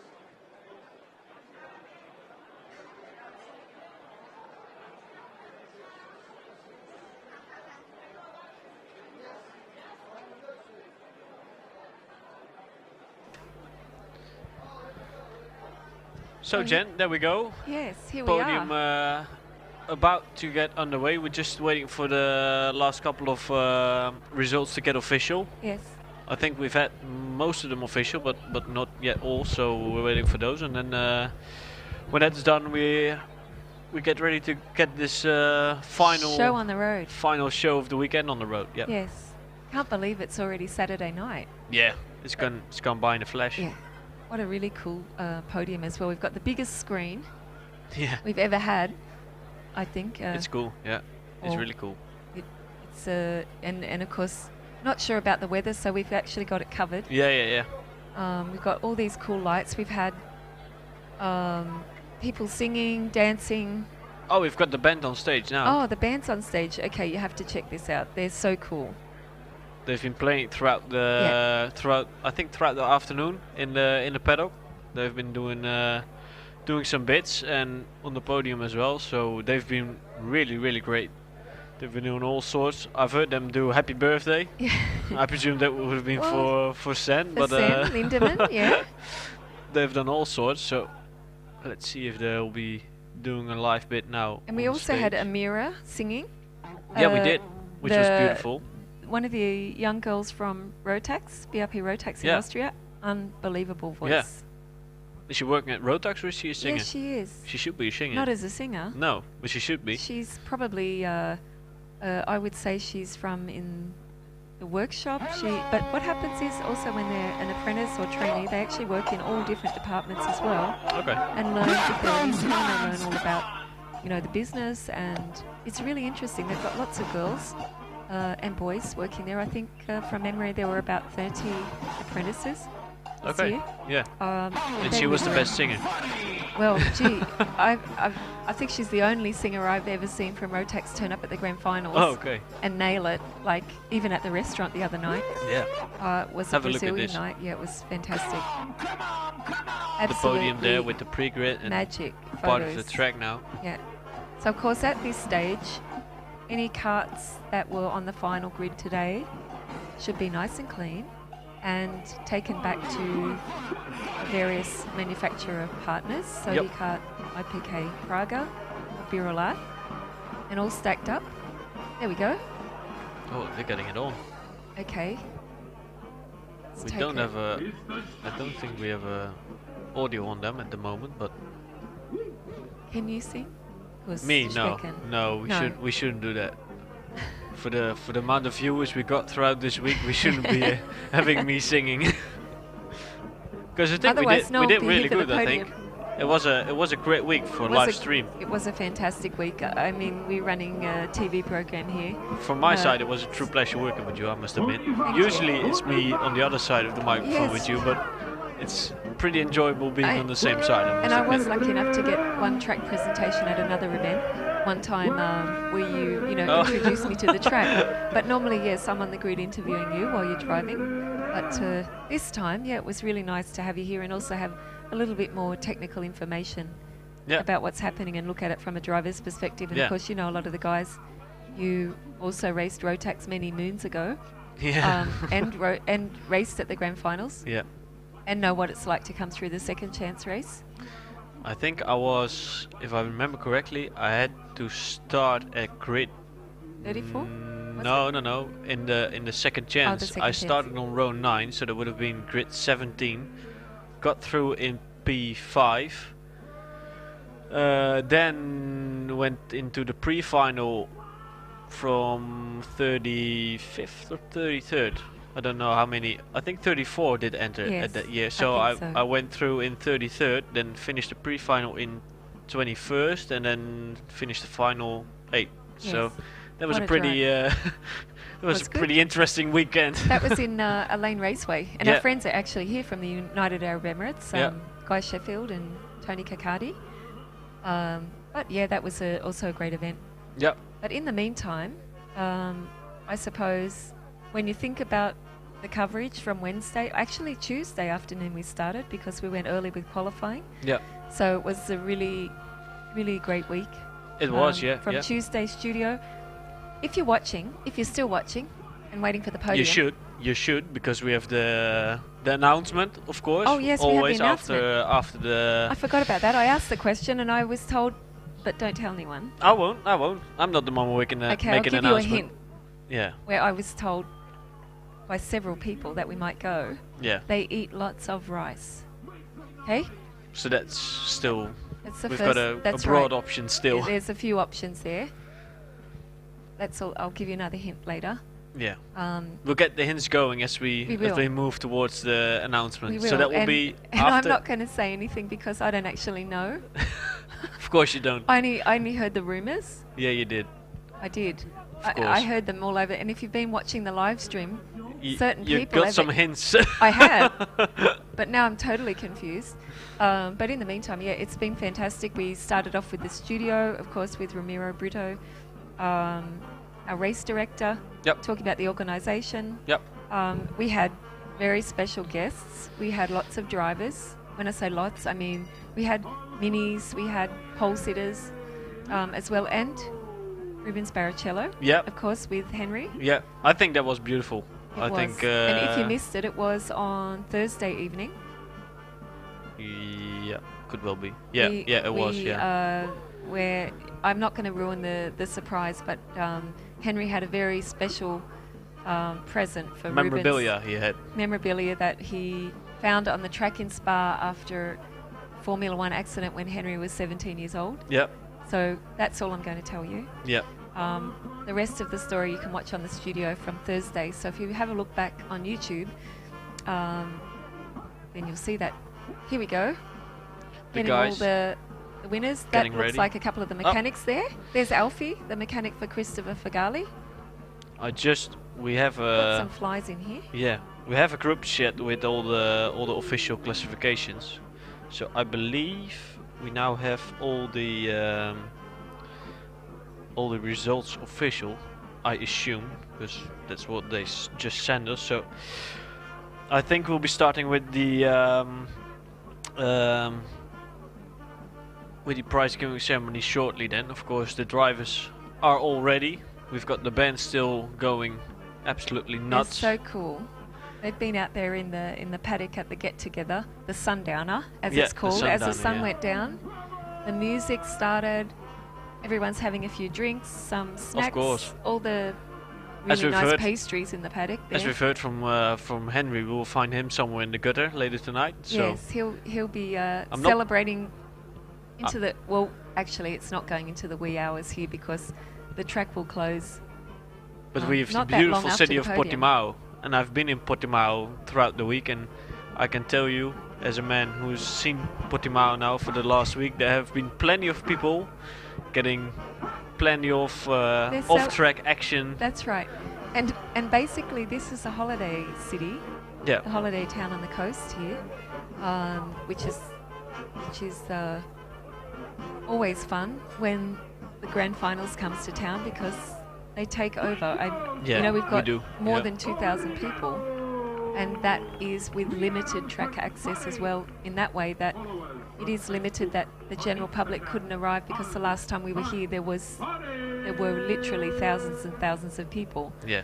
So of course we do have paddock access only, for the supporters of the actual drivers and the teams. Yeah, exactly. But we also have a lot of people that were sitting today around the track on the outside, who don't even come into the circuit. It was actually busy because we've had a look at some point. I think it was after senior or after juniors. It was actually busy up on the hill. That's perfect viewing. There's a huge car park up there as well. So, but yeah, talking about the celebration, quite a lot of the teams got together, which was really nice because they meet as nations.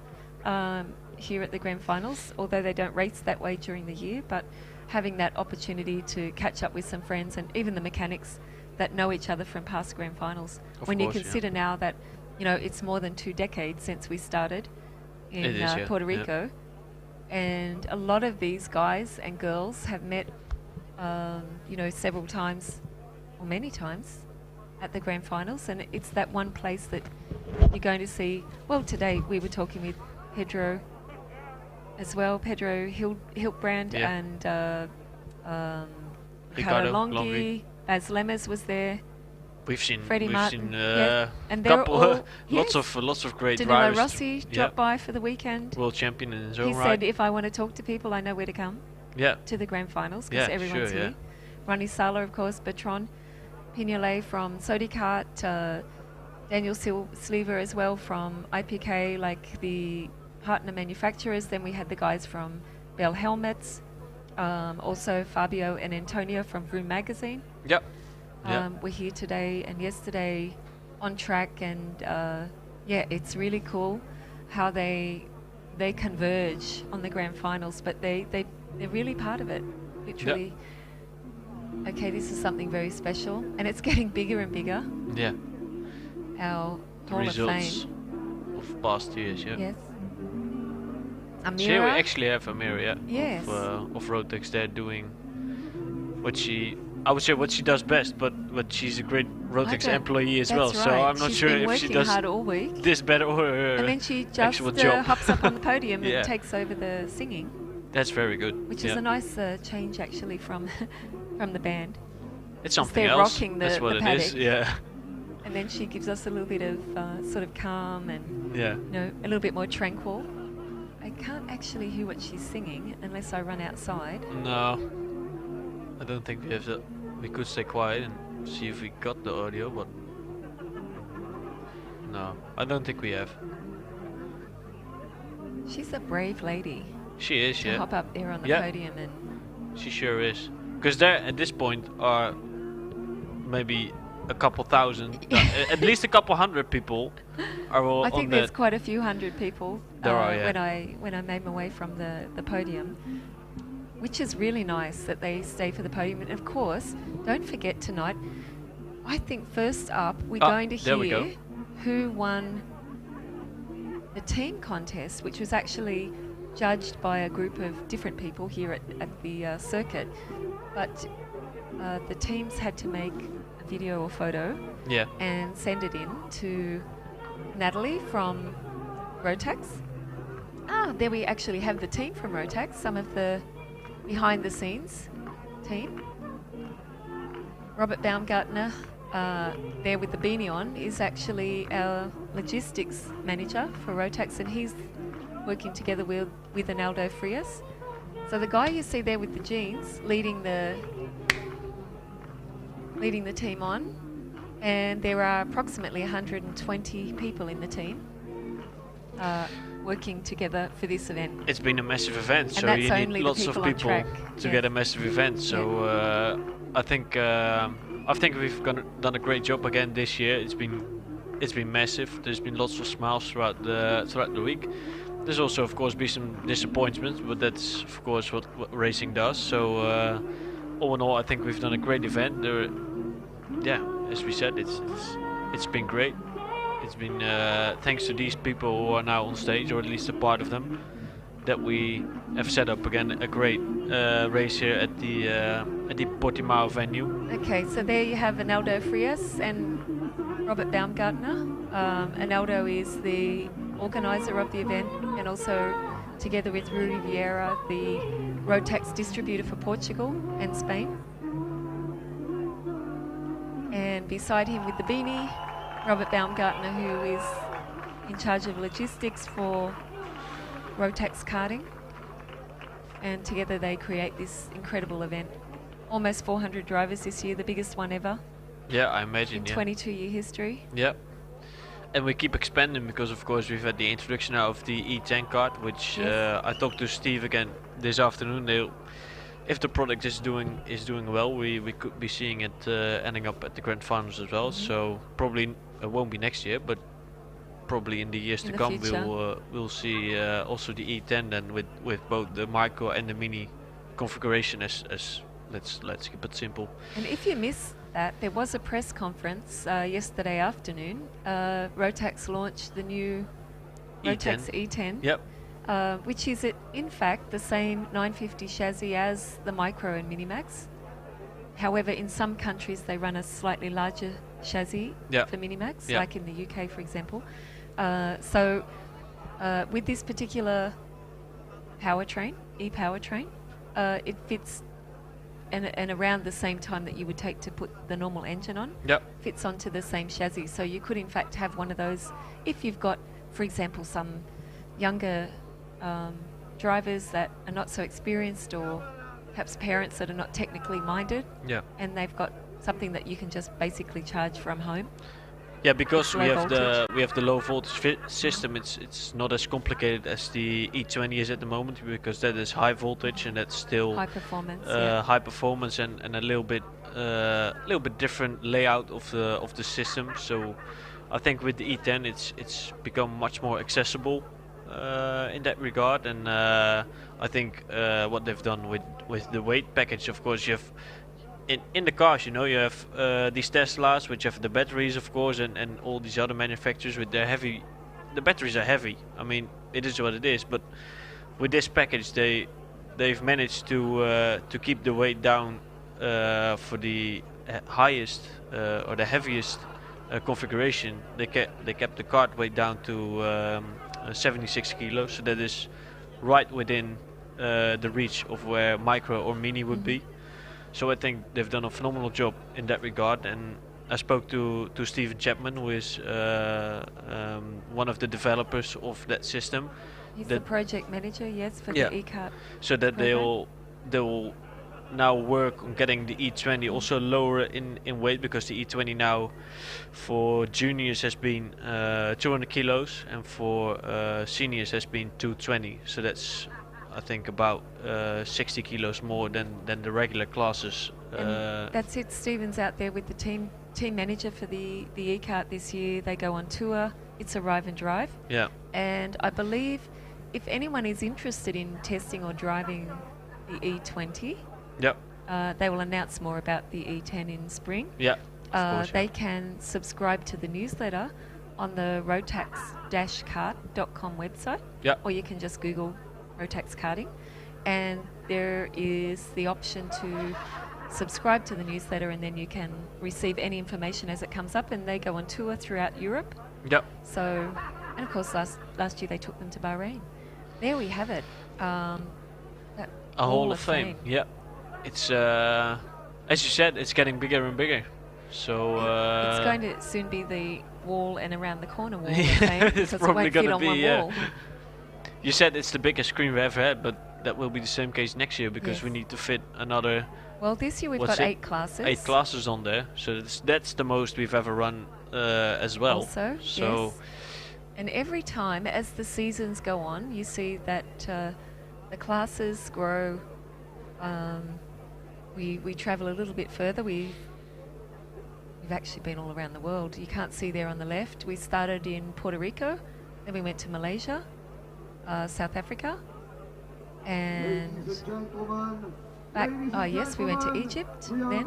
Yeah, Egypt also 2009. Yeah. Then we went to. We're starting. Let me see if I can remember. Lanzarote. Then we went back to Malaysia. Then we went to Viana do Castelo. That was our first time with Pex winning, one of your mates. Yeah, you're from under Belgium license, but yes, he of was. Course but Ricardo Ron came out on the Netherlands license. Yep. So yeah, that was the beginning. Then we went off to the Emirates, down to Italy, which was also really cool. And around the world we went. Of course, Brazil a couple of years ago, and I 2018. think. Yeah. Alrighty, let's see what Henry has for us, because we're waiting now for the podium. To Team Poland. So this is the, I think this is the nations. This is the Micromax. No, this is not. This is the nations result of where the teams could send in their. That's right. I was going to say, gee, that don't look like Micromax. It's not Nations Cup. Is it Nations Cup? It's actually no, it's not the Nations team Cup. contest. Team contest is what which it is. obviously Yeah. means that they've made the Team Poland. So we'll have a listen to what Henry's got to say. For Team Poland, Corridas is the Rotax Grand Final organizer Arnaldo Frias. Gives Poland the Team Contest Award.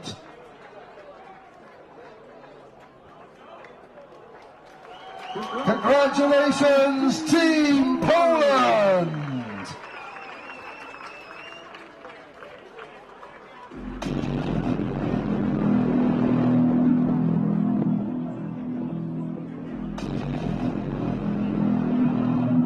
And here is their winning video.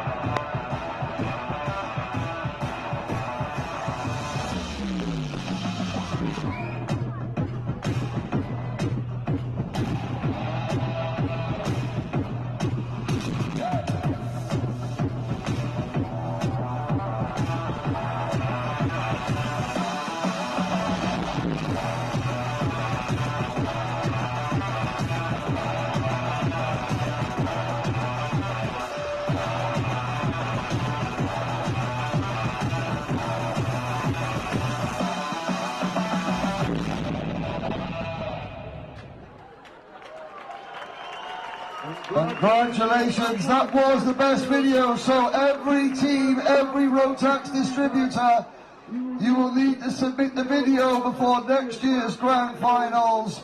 Well done, Poland, thank you very much.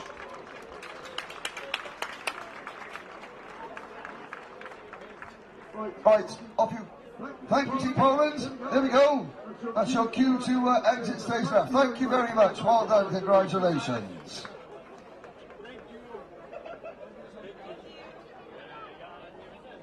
And now we will get the class awards underway.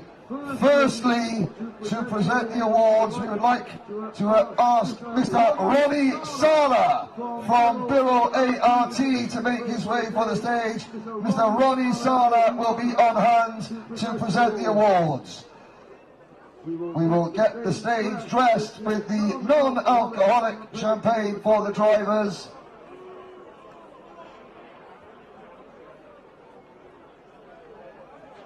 Rotax family, please put your hands together.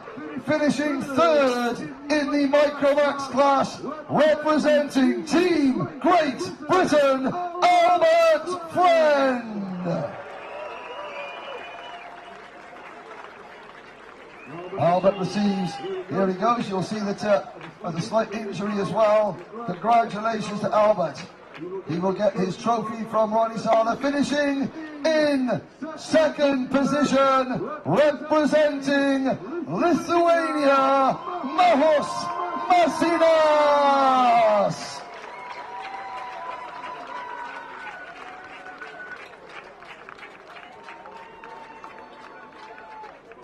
And finally, your winner for the first time in Rotax Grand Finals history, representing Portugal, Martin the Mustang Marquez. And now we will have the trophies. So the medals for the driver, each podium finisher gets a commemorative medal being presented to them by Ronnie Sala from Biro ART. Our friend gets his medal. Mahos Masinas and Martin Marquez. There we go. The medals being presented, as well as delegation from the ASN, Portuguese ASN. Very proud moment for Portugal. You are Grand Finals champions at last. And the trophies, you have to say a big thank you to the apprentices at BRP Rotax for designing these exceptionally beautiful trophies. Albert Friend may need a little bit of assistance to get his trophies, because he has got an injured hand, so maybe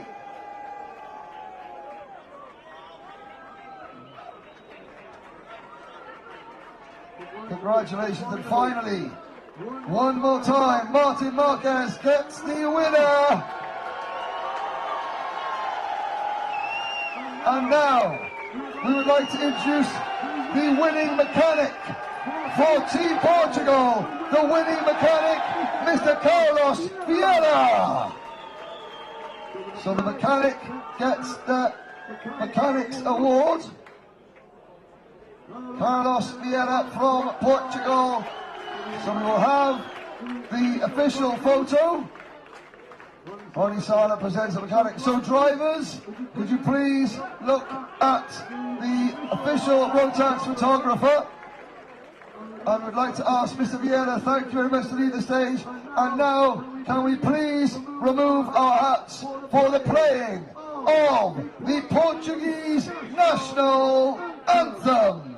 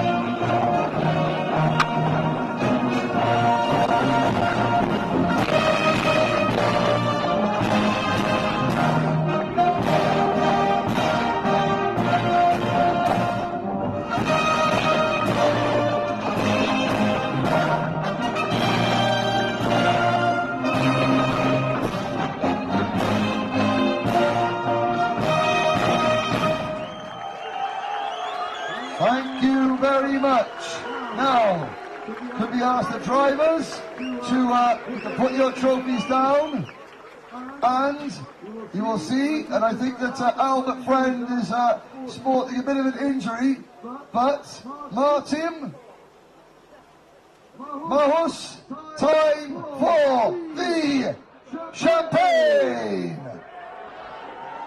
Watch those trophies.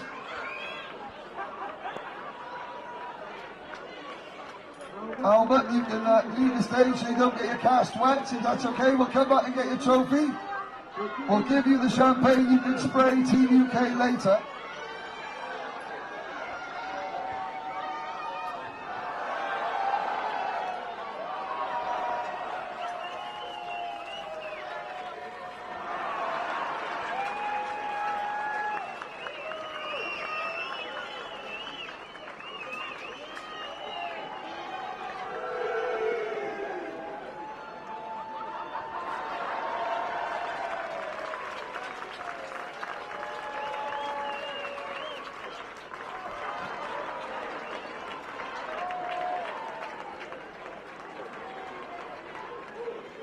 Thank you very much. Your 2022. Oh, you're still there? It's taken 23 years. Let Portugal celebrate. Ladies and gentlemen, your 2022 Rotax Max Challenge Grand Final Micro Max Podium. Albert Friend, Maus Macedas and Martin Marquez.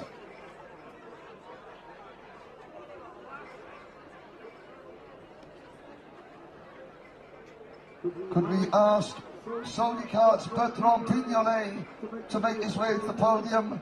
Solicart's Bertrand Pignolet to make his way to the podium, please.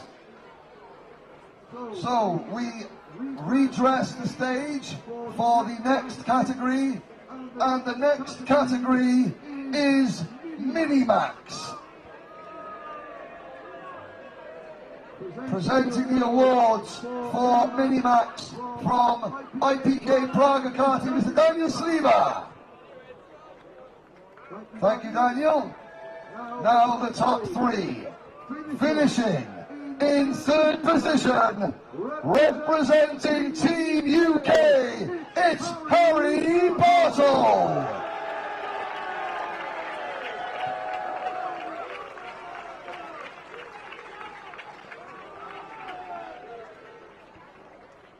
Harry Bartle finishing in third place. Finishing in second place, also for Team UK, it's Jacob Ashcroft.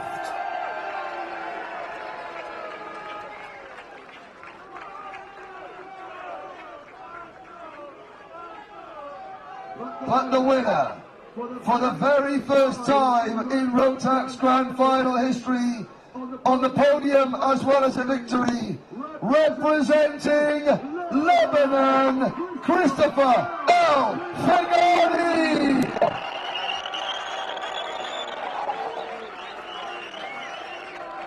And Christopher ends the 2022 Grand Finals undefeated.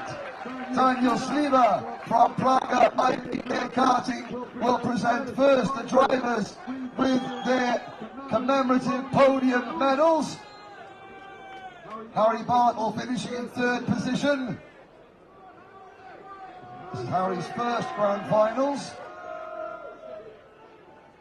And Jacob Ashcroft in second position, also in his first Grand Finals. Christopher El Fagani has been here before, but never have Lebanon stood on the podium, and now they stand on the top step. Congratulations, Christopher. Now we have the trophies for Harry in third position.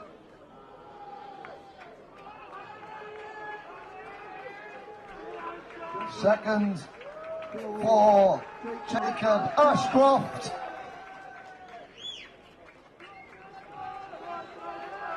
And the winner's trophy to Christopher El Fagani.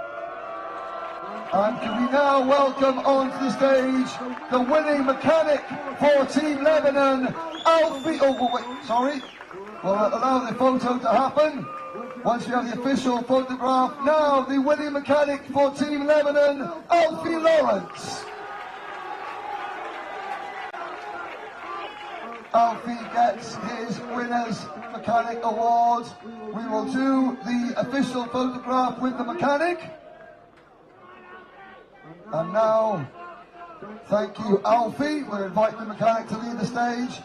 And we now ask everybody, because this is a first in the world of motorsport, can we please ask you to remove your hats as we play the national anthem of Lebanon?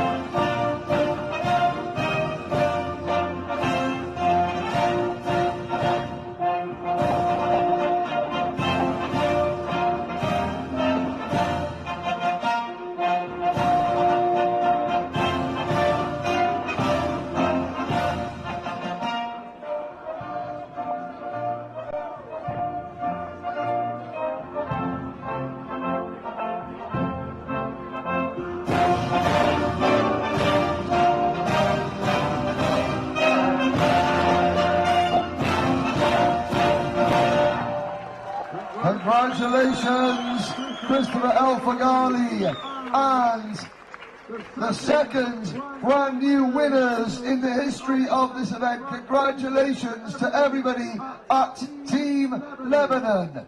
Now, drivers, it's time for champagne. Oh, we're a little bit slower getting the champagne in court than we were on the track. Oh, hang on, there we go. Oh, Fagani's got an idea. Uh-oh, there we go, that's the one! There we go! Oh, Ashcroft's in trouble, there we go. Congratulations, Jacob Ashcroft, Harry Bartle, and your 2022 Grand Finals Mini-Max champion, Christopher El Fagali. Well done.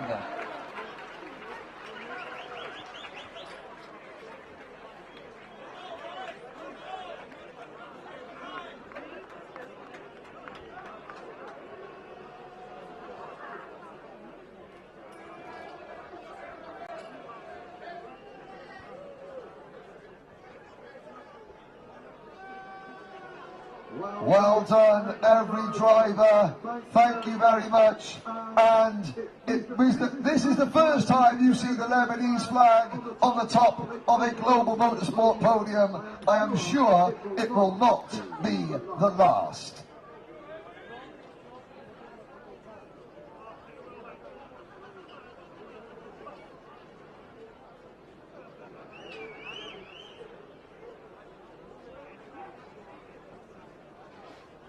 So we will now redress the stage and we move on. And again, drivers, there's a lot of champagne now on the podium. Please be careful, don't lose your footing on the stage. We now move ahead to the next class. This is Junior Rotax, and to present the awards from Sony Kart on their 40th anniversary, Pedro Pignole.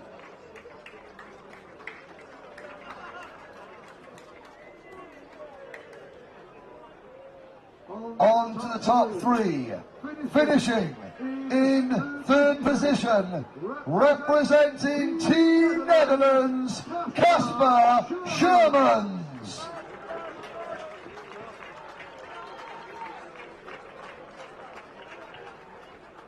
Congratulations, Casper. Finishing in second position, representing Team UK, E10 Jeff Hall.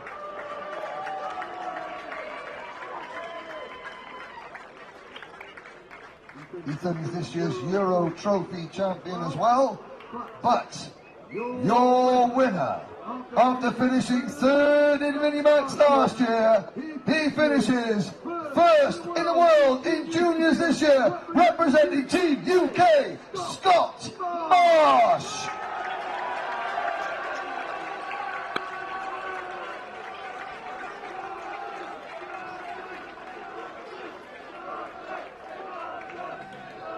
Congratulations. Bertrand Pignolet will present the winners' medals to the top three, the podium medals, and now the trophies, the beautiful Rotax Grand Finals trophies.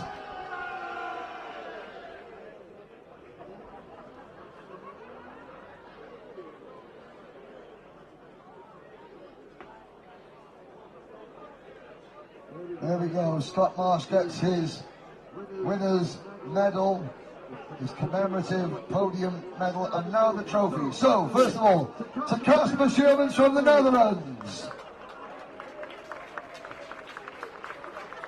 To Ethan Jeff Hall from the United Kingdom. And to Scott Marsh from Team UK. And we would now like to invite onto the stage the winning mechanic from Team UK, Darryl Malotti.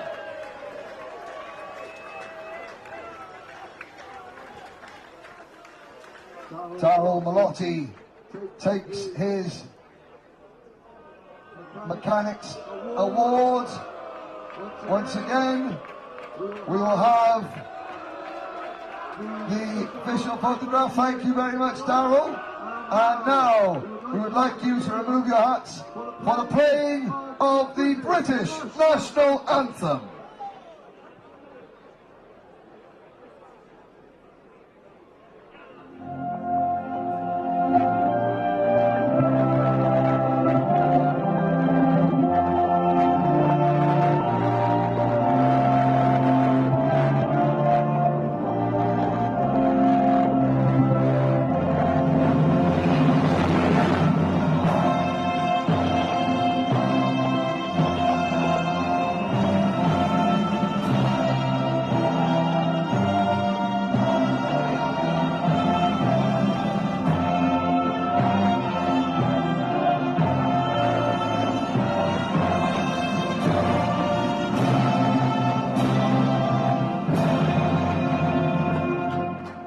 Congratulations, Scott Marsh, Team UK. Now drivers, it's time, in your own time, for the champagne. Here we go. Oh, Ethan Jeff Hall's quickest on the bubbly. Well done, Scott Marsh. Congratulations. That's the spirit. Here we go. Your top three in junior Rotax: Casper Shermans, Ethan Jeff Hall, and Scott Marsh. Thank you very much, drivers.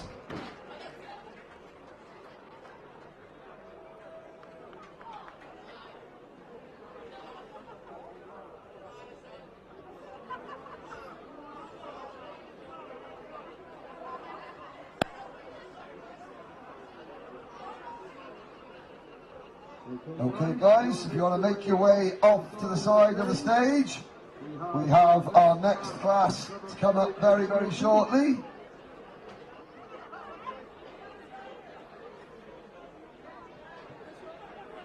Congratulations. The next category is the original class, the only class to have appeared in every edition of the Rotax Grand Finals.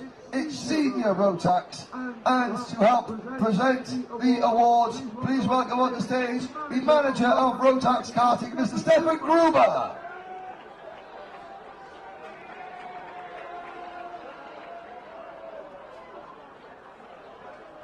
Finishing in third position, representing Team UK in just his second ever senior race, Brandon Carr.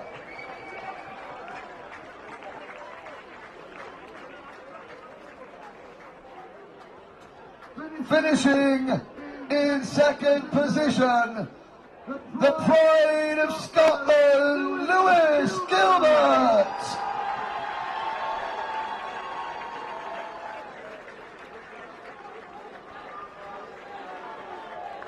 And taking the victory, he has now won the British, the European, the World, and the Rotax Grand Finals, representing Team UK, Callum Bradshaw.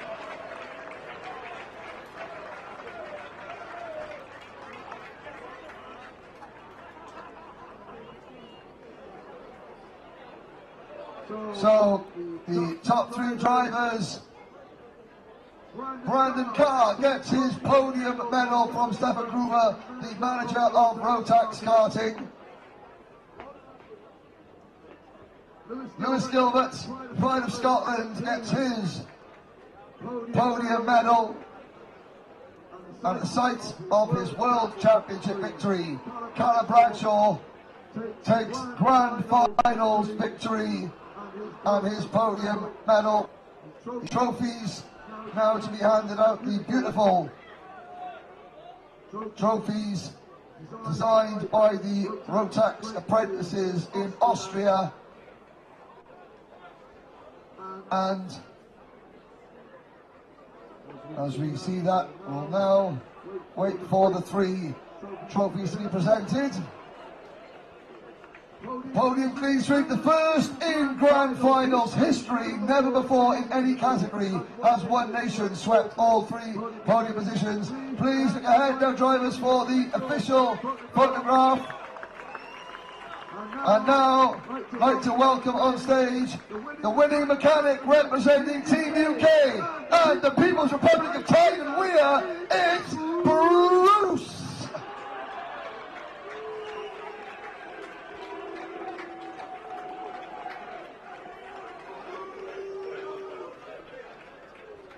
Lee, you've got to come this way, son.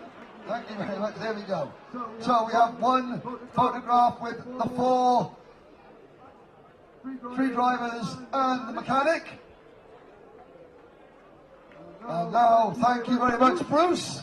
There we go. Lee Taylor, your mechanic, winning mechanic. And now, once again, could we ask all the drivers and the fans to remove their hats for the playing of the British National Anthem.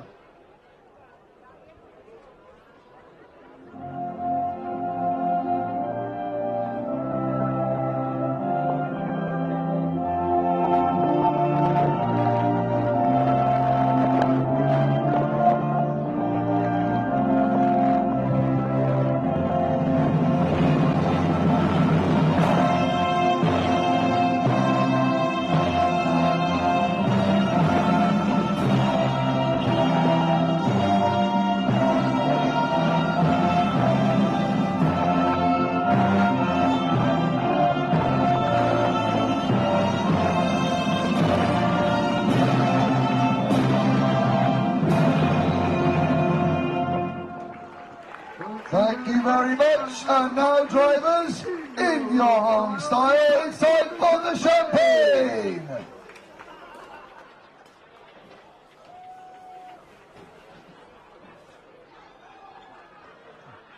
It's time to get your revenge on Bradshaw, everybody. Well done.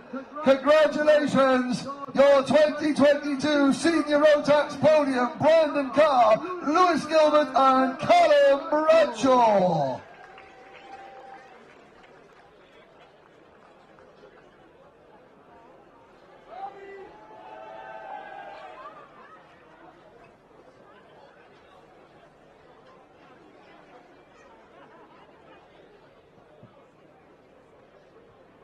We will now redress the stage for the next category. The next category known as the ultimate class, the fastest class here in the Grand Finals. It is Rotax DD2, and on hand to present the prizes from Carinas Karting and the Grand Finals organisational team, Mr. Arnaldo Frias.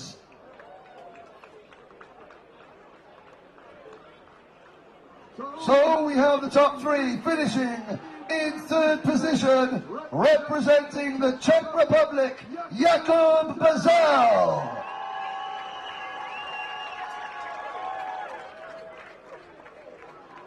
In second position, representing Belgium, Glenn van Polish.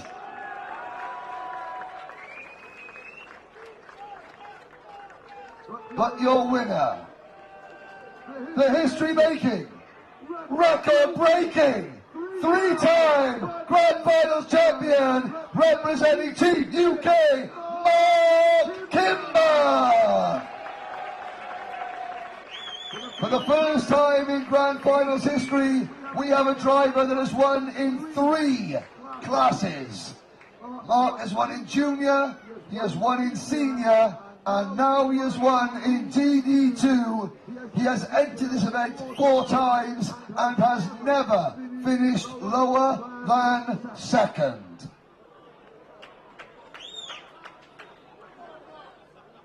Arnaldo Frias presents the podium medals for each of the podium finishers. We will then have the trophies.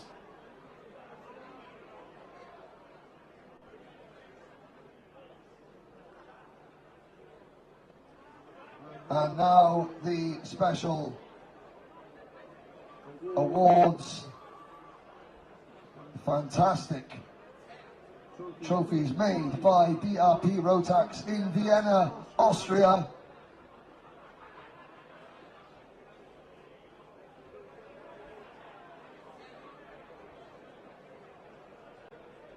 So, we'll now have the official photographs once Mark gets his winner's trophy.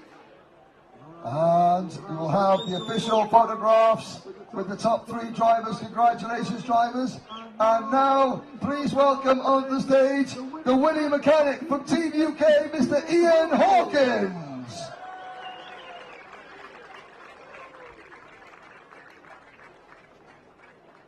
Congratulations, Ian. Mark has won 3 Grand Finals with 3 different mechanics. Daniel Tate, his dad, and now Ian Hawkins. Thank you very much, Ian. And once again, we'd like you to move your hats for the playing, once again, of the British National Anthem. Thank you.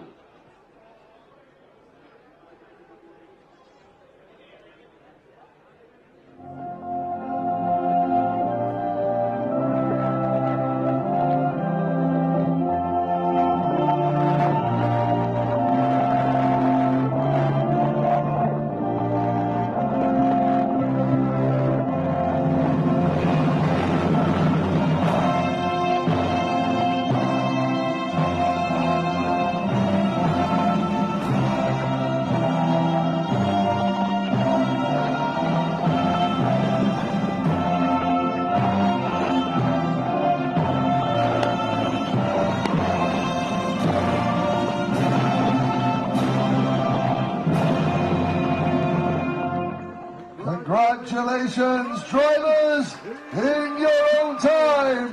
Now it is time for champagne. Kimber, don't be a wuss. Oh, Kimber, you absolute wet fart.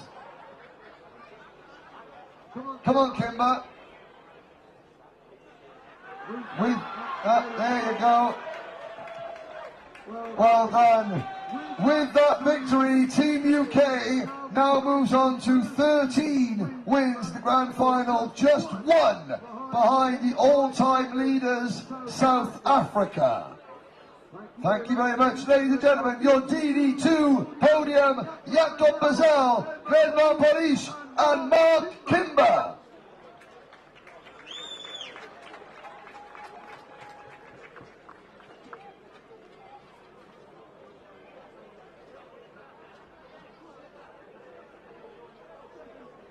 So we will now redress the podium. 3 more categories to go.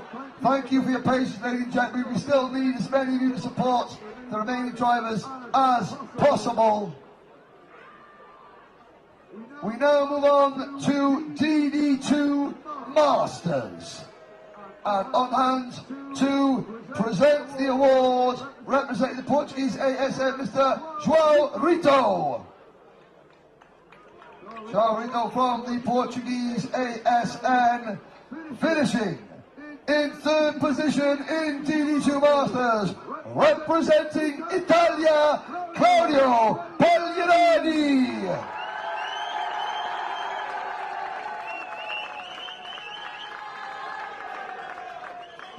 finishing in second position, representing France, Paul Louveau.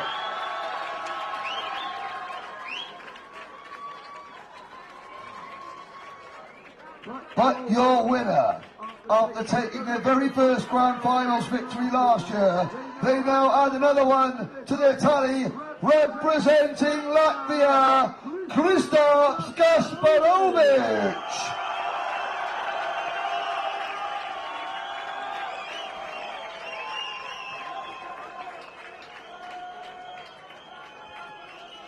So Latvia got their first win last year.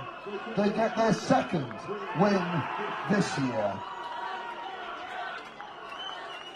And João Rito from the Portugal ASN presents the podium medals and now the trophies as well.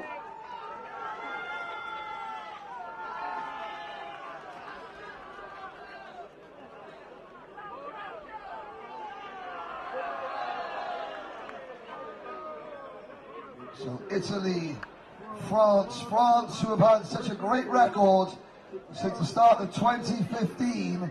France and the UK have won more Rotax podiums, the Grand Finals, than any other nation. I think France are on 9 victories in total. And now the winners' trophies.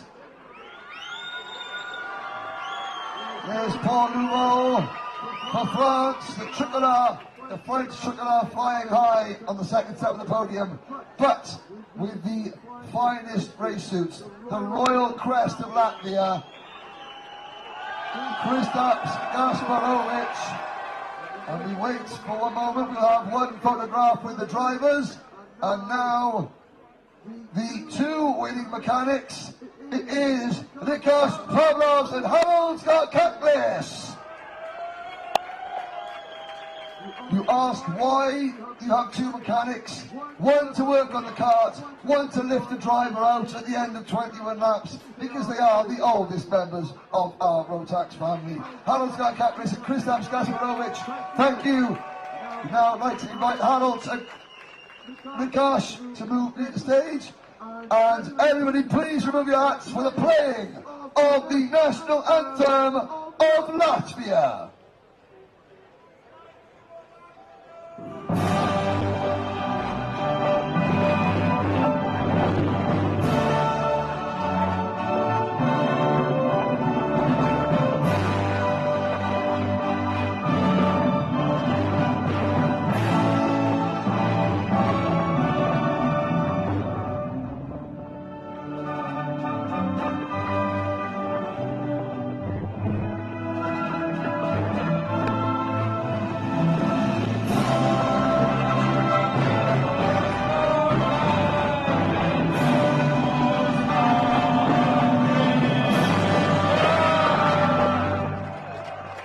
Congratulations, Latvia and Kristaps Gasparovic.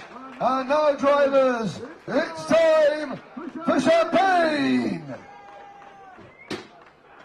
When you're ready, there we are. Congratulations. Kristaps decided just he wants to throw cheap non-alcoholic champagne over himself. That's you do you, Kristaps. You do you.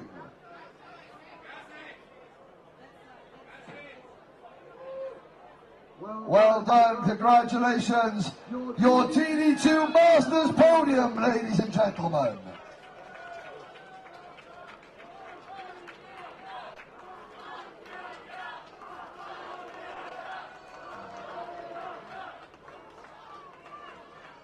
Two classes remain. We also have the Nations Cup.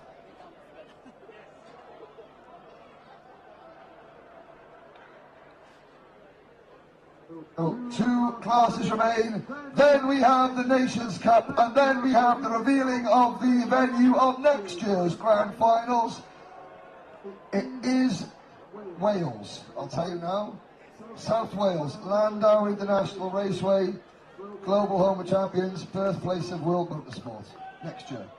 Now we move ahead to E20 Junior. Presenting the trophies, Peter Ilsinger, the General Manager of BRP Rotax. So we have history today, the first ever Junior E20 podium, finishing in third position, representing Switzerland, Christopher Holst.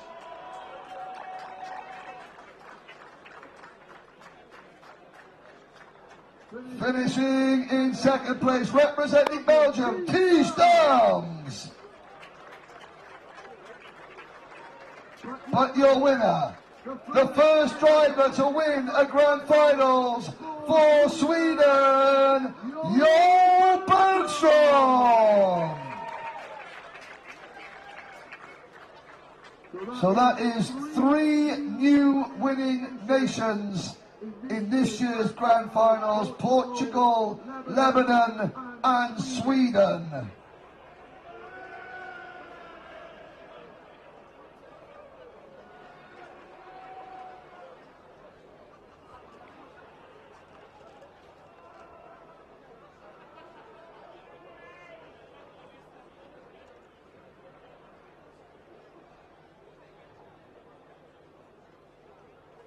Peter Ilsinger hands out the winning of the podium medals to Joel Bergstrom, Ties Dams and Christopher Holst. Again, it's thanks to Peter and Stefan Gruber and the rest of the Rotax team for providing this backdrop for this event.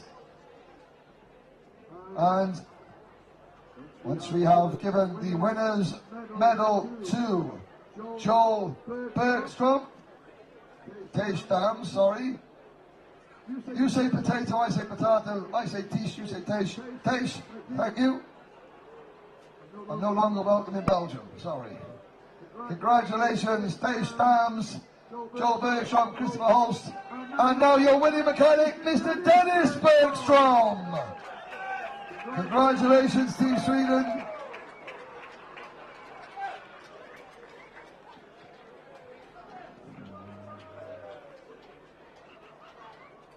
There we go.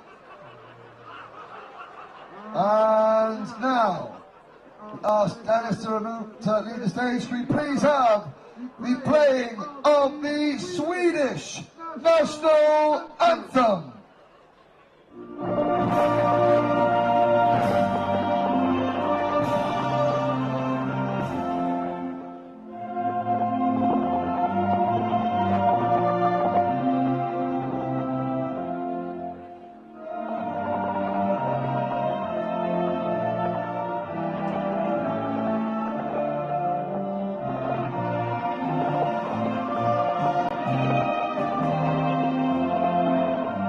Congratulations, drivers, your history-making first ever E20 Junior podium in the Grand Finals. Christopher Holst, Ties Dams and Joel Bergstrom.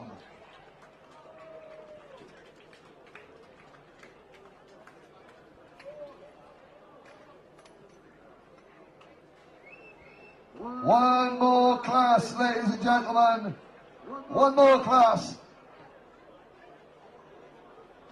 The champagne goes out yet again. We make another piece of Grand Finals history in this next class. This is E20 Senior, and on hand to present the awards, please welcome former Rotax driver and ELMS champion, Ferdinand Habsburg.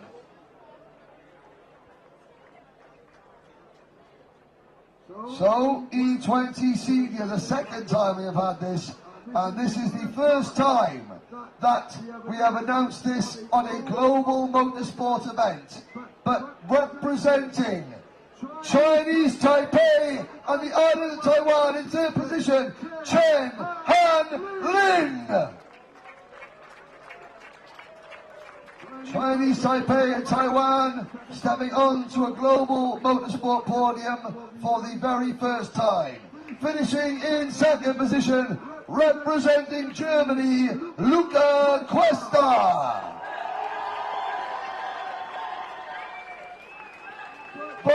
your winner, representing Team Sweden, Jesper Sjöberg.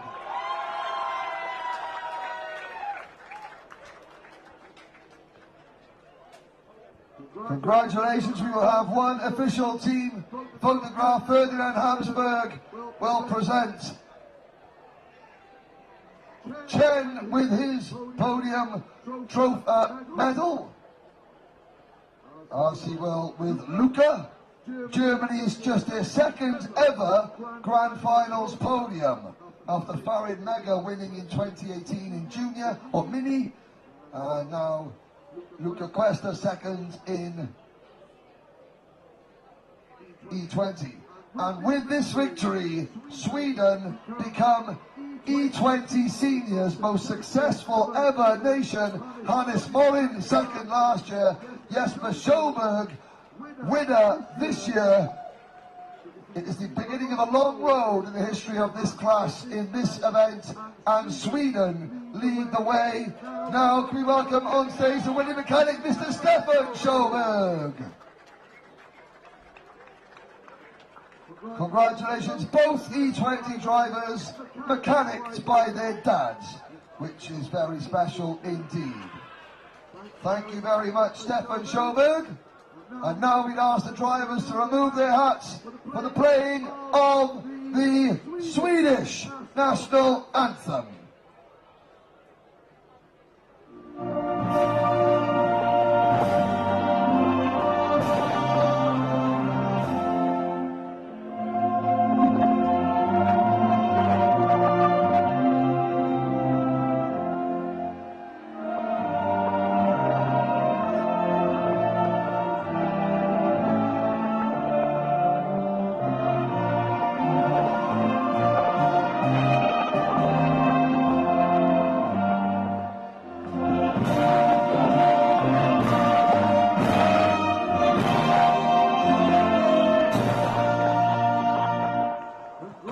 Congratulations, Sweden! Congratulations, Jesper Sjöberg! And drivers, it's now time for some electric champagne! Hello, what happened there? Oh, well done. Don't worry about the tens of thousands of euros of electronic equipment right next to the stage, that's fine. You enjoy yourselves, guys. Congratulations, your 2022 E20 senior podium, Chen Han-Ling, Lucas Kirster, and Jesper Sjöberg.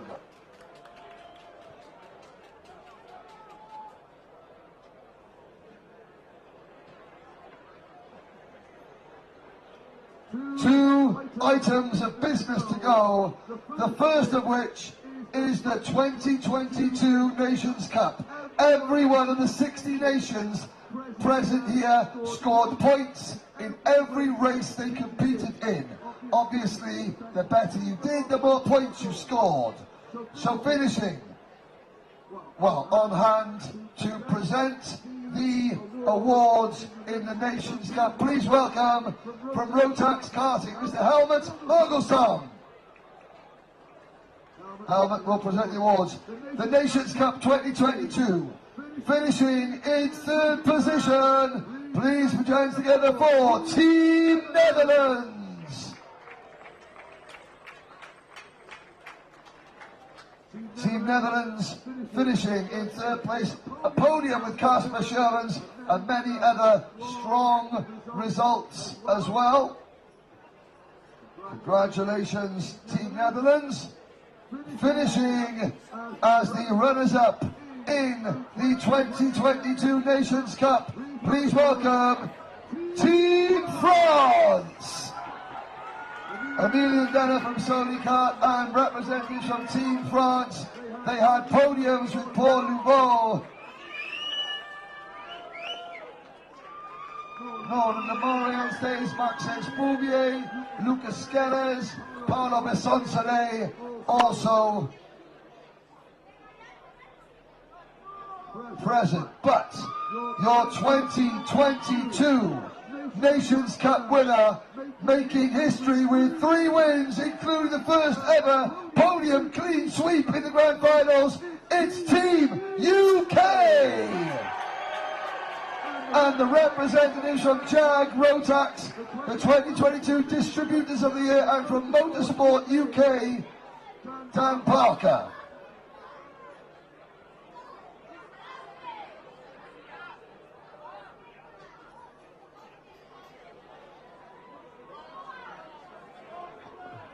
So Team UK, Motorsport UK, Jag, Rotax, as well Rotax family. In 3rd place, the Netherlands, and if Sen Lindemann, it's his birthday today, so a big happy birthday to Sen Lindemann. Give us a wave, Sen. Happy birthday. But Team UK wins in junior, in senior, and DD2, and the first ever podium clean sweep in Rotax Grand Finals history. So we have one thing, and once again, as we get the awards, happy birthday to Sen Lindemann on stage for Team Netherlands.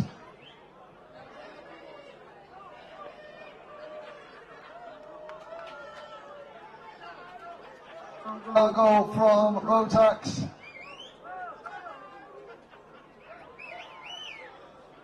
Hands out the awards. The 2022 Rotax Distributors of the League of Distributors of the Year, Jag Rotax on stage, and representing Motorsport UK, Dan Parker.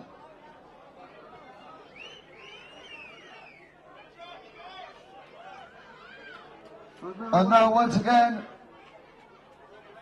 could we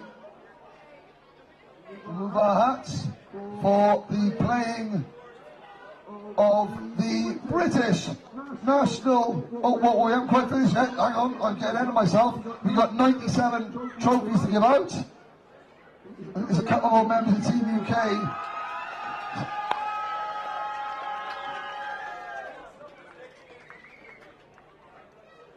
So now we have the trophies. The Netherlands and Austria have just entered into a global pact, as you might see. It's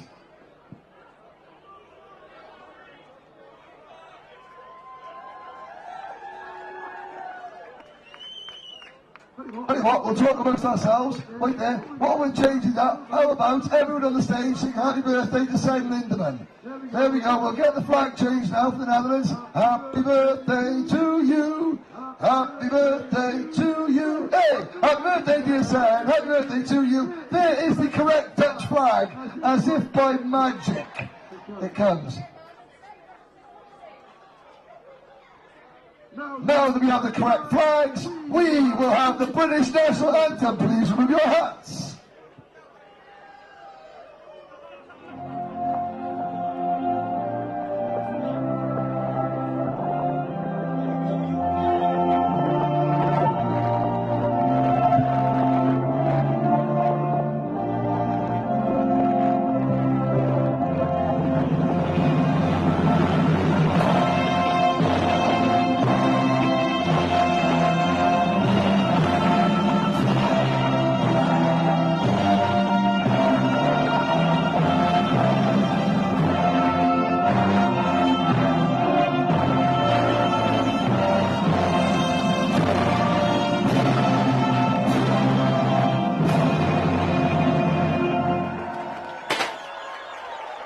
Congratulations, and a little surprise, a little extra champagne for Team UK.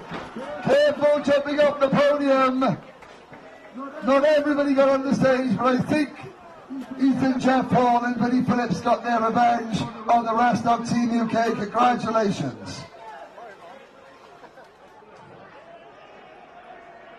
So ladies and gentlemen, Rotax family, there is just one more thing to do. and that is, oh, thank you, Mark, that's very kind. One more thing to do, and that is to hand over the reins of the 2022 Grand Finals to the 2023.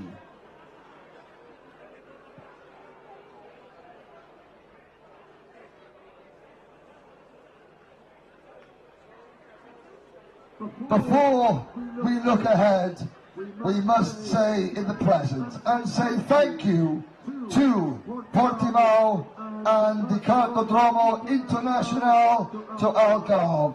So can we please have onto the stage a representative of the Portuguese SM, Mr. Arnaldo Frias.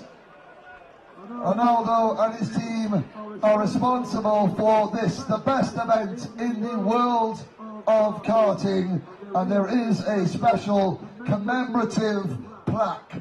So please put your hands together and say thank you to Portimão, the spiritual home of the Grand Finals. 4 times this event has been held here. Each time it just gets that little bit more special. Peter Erlsinger from BRP Rotax, who now asked to make the presentation of the special plaque. One more time, obrigado, Portimão!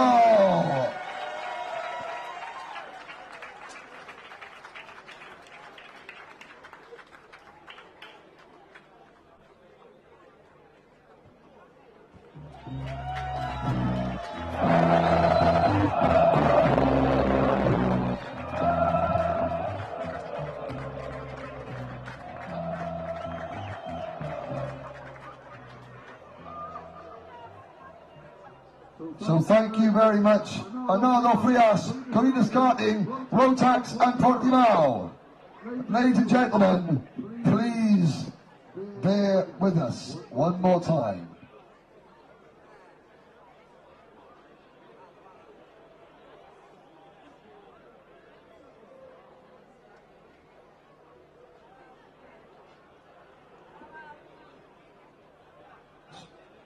So ladies and gentlemen, if I could turn your attention to the main screen.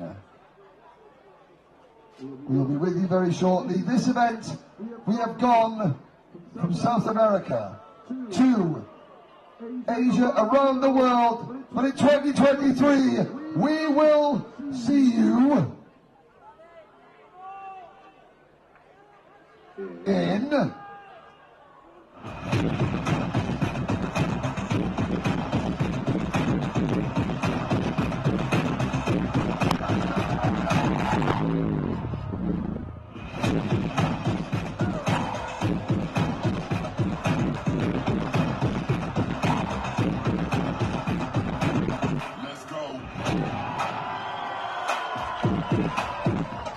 In 2023, we will go back to the Bahrain International Circuit for the 2nd time this year, without the restrictions of 2021 and with our entire Rotax family in tow.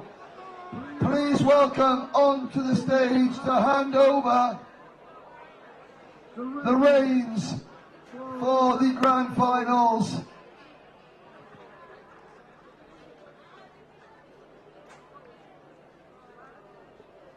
From Arnaldo Frias, please welcome on the stage our new Grand Finals host, the Bahrain International Kart Circuit, and Hassan Al-Shahadi. Those of us who were there in 2021 will never forget the welcome we received in Bahrain, and Hassan and his team at a circuit that is known universally as one of the finest will put on a show like no other. 2023, we will see you in Bahrain. Thank you very much on behalf of everyone at the Grand Finals, on behalf of Jed Wade and Bruce Megan in the studio. This has been a Kart Data production. It's goodbye from them. It's goodbye from me, goodbye from all of us. See you in Bahrain. So that's that from the podium presentation then. So we're not going to Japan. No, we're not. You All were the excited rumours to in go. the paddock. Yeah. I thought well, I wasn't sure if it was India or Japan when they said Rice, but There you have it. I thought we were going to Japan. Back to Bahrain it Yes. is. So we can still go to Japan, but then we've we got to be could. back to Bahrain Yeah. from the 2nd to the 9th of December. That's exciting. That's 'cause very it was exciting, yeah. really, really good. Yeah. And that was with all the COVID restrictions. And the temperature will be...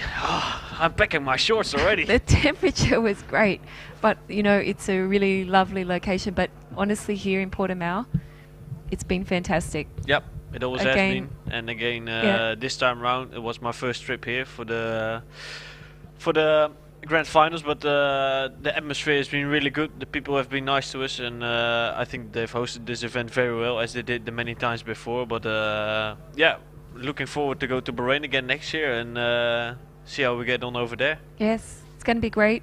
So we've crowned our champions team contest. Yep. And our Nations Cup. Yep. And here we go. We've launched the E10. Yep. We've had a busy week. It's been a huge week, but it's been fantastic. We hope you've enjoyed the show, and if you've missed any of the action, make sure you catch it all on YouTube, Rotax Karting. Yep. So it will be uploaded day by day. Rotax Racing, yes. Rotax Racing, Rotax Karting. Look for the hashtag RMCGF 2022 and you'll find everything. Yep, because everyone's been putting the hashtag. We've got more videos obviously being uploaded, highlights, recaps. Everything. It's been fantastic. Thank you so much from all the team here in Portimão, Gus, myself and Henry Baudet. Yeah. The team at Kart Data TV and the organisation from BIP Rotax. Once again, another fantastic event. Also FPAC, the local federation, Cartodromo International Algarve. Once again, and of course all the nailed people it. attended. Yes. We had the People- most drivers we've ever had. Yes. We've seen some shots from inside the tent. It was absolutely huge. There was lots of people there. There were, yeah, it was a great success. It's been great. Congratulations to everyone and to all the drivers also who were here. They're all champions. We see you next year in Bahrain.